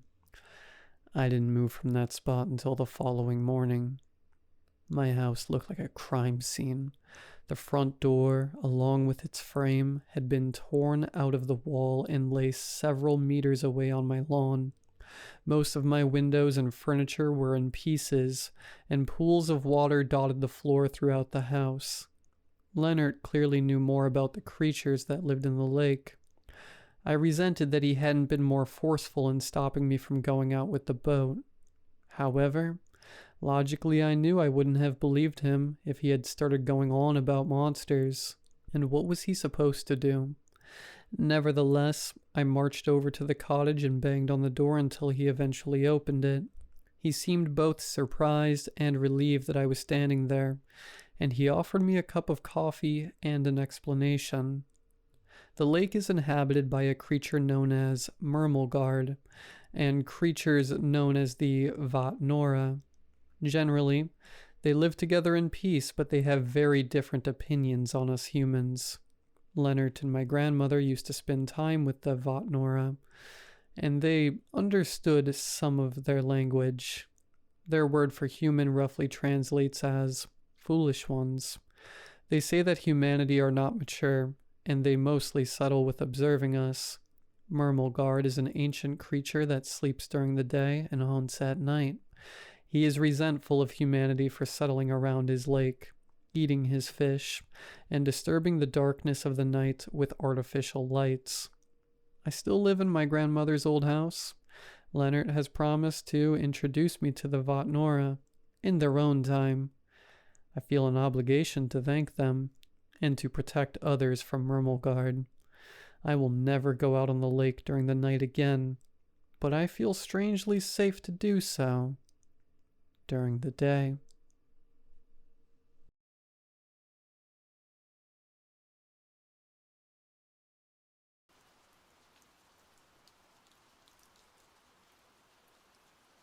It started with the newcomers. A family, a mother, father, and 2 children, moved into the old house at the end of Maple Street a month ago. It was the kind of house that everyone avoided. People whispered about the strange disappearances that had occurred there over the years, the odd lights seen flickering in the windows long after the place had been abandoned.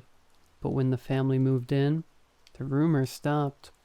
The house was suddenly normal again, and the neighborhood sighed in relief. At least, that's how it seemed. The family, Robert, Claire, and their children, Sarah and Lucas, seemed perfect. Robert was tall, athletic, and friendly, always willing to chat with the neighbors. Claire was quiet but kind, with a way of making you feel at ease. The children were well-behaved, polite, and always on their best manners. They didn't act like normal kids. They didn't play loudly or run around. They were always together and always a little too quiet. I first noticed it when I walked past their house one evening. Sarah, the older girl, was standing by the fence, staring into the street. Her eyes were wide open, unblinking, as if she was watching something far in the distance. I waved, but she didn't react. I felt a shiver run down my spine, but I brushed it off. It was just the oddness of a new neighbor. But over the next few weeks, the unease didn't go away. It grew. The family was always together. Robert and Claire never seemed to go anywhere without their kids. They were always in the yard, always walking to the park, always perfect. But something was wrong. Robert never seemed to sleep. I'd often see him sitting outside staring at the stars for hours, his eyes unblinking, his posture rigid. It was unsettling. And Claire, she never seemed to make eye contact in a normal way. Her smile always felt a little too wide, her expression a little too calm. I remember seeing her in the grocery store once, walking down the aisle, and for a moment, I could have sworn she wasn't even looking at the shelves. Her gaze was fixed on something far beyond what was right in front of her. The kids, too, were strange. They never laughed or argued like typical children. They played, but it was always in perfect synchronization, swinging on the swings together, pacing around the yard, but never a sound. It was almost like they were doing it out of habit, like puppets pulling at invisible strings. One evening I walked by their house again, and this time I saw Sarah standing in the same spot by the fence, staring at me. But she wasn't just looking at me, she was watching me. Her eyes seemed to follow my every movement, and I felt a chill crawl up my back. When I turned to look away, I heard her voice, soft, barely a whisper. You don't get it, do you? I froze, heart racing. I turned back quickly, but she was gone. There was no one in the yard. It was then I realized that something wasn't right. Something had always been wrong with them, but I couldn't put my finger on what it was. The days dragged on. I tried to talk to Sophie, my wife, about the family, but she just shrugged it off. You're overthinking it, honey, she said. They're just new neighbors. But I couldn't shake the feeling that something was terribly off. Every time I saw them, I felt watched, like something was waiting for me to notice. The longer they stayed, the more unnerving it became. Then one night, I had a visit. It was late, past midnight, when I heard the knock at my door. I wasn't expecting anyone, and Sophie was still working late. I hesitated for a moment, but curiosity won out. I opened the door, and there stood Claire, holding a basket of freshly baked bread. I thought you might like some, she said, her voice too smooth, too soft. It's homemade. I smiled, trying to hide my unease. Thanks, that's very kind of you. She handed me the basket, and I noticed her eyes, too calm, too intense. I looked down at the bread in my hands, feeling a strange pressure in the air. Is everything okay? I asked, almost without thinking. Claire tilted her head slightly, her gaze never leaving mine. Yes, she said softly, but the smile didn't quite reach her eyes. Everything is perfect. There was an awkward silence, and I forced myself to look away. Thanks again. I'll let you get back inside, I said quickly, trying to close the door, but she didn't move. Her smile didn't falter. We've been watching you, she said, her voice barely above a whisper. I froze. My heart hammered in my chest. Watching me? Before I could say anything else, she stepped back into the shadows, disappearing into the darkness. I closed the door and locked it immediately. My hands were shaking as I stood there, the basket still in my hands. What did she mean? We've been watching you. The next day I went over to the house to confront Claire. I needed answers, but when I knocked on the door there was no answer. I tried again, but the house remained silent. I peeked through the window, but the blinds were drawn. That was when I noticed something strange. The windows weren't just dark. They were empty. No furniture, no signs of life, nothing. I stepped back, confused, my pulse racing. Where had they gone? I tried to shake off the creeping dread that was crawling up my spine, but when I turned to leave, I heard it, the sound of someone whispering just behind me. I spun around, but there was no one there, only the empty house staring back at me. The next morning, I woke up to find a message on my phone. No caller ID, just a text. You're a part of the game now. Come and find us. My blood ran cold. I tried to call Sophie, but she didn't pick up. I ran outside, panicked, and looked toward the house at the end of the street. It was still empty, but something was wrong. The air felt heavy, and I could feel it. They were watching me. Just then I heard footsteps behind me. I turned, expecting to see Sophie or a neighbor, but instead there was nothing, just the stillness of the street. Then the whisper came again, but this time it was louder, clearer. You should have never asked. I spun around, heart pounding in my chest, but the street was empty. The house was empty, and yet I knew they were still out there, watching, waiting, and I was part of their game now.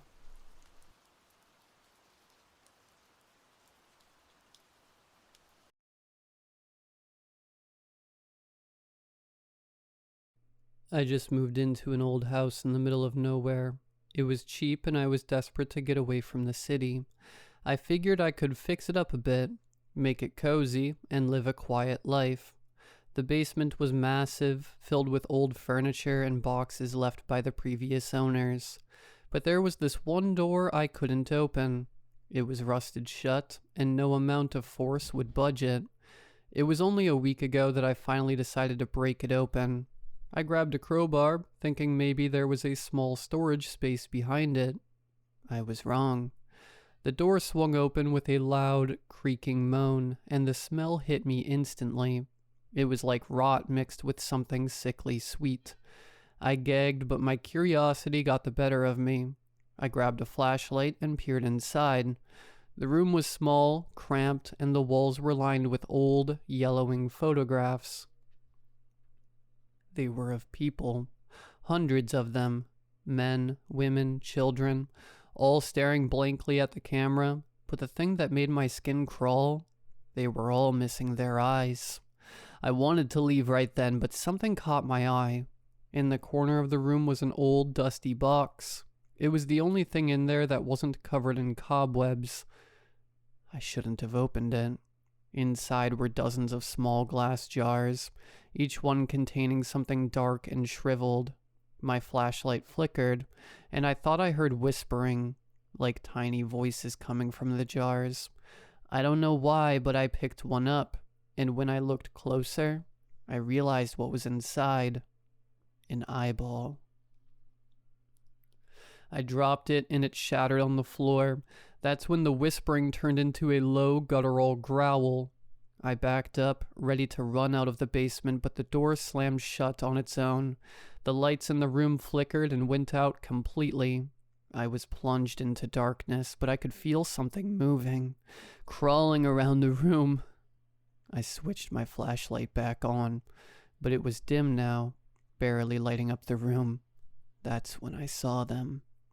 Faces, all around me, pressing against the walls, their eyeless sockets staring straight at me. Their mouths moved, whispering, but it was like they were speaking in a language I couldn't understand. I thought I was going insane. I ran to the door and started banging on it, screaming, but the whispers grew louder, almost deafening. I turned around and one of the faces was inches away from me. It smiled a sick, twisted grin, and I could finally make out what it was saying. "Thank you for letting us out." The door burst open and I stumbled out, sprinting up the stairs. I slammed the basement door shut and pushed a dresser in front of it, but I could still hear the whispers on the other side. I didn't sleep that night. I just sat there, clutching a kitchen knife, waiting for whatever was down there to try and get out. I called a locksmith the next day to have the door sealed shut, but when he arrived, he told me there was no basement door. I took him down there, and it was gone. Just a solid wall where the door used to be. I haven't gone back down there since. I hear things at night, scratching, like nails on a chalkboard, coming from beneath the floorboards. Sometimes I catch whispers, faint and distant, echoing through the house. And every morning there's a new photograph slipped under my bedroom door. They're pictures of me, and in every one, my eyes are missing.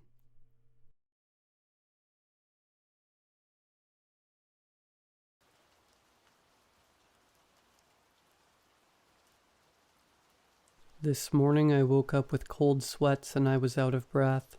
It was 3:45 a.m. I had a nightmare. All I remember is a man staring at me through my window. It was too dark to make out a face, but he was visibly drenched with water. His skin looked pale and bluish. He opened his mouth really wide, and that's when I woke up. I definitely can't go back to sleep after that. I have a good habit of writing down every dream/nightmare. I have as soon as I wake up. I feel they sometimes have some sort of meaning. I heard my dad getting ready for work and my mom was up making his breakfast. I overheard my dad talking to my mom. He said something about how everything is going to be okay and the hallucinations will go away with time. That kind of made me feel uneasy. Is my mom going through something I don't know about? Of course they won't tell their teenage daughter anything of that sort. I'm just going to leave it alone for now. I'm still in shock about what I just dreamt about. I need to shower my cold sweats away and start my day early, since I know I won't fall back asleep and school starts in a couple hours anyway. Later that day. Me and my brother just got home from school. "Mom," I yelled as we walked in the house, but she didn't answer. Her car is still in the driveway, so I know she's home. My brother said she's probably up in her room. I went up to check on her, since I like telling her about my day. I got to her room door and it was locked. "Hey Mom, are you in there?" I put my ear to the door and heard some mumbling but couldn't make out any words. "Mom, are you okay in there?"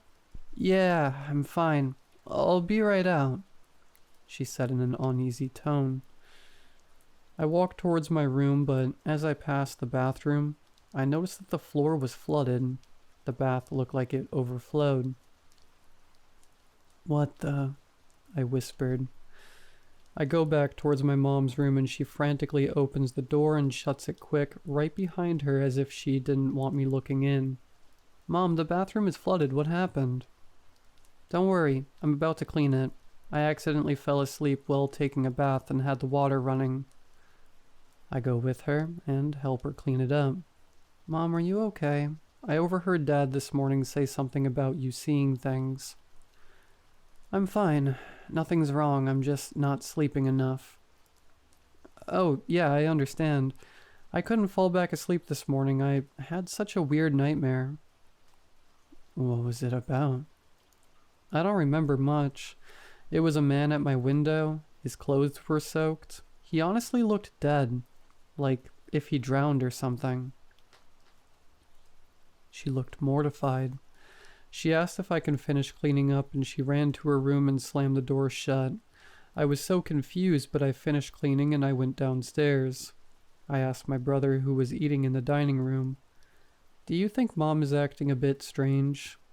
"No, I haven't noticed," he said. Of course he hasn't. I go on and tell him about the dream I had, and he looked at me shocked, as if he knew what I was referring to. He said, "I also had a strange dream about a man. He was standing at the foot of my bed and he was also soaked, but his back was facing me. There is no way he had a similar dream as me." I was shocked. I couldn't believe it, to be honest. How could he have had basically the same dream as me? He said, "The dream felt so vivid." Mine did too. This has gotten really weird now and I'm overthinking it. This definitely has to have some sort of meaning behind it. My mom came downstairs looking completely out of it. She looks tired, stressed, and honestly scared. She said she's running an errand to the hardware store and told us, "Stay out of my room," in an aggressive tone. Me and my brother looked at each other and I told her to drive safe.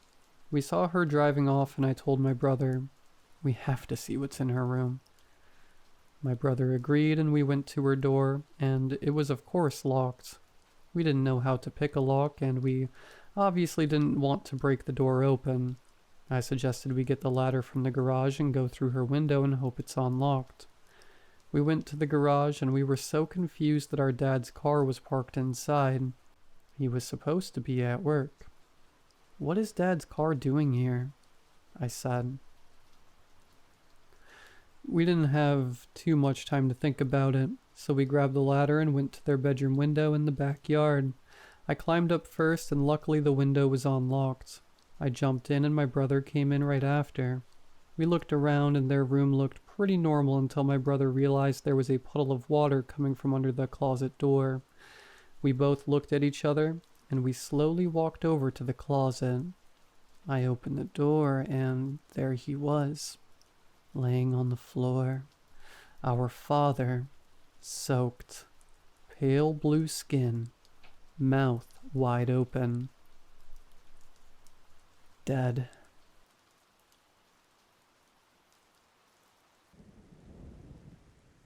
I knew one day I would have to tell this story.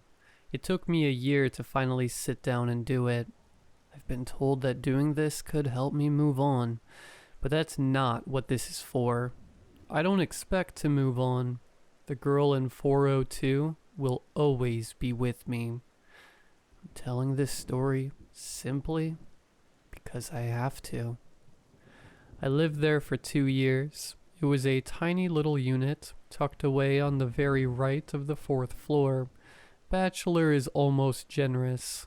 It was the kind of dingy place that never looks bright no matter how many lights you have on, but I liked it.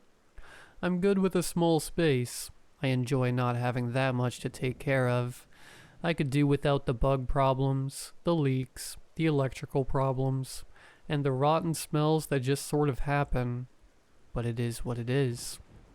There was a level of comfort as well to living on the 4th floor. Nobody robs a random 4th floor apartment unit. Nobody can peek into your window. It's unlikely to get shot at. Yeah, I lived in one of those kinds of cities. You didn't walk around at night if you could help it. You just didn't. I got accustomed to noise there. The cars, the sirens, the dogs barking, the shouting, the occasional echoing pop of a gunshot. It all becomes a whirling auditory soup. I learned to tune it out fairly quickly. In fact, I learned to tune out a lot of things. I was in one of those periods of life that I think some people call the grind, but really it's more like being beaten into submission. Working to live, living to work, not living at all, just continuing to exist. All of this to say I wasn't very perceptive or sociable at this time. I was sleepwalking and daydreaming through life. I'd say I could do my routine blindfolded except for the fact that I would stub my toe in the same spot on the coffee table 4 times a week at least. Funny how that works. I guess that was part of the routine too. But that's what I mean about not being perceptive. The building could have caught fire, and most days I probably wouldn't have noticed until I actually went up in flames. I didn't retain any faces I saw or names I heard. It was all just a blur, each day blending into the next, until one night. I got home from work like usual in the evening as the sun began to descend past the buildings. I couldn't afford a new car, but thankfully my work was close enough to walk to. The days were getting shorter now, so my walks home became more brisk. The apartment still smelled of dust and paint, as they had finally sent someone to replace a moldy bit of wall the day before. I could still feel the sensation of dust collecting on my tongue when I opened my mouth and it getting sucked into my nose with every inhale. The smell of paint was strong, but infinitely better than some of the other smells. I opened the window to attempt to ventilate the place. I emptied the bucket of rust-colored water collecting in the bathroom. They couldn't be bothered to fix that as well, and I collapsed onto my bed. This was my ritual. After every workday, I would always take 10 to 15 minutes to just spread out on my bed like a cat and decompress from everything. But tonight, after about 2 minutes, I heard a noise. The noise stood out from the outdoor soup because it sounded a lot closer, and it sounded like a voice. A soft, feminine voice, making some kind of subtle moan or whimper. I froze in place. It startled me. It sounded so close, like it might be in the room. I didn't move a muscle. I didn't want to make a noise. I wanted to hear it again so I could tell where it was coming from. For a second, I thought it might be coming from under my bed. After a few seconds, the sound repeated. A faint, girly whimper, a bit louder than the first one. This time I could tell where it was coming from. It was behind me, specifically the other side of the wall behind my bed. That gave me some relief. It was my neighbor. But then I was confused. I didn't remember ever hearing my neighbor making noise before. If I could suddenly hear a noise that soft, that mild, why couldn't I hear anything before? Did I even have a neighbor before? Is this person new? I felt a rush of shame at just how detached I had become. I reached back into my mind to try and recall any memories I had about my neighbor. I couldn't find a single one. I remembered some people being on my floor, but I couldn't remember ever seeing anyone enter or exit the door next to mine. I did, however, recall seeing people yesterday morning trying to move a couch up the stairs in the lobby. It was a fairly regular occurrence to see things like this. People rotated in and out of this place all the time. I suppose nobody else really wanted to stick around that long, and I can see why. But I guess that answers it. As peculiar as it is, I didn't have a neighbor before for 2 years, and now I do. And now they're whimpering. Why are they whimpering? Slowly, these sporadic whimpers became more defined sobs. A woman was crying. I didn't know what to do. I just decided to be as quiet as possible and put on some headphones to let them have their privacy and spare myself from feeling any more awkward. It felt wrong to hear this, and I immediately felt bad for this person. I made sure to play some extra loud music. About an hour later, I removed my headphones and the noises had stopped in the interim. I very briefly debated going over and telling them about how thin the walls apparently are, but I made that much easier decision to wait. Wait until they do something loud and not so private so I can use that as an excuse. Like the TV or something. I was weighing my options, but I couldn't talk to them about this. I couldn't say, "Hey, you were crying real loud over there." The rest of the night was quiet, but I didn't have the best sleep. The disturbance in the routine and the thought of having to face this person at some point was giving me some anxiety. By the morning, however, the alarm kicked me back into the routine. I heard no noises from the neighbor, so life resumed. I got back home from work that night much later than usual because someone decided to no-show for work. Walking home in the dark made me paranoid, and I hated days when this happened.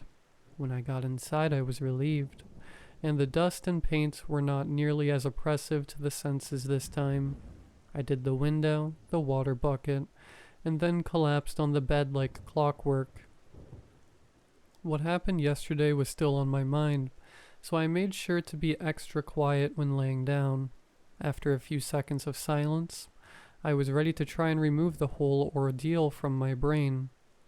Then I heard the voice. I couldn't make out the first word I heard from the other side of the wall, but I listened for the rest. "It was a poetry book," I heard in a muffled but distinctly feminine voice. Quieter than yesterday, I thought. She must be further away from the wall. "I can't remember exactly. It always feels like we're going somewhere. Maybe that's why we see them most at night. I mixed up our glasses." There was a moderate gap of a few seconds between everything she said. Clearly I was only hearing half of a conversation. Phone conversation, most likely. Or else the other person is just insanely quiet. It was difficult to gauge her tone from how muffled the voice was, but there was a kind of melancholy in it. I wondered what was going on, and I kind of laughed at how random the phrases were. I thought about listening further, but I stopped myself. It wasn't my business. It's not for me to hear. I once again thought about going over and letting her know about the noise, but it didn't feel like a good time. I put on my headphones once again to try and enjoy the minimal amount of respite I had left in the day, and that was the end of it for that night. The third night I got home on time. I was a bit surprised not to hear anything from her at first. I guess that maybe she went to bed early or went out for the night. It was Friday after all. Usually people do things on Friday nights. I still made sure to be quiet when near her wall just in case she was sleeping.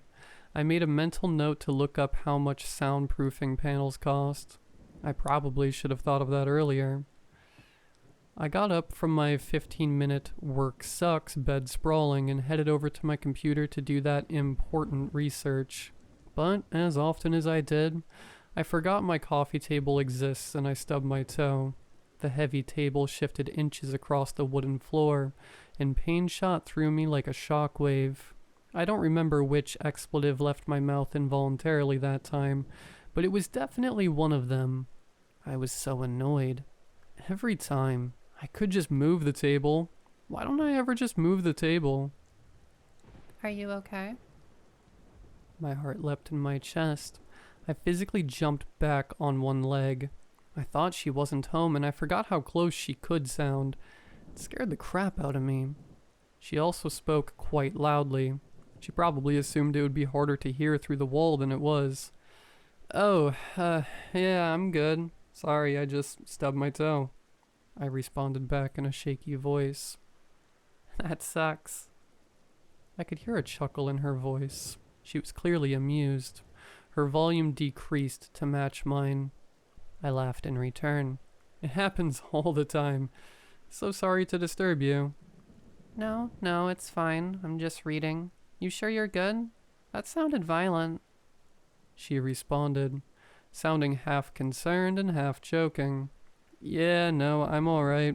It sounded worse than it is. It's a heavy table and the walls here. I began to explain before she cut me off. They're really thin, huh? She finished my thought and then continued. I can hear you so well. That's insane. I'm surprised I didn't hear you before now. Yeah, I guess I'm quiet. And, well, I'm at work most of the day and get home late, so... I didn't like how awkward I sounded. I think I forgot how to have normal conversations. Has it been noisy for you? I'm sorry if it was. I didn't know. I just moved in. She sounded very kind and friendly. I was taken aback by it a little bit. Oh, don't be sorry. Nothing much. I think I probably heard you talking on the phone a bit the other night. I didn't listen in or anything. I put on my headphones. I explained. I hoped she believed me about the headphones. It was the truth, but it's hard to trust that sort of thing. I didn't mention the crying. I didn't want her to feel awkward or anything. Oh, sorry about that, she said. I detected a hint of confusion in her voice, but I ignored it. It's okay. I'm sorry I didn't tell you earlier. I just didn't know when it would be a good time, and it's new to me too. I didn't have a neighbor before, I don't think. As I spoke, I found it harder to rationalize why I hadn't told her before now. I really should have. Really? How long have you been here? She asked. 2 years. No one lived here before me for 2 years? Are you sure? She was very perplexed. Well, honestly, no, I'm not sure. I just never heard anyone before, and I never saw anyone before. I probably sounded like a total recluse, but I was more interested in why she was so confused. Oh, that's strange. I'm pretty sure there were people living here right before me. At least that's what the guy said. Her tone had shifted, and what she said sent a bit of a shiver down my spine. It didn't make any sense. How could I not hear them, not once, when I can practically hear this woman breathing? After a brief silence, she spoke again and returned to a more casual tone. Well, maybe they weren't around much. Maybe it was a second home or something. Anyways, sorry again about the noise. I'll get some soundproofing stuff for my end right away. I admired her positivity, and I didn't feel any judgment from her for how strange I probably came across. It was really nice, and she had a point about it being a second home. That could be the case. I don't know why they have a second home in this crappy building, but what else could the explanation be? I'm Jane, by the way. Nice to kind of meet you, she added in a chipper manner. Well, it was refreshing to have such a pleasant interaction. A small part of me worried about her. She was so carefree and optimistic, almost naive. She must be new to the city. I wondered how long it would take before this place whittled away at her trust in humanity. The trust that she seemed to give me so freely. The thought of her spirits being slowly crushed like mine made me sad. I'm Lee. Nice to kind of meet you.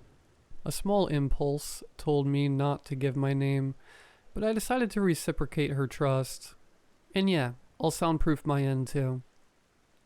Have a good rest of your night, and be careful, she said. I found that slightly ominous, but then I remembered the toe thing. I will. I chuckled. Enjoy your book. That was my first conversation with the girl in 402. Over the weekend, we spent a lot of time getting acclimated to each other's presence as we each waited to get our soundproofing. I expected it to be a lot more awkward than it was. I attribute all of that to her. She had a way of making everything seem fine and almost playful.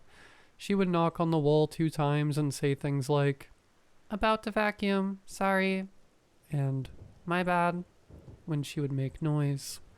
I would follow her lead and do the same 2 knocks. It was kind of nice. Out of the blue on Sunday, she knocked twice and said, "You know, it's weird. I don't hear my neighbors on the other side at all. Only you."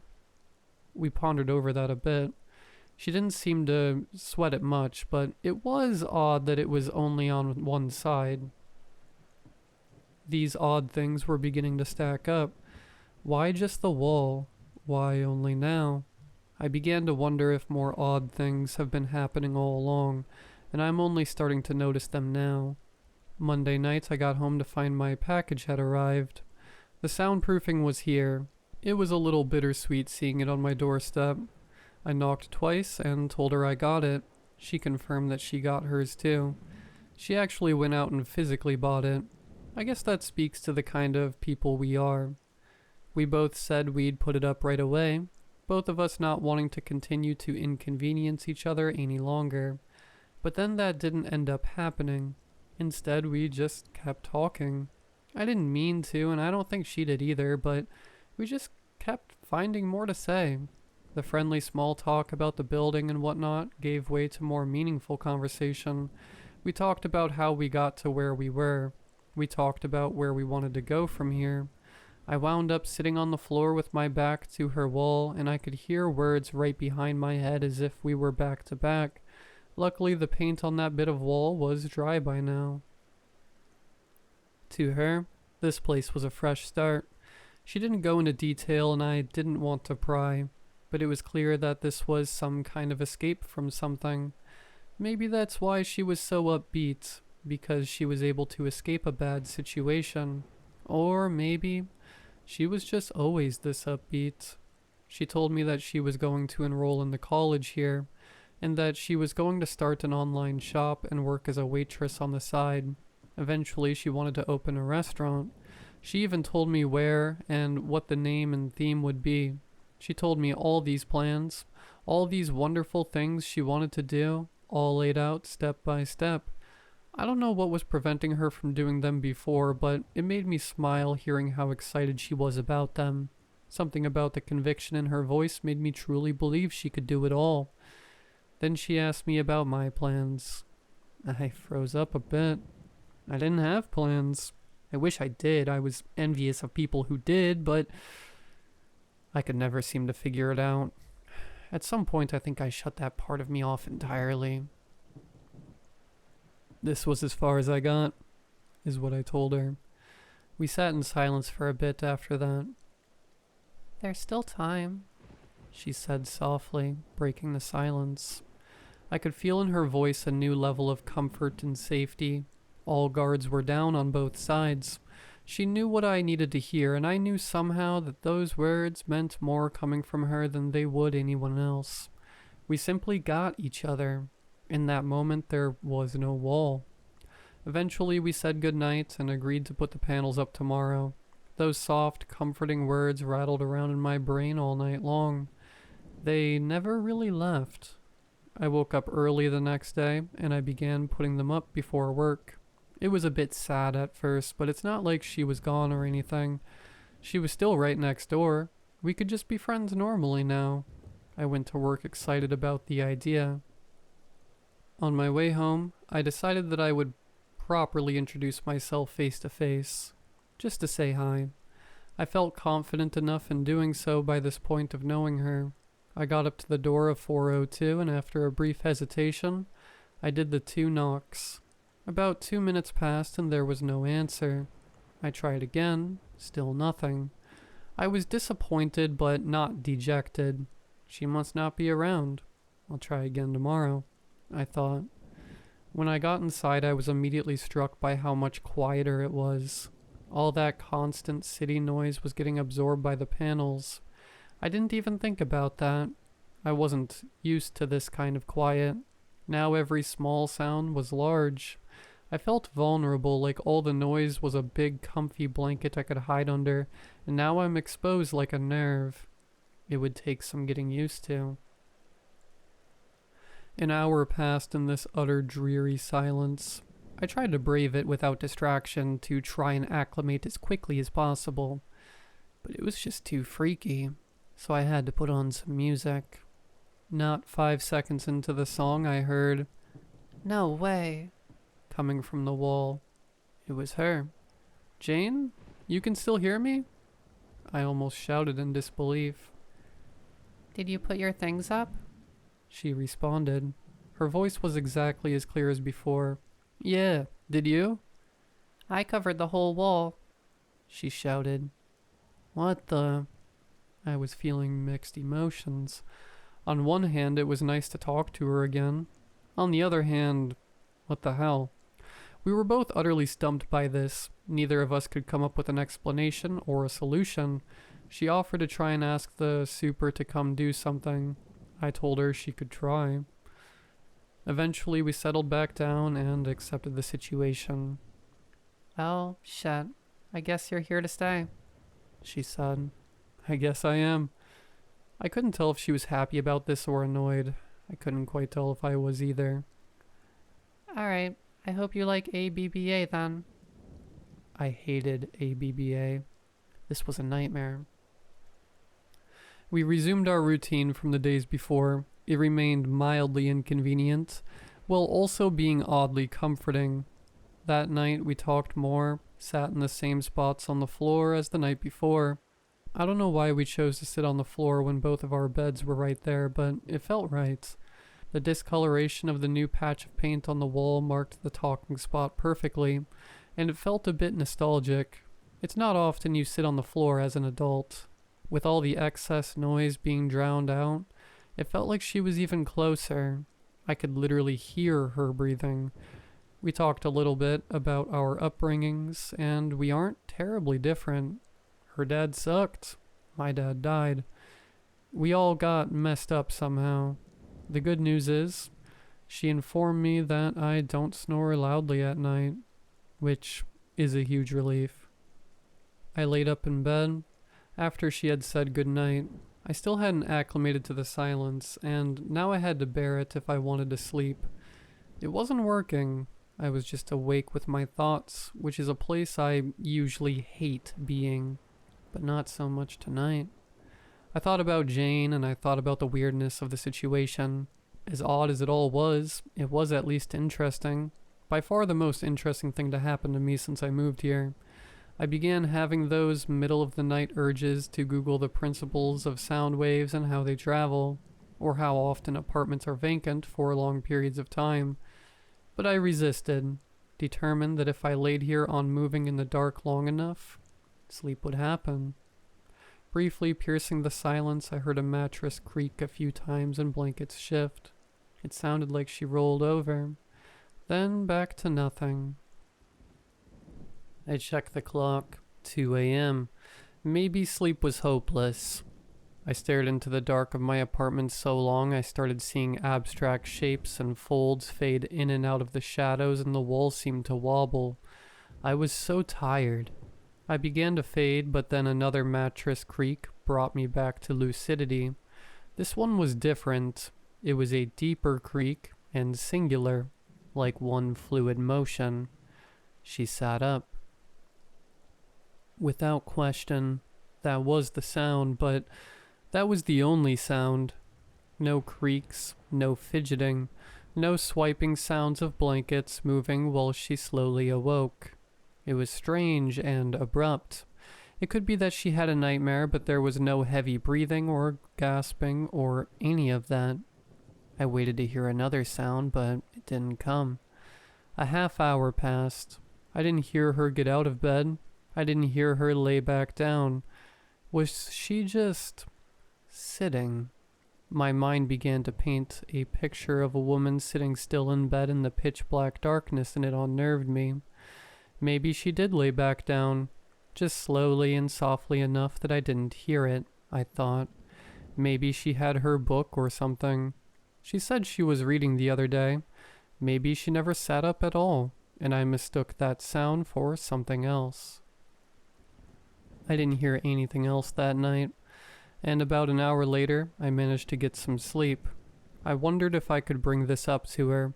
Would it be weird? Eventually, I decided against it. I don't want her thinking about me listening to her sleep. The situation is already a bit uncomfortable as it is when it comes to privacy. Plus, it was probably nothing.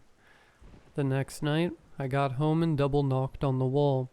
She double knocked back. This was our new normal. Hey, never date a tennis player. You know why? She said. Why's that? I responded through my grin as I dealt with the water bucket once again. Love means nothing to them. She made sure to sound extra dramatic. Wow, that's tremendous. I responded, bemused. I'm gonna hit you with one of those every day, I decided, she said emphatically. Oh God. I pretended to sound annoyed. That's right. This is why I don't have a boyfriend. They all run away. But you can't run away. I can move away. No, you can't. You're broke just like me. If you could have, you would have by now. She had a point. So deal with it. Here, what do you call a beehive with no exit? She continued. No more. This is harassment. I weep for your future husband. When you bring a man over, I'm going to shout at him to run as fast as he can. I will just scream bloody murder until he leaves. Unbelievable. Dang it.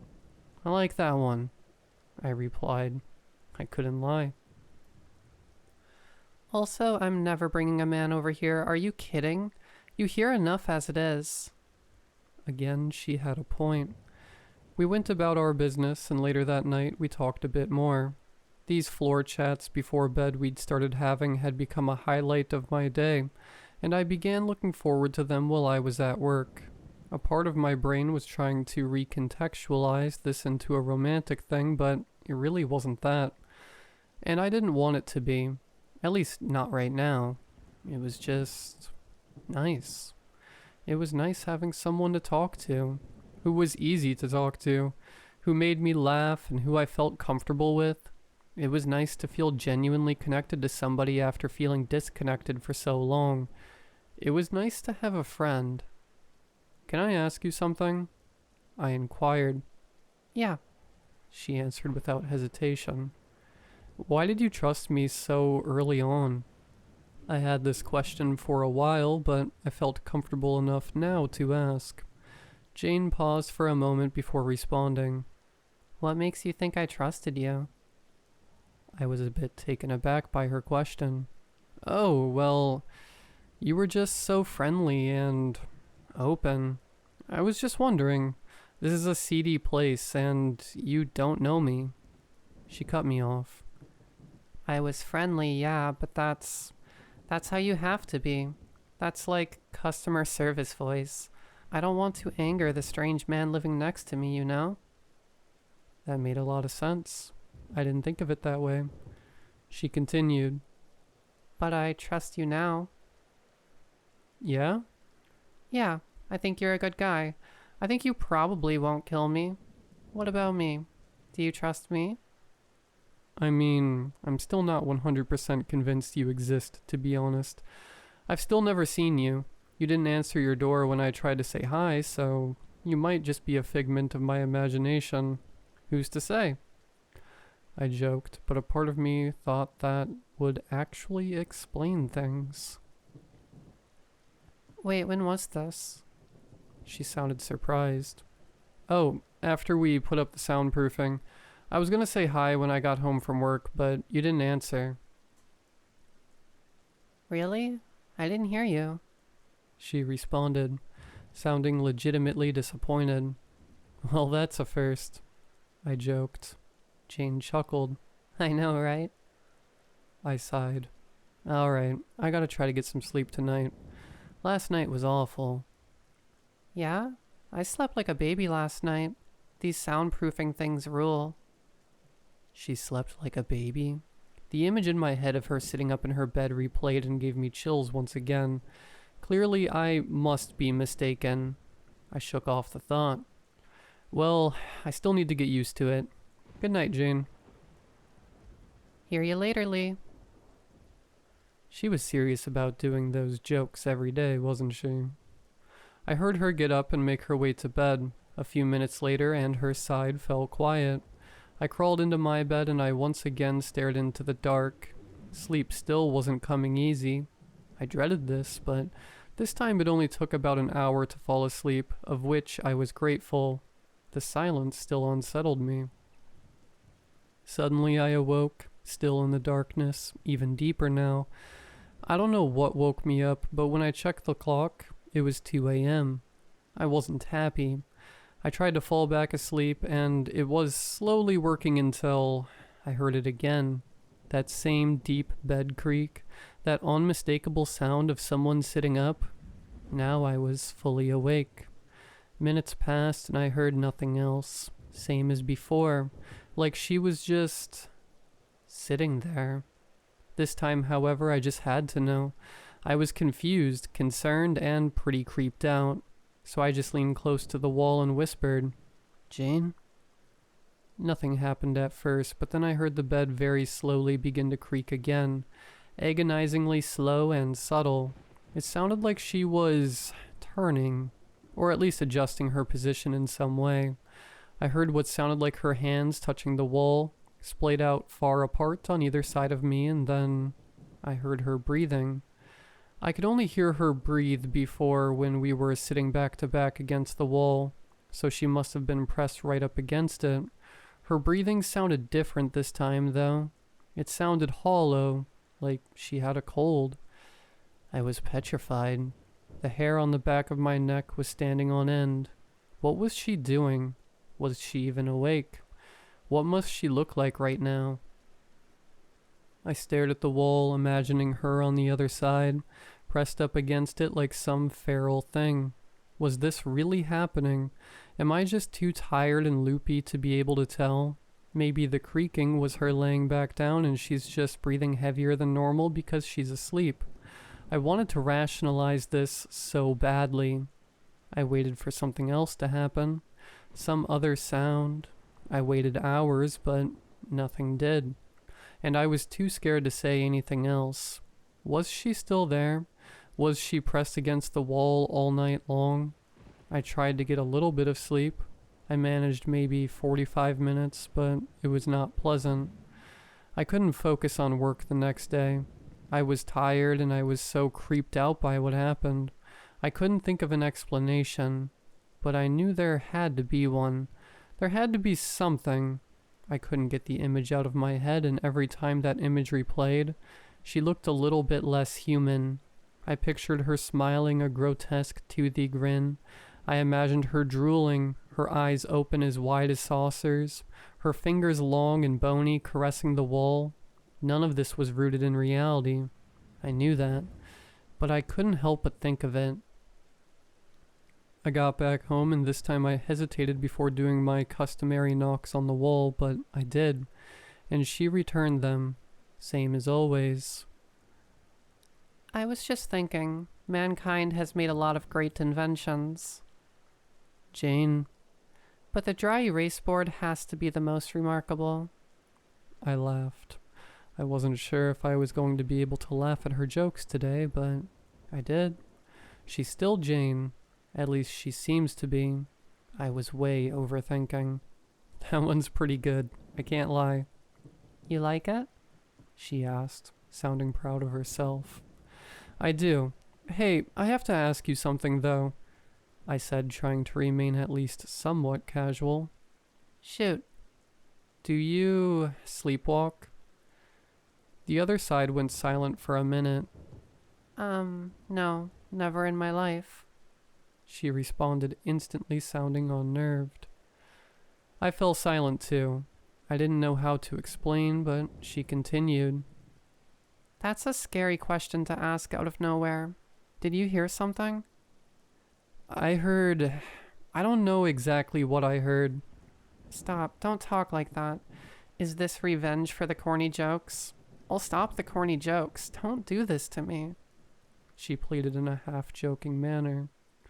No, I promise I'm not messing with you. And it's probably nothing. It's just, you didn't get up at all last night. Or the night before. No, I did not get up at all. Please tell me what you heard, she said firmly. I told Jane everything that happened. I tried to be delicate, but also honest. I trusted that she didn't know what was going on. That became evident to me by how freaked out she seemed. I know it sounded crazy. I just hope she didn't think I was messing with her. It was difficult to tell from her tone. Initially, she wanted to debunk it all, saying that I must have heard something else, which I admitted could very well be true. Nevertheless, she told me she was going to stay with her sister for the night. Probably a good idea. She gave me her phone number and told me to call if anything happened. That put my mind at ease about whether or not she trusted me. I told her to be safe, and she tried once again to reassure me that it was probably nothing, but I felt a sense of immense dread as soon as she left. Suddenly, I really didn't want to be alone here. That night was the quietest night of my life, and not in a good way. I thought about drowning it out by putting on some music or a movie, but nothing felt right. I wasn't sure if I'd be able to sleep that night, but eventually I managed. I ended up having a dream about a woman wearing a veil. Through the veil, I could vaguely make out 3 large black holes where her eyes and mouth should be. I couldn't recall anything that happened in the dream, only the image of that woman. I wondered if that was my subconscious way of trying to visualize Jane.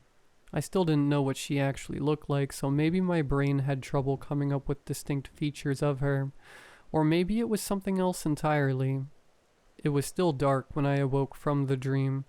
I felt a deep unease as I checked the time. 2 a.m. again. This time I wasn't eager to fall back to sleep. I didn't want to see the veiled woman again, so I stayed up a little while longer, attempting to ease my mind. I thought of every possible way to reassure myself. Eventually I began to fall into a facade of comfort until... creak.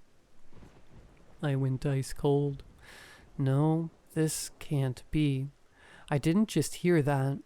It was that same sitting up creak, but I heard Jane leave. Could she have come back late while I was sleeping? Maybe, but what if it isn't her? What if it was never her? My mind raced. So many improbable scenarios played out in my mind. None of them were good. Was someone else in there with her the whole time and she didn't know? Someone hiding away, only coming out when she's sleeping? Was that creak her sitting up, or someone else sitting down? Do they watch her sleep? All I knew for sure was that someone was on the other side of this wall, because I could hear them breathing again. I wanted to do something. I wanted to know for sure, but I was powerless. Calling out to it last time was the most horrific mistake of my life. I didn't want to try that again. I wanted to call Jane, but I was afraid of making a sound. Instead, I just waited and listened. I was in a petrified daze, hyper alert but also completely exhausted. My body wanted to shut down, but my brain wouldn't let me. It may have been minutes, or it may have been hours. I couldn't tell. The image of the veiled woman kept reappearing in the back of my subconscious. Eventually, I decided to call Jane. If I heard a phone ring on the other side, then I would know. I typed the number in and hit call. The number you are trying to reach is not in service. What? How could that be?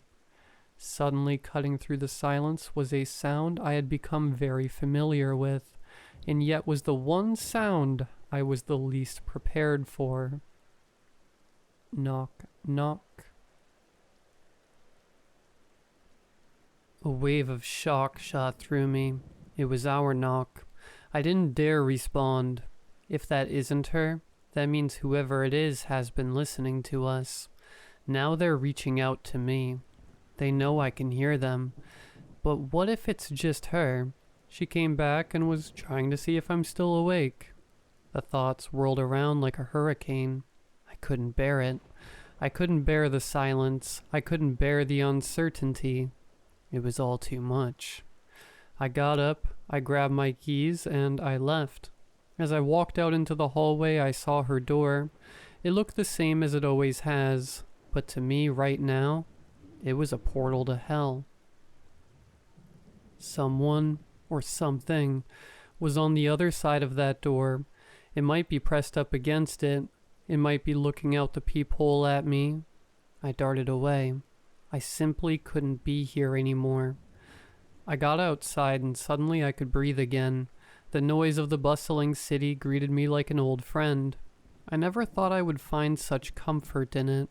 I sat down on a bench in front of my building. I wasn't going to go back, not while the sun was down. I knew where my window was, so I knew where 402's window was. I didn't want to look at it, but I had to. It was completely black. I couldn't see anything inside. That was good, I thought, but that didn't stop me from feeling like I was being watched. I felt eyes up there looming over me. I couldn't rationalize it, but something inside was telling me that whatever was in 402 wasn't a person. I fought against that thought for a long time. I was starting to accept it. I tried my best to ignore it all. It wasn't easy. Eventually I laid down on the hard wooden slats and was able to get some much-needed shut-eye. I slept better than the last few nights. I called in sick to work the next morning. I wanted to be here when Jane got home, or to see if she was already home, and last night was a massive overreaction. I felt safer seeing the sunlight beaming through the windows when I got back inside. I tried to occupy myself by catching up on some household chores, as the back of my mind waited anxiously for the next sound. I heard nothing all day. The longer it went on, the more sure I became that Jane wasn't home. As the sun set, it was apparent that she decided to stay with her sister for another night, meaning that yesterday night definitely wasn't her, also meaning that I was here alone for another night. I tried calling again. I don't know why I expected the outcome to be different. Still wasn't in service. I made extra sure I got the number right. It was exactly the number she said. Why would she give me the wrong number? Was it a new phone and she got it wrong by accident? Or did what I said to her really freak her out and maybe she thinks I'm not to be trusted? She placated me with a false number and then got the hell away from me. That outcome would have hurt the most. But a third idea crept into my mind too. The idea that maybe she couldn't be trusted. I vehemently resisted that idea. Night fell and the dread came with it. Part of me wanted to go outside to the bench again, but another part of me had to hear it one more time first. One more time to confirm that it was still in there, and then I would call the cops because this needed to end. I don't know why the noises always seem to start at 2, but that's what I was waiting for. As 1:59 turned over, my senses sharpened. I waited and I waited, expecting that sit-up sound. Only it didn't come. I had hoped that not hearing it would put my mind at ease, but that was not the case. It only put me more on edge. I felt like I was being watched. I felt like the thing on the other side knew I was listening. I couldn't hear anything, but I could feel the presence. It was there. I knew it. I just needed confirmation. The longer the silence went on, the more doubt began to creep in. The doubt infuriated me. All of this was doubt. Every second of this nightmare was doubt, and possibility, and maybe. I knew nothing. Nothing made sense. I was afraid and I was frustrated, so I made a decision. I stood facing the wall, carefully picking up my phone in one hand and my keys in the other, ready to run and dial 911 at a moment's notice. I gathered up all the courage I had and prepared to speak. I had to call out to it. I had to know that I wasn't crazy. I opened my mouth, but before the words could escape, Lee? a soft voice whispered through the wall. It was Jane. She sounded further away and her voice had a slight echo to it, but it was unmistakably her voice. Jane? The word fell out. My voice cracked. Help me. She sounded afraid, hushed like she didn't want to wake something. Jane, what's going on? I had a million questions. I was frantic, but I quieted my voice to match hers. Suddenly I was afraid to wake it up, too. Please help me, Lee. How are you there? When did you get back? I whispered, not covering my desperation. I see it. She continued. A shiver went down my spine. I'm going to call the cops right now. They'll be right there. It was the only solution I had. I don't want to die. She fell silent after that, but I heard the breathing against the wall again. The hairs on my arms stood on end. I was too scared to think straight, but I knew this wasn't right. It was her voice, but it can't have been her. Knock, knock. Knock, knock. Knock, knock. I had enough. I ran out into the hallway and dialed 911. I told them that there was an intruder. I kept it vague because vague is all I had. As I spoke, I kept my eyes on her door. I wouldn't let it out of my sight. If it left, I would see it. If it stayed, they would catch it. I hoped. They advised me to stay in my apartment and lock the door. I didn't listen. It took around 40 minutes for them to arrive. 2 officers arrived on my floor, and the building manager was with them with keys to let them into her unit. I think his name was Larry. Like I said, I forgot a lot of names and faces. He shot me a brief glare when he saw me standing there. I probably woke him up with all this. I wanted to get a glimpse into the room, but I was ushered away back into my unit. My stomach was in knots with stress. I just wanted this to be over. I didn't know what to expect. Would there be shouting? Would I hear a fight? Would there be gunshots? A part of me had a feeling, a dreadful feeling, that they would get in there and they wouldn't find anything. Minutes passed. I waited and waited, but I couldn't hear anything from the wall. Not a peep. Why aren't they going inside? I thought out loud. Suddenly there was a knock at my door. I opened the door and sure enough, it was the officers, flanked by Larry. They told me what I was afraid of. We searched the apartment and we couldn't find any signs of someone living in there. You went inside? I questioned. I knew they didn't go inside. We searched the entire unit up and down. There was no one in there. But if you hear anything again...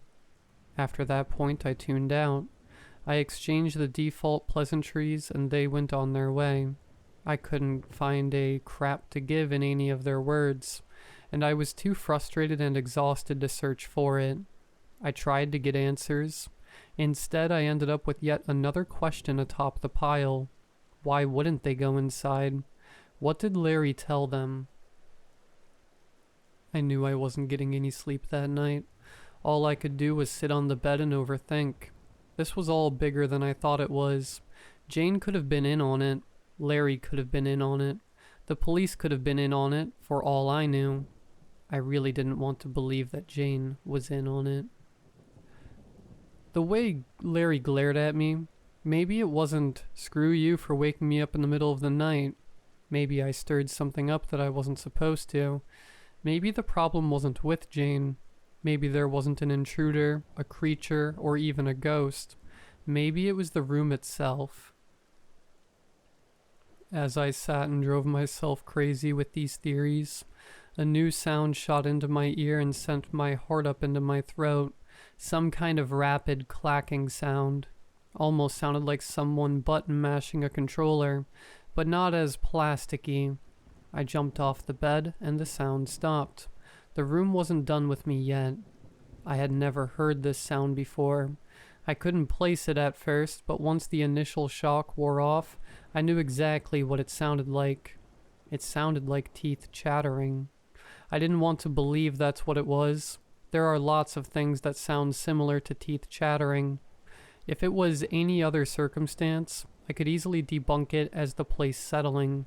Little rhythmic cracking of hard materials rubbing together, bending. But this isn't any other circumstance. I was frozen in fear once again. The images my mind involuntarily conjured up were instantly traumatizing. A wide, chattering, horse-like, bloody mouth upon a gaunt, sunken face. A naked man with hungry mouth strewn all over his body. A zipper made of teeth going all the way down a human head so it can open like a Venus flytrap. Those chattering mouth toys you get from a joke store haphazardly sewn into human flesh. I pleaded for my imagination to stop, but it simply wouldn't. The mouth abominations, the veiled woman, the ghoulish watcher, pressed against the wall. All my imagination, but imagination is powerful when reality is vague. One of them could be real, if this thing even has a form. Maybe it was just a shadow in the dark. The sounds began again. Now I heard scratching at the wall. Not hard, not ferocious. Little light scrapes, nearly inaudible, like it was just kind of picking at it, or scribbling against it. It sounded like having a rat in the walls. I used to be afraid of rats, I thought. Now I would love nothing more than for this to only be a rat. The sound began to change. Those little scrapes and scribbles along the wall morphed somehow. I couldn't tell if it was just my tired mind changing from the way that my tired eyes could make the stucco ceilings move and warble, but the sound changed nevertheless. The scribbles began to sound breathy. They started sounding more like whispers than scribbles. The content of the whispers was indiscernible. My mind went to someone in a small, padded room, sitting in a corner with their legs curled up to their chest, shaking and whispering incoherent gibberish to themselves. There was an almost hypnotic effect to the whispers. I resisted the urge to move closer to try and make out any words hidden in the almost silent muttering. I wouldn't have the opportunity to try, however, because suddenly a blood-curdling scream exploded through the wall. I almost leapt out of my skin. It wasn't just any scream. It was Jane's voice again. I had never heard a scream so horrific in my life, but it was enough to break me from the trance I was falling into. I grabbed my keys and ran outside as fast as I could. I spent another night on the bench outside. At least whatever was left of the night by this point. Even outside and far away from the room, sleep wouldn't come. The images I conjured were too horrific, and the sounds replayed over and over. The deep, frustrating, impossible uncertainty of the situation loomed over me heavily, as did the eyes that I still felt watching me from the window. I was terrified, and I felt truly alone. Morning came, and I felt the relative safety of the sun. It took a while for me to gain the courage to re-enter my apartment, but I did. Then I went to work like always. Despite all this, despite being scared out of my mind, sleep-deprived and feeling like I'm going insane, life doesn't care. The world keeps turning. I still gotta eat. If this monotonous routine wasn't already so deeply ingrained into me, I might have had a full psychotic break by now, but my body was on autopilot.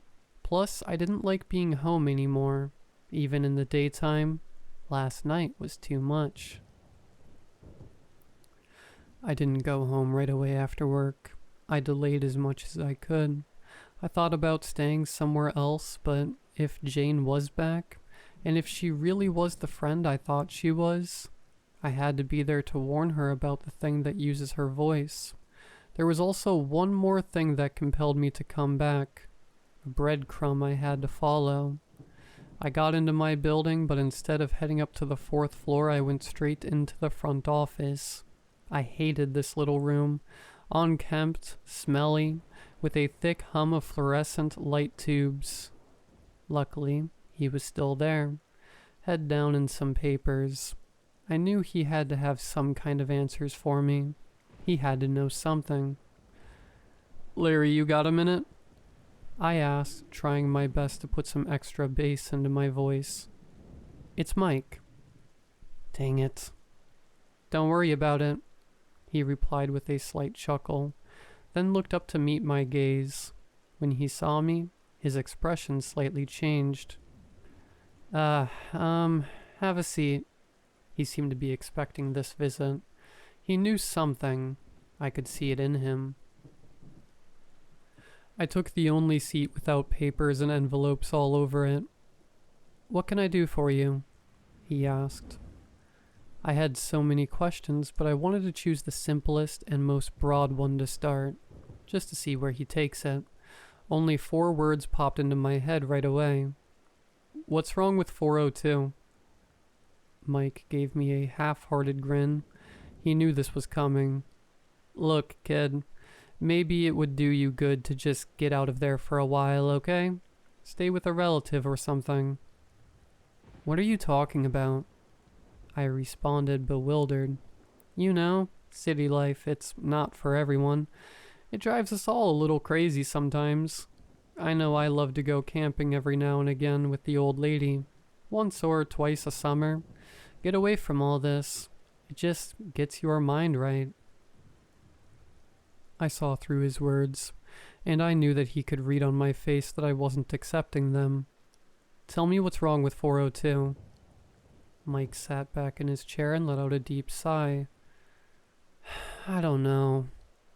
He said that like it was an answer. But he continued before I could press him. "I wish I knew. It's just one of those things." "It's just one of those things?" I repeated, immediately put off by his tone. "Okay, I don't really like to talk about it. I try not to. I find that's best." He paused, took a few seconds to find the words, then continued. "People don't do well in 402, meaning they get scared and they leave, or, whatever. I don't know what it is, and I'm not a superstitious type. There's just something wrong with it. That's all I can say." He explained. His body language changed. I saw him begin to fidget with his hands. "Did anything happen in that room?" I questioned. He took another big sigh. "A lot of calls to the police like yesterday, thinking there's an intruder. A man in the closet, a man under the bed, things like that. Spook house things. That's how it started. It all sounded like nonsense. Of course, police find nothing every time. We get the place tested for a gas leak or what have you. Nada. So we carry on. What more can I do, right?" A shockwave shot through me as he said all this. I was stunned. This was the first kind of confirmation I had gotten about any of this. It's all real. All of it. It's not just me. He continued. Then things started getting worse. People started doing things to themselves. You know what I mean. They started carving themselves up. Paramedics would be in and out. It was getting really bad. Sarah, my wife, she cleans the rooms up for new tenants. They were in and out of 402 all the time, so she was in there a lot. One day she tells me she can't go in there anymore. I ask why. She says because something is watching her. She says it knows her. She says something terrible is going to happen in there. I don't know what to make of that, but she never went into 402 again. She doesn't even like going near the door because she thinks there's someone at the peephole. Then there was the disappearance. That girl went missing. You heard about that, right? I was ashamed to admit that I didn't. Maybe it came up. Maybe at one point I was told, but it was long since forgotten. They presumed her dead, never found her. I knew it had something to do with the room, so I closed it for good. Nobody in or out unless absolutely necessary. I didn't know what to say. I was horrified. What must all of these people have seen? I shuddered to think, but also, I still had questions. This sounded right, but there were glaring inconsistencies. I had to keep prodding. How did you get the police to go along with that? I asked, attempting to remain composed. I didn't. They do their business, they're in and out quick. They never find anything, and they don't really ask. It's the city. No, but they didn't go inside the room last night. Why didn't they go in? Mike shot me a confused look. They did go in. They went in, they searched, they found nothing like they always do. New guys. It's been a few years, but none of them do. I was getting frustrated again. Things weren't lining up. Why lie about this? I know they didn't go in. I would have heard them if they went in. I hear everything that happens in there. And you clearly didn't close the room because you rented it out. It's occupied right now. And Jane said you told her about previous tenants when she moved in. So there were people even before her. Mike's expression completely dropped. You think someone lives there right now? Yes, someone lives there. Don't lie to me, I asserted. No one has lived there for 8 years. I promise you, he said coldly. I was boiling over. I lost my composure entirely. Someone lives there. Jane lives there. We both know she does. I've spoken to her almost every day since she moved in. I've heard her cook. I've heard her clean. I've heard her crappy music. She's my friend, and she's in danger living in this room. And you just let her go on in for what? Your bottom line? You really needed that extra rent money? What? For your camping trips? Mike raised his voice to match mine. Listen, buddy, I don't know what to tell you. Nobody lives in that room. I won't allow it. You want to go see for yourself? Here. Mike rummaged around his desk and threw a set of keys at me. You have at it. Go have a look. It's an empty room. And after you see that it's an empty room, do the smart thing. Don't stick around. Don't go inside. Lock it back up. Then pack your stuff and get out because your room isn't safe anymore. I was stunned. I was angry. I was confused and slightly ashamed. I had no more to say, so I turned to leave, but then he spoke up one more time. Oh, and by the way, you really are bad with names because Jane, that's the name of the girl who went missing. Jane Lewis. My whole body went numb as I walked out. This couldn't be the truth. I couldn't have been talking to a dead person this whole time. I had guessed that this thing was using her voice somehow, but that was only at night. It can't have all been fake. Jane was my friend. I couldn't believe it. I refused to believe it. That walk up to my floor was the longest of my life. I approached 402 with the key in my hand. I stopped in front of the door. I stood for what felt like hours. I just couldn't bring myself to do it. Not right now. The thought of opening that door for even a moment, especially at night, was far too horrifying. I had to sit down and collect myself. I went inside my apartment and immediately sat on my bed. I wanted to cry. This was all too much, but all I could do was sit and shiver in silence until... Knock, knock. I didn't have time to be startled, as a familiar voice immediately accompanied the knocks. Hey, I'm back. I stayed an extra night. I bet you love the peace and quiet. Anything happen? You didn't call, so I'm hoping we're all good. You gave me quite a scare. Jane, in her normal, casual, optimistic Jane voice. I wanted to be able to trust her so badly. I needed a friend right now. And she made it so easy to trust her. So easy. How do I talk to her? What could I say? I couldn't find the words. You there? She asked calmly. Your number. It said it was out of service. I muttered weakly. Really? What the hell? Are you sure you typed it in right? Yeah, I'm sure. I couldn't put any energy behind my voice. Are you okay? What happened? She responded, sounding genuinely concerned. You know, don't you? No, what? You're part of it. You're this thing. What are you talking about? Lee, you're not making sense. Is your name really Jane? Well, yeah, obviously. Why wouldn't it be? Jane Lewis? The wall fell silent for a moment. What the hell? Are you looking me up or something? That's messed up. Jane said, sounding shaken. Maybe I should look you up. Maybe I should, since you're dead. What? You're scaring the shit out of me, okay? I think you need some help. I lost my composure again. You're dead. You died. Jane Lewis died, so who are you, and why are you doing this to me? I'm not dead. Why are you saying I'm dead? She shouted. She sounded so convincing. Maybe she genuinely didn't know she was dead. Or maybe this was another trick. Your apartment is vacant. Nobody has lived there for 8 years. It's empty. You aren't real. I heard her laugh. That kind of exasperated laugh when you hear something so ridiculous your brain has trouble processing it. It was a very human-like response. Lee, that's not true. I don't know who's telling you this, but it's not true.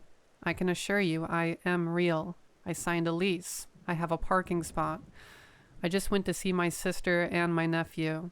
We played Mario Kart and ate pizza. Pretty sure I wasn't a ghost to them. Listen to yourself. You're in your own head. I am real. I am your friend. At least I'm trying to be. Her voice began to crack at the end. I could almost hear the tears welling up. I couldn't hold it in any longer. I began to cry.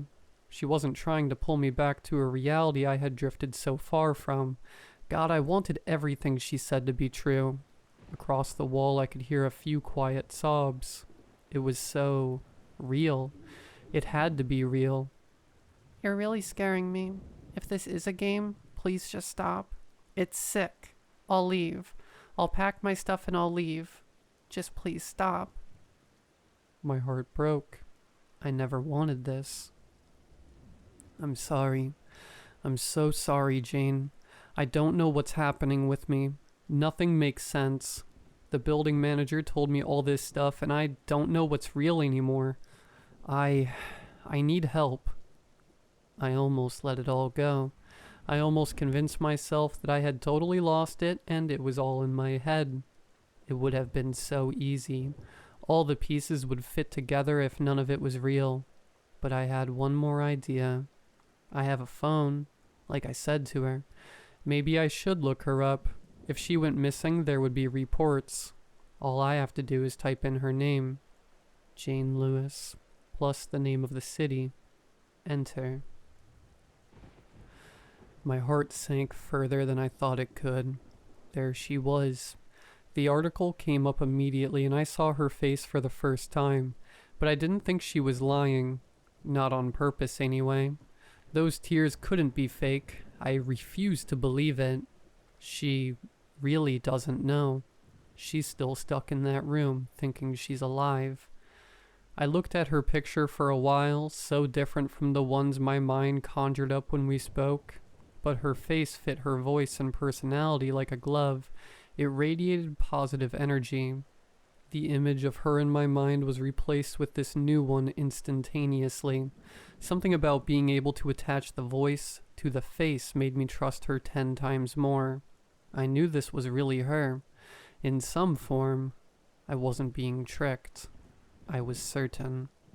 I don't know if I should tell her that she was dead. A part of me thought there wouldn't be a point. There's no way she would believe me, but I felt like I had to. No more secrets. I needed this all out in the open. Whatever happens.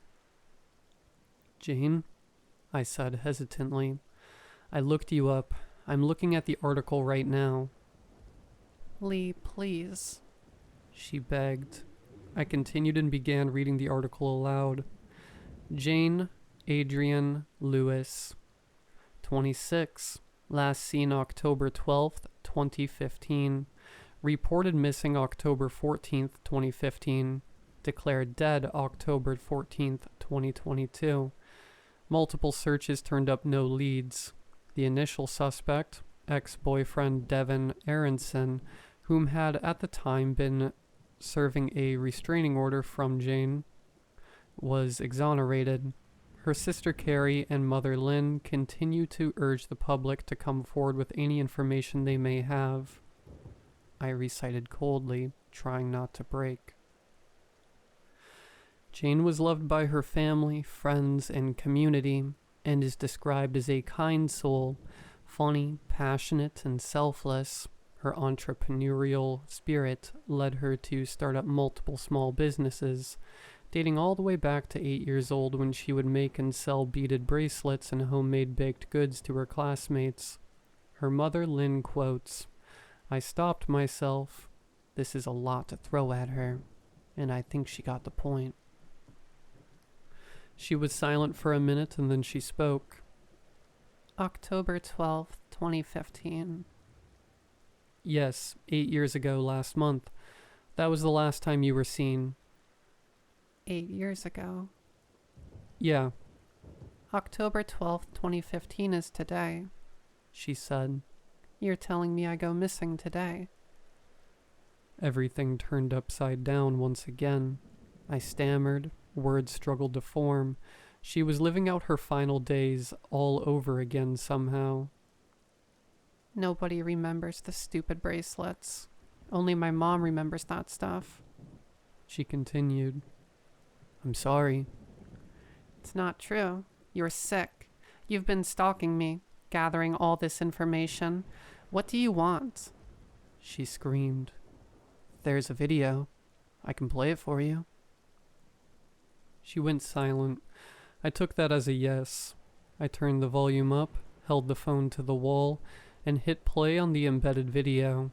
An older woman and a younger woman stood together in front of microphones on the front lawn of a small house. I could only assume her mom and her sister. She wouldn't accept it from me. Maybe she would accept it from them.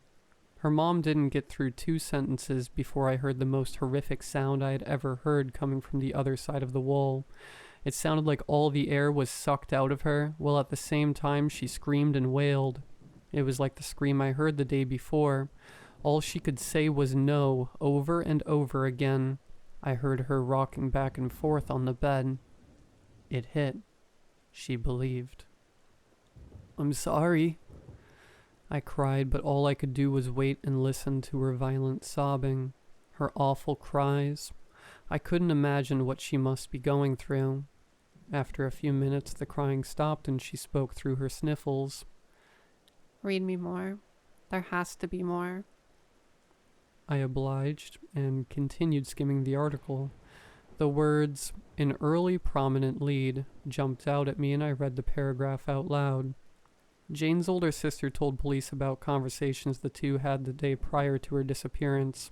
Jane talked about making friends with a neighbor named Lee. I paused. The last thing I expected was my name to appear in this. Albeit spelled wrong. It was spelled L-E-E.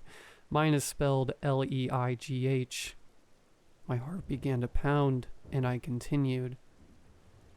Whom she claimed she could hear through the unit's wall. However, when police searched, they found nobody by that name living in the building, and weren't able to find any evidence of this mysterious Lee. What the? Jane said, echoing my sentiments.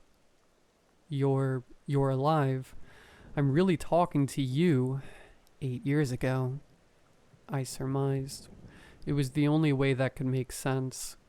I've been trying to tell you I'm alive. Wait, maybe that means I can help you. You were supposed to die today, but maybe I can save you. Okay. How? I thought about it for a second and the most obvious answer popped into my mind. Get out. Get out of the room now. It's in the room.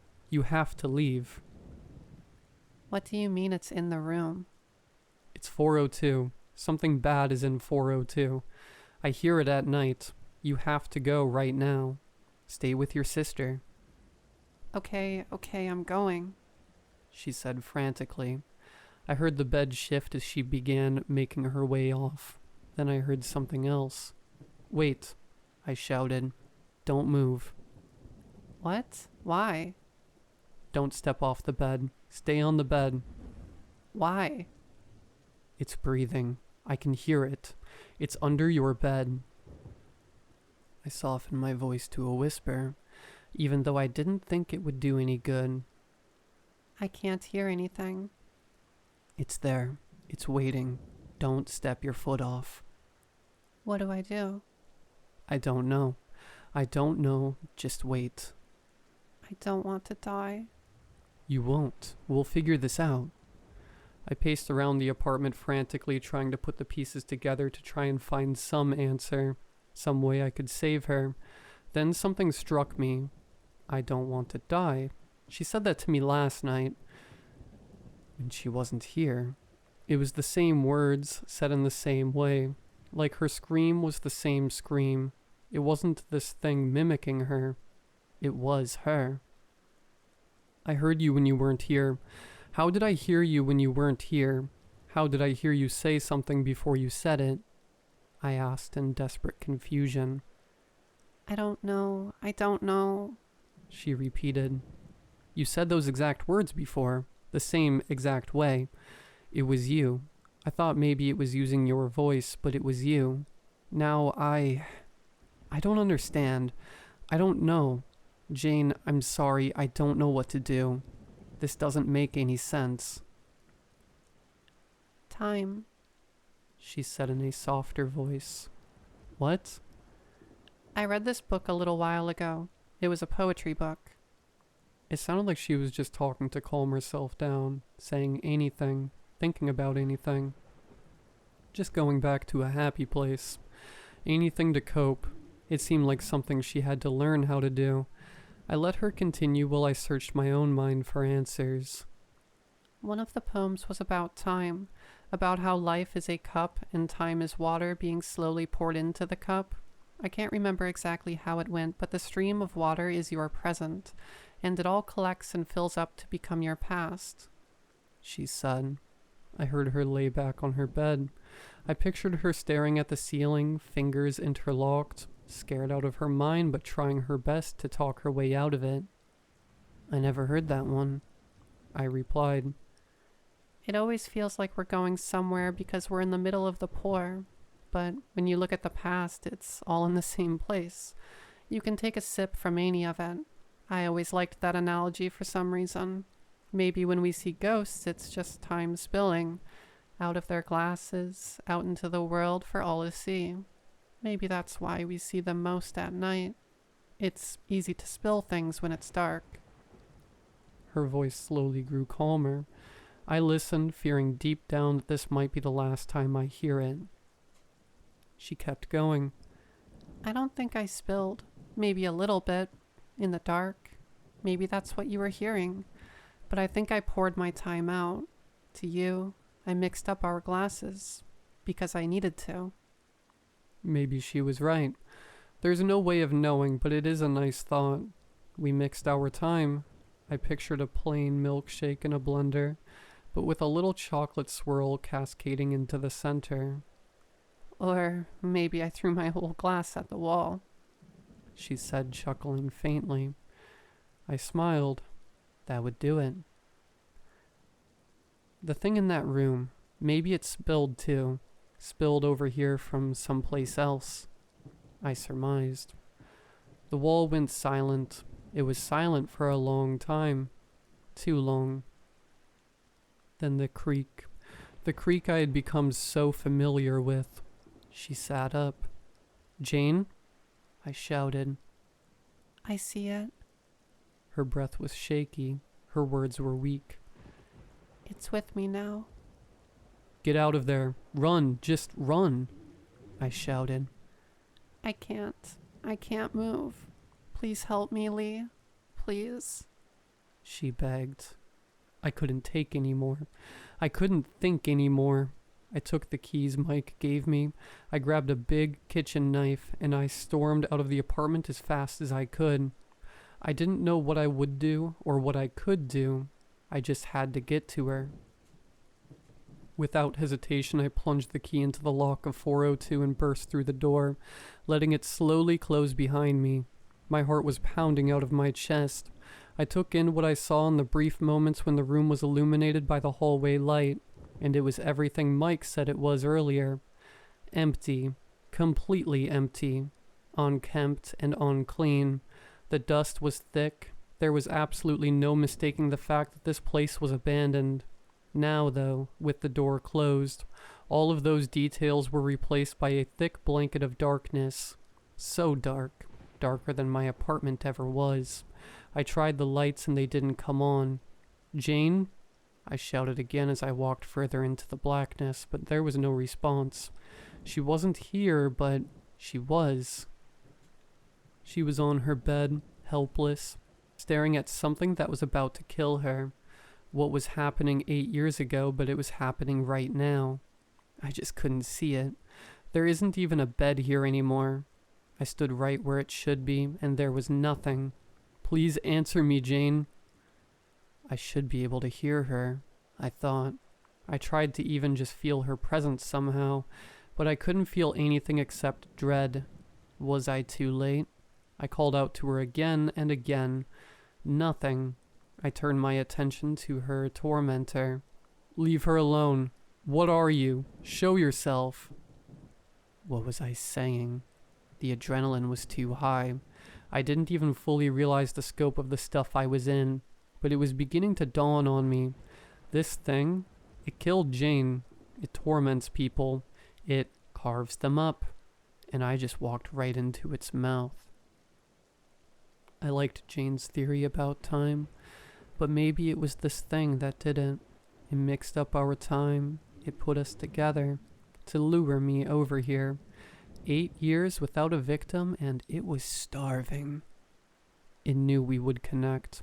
It knew I would come to save her. It got me right where it wanted me. In my adrenaline-fueled haze, I walked far away from the door without even realizing it. I was on the other side of the room. I could make a run for it, but I froze. The soundproofing panels were gone, but the place was just as silent. The intense dark made my vision fuzzy and grainy.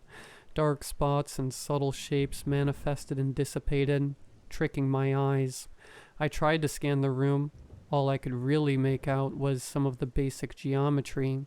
The only light was an inch-tall line coming from under the front door. It could be hiding in any of these pitch-black corners, standing there, watching me hyperventilate. There was a sliding closet door next to the front door, very slightly open. Mike said something about people seeing it in the closet. I could imagine its eye peeking out. Maybe that's where it hid in the daytime, watching Jane and listening to us. Something moved above me. I looked to the ceiling, but saw only black. It could be up there too, sprawled out on the ceiling like some kind of spider, looking down at me, waiting to pounce. I wouldn't know. More movement in the far corners of my periphery. I turned to face it out of instinct and was again met with the void. I wanted to think it was all a trick of my eyes, but I knew better. I told my body to run. It was time to run. My body didn't want to move, but I had no choice. I couldn't stay here. As much as it killed me, I was quickly realizing there was no saving Jane. There never was. I was still as powerless as I had been this entire time, so I had to go now. Then I heard it creak. The floorboard right in front of the door I was so anxious to get to. I turned and looked towards the door, and I saw it. The line of light under the door was now broken by 2 dark pillars. It was standing right there.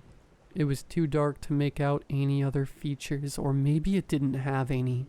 All I could make out was a shadow amongst the shadows, the vaguest confirmation of a form. My legs fell out from under me and I came down hard. I kicked my feet and crawled back against the furthest corner. I didn't take my eyes off of it. I didn't dare to even blink. It didn't move. After a moment, the floorboards began to creak subtly again and again, but it still wasn't moving. It sounded like it was only slightly shifting its weight from one foot to the other and back again. It was swaying. I really was trapped now. It wasn't going to let me go to the door. I put my hands on the wall behind me to help me push myself back up. One of my hands touched something wet. The wall was damp and squishy. Instinctually, I looked to see what I was touching, and my eyes were able to adjust enough to make out that it was mold. A ton of mold, coating several feet of the wall. I recoiled in disgust, but it quickly all started to add up. This mold was exactly where the mold in my apartment was. It was the same mold on both sides.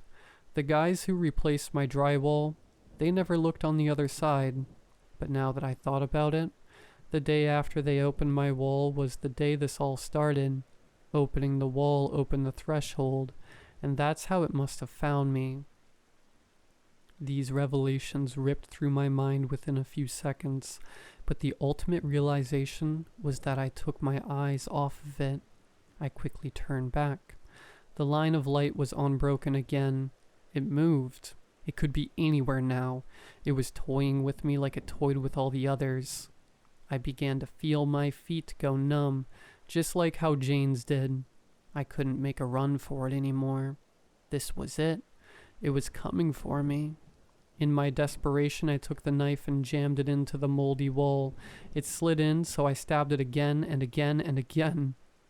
Then I dropped the knife and forced my hands inside, pulling and ripping and tearing at the decay. Some parts tore away easy. Others were still rough and hard. Amidst the crumbling and the squishing sounds of the wall being pulled apart and the sounds of my own struggling, the creaks began again, coming closer now. The tips of my fingers screamed in pain. My fingernails bent and broke as drywall lodged itself behind them, but I continued tearing at it with everything I had. It felt like I had an extra pair of hands.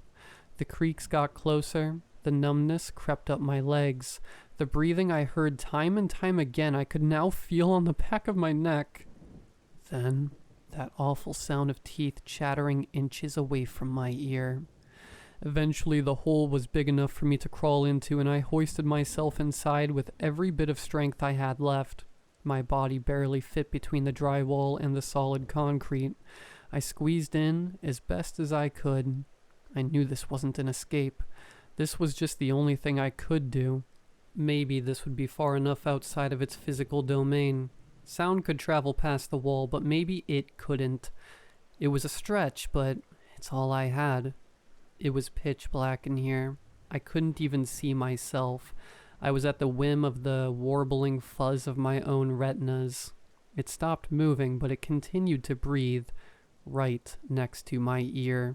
Maybe I was right and it couldn't get inside. Time passed.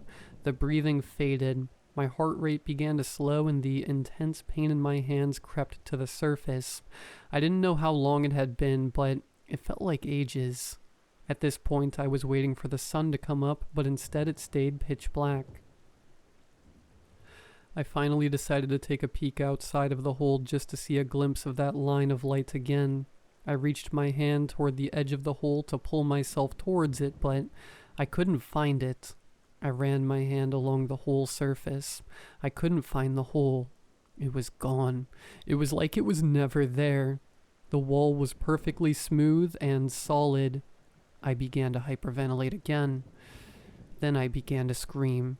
I screamed for help until my throat went coarse. I hit the wall as hard as I could over and over, and it wouldn't budge. I couldn't see the blood, but I felt it trickle down my knuckles. I managed to dislodge a wooden stud, but that offered no help. I fought until I had no more fight left in me. Then I sat back, staring into the blackness once again, defeated. Only there was something different this time. I could only describe it as something darker than pitch black, a little fuzzy orb of it floating past the wooden stud that I broke off. I pulled myself closer, and my eyes very slowly began to adjust. It wasn't an orb I began to discover. It was 3 orbs, arranged in an inverted triangle. I pulled myself closer again. No, not orbs. They were holes. I couldn't fully make it out until I was a mere foot away from it. Then I gasped in horror. A face, sunken black holes for the eyes and mouth, withered and shrouded in a veil of cobwebs. I could barely make out the rest of the body, slumped over and sitting like I was, decayed to bones. There she was, the veiled woman, but not just the veiled woman. It was Jane. She was here all this time. It probably tricked her into the wall the same way it tricked me. Tears welled up immediately and turned to frantic sobs.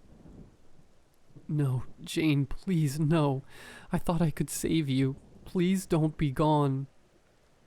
I knew she was dead, but actually seeing her like this broke me beyond repair. It sunk in now. That last glimmer of hope I had was gone. My friend was dead, and she died afraid. You can't be gone. Tell me one of your jokes. You're supposed to tell me them every day. You can't miss a day. You have to, please. I was hysterical, thinking about her scared and alone and trapped for God knows how long, never being found. It shattered me over and over. I couldn't save her. I couldn't reassure her. I couldn't make things better. I couldn't say goodbye. I couldn't even bring her or her family closure because I will die in this place too, and neither of us will ever be found. I'm sorry. Give me more time.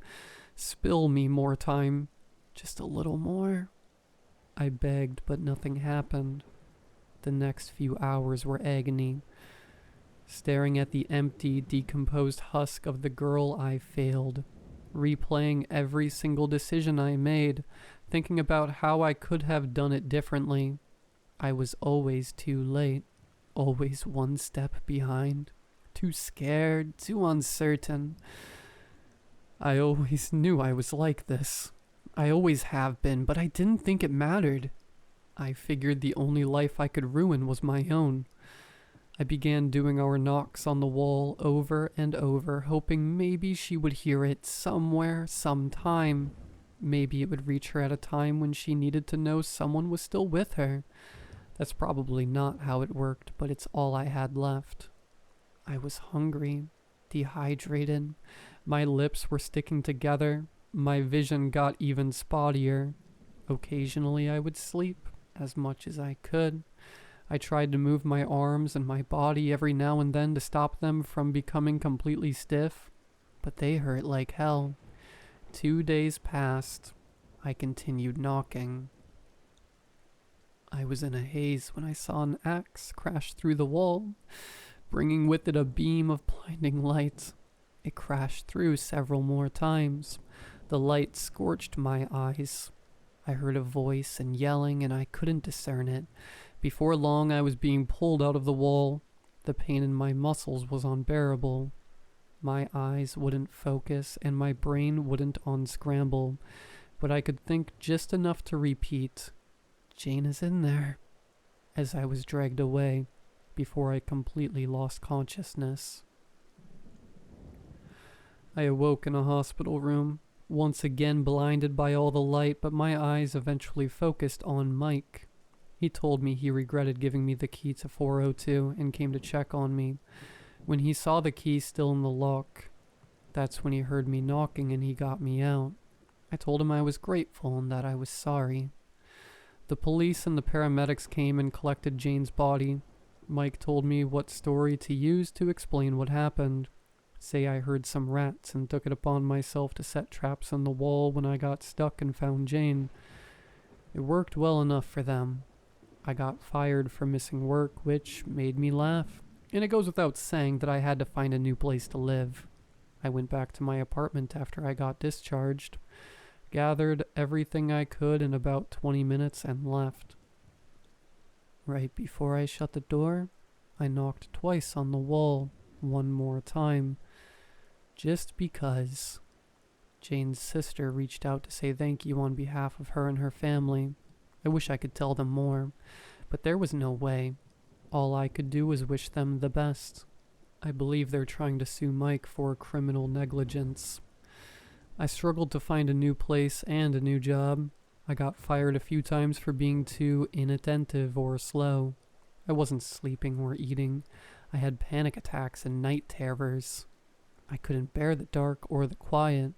The things I saw I couldn't escape, but beyond the fear and the trauma, it was the guilt that was the worst.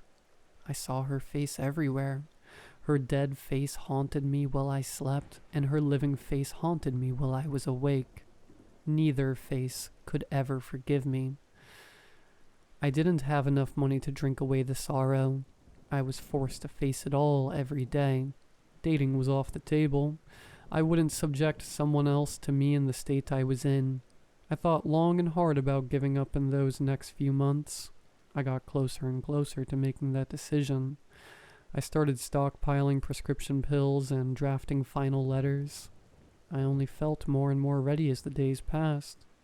But on the day I chose, and the time I chose, I heard 2 knocks on my wall.